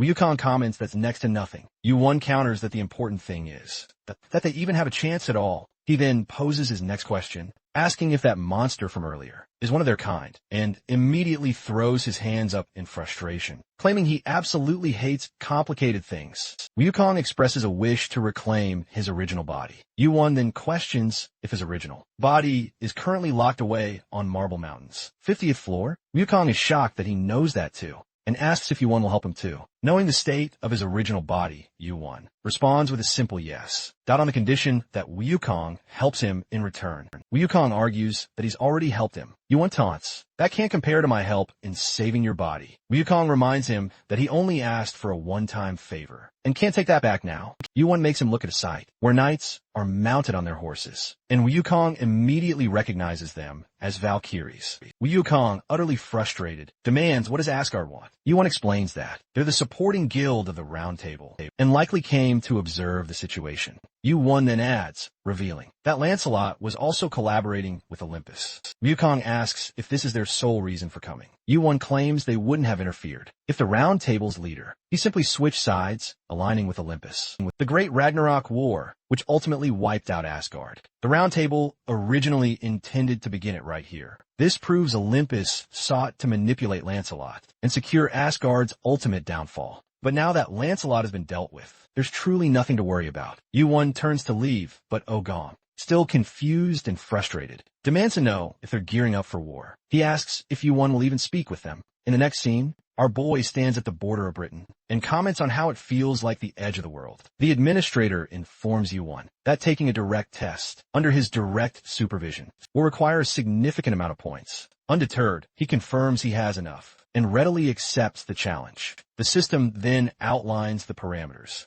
Yu-Won must traverse the vast, dangerous forest, carving a path through it within 1 year. He may receive assistance from pioneer parties already stationed there. Completing the task in less time will earn him additional points. The test officially begins the moment he descends from the castle walls. From above, Sun Ogong appears in the sky, offering his help. But our pal refuses, knowing that outside interference would invalidate the test. Ogong sighs, disappointed, and wonders if he'll be left with nothing to do. For a whole year, Yu-Won boldly declares he intends to finish it within a month. With that, he races into the distance, promising to contact him once it's over. The scene transitions to the dense, unexplored forest at the edge of the world. Whispers ripple through the players stationed there that Kim Yu-Won has arrived, and he's taking the test directly from the administrator. Among them is Wallach, the vice captain of a pioneer party. He expresses his gratitude for having someone of Yu-Won's caliber join them, hoping his presence will prove beneficial. Wallach points out that even seasoned parties are estimating it'll take 1 to 2 years just to navigate this forest. Yet, Yu-Won plans to tackle it in a mere 2 weeks, completely unfazed. Our boy simply tells him not to worry and bolts right ahead. As he watches him go,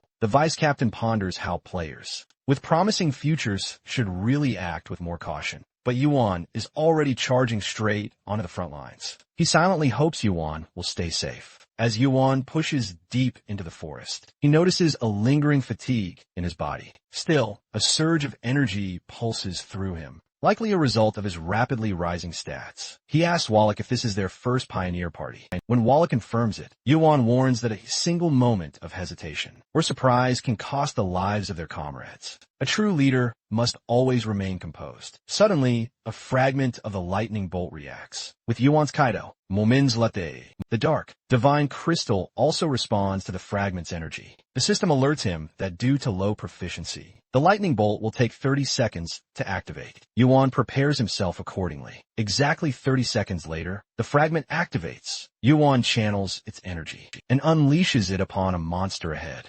obliterating it instantly. The surrounding players watch in stunned silence. Without hesitation, Yu-Won commands them to follow him. He leads the charge forward, setting the relentless pace for the next phase of the test. It is now the 4th day of the pioneering test. Concerned players approach Wallach, expressing their fear that their pace is too fast, and they might lose track of Kim Yu-Won. Wallach, though understanding their exhaustion, insists they continue until sunset, urging everyone to endure just a little longer. Internally, he reflects on Yu-Won's capabilities. While Yu-Won's power doesn't yet reach that of a true high ranker, his level is undeniably close. Yet, he remains reckless, still immature, like most players from the 25th floor. At this rate, Wallach doubts they'll see any real progress. 2 weeks won't be enough. This forest is just too immense. His thoughts are abruptly shattered when a monster suddenly bursts forth. It lunges right at him, leaving no time to react. The vice captain realizes he's already dangerously close, right in the creature's massive jaws. But before the attack connects, the monster is instantly, completely annihilated. The other players rush to Wallace's side, urgently checking his condition. The man who saved him now introduces himself as Pum Biklam, the Fist Lord of the Heavenly Demonic Cult. He declares he arrived, under direct orders from the cult's Vice Lord, and immediately asks for his whereabouts. Confused, Wallace warns that outsiders aren't permitted here, without the Pioneer Party's explicit approval. As he tries to make sense of this bizarre situation, Yu-Won appears. Biklam immediately waves and greets Yu-Won. who casually asks if he came all by himself. Bikram replies he did not, and Wallace, utterly stunned, begins to grasp the true meaning. Yuan is the vice lord of the heavenly demonic cult. The surrounding players quickly react to this shocking revelation, crowding him and pledging their absolute loyalty. Yuan sternly silences them, though he knows that direct assistance from the Pioneer Party would instantly disqualify his efforts. Yuan determines that deploying his own authority as Vice Lord falls within the bounds of the rules. It's not outside help. It's a power that undeniably belongs to him. He instructs Bikram to assist the Pioneer Party in advancing through the forest path as swiftly as humanly possible. Both Bikram and the rest of the party accept his command without a moment's hesitation. That evening, the group camps around a roaring fire. Amidst the quiet, Yuan receives a message from Merlin. Merlin wonders where Yuan has been and what exactly he's doing with the Pioneer Party. Yuan replies with a playful jab, saying he heard Merlin is playing the role of interim king, then shifts tone to ask if Merlin can help him. Merlin agrees, though he cautions Yuan not to expect too much. Britain is in chaos on the 14th day. The system announces that Yuan has successfully completed the world's pioneering test. Although his additional rewards are postponed, he is officially granted access to the 26th floor. The system announces that Yuan has earned 50,000 points for successfully completing the test, with additional rewards granted. Based on his exceptional time, his total now amounts to 150,000 points. Without hesitation, he allocates 50,000 points each to the Fist Lord and the Spear Lord. Both thank him with genuine appreciation. Our boy reflects that there's nothing worse than a stingy leader. Had it not been for the heavenly demonic cult, he wouldn't have achieved such a high score. With the test behind him, Yuan now plans to head back to Camelot. Hephaestus has been persistently calling for him, claiming that his project is complete. Before he departs, the Fist Lord calls out to him, requesting something different as a reward. Rather than points or material offerings, he asks for the chance to spar with Yuan as an equal. The Spear Lord immediately scolds him for his boldness, but our hero raises a hand to stop him and agrees to the request. Yuan asks if they should proceed right now. The Fist Lord accepts. He then orders the Spear Lord to stand guard and ensure no one interferes with the duel. The system confirms that all penalties are temporarily lifted, allowing them to fight without restriction. Yuan smiles as he faces Beckham, stating that he'll hold back from using the heavenly demon spirit, acknowledging it would be difficult for Beckham to draw out his full strength due to incompatibility internally. Yuan finds himself nostalgic, noting how long it's been since he last summoned the blue lightning bolt, realizing how far he's come since then. Backlum, confident. Belcam remarks that Yuan is greatly underestimating him.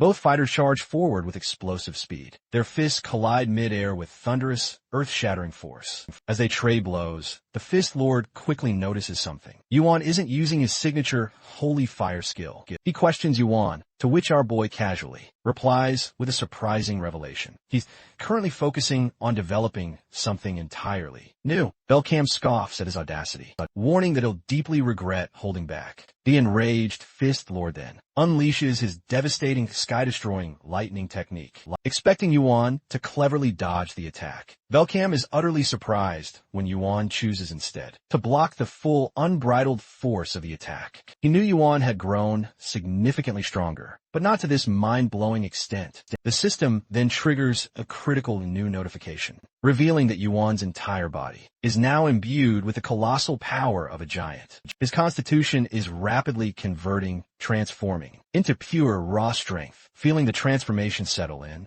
Yuan knows deep down that he's finally ready. He closes the distance in a mere instant and throws a truly devastating punch straight at Belcam. Belcam reels as he feels the crushing force of Yuan's punch reverberate through every single one of his bones. It's a sensation so incredibly intense. It seems as if his very bones might shatter. Staggered and reeling, he marvels at Yuan's unbelievable strength, despite all the grueling training he had endured. Since their first fateful encounter, where he was defeated by a player who had only just reached the 10th floor, Yuan had grown even further, soaring beyond his reach. From that pivotal moment, Belcam had vowed to dedicate himself completely to training, never missing a single day. All he had desired since then was a proper, unrestricted duel with his rival, with Yuan now standing before him in a real match. A match without any penalties. Belcam realizes he's finally been granted that wish. He absolutely cannot, afford to end it shamefully. Charging forward with fierce, renewed resolve, he activates his ultimate 100-step lightning fist, closing the distance in a flash to strike. Just as his powerful fist is about to land, the imposing image of the Heavenly Lord flashes before his eyes, stopping him dead in his tracks. The Heavenly Lord gravely warns him not to cross the line.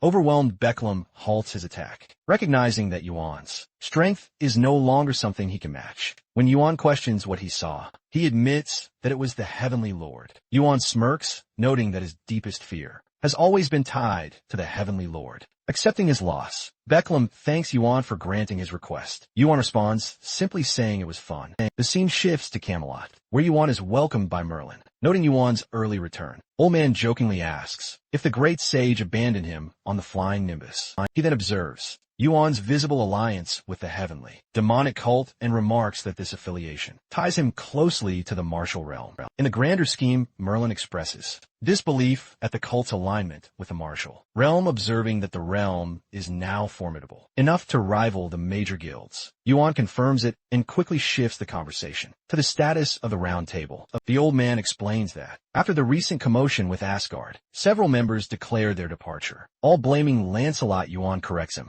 insisting the true cause is Olympus, and assures that things will settle soon. He promises to see to it himself. Merlin nods in agreement, emitting a surge of mana. Merlin reveals the true reason for Yuan's return. He presents a powerful artifact, telling Yuan to bring it to the next floor. He explains that Hephaestus named it Triana, and left cryptic instructions that his boy is to find another one, though Merlin doesn't understand what it means. He mentions that Hephaestus said that Yuan will. The man adds that Hephaestus guessed Yuan would prefer something more comfortable than traditional armor, so he crafted Triana with that in mind. Upon donning it, Yuan notes the gear's lightweight design and impressive coverage. Triana is made from true divine crystal and adamantium, offering both mobility and formidable defense. Yuan pivots, turning toward Merlin. The old man instantly grows wary as Yuan draws his sword. Instinctively, he raises his guard high, demanding to know exactly what Yuan intends to do. Yuan swings his sword, slicing in multiple directions. Merlin watches, utterly bewildered, calling him mad. He stops his movements, raising his hands, assuring Merlin that everything is fine. He explains that even though his hand looks normal, it's actually shielded by adamantium armor, which wouldn't be easily cut even if he tried. He also adds that even if the sword were made of paper, it still wouldn't have caused him much damage. He then cautiously warns Merlin. Yuan tells him to stay out of his way, as things are about to get really dangerous. He observes a mysterious, ethereal entity. Yuan wonders if it's the same one he saw back in Kanye. When he questions the entity about its identity, it simply refers to the second before utterly vanishing. Merlin asks Yuan about the mysterious figure, but Yuan replies he doesn't know, though inwardly. However, he's certain he's seen that face somewhere, but simply can't recall where. The man asks if Yuan will continue on his own unique path, and Yuan confirms his resolve. Merlin notes that this boy never, ever takes a break, always charging relentlessly ahead. He jokingly tells Yuan to visit him again later, joking there might even be a statue of him by then. Our boy bids his farewells and swiftly departs. Shortly after, the system notifies Yuan of something big, that his delayed reward for world pioneering has finally been decided. He's given a choice: acquire a new skill or increasing his stats. Naturally, he chooses stats, stating his intention to strengthen himself even more. He then proceeds to take on the 26th floor test, and of course, passes it from there. He rapidly advances, blasting through floor by floor, passing each and every test without pause. Flash forward half a year later, Yuan finally reaches the 41st floor's testing area. Sitting beside a warm fire, he roasts some fish. Meanwhile, a group of players secretly observes him. They reassure each other their mute skills will surely prevent him from hearing them. One player quietly comments that, gathering 50 summoning stones. That's already impressive, but others have even more. Another player pipes up with rumors that Yuan cheated his way up. As the players gear up to attack him, they charge in unison, only to be shocked upon discovering he possesses far more stones than any of them, 812 in total. In an instant, all the players vanish. and Yuan's collection grows to 1,020 summoning stones. He separates them, holding 983 in one hand and 37 in the other. He recognizes this as an effective decoy strategy to appear weaker than he truly is. He reflects on how swiftly he gathered all 1,000 stones, noting that multiplayer tests always work in his favor, since others unknowingly bring him the items he needs. Now, ready to take the main test, Yuan activates the summoning stones. When prompted by the system, he chooses to use all of them. The system announces the summoning of the Demon Lord, Diablo. Yuan is initially confused, not expecting it to appear in a 41st floor test. He speculates that the demons and the administrator may have formed an alliance for the test, concluding that this must be his summoned form, not Diablo's main body. Still, Yuan acknowledges that Diablo is a formidable opponent, capable of completely destabilizing the test balance. The Demon Lord, surprised by the boldness of summoning 1,000 stones, mentions his deep slumber and disbelief that someone would go to such lengths. Yuan, however, sees this as the perfect opportunity to eliminate Diablo and ascend the tower. Loaded with points, Diablo bursts into laughter, shrieking with rage at Yuan's audacity to challenge him. Despite knowing who he is, the system notifies him that he has entered Diablo's tainted sanctuary, and the opponent threatens to reduce Yuan's body to ashes. As the environment shifts, the system further announces that Yuan's senses are being paralyzed and that he's powerfully resisting the domination's effects.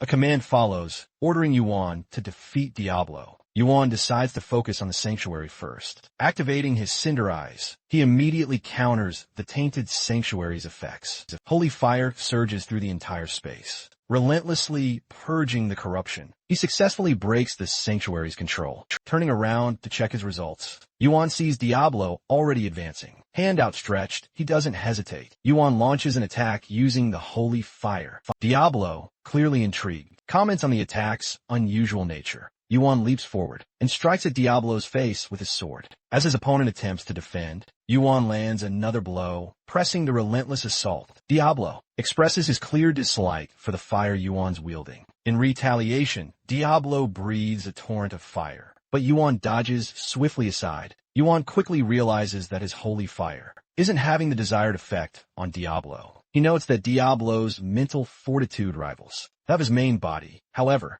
Yuan observes that the lightning bolt, imbued with Kenny's power, had managed to break through to some extent. As Diablo attacks again, Yuan swiftly evades, disappearing into the smoke created by the fire. The thick haze completely blinds Diablo, who can no longer pinpoint Yuan's exact position. Seizing the opportunity, Yuan confirms to himself that lightning is truly effective against Diablo, and decides to shift strategies entirely. With Lightning Bolt, he immediately activates Sky Steps, doubling his speed for 5 seconds with each step. Yuan now walks on the sky itself, his body now infused with the power of a giant. At that moment, Diablo finally senses his approach, just as it's already far too late. Yuan strikes Diablo with immense force, causing the Demon Lord to shriek in pain and pure anger. Diablo, genuinely surprised by the attack, acknowledges Yuan's remarkable performance and assumes he must be a player due to how well he's handling this grueling test. He offers Yuan a prestigious place in the Demon Guild, promising to make him the very next Demon King. Once he becomes a ranker, Yuan firmly responds that he's human and reminds Diablo that the Demon Guild only accepts demons. However, Diablo insists he isn't just human. He also holds demonic energy, which proves he is part demon. He assures Yuan that he possesses the capabilities to rule over all demons. Realizing that Diablo has detected the demonic energy within him, our fella understands the weight of the offer. No such proposal has ever been made in demon history, which confirms how much Diablo values his power. Still, he rejects the offer, asserting his humanity and reiterating his refusal to join any guild. The opponent comes to the realization that this is indeed Kim Yuan, the same man known for refusing every guild offer. The system then announces Yuan's victory over the Demon King, Diablo. He earns 1 million summoning points, reaching the maximum limit, and the test automatically concludes. As part of his reward, Yuan acquires Diablo's horn, which can be used to gain the favor of demons. His demonic body proficiency improves, along with several other stats.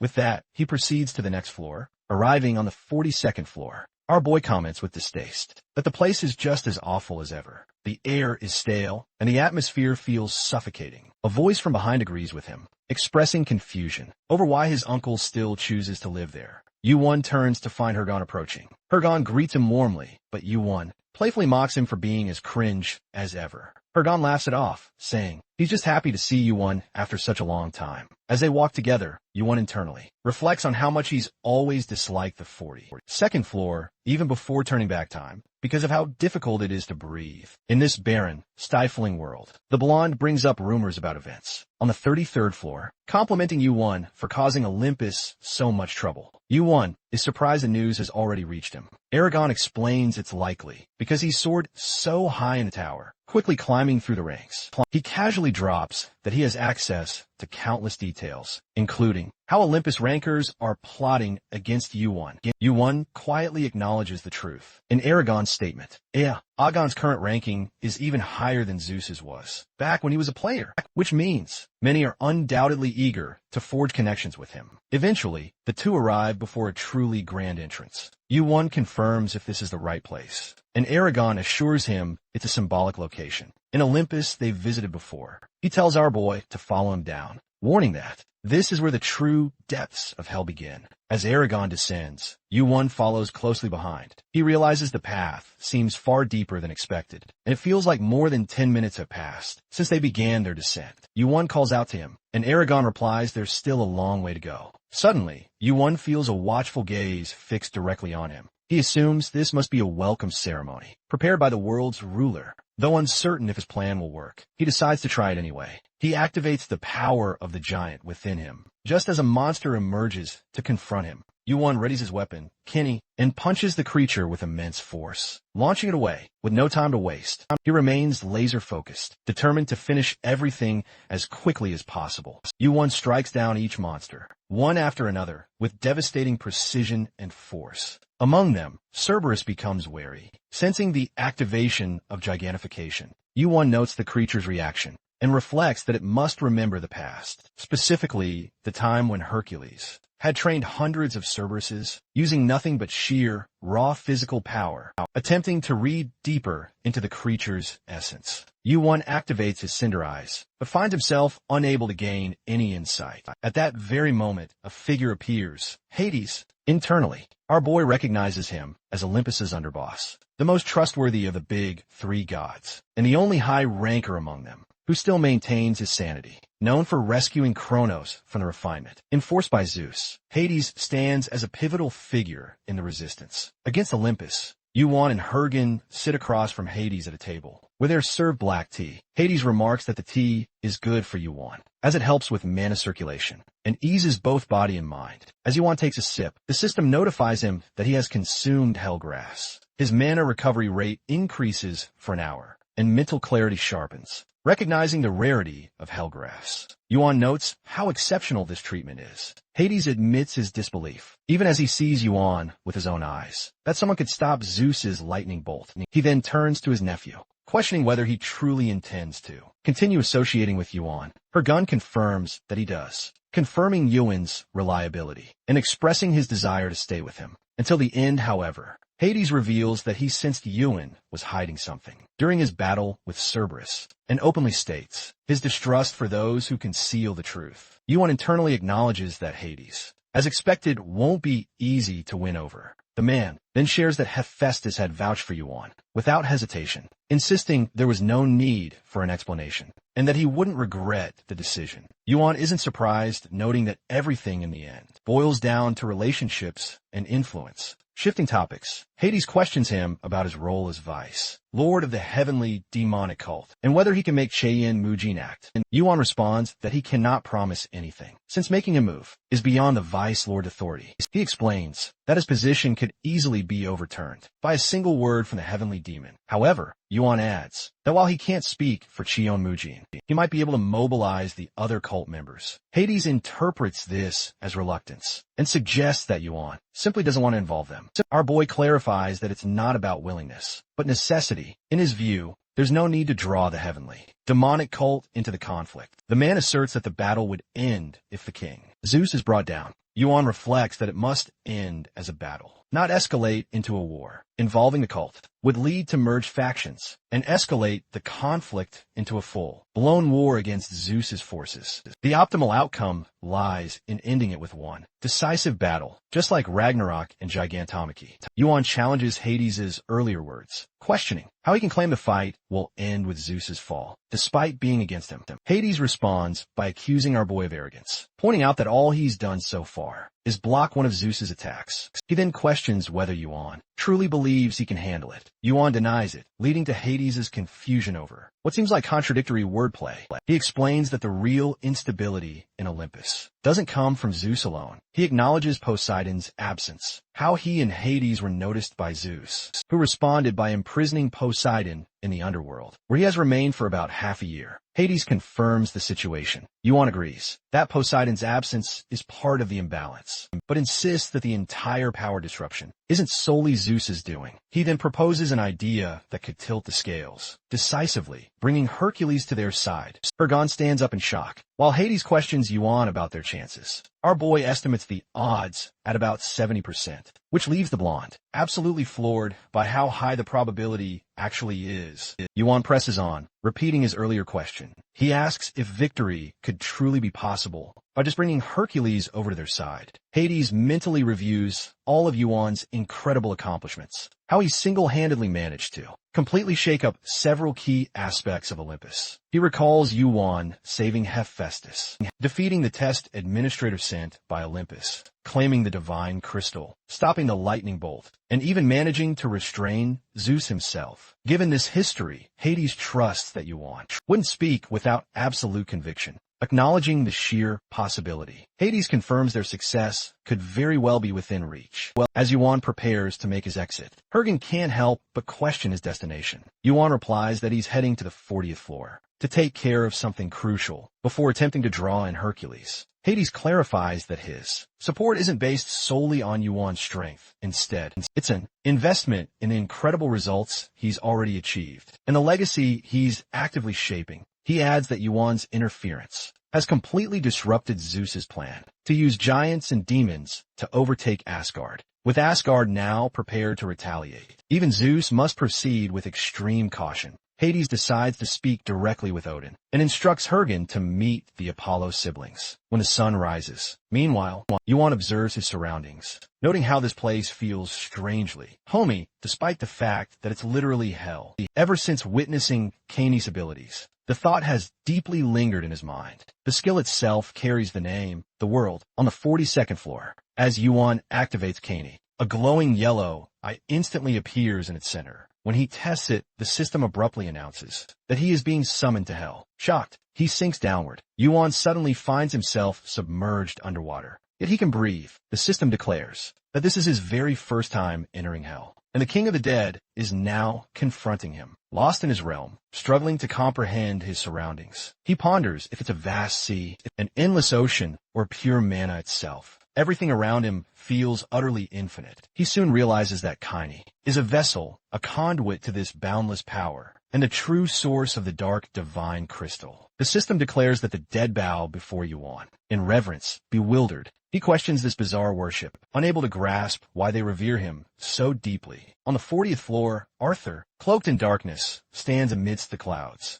Yuan floats right beside him. Arthur reveals that after his death, Susanoo trapped him in a limbo between life and death, which perfectly explains the gaps in his memory. Our hero grumbles that Arthur is providing little help. Arthur recalls seeing something resembling a vast ocean. During his time there, Yuan suspects the dead reside within those very waters, reinforcing his belief in Chinese mythological significance. Gazing toward a majestic floating city with a towering structure, Yuan wonders if Arthur has ever visited this place. He confirms he once came here, after founding Britain, to meet a ranker from Olympus. Now, he awaits an order, addressing Yuan as king. As Yuan and Arthur finally enter the city, they are immediately met with hostility. Knights and citizens begin hurling pebbles at them. In a fury, Arthur defends himself, engaging in combat with several knights. observing the city's undeniable grandeur. He remarks internally on how Olympus seems so heavily invested in someone who only recently became a high ranker. He attributes it to the individual's powerful bloodline, being a direct descendant of Zeus and Hera. His words immediately provoke outrage. The knights scream in absolute fury. Offended by the blatant insult, Yuan tells them to deliver a crucial message to their superior. If they wish to avoid utter disgrace, they should know that Yuan has arrived, addressing this challenge to Ares, the very ruler of war and combat. Inside the castle, Ares hears the sounds of battle and immediately demands to know the cause. A subordinate reports that Kim Yuan is responsible. Another loyal knight flares up in a rage. He questions how anyone dares challenge their king. Suddenly, one of the knights that catches sight of the glowing Excalibur. It's in Yuan's hand, surrounded by brilliant blue mana. They immediately suspect a challenge from the round table. Ares takes a closer look himself. He points out that Arthur is clearly undead, no longer affiliated with the round table. He concludes this must be Yuan acting on his own. Yuan mocks them for finally figuring it out. Seriously, someone at the top should be able to grasp the situation a bit faster. He then formally proposes a one-on-one duel with Ares.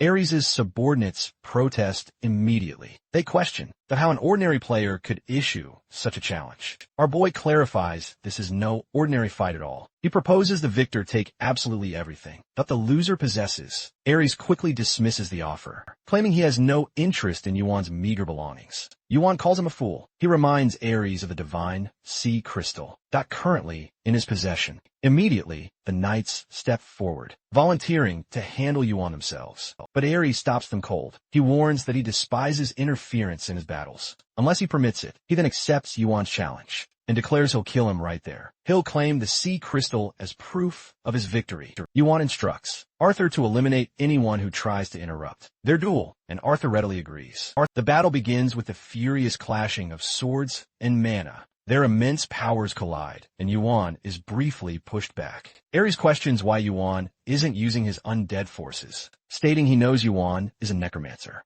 The system then issues a penalty warning. Reconnaissing restricted skill usage. Yuan responds that he still has a much greater trump card. He insists that using Arthur would be utterly unfair, urging Ares not to hold anything back. Ares mocks Yuan in return, accusing him of placing far too much confidence in his own meager abilities. In response, Yuan activates his Cinder Eyes. This allows him to perfectly read the path of Ares' sword. Just as the opponent strikes, he evades the attack with pinpoint precision. Yuan's arm becomes infused with the formidable power of the giants. The system promptly announces that his constitution is temporarily transforming into pure strength. He unleashes a fierce counterattack, and Ares feels the immense weight of the blow. Yuan smirks, making a mental note that this is precisely the power Ares once envied. In Hergen, the mere mention of Hergen triggers Ares, and he lashes out. But Yuan effortlessly steps aside, letting the attack miss. He calmly observes his opponent's mounting frustration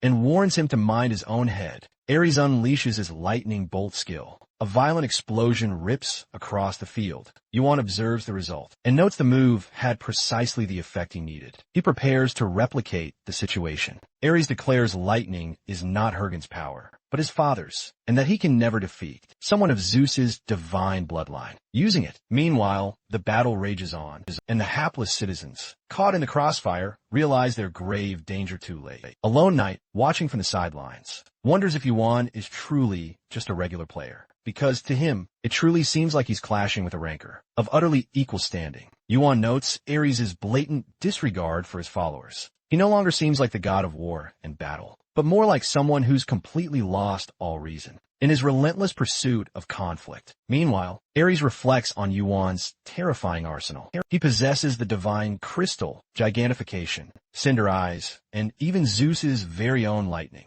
Ares believes that if he can kill Yuan, and claims even one of those immense powers, he could finally surpass his own father. Arthur watches quietly, his sense of honor burning bright. He asks Yuan how much longer he plans to let this continue, and requests permission to end Ares personally. Yuan senses Arthur's rising anger and knows it's justified. Of all people, Arthur had held the most profound chivalric respect for Ares. Yuan makes a resolute decision to finally bring this brutal fight to an end. He tightens his grip on his sword and steps forward resolutely as Ares watches him approach. For a brief moment, he doesn't see Yuan, but Zeus standing right in his place. Yuan remembers Ares' earlier boast. That lightning belongs to his father. Without a moment's hesitation, he pushes forward, silently declaring the answer just by being there. Alone, they stand face to face, with the tension practically crackling. The system then delivers its chilling final announcement. Hell worships the king of the dead. Ares realizes Yuan's mana is practically infinite, understanding an item's true power and origins, and unlocking its full potential clearly makes an astronomical difference.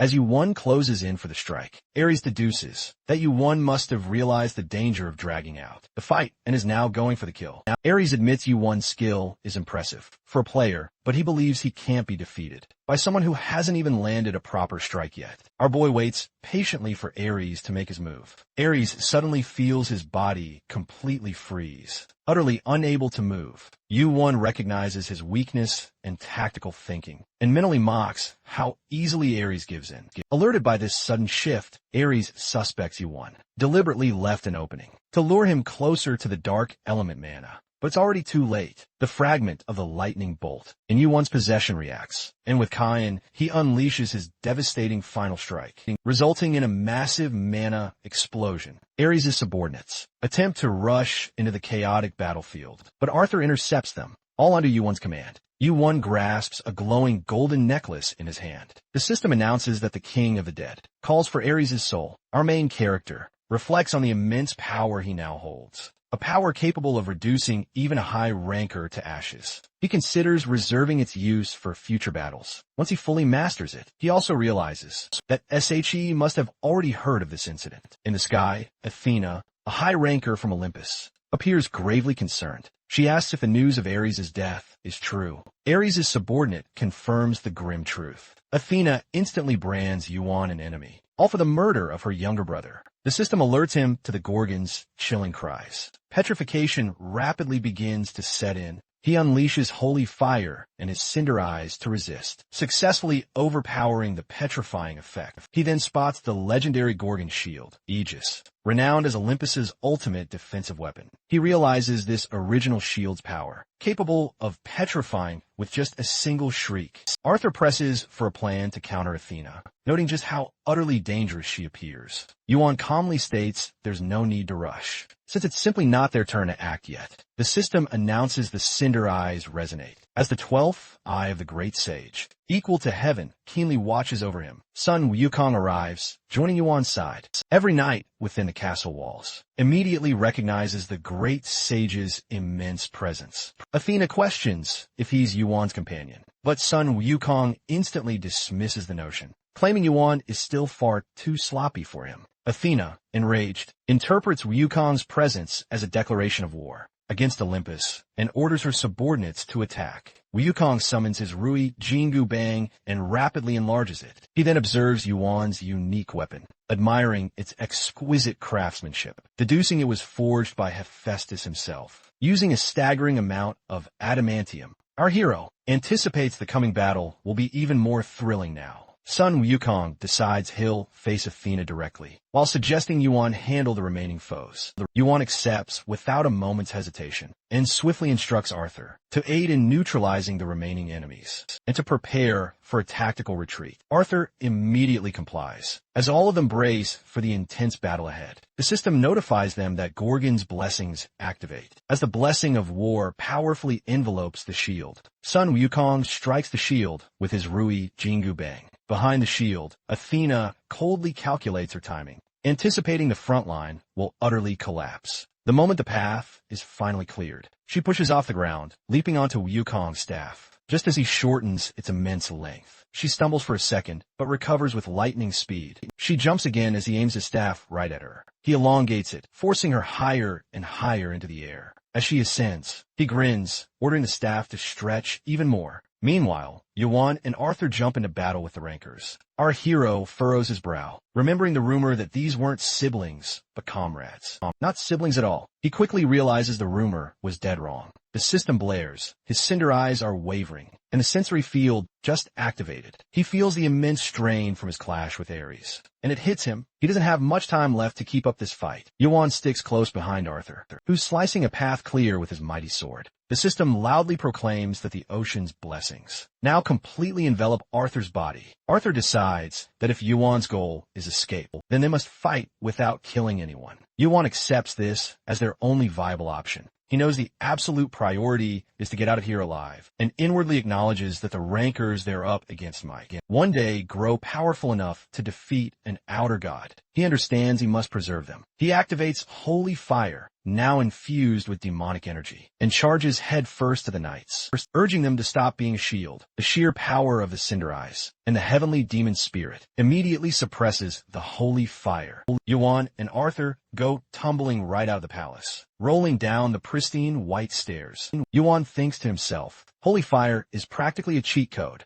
It works on almost everyone, except for high rankers. He notes that Ogong is still playing defense, unable to pursue Athena, but he considers this outcome a massive success. They've made progress, and that's enough for now. Although utterly exhausted, Yuan is absolutely certain they will no longer fall victim to Olympus. He truly believes this is the start of its downfall. High above, Athena suddenly halts her assault. When asked why, she calmly explains that Kim Yuan has escaped, so there's no longer any reason to fight. Ogong watches the castle, now engulfed in a maelstrom of fire and mana, and finds the sight truly impressive. Athena begins to question if everything was cleverly prearranged by Yuan and Ogong. Ogong remarks that Yuan absolutely despises it when plans fail, leading her to believe he might have predicted her arrival and even deliberately involved the traitor. From the heavenly realm, she demands an explanation, but Ogong utterly refuses to give her one, and instead he just comments on how incredibly entertaining everything was,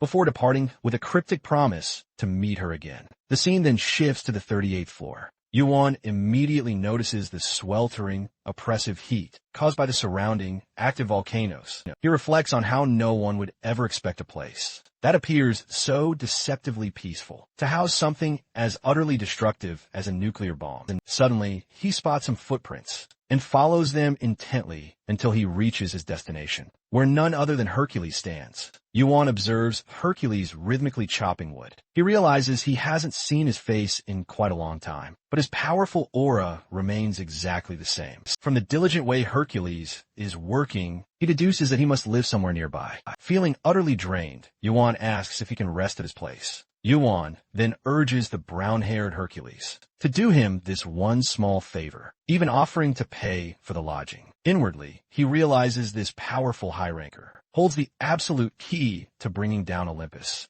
and that he absolutely must find a way to make him part of his team, no matter what it takes. He also knows Hercules is the kind of person who would refuse even the most outrageous requests, simply because he's just too kind. Yuan asks again. Hercules, however, responds that gathering all these logs takes time, and tells him to follow if he's willing to wait. Yuan agrees immediately and expresses his gratitude, promising to repay the favor later. He feels relieved that Hercules isn't as unpredictable, like Ogong. As he watches the brown-haired man move ahead, he finds himself wondering how someone like him ever earned the fearsome title of Giant Slayer. When they finally reach Hercules' humble hut, Hercules tells him to head inside. Our boy then asks about the purpose of all these logs. Hercules replies that someone else might be needing them, even if players don't feel the cold. Yuan wonders if he's sending these logs somewhere, noting what a genuinely kind thing that would be. The boy quickly dismisses the idea, saying he'll prepare some food once he finishes up with the logs. Yuan offers to take care of the meal himself, especially since he's letting him stay in his home. Later, as they share a meal, Hercules compliments Yuan on his impressive kitchen skills, observing that he must cook quite often. Our boy replies that he only does it occasionally. Hercules points out that he moved around the kitchen, so naturally that anyone watching them might assume he'd been living there for months. Hercules then asks for his name. Yuan introduces himself. The guy says he's never heard that name before, assuming he must be a player. He confirms this, adding that despite being a player, he's become quite famous lately. He asks if Hercules has heard about him. The guy replies that he's been living in isolation for a very long time. Our hero advises him to go out occasionally and not cut himself off from the world completely. Hercules comments that Yuan doesn't seem very social either. Yuan admits that he's not. Hercules then says that, even though this is their first meeting, Juwon feels strandi familia. He agrees, adding that perhaps similar people just naturally get along. At that moment, Hercules finally introduces himself, and Yuan claims he's heard he's a high ranker. The next day, as Yuan helps Hercules with logging, FQ mention that the trees on this floor are harder and heavier than steel, making them ideal construction materials. This reminds him of Hergen, who remains undefeated in terms of pure strength, and wonders how he manages to move such heavy timber every day without the aid of tools. The boy questions why Yuan is still around, given that he'd mentioned only staying briefly. Yuan responds that living here doesn't seem so bad. When asked about his test, Yuan confirms he has time. Still, the boy insists he should leave before nightfall. Even though Yuan insists he can handle himself, Hercules persists, pleading with him as a favor. Yuan senses something isn't right. Hercules looks like he's in pain. He suspects the concern isn't solely for his protection, but more about preventing him from witnessing something. Yuan, meanwhile, ponders how Hercules differs from his legends, and can't fathom his intense hatred for giants. Hercules brusquely dismisses his questions, declaring they aren't close enough for such personal inquiries. Just then, the system announces that Ocean's blessings envelop Yuan's body. He feels a surge of mana so dense. It feels like his body is about to burst. Hercules warns him. This floor is unlike any he's faced before, even with little time spent in this timeline. Hercules realizes he'd hoped for more meaningful conversations. With Yuan, the thought stings more than he expected. Our boy silently notes that Hercules will deeply regret many things once he learns the truth. Deep down, he wishes to hear it again. The story of his idol, his dear friend, and the hero he respected above all. The system heralds the dawn of Day 16. A promise between giants and humans is now in full swing. It proclaims the world's master is shifting, and that far harsher penalties will now apply to certain unspecified species. The giants are now the undisputed rulers of the world. Even with the dire warning, Hercules charges into battle, brandishing a glowing green tree trunk. The moment he strikes the ground, a brilliant blast of light erupts, piercing straight through enemy bodies. He relentlessly fights on, even as the system penalizes him for his unnamed race.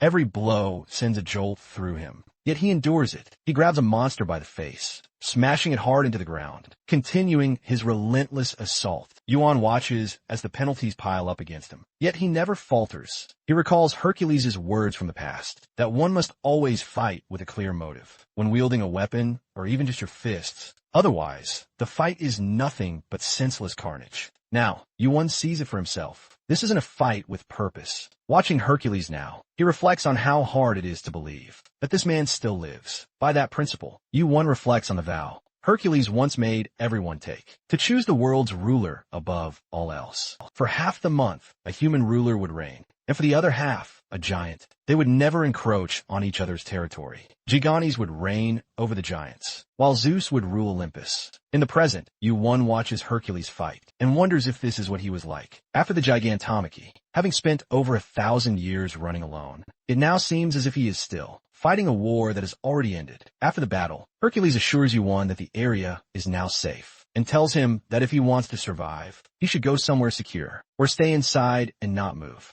Our pal notes that Hercules is enduring penalties so severe that most rankers would die from them. As Hercules continues onward, he notices Yuan following him and questions his intent, pointing out that he doesn't even know the destination. Yuan responds that, while he may not know the destination, he knows what Hercules intends to do: hunt down the remaining giants. Hercules corrects him, stating that he isn't after just any giants. Instead, he's searching for Gigantes, one of the 3 giants who represent their entire race. The path to him is dangerous, and even Hercules cannot guarantee his survival. When the battle begins, Yuan then claims to know Gigantes' location. He offers to lead the way. Hercules grabs him by the shoulder and whirls him around, demanding to know how. Yuan asks him to calm down, or his attire might tear. Hercules apologizes and then asks for directions. Yuan explains that Gigantes is further down. Beneath the lava, the scene abruptly shifts. The duo descends deeper, navigating treacherous lava lakes.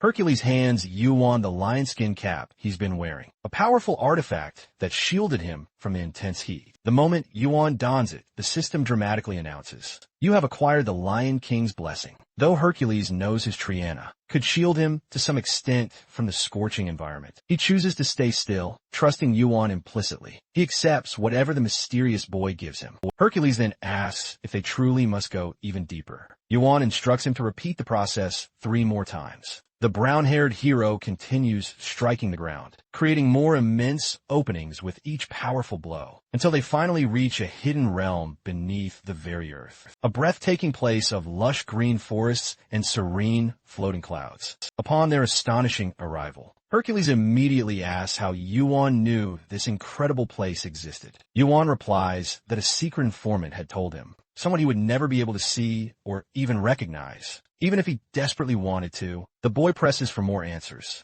but Yuan expertly avoids responding. He knows he absolutely cannot reveal that. The informant was none other than Hercules himself, hailing from the distant future. Instead, Yuan asks him to simply follow him, if he truly wants to uncover the profound truth. Hercules reflects on a rare and unfamiliar feeling, that he has met someone he feels genuinely comfortable around, someone he could even envision as a true friend. Yet, he cannot ignore the alarming possibility that this entire situation could be a cunning trap. Yuan could still be a spy for the malevolent giants. Still, Hercules resolves that even if it is a trap, he will utterly destroy everything in his path. Yuan eventually stops in a serene, quiet clearing. He acknowledges that walking this far with him must seem incredibly suspicious. When Hercules asks why he stopped, Yuan simply points toward a massive tree and tells him that striking it will finally reveal the truth. Though utterly confused, Hercules does as instructed. The moment his mighty fist connects with the ancient tree, he feels a profound vibration and surges of powerful energy. At long last, he realizes what Yuan had led him to,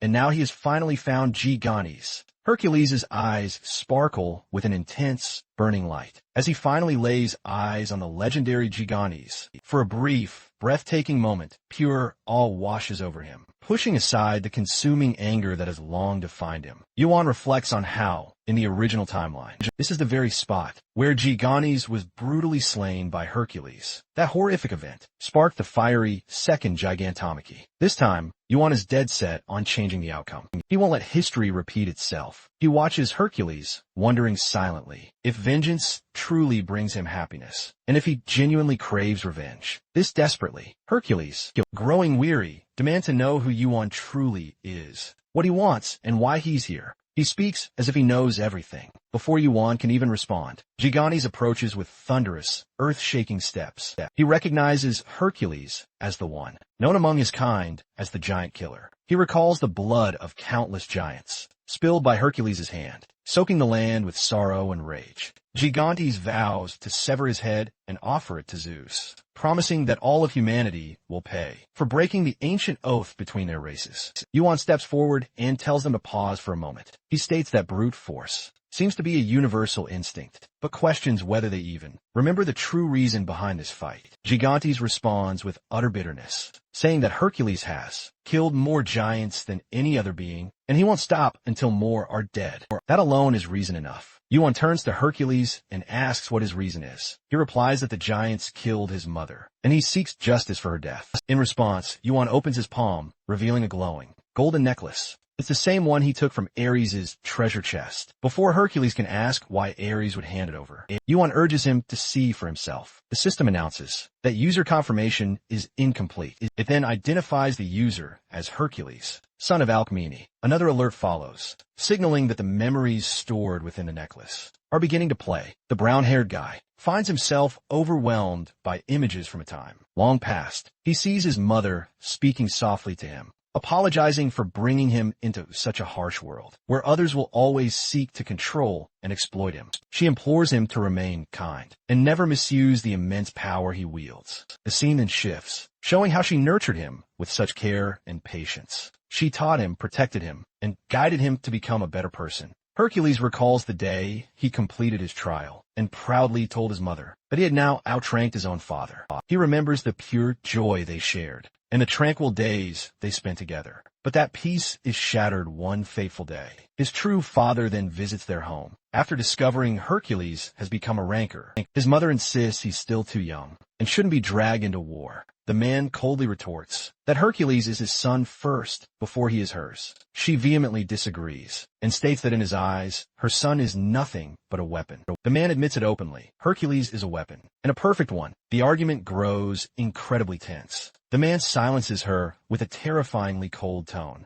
declaring he has many other sons, daughters, and women willing to bear his children. Her value means nothing. Then, Ares enters with his soldiers. He comments that Zeus's method to take the boy away suits him well. Alcmena tells him it's disgraceful, and that Hercules wouldn't let go so easily. Ares agrees, claiming that Hercules' recklessness suggests that war is imminent. Ares then tells her that a life devoted to battle and raw power is greater than anything else imaginable. He then declares that the world will soon be made to believe she died at the hands of a monstrous giant, and that Hercules will be put to good use. His soldiers brutally strike Alcmena down, while Hercules watches in absolute horror and sorrow. Just before her death, Alcmena's sister appears and begs her to abandon her child and flee. She warns that Zeus will surely kill her if she stays. Alcmena refuses, even if the world sees her son as nothing more than a mere tool for war. She will not abandon him. She cannot let go of his small, innocent hands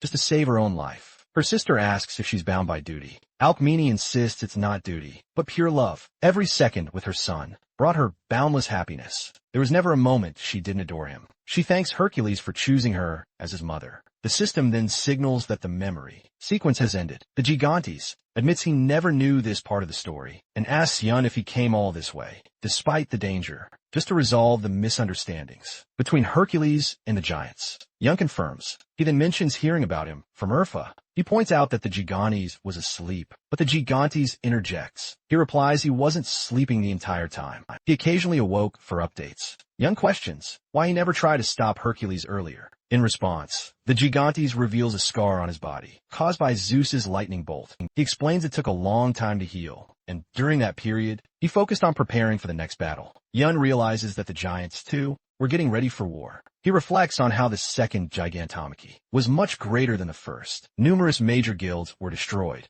including the powerful race of giants. He concludes that Zeus is responsible for escalating the conflict. The Gigantes remarks that, after seeing how Yun handled Poseidon, he assumes he's on their side. Yun remains silent. The Gigantes adds that he and Yun stand in similar positions, where a single decision can shift fate's tide, and he possesses enough strength to wipe out an entire floor. He continues by stating that Yun is influencing his decision more than he expected. He never thought his hatred would fade, but now here stands a seemingly weak player who is changing history. Our boy responds with a proud remark about himself. The Gigantes notes his lack of humility and comments that if he had any real ambition, he would have earned a top rank among the giants. Yuan warns him not to tempt him, claiming he's already popular enough. The Giganteus concludes that the only thing left now is Hercules' choice. Meanwhile, Hercules clutches the golden necklace tightly in his fist, consumed with rage. After learning the truth, he stands.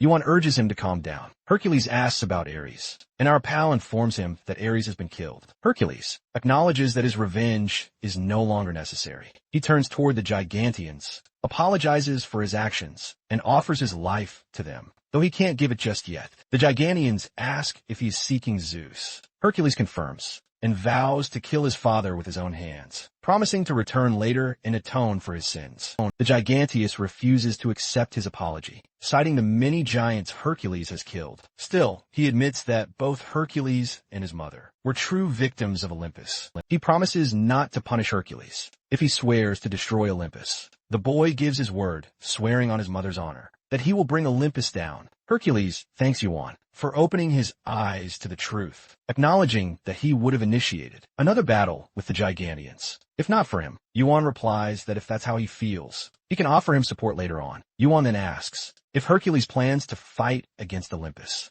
The boy confirms his intent. To lift his spirits, Yuan decides to give him a gift, Using necromancy, Yuan summons a figure from the dead. Hercules recognizes the figure and asks about its identity. Yuan reveals that it is Ares. Ares is enraged at Yuan, but the system announces that the spirit now worships him. Yuan notes that although spirits are often weaker than their physical forms, there are exceptions. He draws his sword, pressing it firmly against Ares' chest. He points out that Ares was a high ranker in his former life. While ordinary beings would collapse for such pain, high rankers are built differently. He then invites Hercules to strike, as much as he desires. Hercules demands that Ares beg for forgiveness. Ares, of course, refuses. He then thanks Yuan for granting him this opportunity, and begins to savagely beat Ares. He continues his relentless assault until Ares' face becomes utterly unrecognizable. Eventually, Ares begs Hercules to stop, repeatedly apologizing. The system announces that the warrior of war in combat has been brought to submission, and that Yuan's proficiency in the King of the Dead skill has increased significantly. The boy declares Ares should receive the same punishment. Again, at that moment, Yuan realizes he no longer possesses enough mana to maintain the skill. The ability needs to recover, and so does Hercules as Ares collapses to the floor. Yuan casually offers Hercules more help if needed, suggesting he can assist in beating him again. The guy replies that it's enough for now, as Ares isn't the only one who deserves punishment. Yuan asks if he requires any assistance, stating that he has gathered a significant amount of information. He asks what else Yuan knows. Yuan informs him that he's identified their enemies and allies. He advises Hercules not to confront Zeus directly in their current situation, warning that he cannot defeat him alone. Hercules assumes Yuan is asking him to wait until he completes his master plan. Yuan confirms that is exactly what he means, instructing him to destroy anything he desires, just not Zeus. Hercules accepts and walks away, claiming he will do just that. As Hercules leaves, Ares mutters that he forgot Yuan is a necromancer and begins to shout in utter frustration. In reply, Yuan pretends to summon Hercules again. Terrified, Ares begs him to stop. Our hero then remarks that he could easily strip away Ares' will and turn him into a mindless puppet, just like the other undead. But Ares would fight better on his own terms. Ares then asks if Yuan wants him to swear allegiance. He immediately refuses, explaining he's now an enemy of Olympus, but still cannot raise a sword against his father or mother. Yuan responds that in that case, he will continue using Ares in battle, just as he is, no matter what Ares feels. Yuan declares that he will use his power to destroy everything in his way, even Olympus and Zeus. He then swears on the system, promising to keep Ares out of any battle involving Olympus. If he cooperates, Ares agrees, but on the condition that a contract is made immediately. Yuan accepts. The system announces that a death pact has been achieved. The pact states that the spirit, now fully belonging to the player, cannot participate in any fight against Olympus and will be freed if the contract is broken. The system also confirms that Yuan has gained the allegiance of the warrior of war in combat, restoring Ares' full power. Meanwhile, on the 77th floor, inside Hera's temple, two knights, Mantius and Hector, talk about Hera's prolonged absence. Hector comments on the growing chaos caused by a single player. Mantius adds that there are rumors of Hades and Poseidon joining forces, which prompted Zeus to take preemptive action. At that moment, a powerful mana explosion erupts. Hercules appears, mercilessly killing the knights, with his eyes burning with rage. He demands to know where Hera is. The knights inform Hercules that Hera is not present. In response, Hercules threatens to destroy all the temples, claiming that she will appear once he does. The knights shout at him for his disrespect. One of them mocks him, declaring that they do not fear an ancient relic that has remained inactive for 1,000 years. However, another knight intervenes, pleading for a peaceful resolution, aware their opponent is none other than the formidable Hercules. Hercules advises them to group up in larger numbers if they plan on fighting him. The knights grasp the sheer magnitude of the threat, shouting that they're all doomed to die, a fact the boy acknowledges without a moment's hesitation. Elsewhere, Hergen sends Yuan a crucial message, informing him of Hercules' devastating raid on Hera's temples. Yuan's reply is swift. He was the one who told him to start there, confirming Hercules is now undeniably on their side. Hergen bombards him with more messages, demanding to know how Yuan managed to win Hercules over. Yuan ignores the relentless stream of texts, tossing the message ball casually aside. Just then, he receives a message from Hades, stating they're finally ready. Yuan knows he hasn't missed a single crucial piece. in his elaborate plan now. The only step left is to move the pillar. That will utterly shake Zeus's foundation. Hergen sends one final, desperate message, asking Yuan to come to the 42nd floor,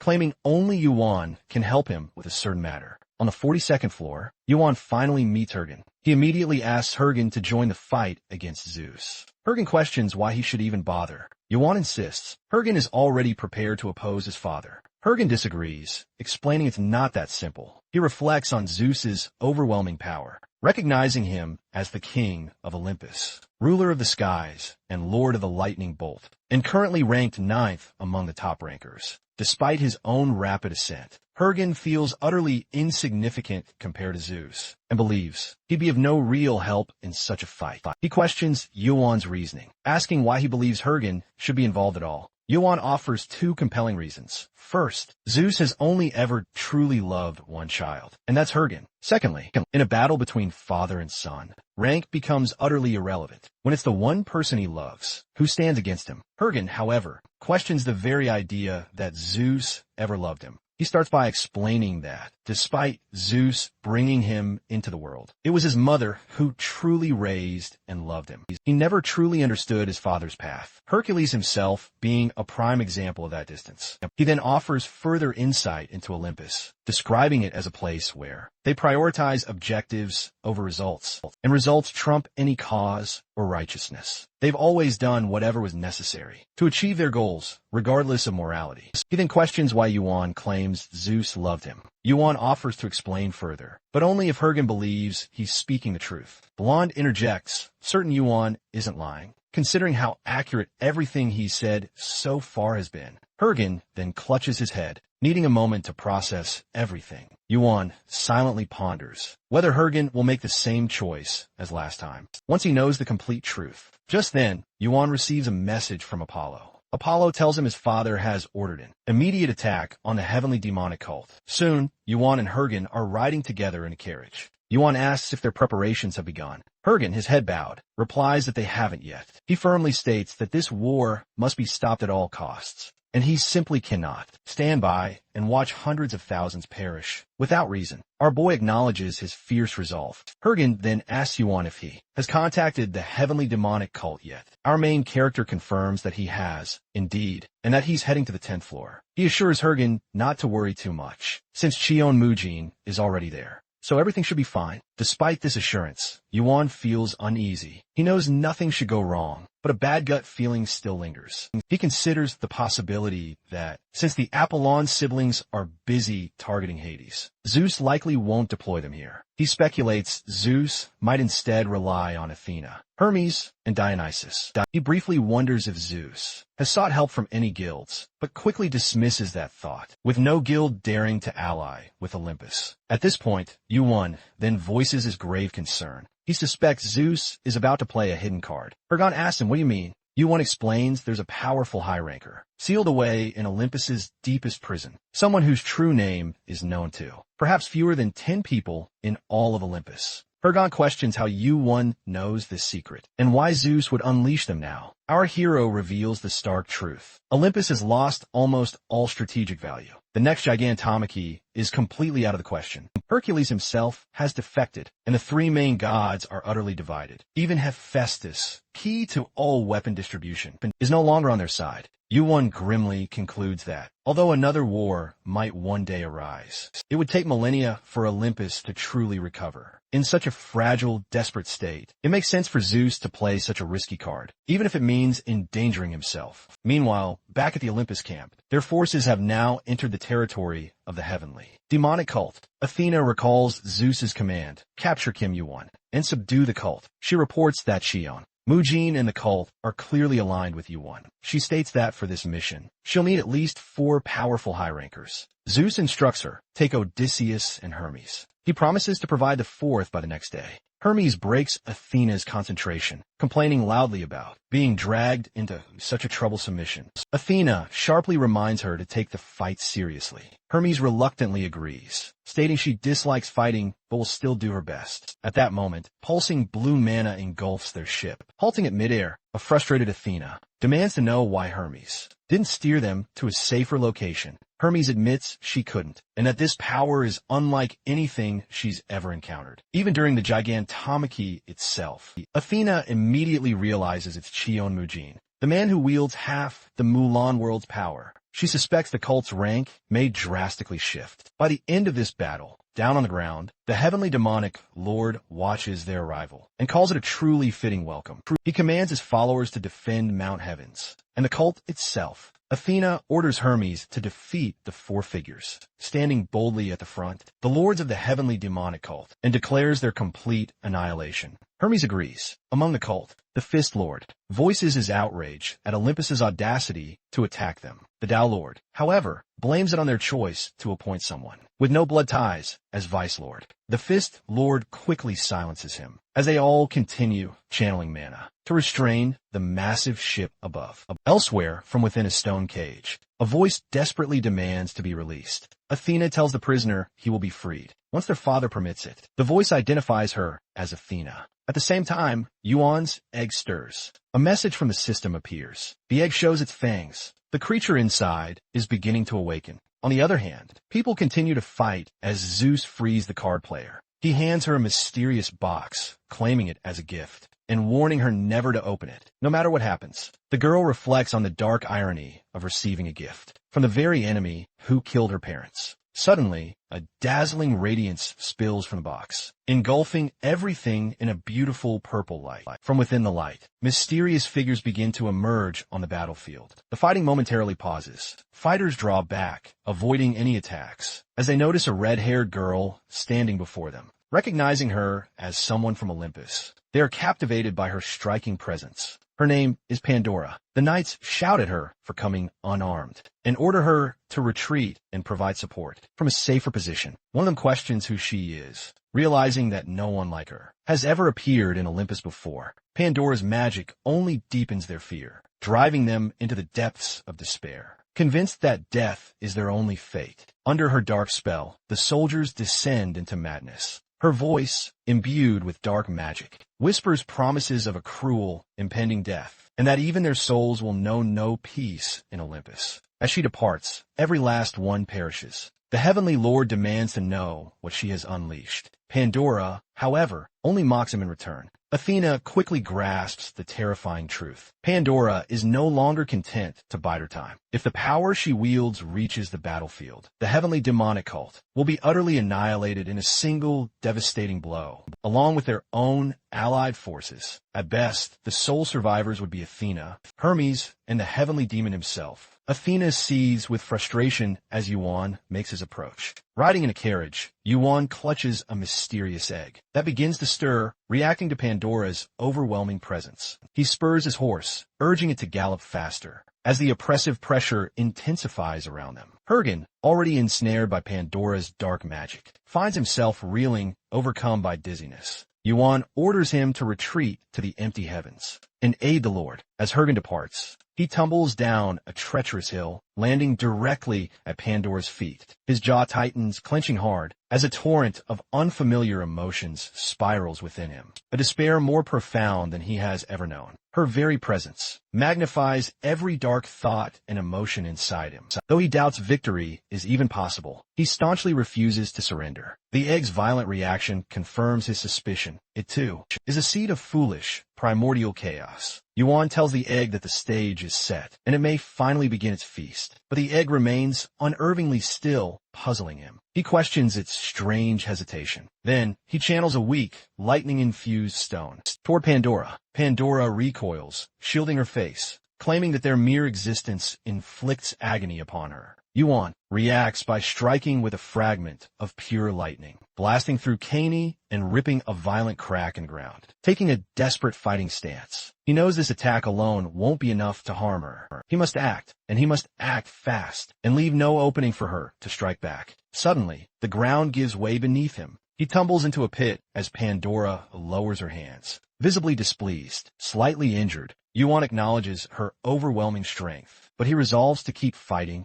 even without knowing how he can possibly win. Our boy continues to launch attacks from every angle, but Pandora evades each strike with fluid precise movements. As he watches her closely, she suddenly unleashes a surge of magic that splits the entire ground beneath them. Recognizing the toll that close combat would take, Yuan realizes that prolonged fighting would only drain his precious stamina. He turns to the egg in frustration, questioning why it refuses to help him. If it truly possesses sentience, the egg simply tilts its head in response. Activating his cinder eyes and expanding his sensory field, Yuan assesses the situation. He recalls that when Pandora was once active, her powers surpassed even Athena's. In terms of pure ranking, that fact likely hasn't changed. A direct confrontation is utterly hopeless. He channels a fragment of a lightning bolt with Cain and activates his demonic energy. Flames begin to rage around Pandora as he transfers his sword to his other hand. Surrounded by fire, Pandora asks what wrong she has done and why he seeks to kill her. Covering her face once more, she cries out in anguish.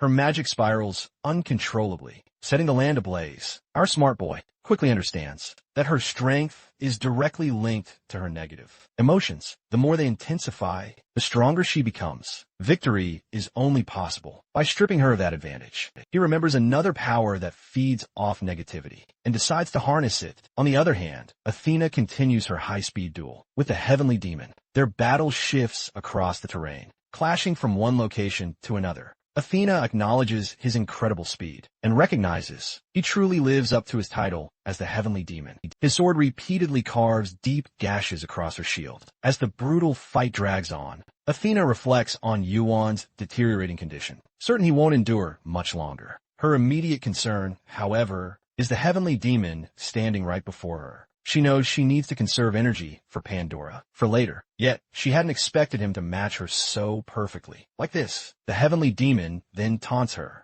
noting her apparent distraction, as if she already knows she's going to lose. Athena dismisses the claim as utter nonsense, and declares today marks the ultimate fall of the heavenly demonic cult, and that the heavenly demon will deeply regret his association with Kim Yuan. In response, the heavenly demon reflects on his cult's current state. Though dormant for far too long, it's clear others now greatly underestimate them. He acknowledges Yuan's position as Vice Lord and declares him more capable than most rankers. But more importantly, he emphasizes his greatest strength, his unyielding will. Even in the face of the impossible, Yuan never backs down and always finds a path forward. Opposing Olympus won't stop him. The only thing that will be destroyed is them. Back at the battlefield, Yuan feels the holy fire gradually intensifying. Pandora begins to sense the change too, commenting on the rising heat. Yuan knows that while it may be weak for now, it's working. Holy fire is a monster that feeds off fear, and Pandora is drowning in it. As long as she remains in this state of despair, the flames will only burn brighter and stronger. Smiling,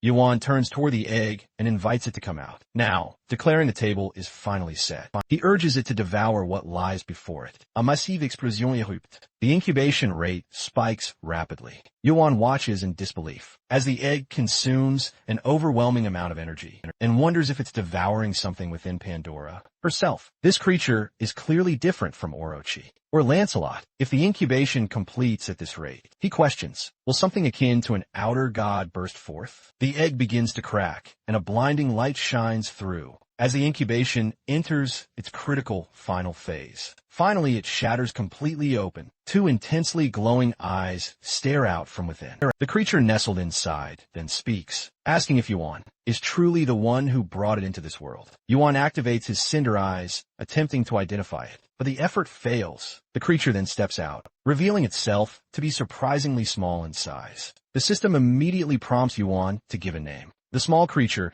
then enters Yuan's body right through his chest, disappearing within him as it instantly merges. Pandora reacts violently, collapsing to the ground. Yuan watches her, wondering if it's finally all over. Hermes then calmly approaches him, her eyes fixed on him, filled with intense curiosity. She questions what exactly he just managed to summon. Yuan, instead, asks if she actually plans to fight. Hermes responds that she's already done more than enough, and adds that she's never truly enjoyed fighting, unlike her sister. Then, with a glance at his feet, Hermes claims the shoes he's wearing are actually hers, though she promised not to ask for them back. He demands to know what that creature was. Yuan admits that he honestly doesn't know himself. Hermes gasps, assuming he's clearly hiding something, and quickly accuses him of being secretive. Just then, the Fist Lord and his soldiers suddenly arrive, surrounding Hermes, much to everyone's absolute shock. Hermes simply raises her hands and surrenders. She calmly explains that she no longer feels like fighting, and besides, things don't seem to be going well for her sister either. Athena arribas moments late,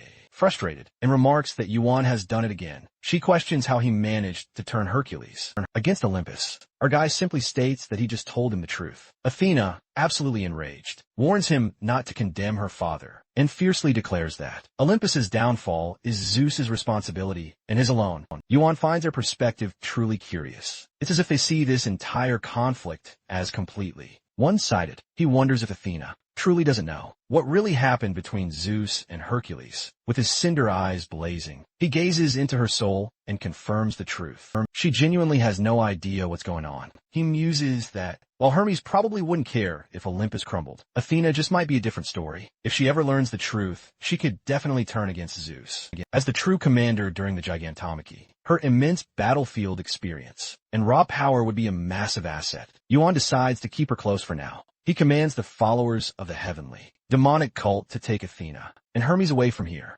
They obey without hesitation. Athena glares at him, her eyes burning with pure fury. Meanwhile, deep within the heart of Olympus, Apollo and Artemis suddenly appear before Zeus. He greets them with chilling indifference, commenting on how truly unfortunate the situation has become. He mockingly states that it will take another 3,000 years for Olympus to even begin to recover its power. Time to father more children, raise them, and forge them into powerful rankers. Apollo and Artemis instantly realize the chilling truth. Zeus has summoned them here to bind them indefinitely. If they're going to escape this trap, they'll absolutely need the sun carriage. With it, not even Zeus himself could easily follow them. Just then, the magnificent sun carriage appears in the sky. Apollo spots it and quickly prepares to make his escape. Zeus calls out, feigning disappointment that they would leave, without even properly greeting their own father. He then accuses them of refusing to take part in the Gigantomachy and of secretly meeting someone behind his back. Without a single reply, both siblings sprint toward the carriage.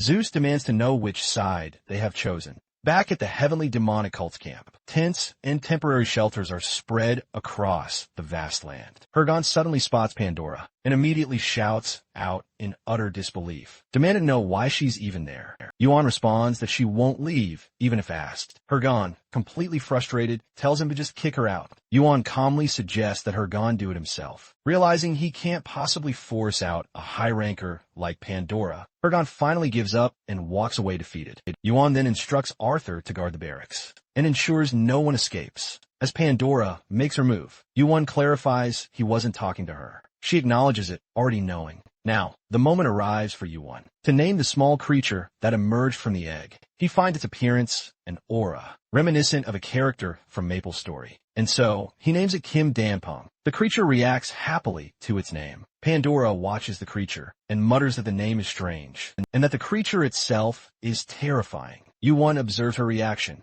wondering if it's an instinctive rejection, born from her long exposure to the other's influence. Kim Danpong's eyes sparkle, glowing with deep purple mana. The room is suddenly filled with its energy. Yuan asks if Danpong is causing this. Danpong nods and calls him Papa. Our boy smiles and comments with amusement that is little. Danpong is already showing his teeth to his dad, then affectionately calls him a good son. The system announces that Yuan has obtained a new skill, Predator. This ability contains the strength of a giant. Yuan quickly understands that. When the system said a portion of Danpong's abilities would be shared, it included skills as well. The bite he just received was part of that power. Those teeth were Predator. Danpong explains that the unknown entities are outer gods. They are calamities, disastrous waves of destruction. He can prey on them to grow stronger. Yuan finds it fitting, comparing it to a feast. He then notices something peculiar. Danpong has levels and stats. He's more like a player than a mythical beast. This new power has the potential to change the course of everything Yuan has planned. He reflects on the odds he once gave himself. In the future, he had said that there was only a 1% chance of victory. But now, that chance has increased to 10%. Overjoyed, he praises Danpong's brilliance and cheers him on for his excellent work. Herjin pops up, approaching with curiosity. He gives Danpong a playful little tug and gushes about how adorable he is. Yuan immediately shoves him away, warning that if he gets any closer, he could be eaten alive. The blonde laughs, and playfully teases Yuan for being a doting parent. Yuan responds that all parents are like that, though inwardly, he knows. Jin would definitely run the moment he grasped Dampung's true nature. He asks Jin to take a seat, then questions him about his mother. The boy looks confused. Yuan explains that, since Zeus is likely to intervene himself now, they need to understand every piece on the board, especially the crucial hidden card. Jin pauses before realizing what Yuan means. Our boy confirms it. Jin is the hidden card. Zeus's other half lies dormant within him. The power isn't fully awakened yet, but it definitely exists. How they choose to use this power would determine the outcome of the war. Yuan presses again, asking about his mother. Trusting Yuan's insight, Jin begins to speak. He tells him that his mother was a beautiful and pure woman. She was a chaste lover who gave her heart to only one man her entire life. That man was Zeus. He learned the truth from the fountain of truth. When he looked into it, he saw faces that didn't match what he'd known. In the world, he'd been close to many people, but only two women showed the same face, both inside and outside the fountain. Hera, who utterly despised him, and the only woman who ever smiled at him. Jin fell in love with that sincerity. He believed he would never feel that way again, but he gave her his half. Yuan summarizes that she was the only woman who ever truly loved Zeus. Jin corrects him. They can't say that for certain, since Nemesis and Themis were also involved. Yuan reminds him that both of them sided with Hades. Jin insists that his mother would never turn against Zeus. Yuan notes Hergen's striking difference from her. He agrees, acknowledging his mother knew what was right, but chose to turn a blind eye for the sake of love. She had once told him she didn't want him to end up just like her. Olympus was founded with the goal of bringing order to a world teeming with chaos. Hergen now sees his role as reviving that original intent. He stands up, announcing he'll go rest now, having just completed a truly major task. Just then, Yuan receives a crucial system message. He informs the blonde that it's time to make their move. Hades has already made his move. Now, it's their turn to strike Olympus. Hergen pauses, then asks if Yuan believes this will truly be the final battle. Our hero replies that it most likely is. This is the definitive last stand against Olympus. Hergen then asks what he plans to do once it's all over. Yuan reminds him of their very first meeting, when he stated he would destroy the very ceilings of the tower. Hergen then realizes that Yuan shares the exact same goal as his father. He asks what exactly lies at the pinnacle of the tower, something both he and Zeus have relentlessly pursued.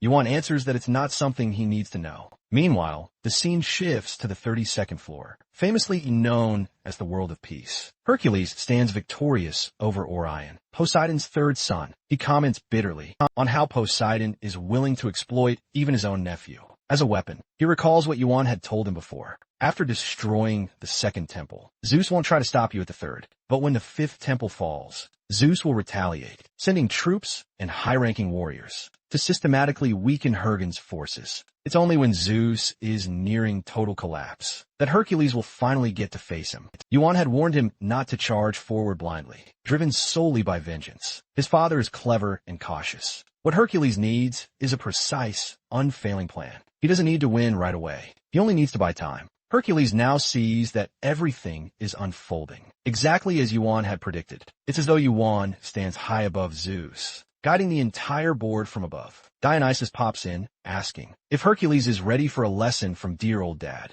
He quips that Zeus must be running on fumes now, sending a high ranker when he's low on power, and burning through even more of his strength. He grins, knowing exactly what this moment signifies. The prelude to Olympus's ultimate demise has finally kicked off. Zeus, on the other hand, realizes it's been ages since he last left the temple. He'd originally thought he'd only emerge for the next gigantomachy, as he watches Hercules just tanking thunderbolts. Without using any skills or even flinching, he becomes acutely aware of his son's monstrous power. Zeus wonders how many more thunderbolts he can possibly endure, and recognizes the gap between them has grown terrifyingly wide. Just then, Hades makes his appearance, observing Zeus's surprised expression. Zeus reacts to his brother's presence with a mix of amusement and weary familiarity. Hades informs him the war has begun. Zeus dismisses it as a mere family squabble, and Hades, though agreeing, reflects on the sheer size and complexity of their divine family. Zeus notes that from this point forward, the conflict seems to be a battle among brothers. He remarks that Hades' previous revolt ended ages ago, and smugly declares that Hades has never once defeated him. Hades acknowledges this, but hints that Zeus might be overlooking someone crucial. At that very moment, Poseidon makes his grand entrance. Zeus smirks, having long awaited this confrontation. Enraged over being imprisoned by Zeus, Poseidon immediately launches an attack, but Zeus counters with utter ease. Hades, watching the intense clash, realizes that half of this grand plan had been a gamble, but it's unfolding exactly as Yuan had anticipated. He recalls his earlier meeting with Yuan and Hergen. Yuan had instructed him to retrieve Poseidon from Asgard's notorious prison. If negotiations with Asgard seemed impossible, he advised making a deal. Tell them Poseidon is needed to defeat Zeus. Since Zeus is a threat to Asgard as well, they'd have no reason to refuse. Yuan adds that this will ignite internal conflict within Olympus, sparking discord among the three main gods who define it. Hades worries that Odin might fear a united front from the Olympian trio and refuse to cooperate, but Yuan assures him the situation changes if he sides with them. Hades questions whether there's enough time to win Hercules over, and Yuan confidently affirms there is. Back in the battle, Poseidon attacks with electric currents, channeled through water. Zeus responds with his mana, trapping him completely. He reminds Poseidon that they are poorly matched in combat. Poseidon, undeterred, retorts arrogantly. Suddenly, Hades grabs Zeus by the neck and threatens him, testing their strength. Zeus stays calm, noting that Hades cannot reach him. Hades realizes that Zeus is barely exerting effort in defending himself. He comments that Hades must have grown lazy in his training, as the real fight hasn't even started. Poseidon warns that he is manipulating them, but the arrogant man taunts them for their lack of progress. Poseidon, enraged, insists that Zeus has been stuck in the temple all this time, but Zeus claims it only appears that way. In truth, he believes they have been stagnant, doing nothing. Poseidon does not understand what he means. Zeus asks whether they have ever thought about climbing higher than the top of the tower. He declares that he will ascend beyond it, no matter what, and only then will he become the true king of the tower. Poseidon shouts that there is no higher floor, but the king firmly believes otherwise. At that moment, Yuan appears, prepared to finally confront Zeus. Zeus asks Yuan what he knows, and Yuan claims that his knowledge surpasses his own. Zeus considers it a pretentious answer, but still insists on knowing more. He then releases his mana on a massive scale, creating a pressure so overwhelming that even Hades realizes he cannot get closer. While Danpeng shouts, overwhelmed by the sheer intensity, Zeus remarks that Yuan must be curious about the stage. He's prepared just for him. Yuan reflects that the true difference between them lies solely in how he figured things out on his own, while Zeus learned through others. Zeus suddenly realizes how many aspects of Olympus have gone terribly wrong, all thanks to this one exceptional player. He acknowledges Yuan's remarkable talent and admits that Yuan has reached heights beyond his own. He apologizes for ever underestimating him and fiercely declares him an enemy. Yuan then unleashes Pandora, who embodies the world's misery itself, all thanks to the box she was given. She demands to know what's been done to her, while Zeus wonders aloud if this is yet another card Yuan has prepared.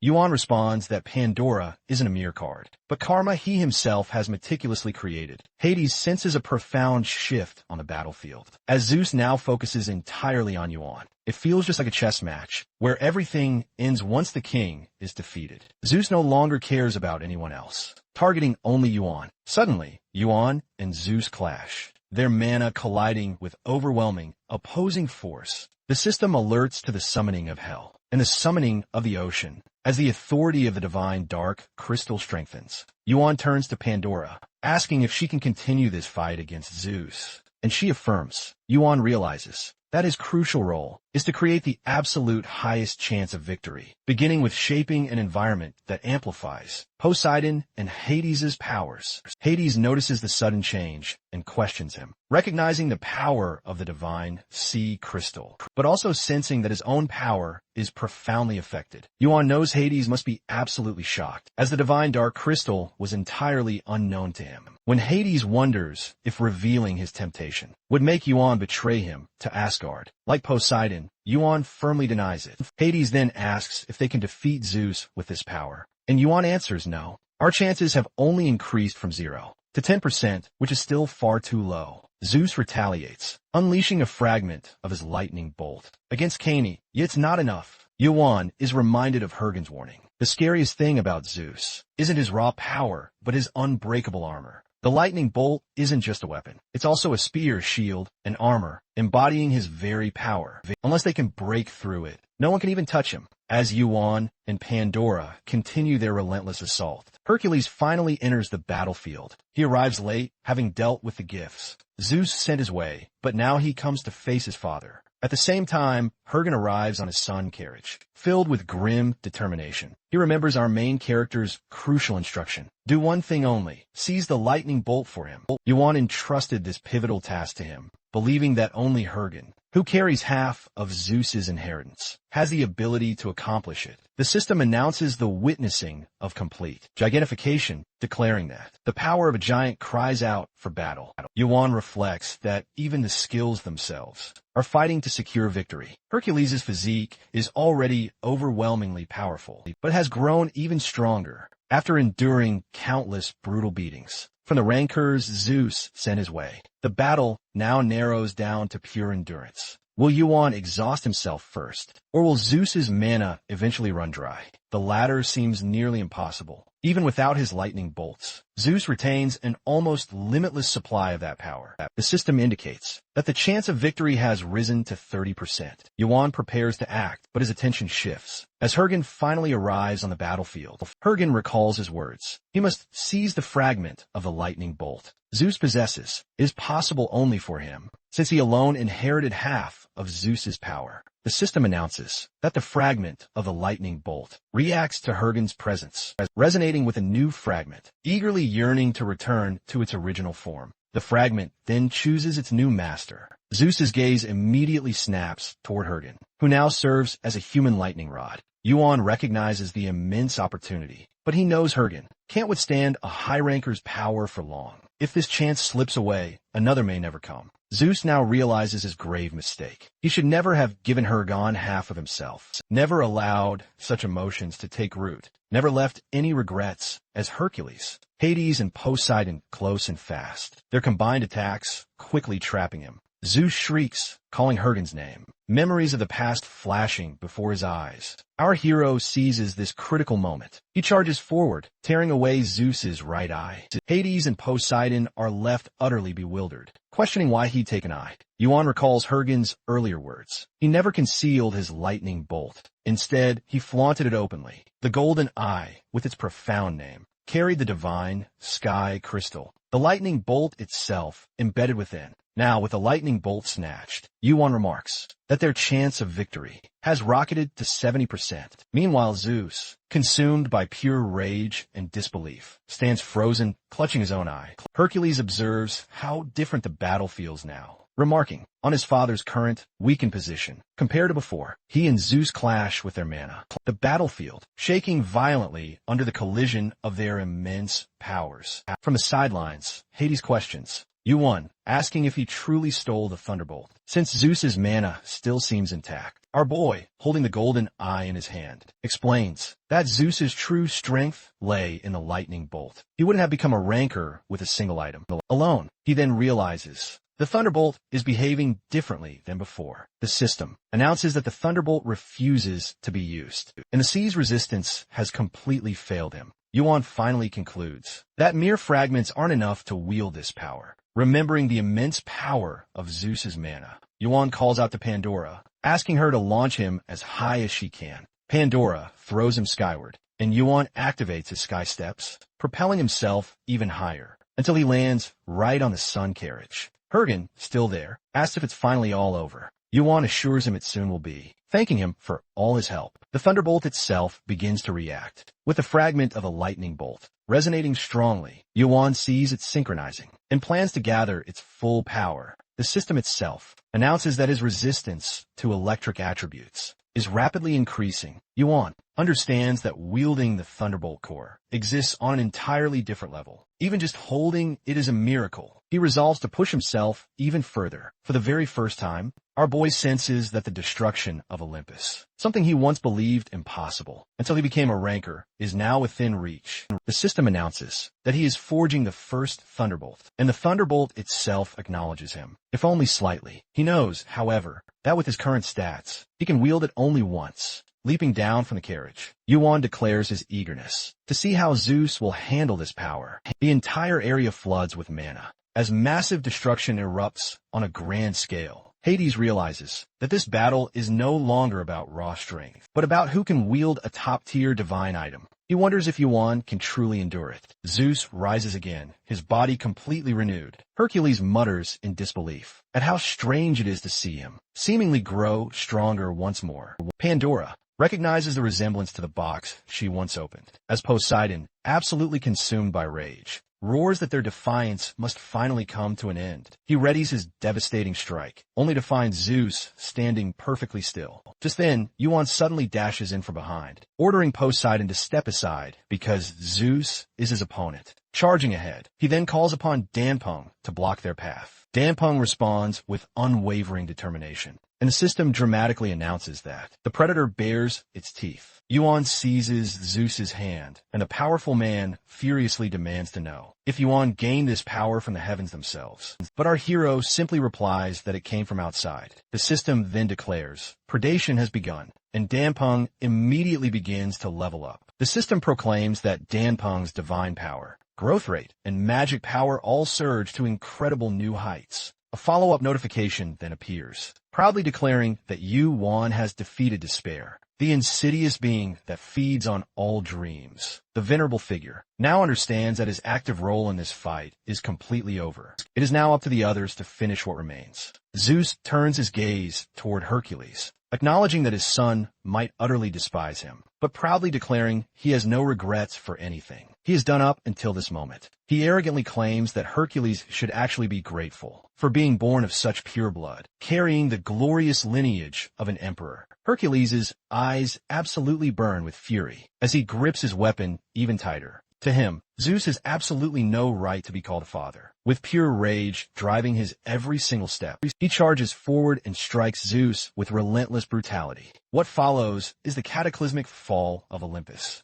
The once unshakable guild, having stood for millennia as the most powerful, collapses in an instant. Its eventual recovery, though swift, renders all the centuries of their efforts utterly meaningless. Asgard, the faction most deeply invested in this outcome, descends onto the ravaged battlefield. Thor immediately attempts to seize the sea stone from Yuan, but fails. Zeus, now completely drained and powerless, is captured and taken into Asgard's deepest prison. Later, Yuan asks Hercules if he regrets not killing Zeus. The young man admits that he does a little, but says he wishes to stop things here. Zeus is now a man stripped of everything: power, dreams, and future. To Hercules, that is enough. Letting him live, free from any revenge, without any retribution at all, is enough. Our hero acknowledges and deeply respects his choice. The magnificent castle, built from countless memories, now tears itself apart by its own hand. Those who remain within Olympus find comfort in whatever ways they can. Hergon resolves to make Olympus bloom anew. For him, this marks the dawn of a new era. Yuan reflects on his prior meeting with Hephaestus, who revealed that true creation springs from joy. Only then can the greatest item truly come alive. The old man had revealed that the Black God Stone, the Sea God Stone, and the Heavenly God Stone together would form the ultimate item. He also recalls his encounter with Asgard, where he was given a mysterious golden stone. It was a message directly from Odin, Yuan's father, an undeniable invitation. If Yuan survived this deadly battlefield, Odin wished to meet him personally. He now knows the time has come to rescue him. The scene shifts to the 44th floor, the land of the formidable three nobles. The three move in perfect unison, preparing to attack Yuan together. But he assures them he's not here for a fight. Instead, he asks about one of the three sacred treasures, rumored to be hidden deep within this land, and inquires about its exact location. All three of the nobles immediately attack. Yuan counterattacks with equally devastating force. One of them remarks that if one of the three sacred treasures were nearby, he would have already found it himself. Yuan confirms the statement, but assures them he doesn't know its whereabouts. The man then asks if he is the infamous Kim Yuan, and our hero simply smiles in response. The scene shifts to Yuan inside a house, reflecting on how utterly unbelievable it is that he managed to get it for only 12 points. He recalls how the administrator gave the 3 precious children the absolute right to rule this land. The world, however, has been terribly neglected and plunged into chaos, worse than the very hell of the 42nd floor, all in the name of freedom. Public order no longer exists here, and people are constantly trying to snatch points and items. At every single turn, Yuan knows word has already spread about him and his hunt for the 3 sacred treasures. Of the 3 precious children, only one holds a treasure. As for the other 2 treasures, one is already in Yuan's possession. He also realizes the sheer chaos that will unfold if everyone discovers that the treasure, meant to be in Susanu's hands, is actually with him. Dampong begins to cry, but Yuan lightly slaps him, reminding him that crying won't help. He places a treat in front of Dampong, instructing him to wait patiently, assuring him that something much bigger awaits if he endures. The scene shifts again to Yuan confronting a formidable rancor. He defeats the opponent in a single, devastating blow, and warns the others to finish their drinks and get out. Instead of fighting, they flee in absolute fear. Yuan then faces Amaterasu, ranked 52, the owner of the Yasakani no Magatama, and the middle child of the 3 precious children. Amaterasu demands to know the location of the Yada no Kagami. Yuan claims ignorance, explaining that he's searching for it as well. He recalls learning of the treasure's existence during the test on the 43rd floor, where the information was given directly by the administrator. He acknowledges that Amaterasu knows far more about the treasures than he does. Amaterasu, in turn, tests Yuan's strength with solar blaze. Our hero resists with his cinder eyes, holy fire, and the garment of the 4 great elements. But the defense utterly fails and leaves him burnt. Dampong tries to step forward, baring his teeth, but Yuan stops him, deciding they must lose this fight. He knows Amaterasu will not harm him, as long as he possesses crucial information about the treasures. Yuan questions his intentions, asking if he plans to simply take the treasure. Once it's found, Amaterasu demands that Yuan hand over all information, claiming the right as its true owner, even threatening to annihilate the heavenly, demonic cult if necessary. Our boy refuses. He warns that the cult isn't his only backing. Then, he reveals a shimmering golden token from Valhalla. Amaterasu instantly recognizes it, realizing it was personally bestowed upon him. He acknowledges the immense complications that Asgard involvement would undoubtedly bring. Amaterasu, however, declares he will not surrender the Yada no Kagami. He then asks what Yuan demands in return. Yuan requests something of equivalent value. The man shockingly offers to kill 100 people of Yuan's choosing, becoming his personal blade until the mirror is recovered. Understanding the sheer desperation in this offer, Yuan counters, asking him to save lives instead. He requests 10 rescues, and Amaterasu agrees. They seal their new agreement with a firm handshake. Later, our protagonist reflects on the deal with the spirit. He admits he absolutely doesn't trust Amaterasu, as both of them are clearly hiding behind masks. The spirit acknowledges Yuan's undeniable cunning, recognizing he used the sacred treasures as calculated bait to lure Amaterasu to his side. It questions his true intentions, asking if he really possesses the Yada no Kagami. From the 44th floor, Yuan simply grins, confirming it is indeed in his possession. The spirit concludes that the Yada no Kagami is already on the 44th floor, and Yuan is already harnessing its power without truly possessing it. Yuan knows it serves as the perfect bait to ensnare Amaterasu.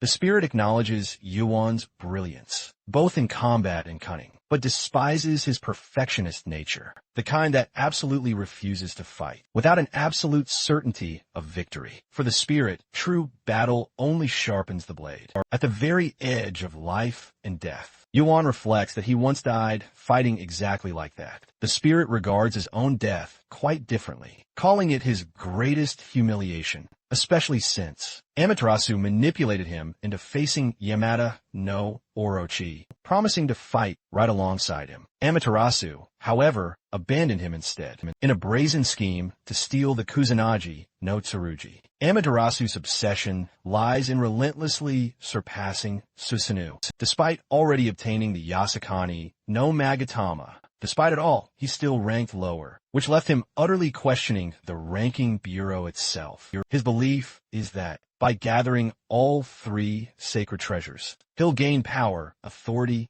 and a status that will utterly eclipse Susanu's. He revels in just how close he is to achieving this dream. Deep in the jungle, Yuan confronts the soldiers who've been tailing him. They claim to be acting under the orders of the three precious children, insisting they mean him no harm. Yuan quickly realizes Amaterasu is behind this and dismisses their attention as utterly meaningless to him. He clarifies that he's absolutely not their subordinate, only cooperating with them temporarily. He warns them against any attempts to monitor his actions, forcing them to choose between life or swift death. Amaterasu soon contacts Yuan himself, demanding to know why he's provoking his men. Our boy Yuan answers bluntly that they're behaving like thieves who kill and steal, and he refuses to be entangled in their schemes. Without even waiting for a response, he cuts the communication short. Susanu's spirit, meanwhile, delights in Amaterasu's flustered, angry voice, mocking his arrogance. Yuan recognizes that Amaterasu still postures as a king, sending mere subordinates to do his dirty bidding, and worries that once Amaterasu gathers all three sacred treasures, his power will rival that of Olympus. Determined,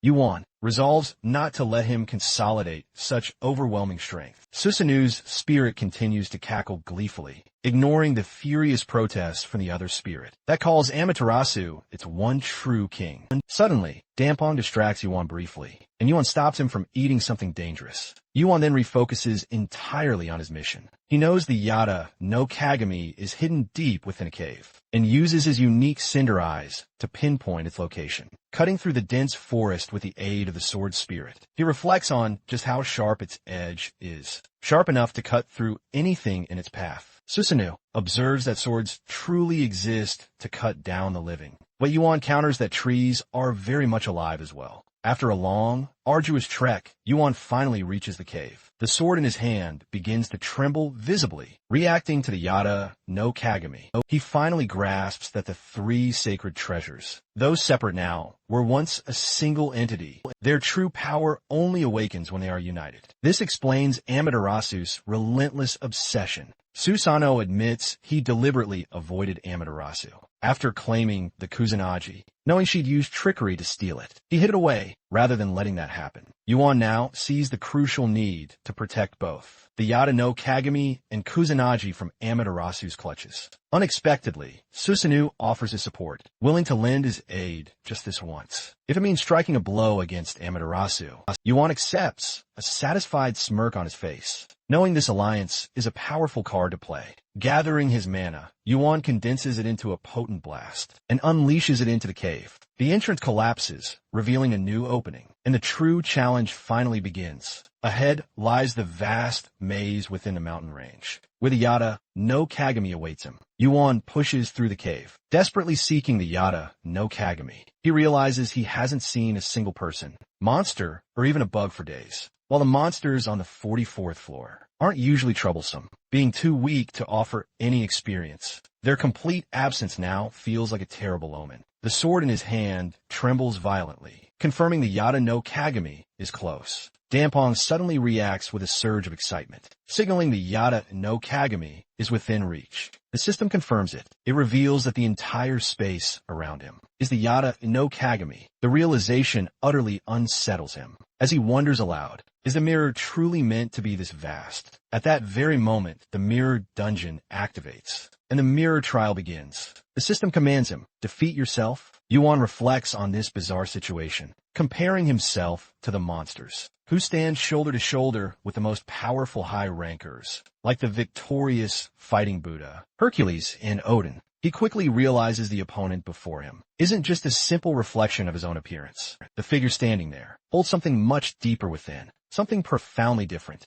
As he watches his future self take shape, Yuan instantly understands this isn't just some ordinary doppelganger. The trial is revealing a version of himself, one that exists far beyond his regression, a self he hasn't fully accepted yet. That figure, though seemingly broken, carries the immense weight of a different world, yet radiates an overwhelming, palpable power. Yuan remains cautious, meticulously analyzing his opponent's nature. He confirms this is no mere imitation, no cheap trick. Activating the supreme arcane sword, He rushes forward, launching a furious attack. The clone skillfully evades, moving with the terrifying fluidity of someone who has lived through countless brutal battles. In response, Yuan calls upon his necromancy, summoning the undead forms of Ares and Arthur. Ares struggles to adapt to his borrowed body, while Arthur steadies himself, ready for combat. Yuan remains acutely aware this is only possible because they now inhabit the powerful forms of rancors, their strength far surpassing what they once held.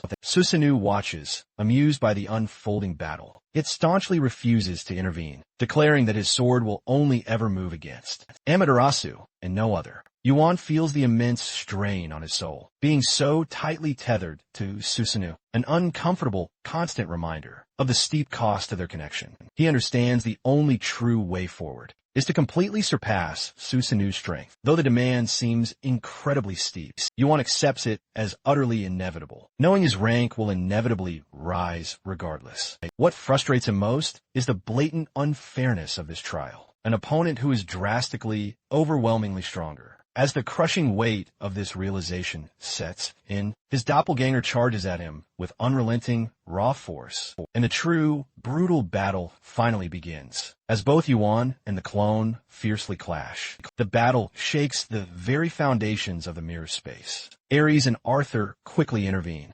inserting themselves deftly between the two combatants. When the doppelganger moves in for a devastating strike, Arthur channels his mana, expertly blocking the incoming blade, a feat that clearly catches the clone by surprise. Our boy scrutinizes the clone with intense awareness. The clone's eyes bear an undeniable resemblance to that mischievous monkey, yet the figure before him is no mere clone. His refusal to reveal his true identity makes it clear the truth must be forced out. By comparing their exchanges, he confirms a crucial detail. The clone isn't nearly as strong as the original. Even with the 3 sacred treasures, the mirror fails to perfectly replicate a top 10 high ranker. Yuan slides his sword back into his inventory. The clone misinterprets this action as surrender, but Yuan is merely readying another weapon. He reflects on the true nature of spirit swords, knowing they clash with his very temperament. There will always pushes against his own, yet he can't resist the thrill of being the one in control, the one who dominates the spotlight. The clone's eyes narrow intensely as he recognizes the spirit sword in Yuan's grip.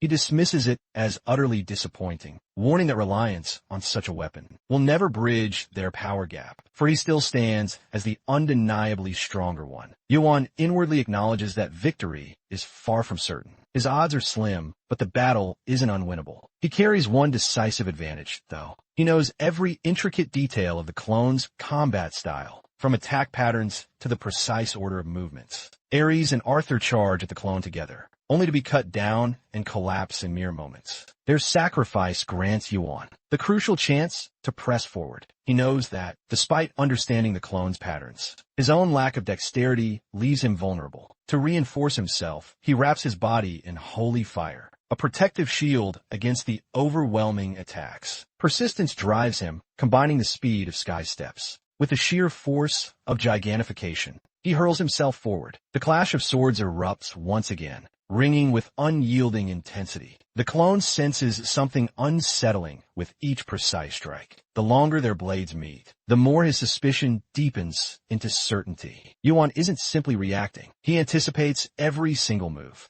It's as if he already knows the fight's every twist and turn. Yuan reflects on the battle's strangely perfect balance. His opponent struggles, barely keeping pace with the fight. It feels too even, too eerily familiar, as if he's dueling his very own reflection. The startling thought crystallizes within him. The figure before him isn't just a doppelganger, no mere clone of another being. After piecing it all together, our hero reaches the only possible conclusion. He's facing himself. Yuan feels a sharp pang of disappointment as he wonders how he could possibly lose a battle against himself. Focusing his thoughts, he realizes that if his opponent truly is him, then he should be able to predict its next move. As the replica shifts, preparing to strike, our boy sidesteps, pressing his mana-infused hand against the other's chest. They face each other once again, blades clashing in a furious storm of sparks. Yuan seizes a crucial opening and slashes fiercely at his opponent's leg. Drawing blood, the other collapses and his sword floats above him, suspended eerily in the air. The technique reveals itself as Kai's sword manipulation, something Yuan knew the other would be capable of. He acknowledges it's an inefficient skill due to its immense mana cost, but it's always remained his final, hidden trump card.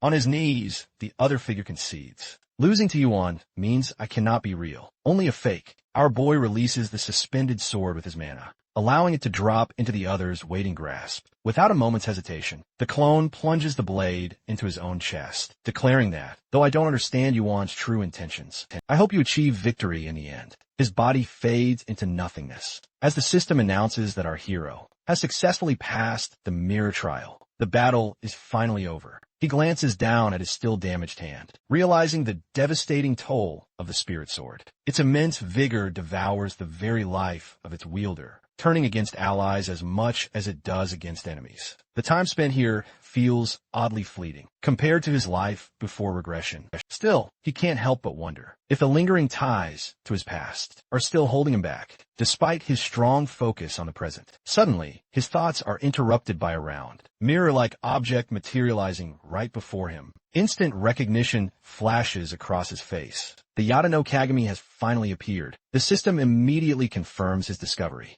Meanwhile, in a distant place, Amaterasu waits, seething in frustration. Days have passed without a single word from Yuan. He dismisses the idea of Yuan's death, certain that someone with such high potential couldn't be defeated that easily. Instead, suspicion begins to grow that Yuan might have already found a mirror and is secretly plotting betrayal, perhaps even siding with Asgard from the very start. With resolute determination, Amaterasu vows he won't let Yuan have his way. Someone with his power would never just remain idle. He'll definitely climb even higher. To prevent this, Amaterasu commands his soldiers to maintain constant watch over the testing grounds and ensure Yuan does not ascend to the next floor. Under any circumstances, a soldier quickly reports back. Kim Yuan is still within the 44th floor. Yuan sits with Pandora and notices the subtle shift in her expression. He turns to Hercules, who explains that she's been like this ever since Yuan left, and that she clearly needs him, whether it's him or Dan Peng who's helping her. Yuan's presence surprises Hercules, who expected him to be on the 44th floor. Yuan has come after a minor battle and asks if he can stay for a while. Hercules reminds him that his plan was to climb higher and reach the very top, but Yuan responds by revealing the 3 sacred treasures. Recognizing their immediate significance, Hercules concludes that our boy is being pursued by the 3 noble children. Hercules reflects that only Amaterasu and Tsukiyomi remain, acknowledging Amaterasu as a powerful high ranker, and wonders if Yuan is seeking his aid. Though exhausted from endless battles, Hercules is still ready to jump into the fray. Yuan, however, refuses his help, determined to fight solo. The boy admits fighting alone is tough, yet he senses Yuan will triumph against all odds. He knows he just needs more time to prep for a proper fight, and to wait for something he's set in motion, which is why he wants to stick with Hercules. While staying, he asks Hercules for help with his training. Later, Pandora quietly munches on chips, while Yuan explains that his gigantification is still immature and needs to be honed by someone like Hercules. Though Hercules claims he's not good at teaching, our boy insists he'll figure it out in time. The training begins with a clash of fists. The moment Hercules channels his mana, the overwhelming pressure forces Yuan to collapse. Coughing blood, he remarks that holding back is the hardest part. When the real sparring begins, Yuan strikes with everything he has, landing blows strong enough to be lethal. Yet Hercules doesn't even flinch. He only grows irritated by the defiance in Yuan's eyes. Their fists clash with equal force, and the system declares gigantification. Crying out in pain, Yuan falls to the ground, muttering in delirium as he wonders about the true measure of Hercules' strength. Pandora approaches with a first aid kit, her expression a mix of concern and exasperation, and she mutters under her breath, calling him stupid in her own awkward way, then kneels to dress his wounds with quiet care, wrapping bandages across his bruised body. Yuan continues his relentless training with Hercules. The system repeatedly announces the rise in his proficiency, marking each breakthrough as gigantification evolves. Step by step later, Yuan sits with Pandora and Hercules as they wait for soup to boil. Hercules explains that gigantification relies heavily on the body's muscles. To demonstrate, he flexes his bicep, emphasizing that strength must be directed and controlled just like this. Soon after, training resumes. Yuan receives a crucial notification. His body has been imbued with the raw power of a giant, and he's materialized a giant's arm. Hercules acknowledges the clever strategy of focusing gigantification all into one concentrated spot, though he warns the strain on Yuan's arm will be absolutely immense. Our boy insists this time will be different and charges forward with fierce determination. But alas, the battle ends in another crushing loss. An exhausted Yuan collapses onto the bed. Pandora quietly tends to his wounds, pressing a bandage over his injured arm, while muttering simply stupid in reverse. Yuan notices her unusual phrasing, and Hercules realizes she's speaking that way, with clear intention. He instructs Yuan to rest for 3 days, and not to move. When Hercules turns away, he gazes at his own bruised hand, unsettled by the sheer damage. Even battles against the giants hadn't left him this marked. He wonders if he's forging a monster. Pandora offers to tend to his hand, but he refuses, confident it will heal on its own. Still, he reflects aloud that Yuan's progress is frightening. Though he admits he's no skilled teacher, Yuan learns directly through combat, his body serving as the very vessel for mastery, in the time others would take. To merely reach the 10th floor, Yuan has advanced far, far higher, throwing himself into every trial headfirst, and adapting with staggering speed. Pandora asks if Hercules is afraid. He admits he is afraid, not of his strength, but of his ultimate goal. Hercules confesses that Yuan is chasing something far beyond Olympus or these noble children. Those obstacles are merely bumps along his path. His power isn't for strength's sake alone, but for a far greater, unseen purpose. An unrelenting goal that allows him no rest, no pause. Yet, Hercules cannot discern what exactly Yuan is truly pursuing. At that very moment, Yuan enters. A sarcastic remark about his collapse hangs in the air. Pandora promptly scolds him for daring to move, insisting he needs to rest for 3 whole days. Yuan, however, insists that since only his arm is injured, moving around won't be an issue. Pandora, however, quickly pushes back, stressing that rest is still absolutely essential. But before their debate can truly escalate, Yuan gets a timely message from Hephaestus. Its contents are brief. The work is finally complete. Our boy quickly explains that he's not planning to fight. He just needs to visit the first floor briefly. The scene then shifts to show Yuan, Pandora, Hercules, and Dan Peng standing before Hephaestus. The craftsman greets them with noticeably weary eyes, questioning the odd group's presence, and even asking if they're tower destroyers. Yuan, however, complains about being utterly ignored despite his knocking. Hephaestus admits that the mere presence of Yuan's companions only makes him feel even more utterly drained. Yet, despite his weariness, he confesses he had simply had too much fun with the project to actually sleep. Hephaestus then leads them deeper into the back of his forge. There, he finally reveals the magnificent completed creation. He goes on to explain that normally, he's the one who names his forged items himself, but this particular one somehow rejected his claim. The very moment it was finally completed, it actually named itself as though it already had a master. The old man then explains further that he himself has wielded items like the divine sea crystal, the divine dark crystal, and even the legendary lightning bolt once, against Zeus himself. This new artifact is the ultimate culmination of those 3 powerful stones, fused into one magnificent creation. It doesn't recognize Hephaestus at all, but instead, it acknowledges Yuan alone as its master. Yuan reaches out for the object and asks for its name. The system promptly answers, Heart of Uranus. The very moment he touches it, his surroundings instantly dissolve. He's then pulled into an entirely different ethereal space, where a powerful voice resonates, welcoming his unexpected arrival. Yuan recognizes the voice immediately. It's none other than the mighty Zeus himself. The grand figure standing before him claims that while Zeus may have many descendants, Yuan has certainly inherited his image well. Uranus, the primordial father of Kronos, then recalls how his own father was a brutal tyrant.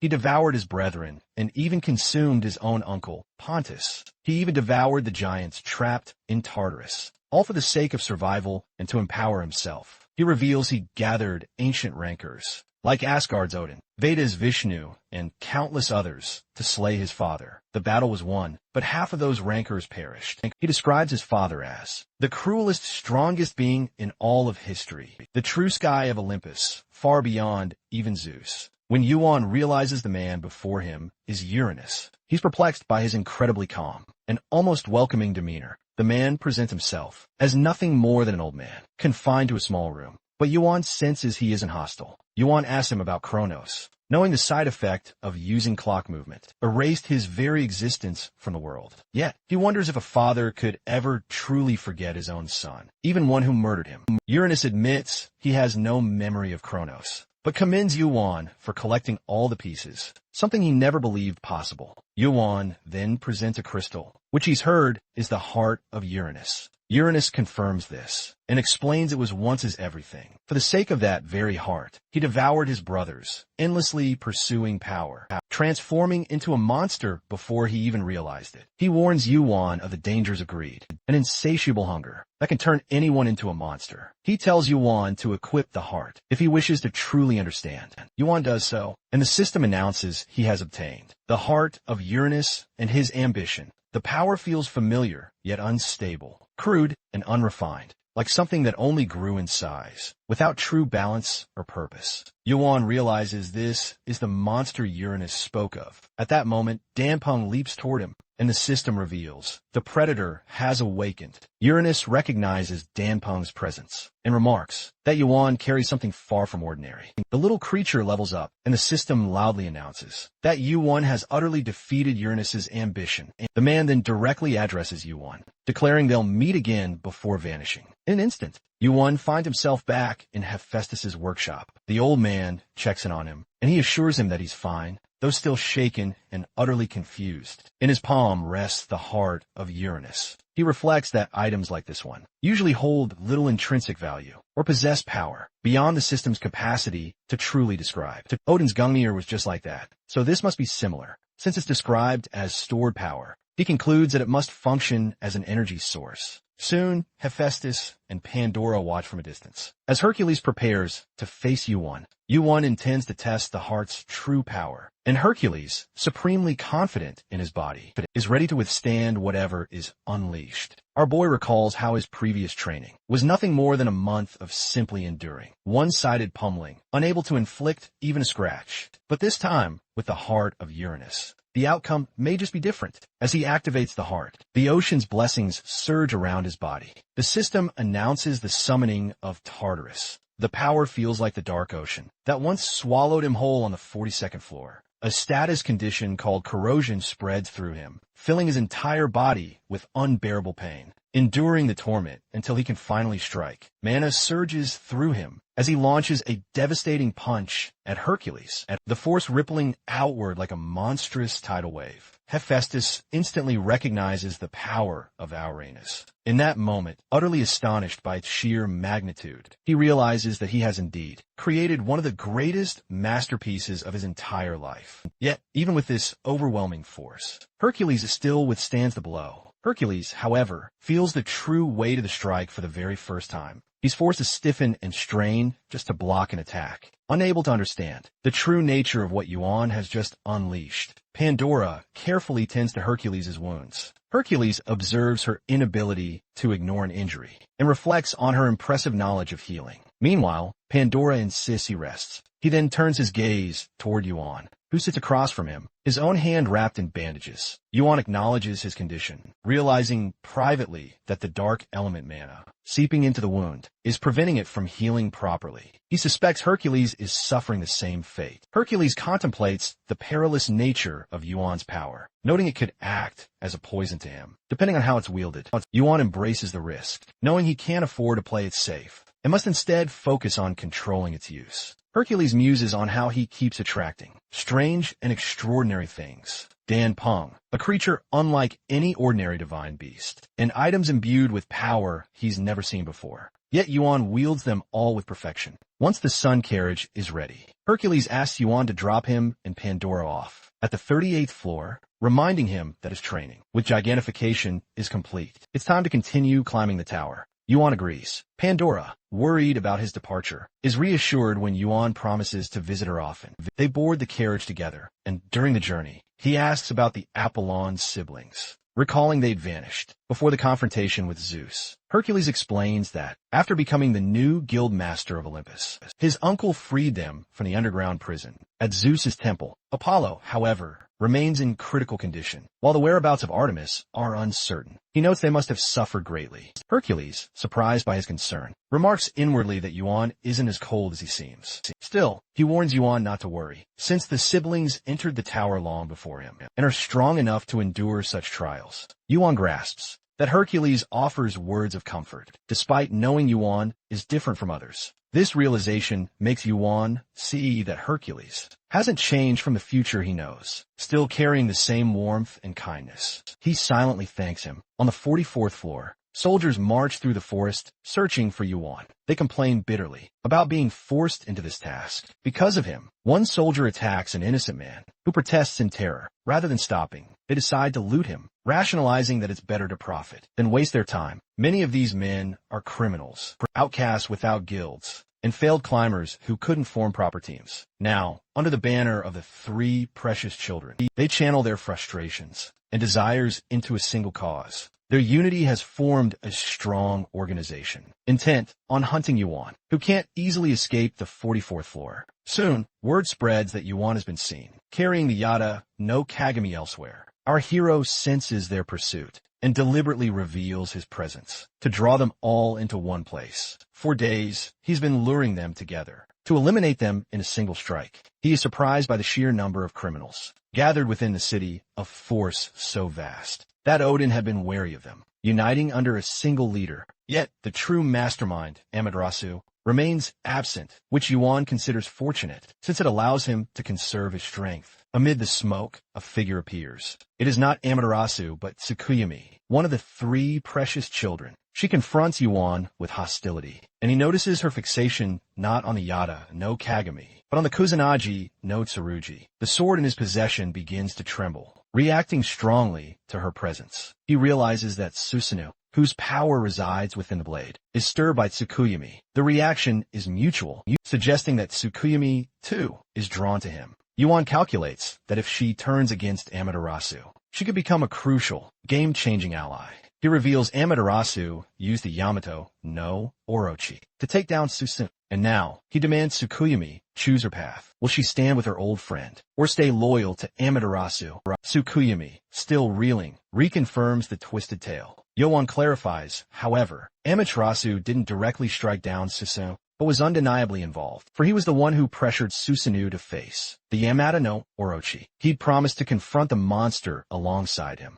yet he vanished, leaving Susanoo to fight alone. Tsukuyami reflects on Susanoo's wild nature, acknowledging that while he's a total battle maniac, he's not so reckless as to misjudge his own demise. Our boy, determined, insists he knows the absolute truth, because he heard it directly from Susanoo himself, and with a flash of sword and magic, he summons him. Susanoo materializes before Tsukuyami, leaving her utterly stunned, with time rapidly ticking. Tsukuyami demands to know, did Amaterasu truly play a hand in Susanoo's death? Susanoo confirms that Amaterasu was indeed not uninvolved. He explains Amaterasu had drastically changed after acquiring the Yasakani no Magatama. At first, Susanoo trusted his promise to fight side by side, but as time dragged on, Amaterasu offered excuse after excuse, until he simply never appeared at all. Susanoo grimly recalls that in the very end, Amaterasu only showed up when he was already teetering on the verge of death, not to offer aid, but to greedily search for the Kusanagi no Tsurugi. As he lay dying, Amaterasu's eyes fixated solely on the sword, ignoring him completely, knowing its immense value. Susanoo concealed the blade in a place where it couldn't be easily found or stolen. Turning to Tsukuyami, Susanoo urges her to make a choice. Will she trust him or Amaterasu? He assures her his words are absolute truth. Before long, the moment for his departure arrives. He and Tsukuyami promise to cross paths again. Before they both dramatically vanish, the system notifies Yuan that he fades into the background for a brief moment, and he realizes that through this intense exchange, he's gained himself a truly powerful ally.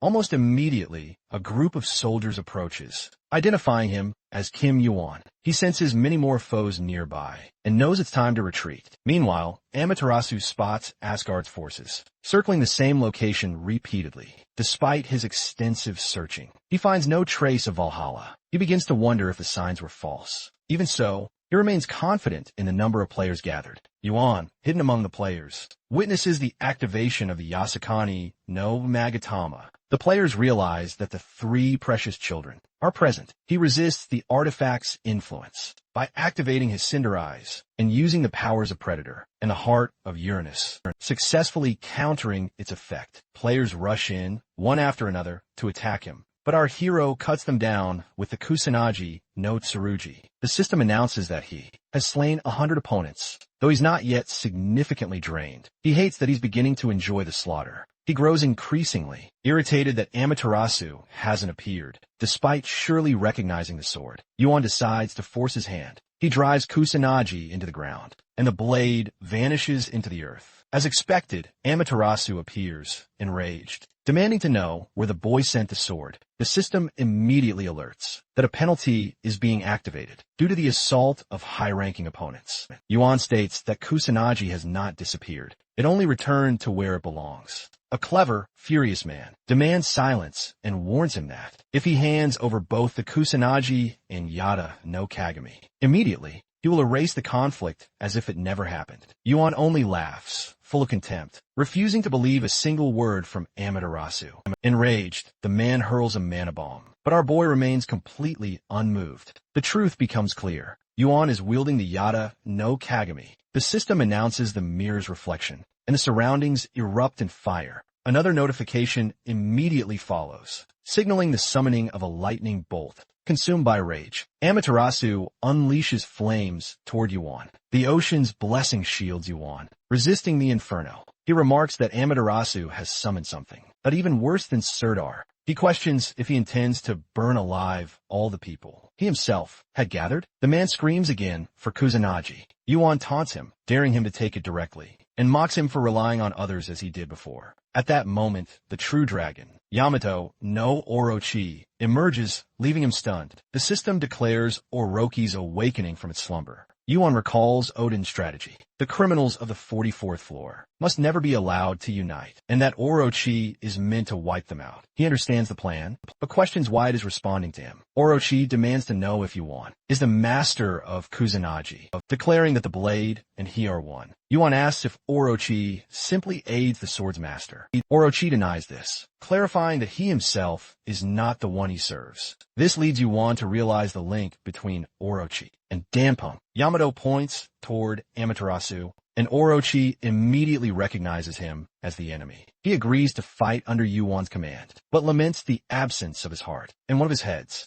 Amaterasu, struggling to hold back Orochi's flames, questions whether this is why Yuan coveted Kusanagi. In the chaos, Susanoo appears, declaring that he has always longed to fight Amaterasu to the death and relishes this long-awaited chance. Susanoo demands to know why Amaterasu betrayed him. The question drags the man back into his memories, recalling Susanoo once calling him a coward and claiming he could have been stronger if he was not ruled by fear. He remembers his so-called friend, telling him to stand back while he cleared the path for him with a trembling voice. Amaterasu admits that he no longer needed Susanoo. The system announces that Amaterasu sheds his mask and begins to return to his true form. Susanoo thanks Amaterasu for finally speaking the truth. Freed from hesitation, he's finally relieved. Not wasting another moment, he launches himself forward. Amaterasu watches the reckless rush and calmly remarks, he hasn't changed a bit since he was alive, always rushing headfirst in a battle. He scoffs that such simple strategies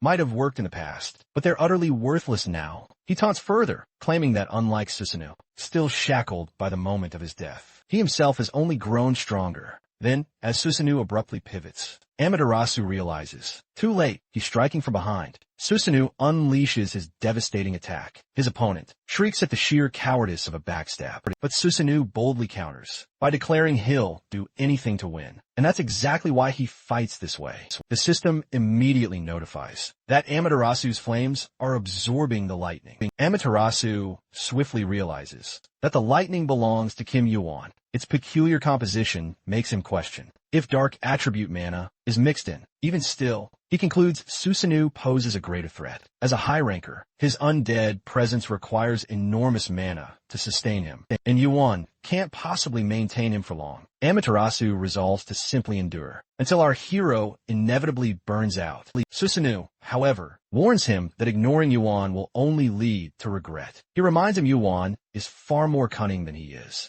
and his first attack was likely just a test to gauge Amaterasu's reactions. As Amaterasu continues absorbing the lightning, the surplus he can't fully absorb begins to scorch his body. Yuan realizes Amaterasu intends to weather even attacks of this magnitude. It might be because he also wields dark mana, but Yuan finds the damage he deals is far less than he anticipated. At this point, Yuan realizes he faces a monumental choice: retreating for a moment, letting Orochi unleash chaos on the battlefield, or seizing this fleeting opportunity to try and end everything right here, right now. He knows maintaining Susanoo drains an immense amount of mana, just as the fire giant had done previously. Logically, allowing Orochi's rampage, guided by Danpeng's command, would increase his odds the longer this fight drags on. Yet, for reasons he can't quite grasp, he doesn't want to delay any further. The system announces the heart of Uranus quakes, opening Tartarus. A surge of certainty washes over Yuan, a conviction he can't fully comprehend, even as he recalls the evidence from a moment that spear pierced Hercules' body. The system then declares the birth of a divine weapon. Yuan has forged a lightning bolt, Gungnir. Amaterasu is left utterly stunned, unable to fathom how he still possesses so much mana. Amaterasu realizes the incoming attack is deadly and tries to dodge, but his hand is instantly severed. Susanoo firmly seizes his wrist, and the system announces that the Tatsuka no Tsurugi slices through the flames. He smirks, fully aware that he's already dead, and Yuan will resurrect him regardless, then starts dragging Amaterasu forward. A massive explosion erupts as he pulls him along. The system announces the retrieval of the Yasakani no Magatama, and Susanoo's health begins to regenerate. He taunts Amaterasu for being afraid of the serpent, noting he only used the Yasakani to control the giant and failed to defend himself properly. The man despises Susanoo's ruthlessness, but before he can act further, Tsukuyumi appears, stepping onto his collapsed body. He brightens at her presence and begins to explain his side of the story, but Tsukuyumi interrupts, making it clear that Yuan deceived only him. Amaterasu falters in confusion, insisting he had no true justification for striking Susanoo down. He admits there was no betrayal. He never once considered Susanoo or Tsukuyumi his friends, one merely a woman, the other his bitter rival in love. Susanoo, completely unmoved, declares flat out that Amaterasu's end will be no better than the fate he'd inflicted on others. With grim finality, he delivers the killing blow, severing Amaterasu's head from his body. Elsewhere, Orochi lets out a thunderous roar of fury. Yuan suddenly remembers the marshmallow experiment and urges Danpeng to endure for an even greater reward, convincing him to help break free from their bonds. As holy fire completely surrounds them, Yuan realizes Danpeng might be using his skill. The system blares, announcing he's absorbed divinity and can now wield a portion of its power. The holy fire, however, reveals itself as an external power, with a will of its own. It refuses to obey any master it doesn't respect, leading our hero to question if the fire itself is the true master. Stealing himself, he prepares to synchronize with Danpeng to command it. The system continues to blare, announcing that the 11th, 6th, and 3rd eyes of the great sage, heaven's equal, fix their piercing gaze upon Yuan. Tsukuyumi intently observes Yuan's weakened condition, noting just how frail he appears. Susanoo then explains that this weakness comes from having controlled him, because controlling someone like Susanoo drains your mana to the very last drop. Tsukuyumi reflects on the bizarre thing she'd witnessed earlier, a grotesque, terrifying form, unlike anything she'd ever seen in a living creature. Countless eyes stared at Orochi. Endless rows of teeth chewed everything apart, devouring it all as if it were the first meal. After eons of starvation, she simply can't believe that even Susanoo would choose to follow someone like him. She wonders where this mysterious boy appeared from. Yet convinced that with him, they will likely climb the tower. Without much resistance at all, the system begins spamming notifications of Maple's rapidly increasing stats. Yuan acknowledges that Maple and Susanoo's support play a crucial role, but he also recognizes Tsukuyumi is definitely not to be underestimated. His focus now shifts to summoning the presence that has been watching him since the very beginning.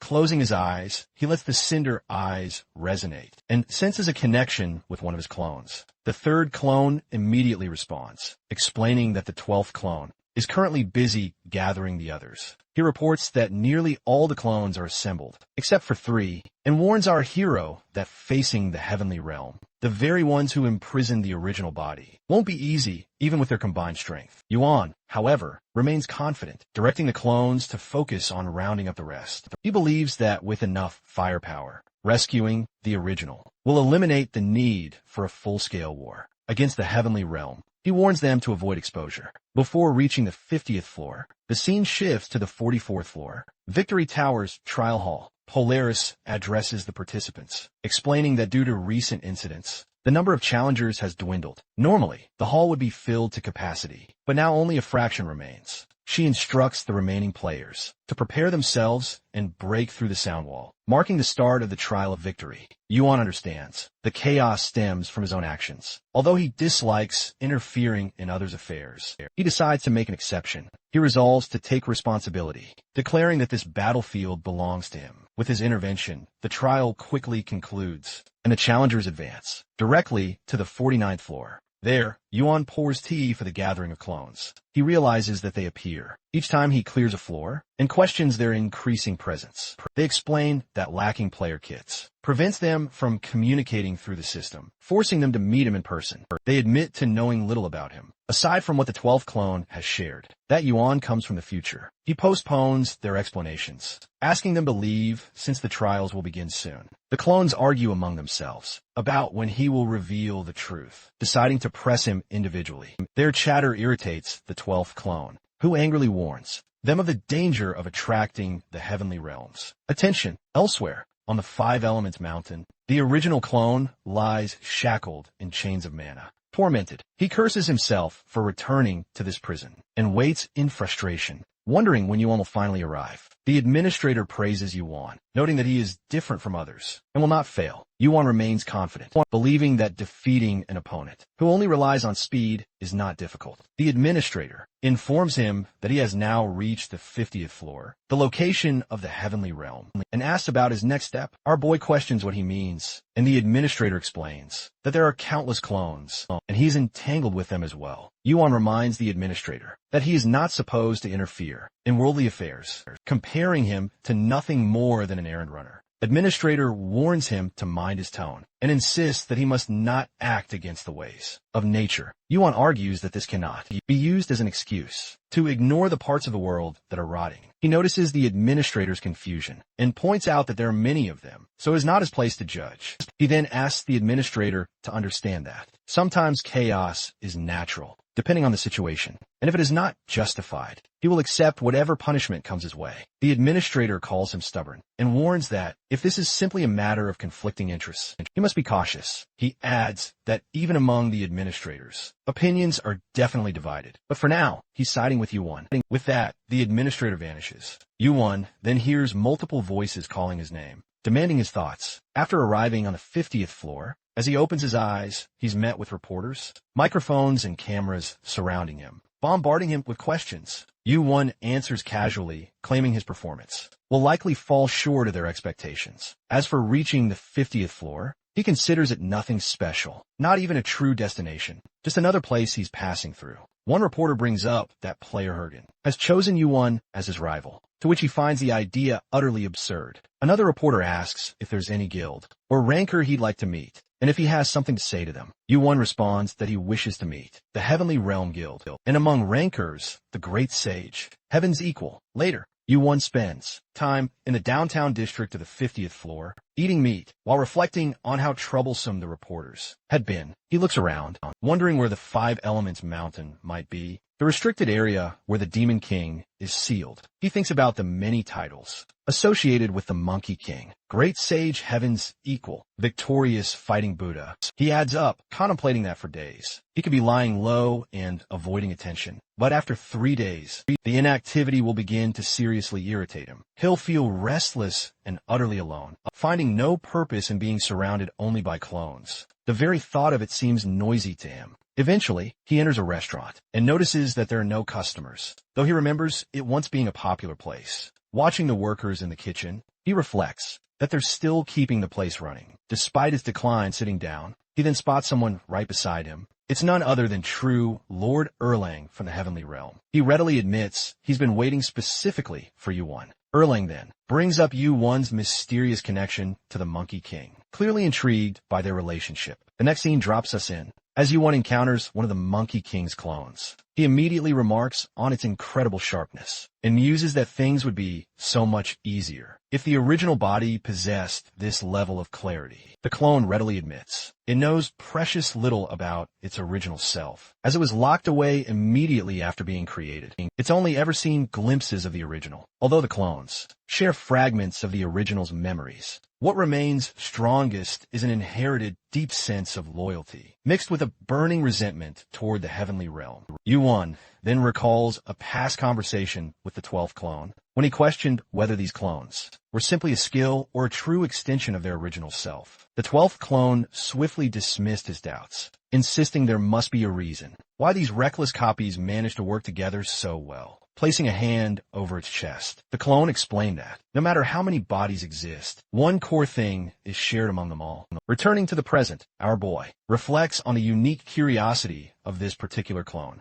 and wonders what it truly must feel like to live without ever knowing one's true self. He then asks the clone how much it actually knows about its original body, offering to share everything he himself knows. The clone accepts. Erlang's line of questioning continues. He immediately asks about Yuan's relationship with the Monkey King. Yuan questions back, asking why that would even matter, since it's been years since the Monkey King stopped his activities. Erlang presses further, wondering why the Monkey King would insist on meeting Yuan. Yuan responds that there's no one in the tower, unaware of the Monkey King's name. Countless myths and legends surround him, and the reasons behind them are common knowledge. Erlang acknowledges this, admitting that perhaps he was entirely mistaken in thinking Yuan shared something so profoundly in common with the Monkey King. Erlang then steers the conversation towards their true purpose. He remembers that Yunwu specifically named the Celestials as the guild he was most interested in. He then asks if that statement was meant as a message for them. Erlang adds that he's heard Yunwu referred to as the strongest player,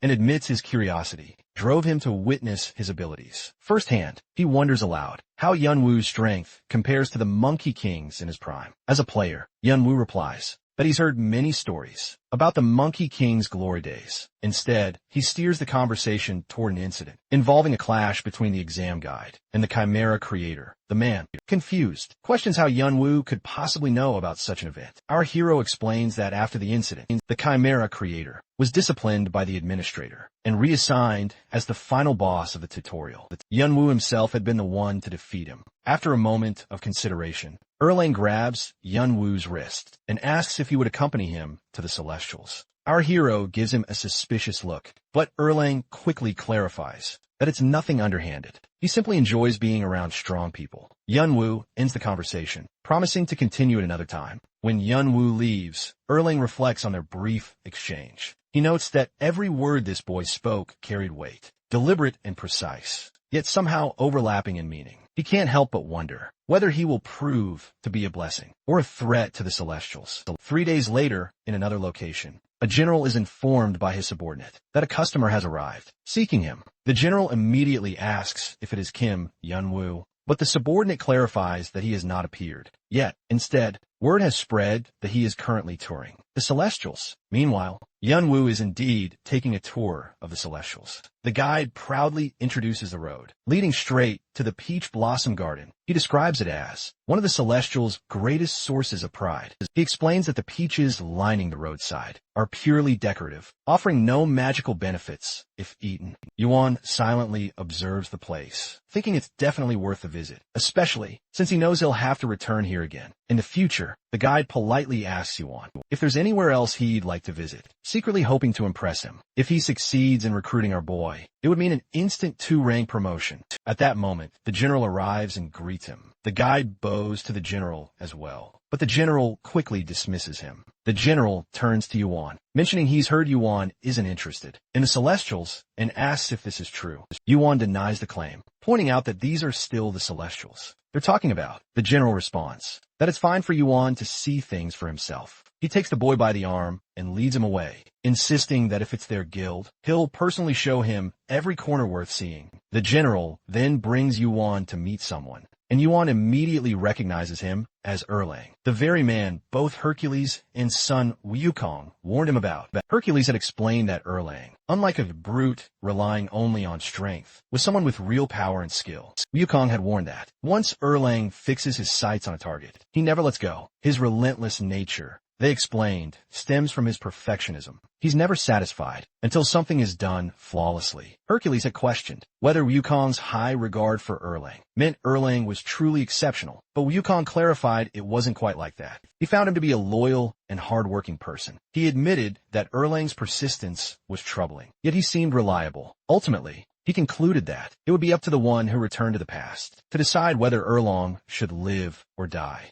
Back in the present, Yuan reflects that Erlang truly seems like a man of integrity, just as Hercules and Ogong described him. Our dude senses that dealing with him won't be easy. The general interrupts his thoughts by asking how he likes the place. Yuan remarks that it feels quite spacious. The general smiles, saying there's still more to see, and urges him to continue onward. That night, Yuan chooses to remain cautious and simply observe. With his current strength, he can't yet directly oppose a high-ranking figure like Erlang. He recalls his promise to join the general for dinner, using that as an opportunity to gain more access. As a general, his host enjoys privileges that open countless doors within the guild, and through this, Yuan is able to witness much, including a crucial location. He notices a powerful spell cast over Manhwa, a formidable sealing technique only the great sage, Son of Heaven, would know. His gaze lingers on a certain building, realizing that it's where the Monkey King is imprisoned. To move forward, he knows he must first rescue him. Meanwhile, in another scene, Warden and top ranker Gene Hurick demands that his subordinates show him some tricks. When they fail to understand, he berates them and orders them to clean up instead. Watching them leave calmly, he laments being surrounded by such incompetence, wondering if they even know who he truly is. He despairs at the thought of wasting years in such a place. As footsteps approach, he frowns, questioning where the sound comes from. He warns the intruder that entry is forbidden to all, except administrators. From the shadows, Yuan appears, wearing a veil, and immediately recognizes Gene Hurick.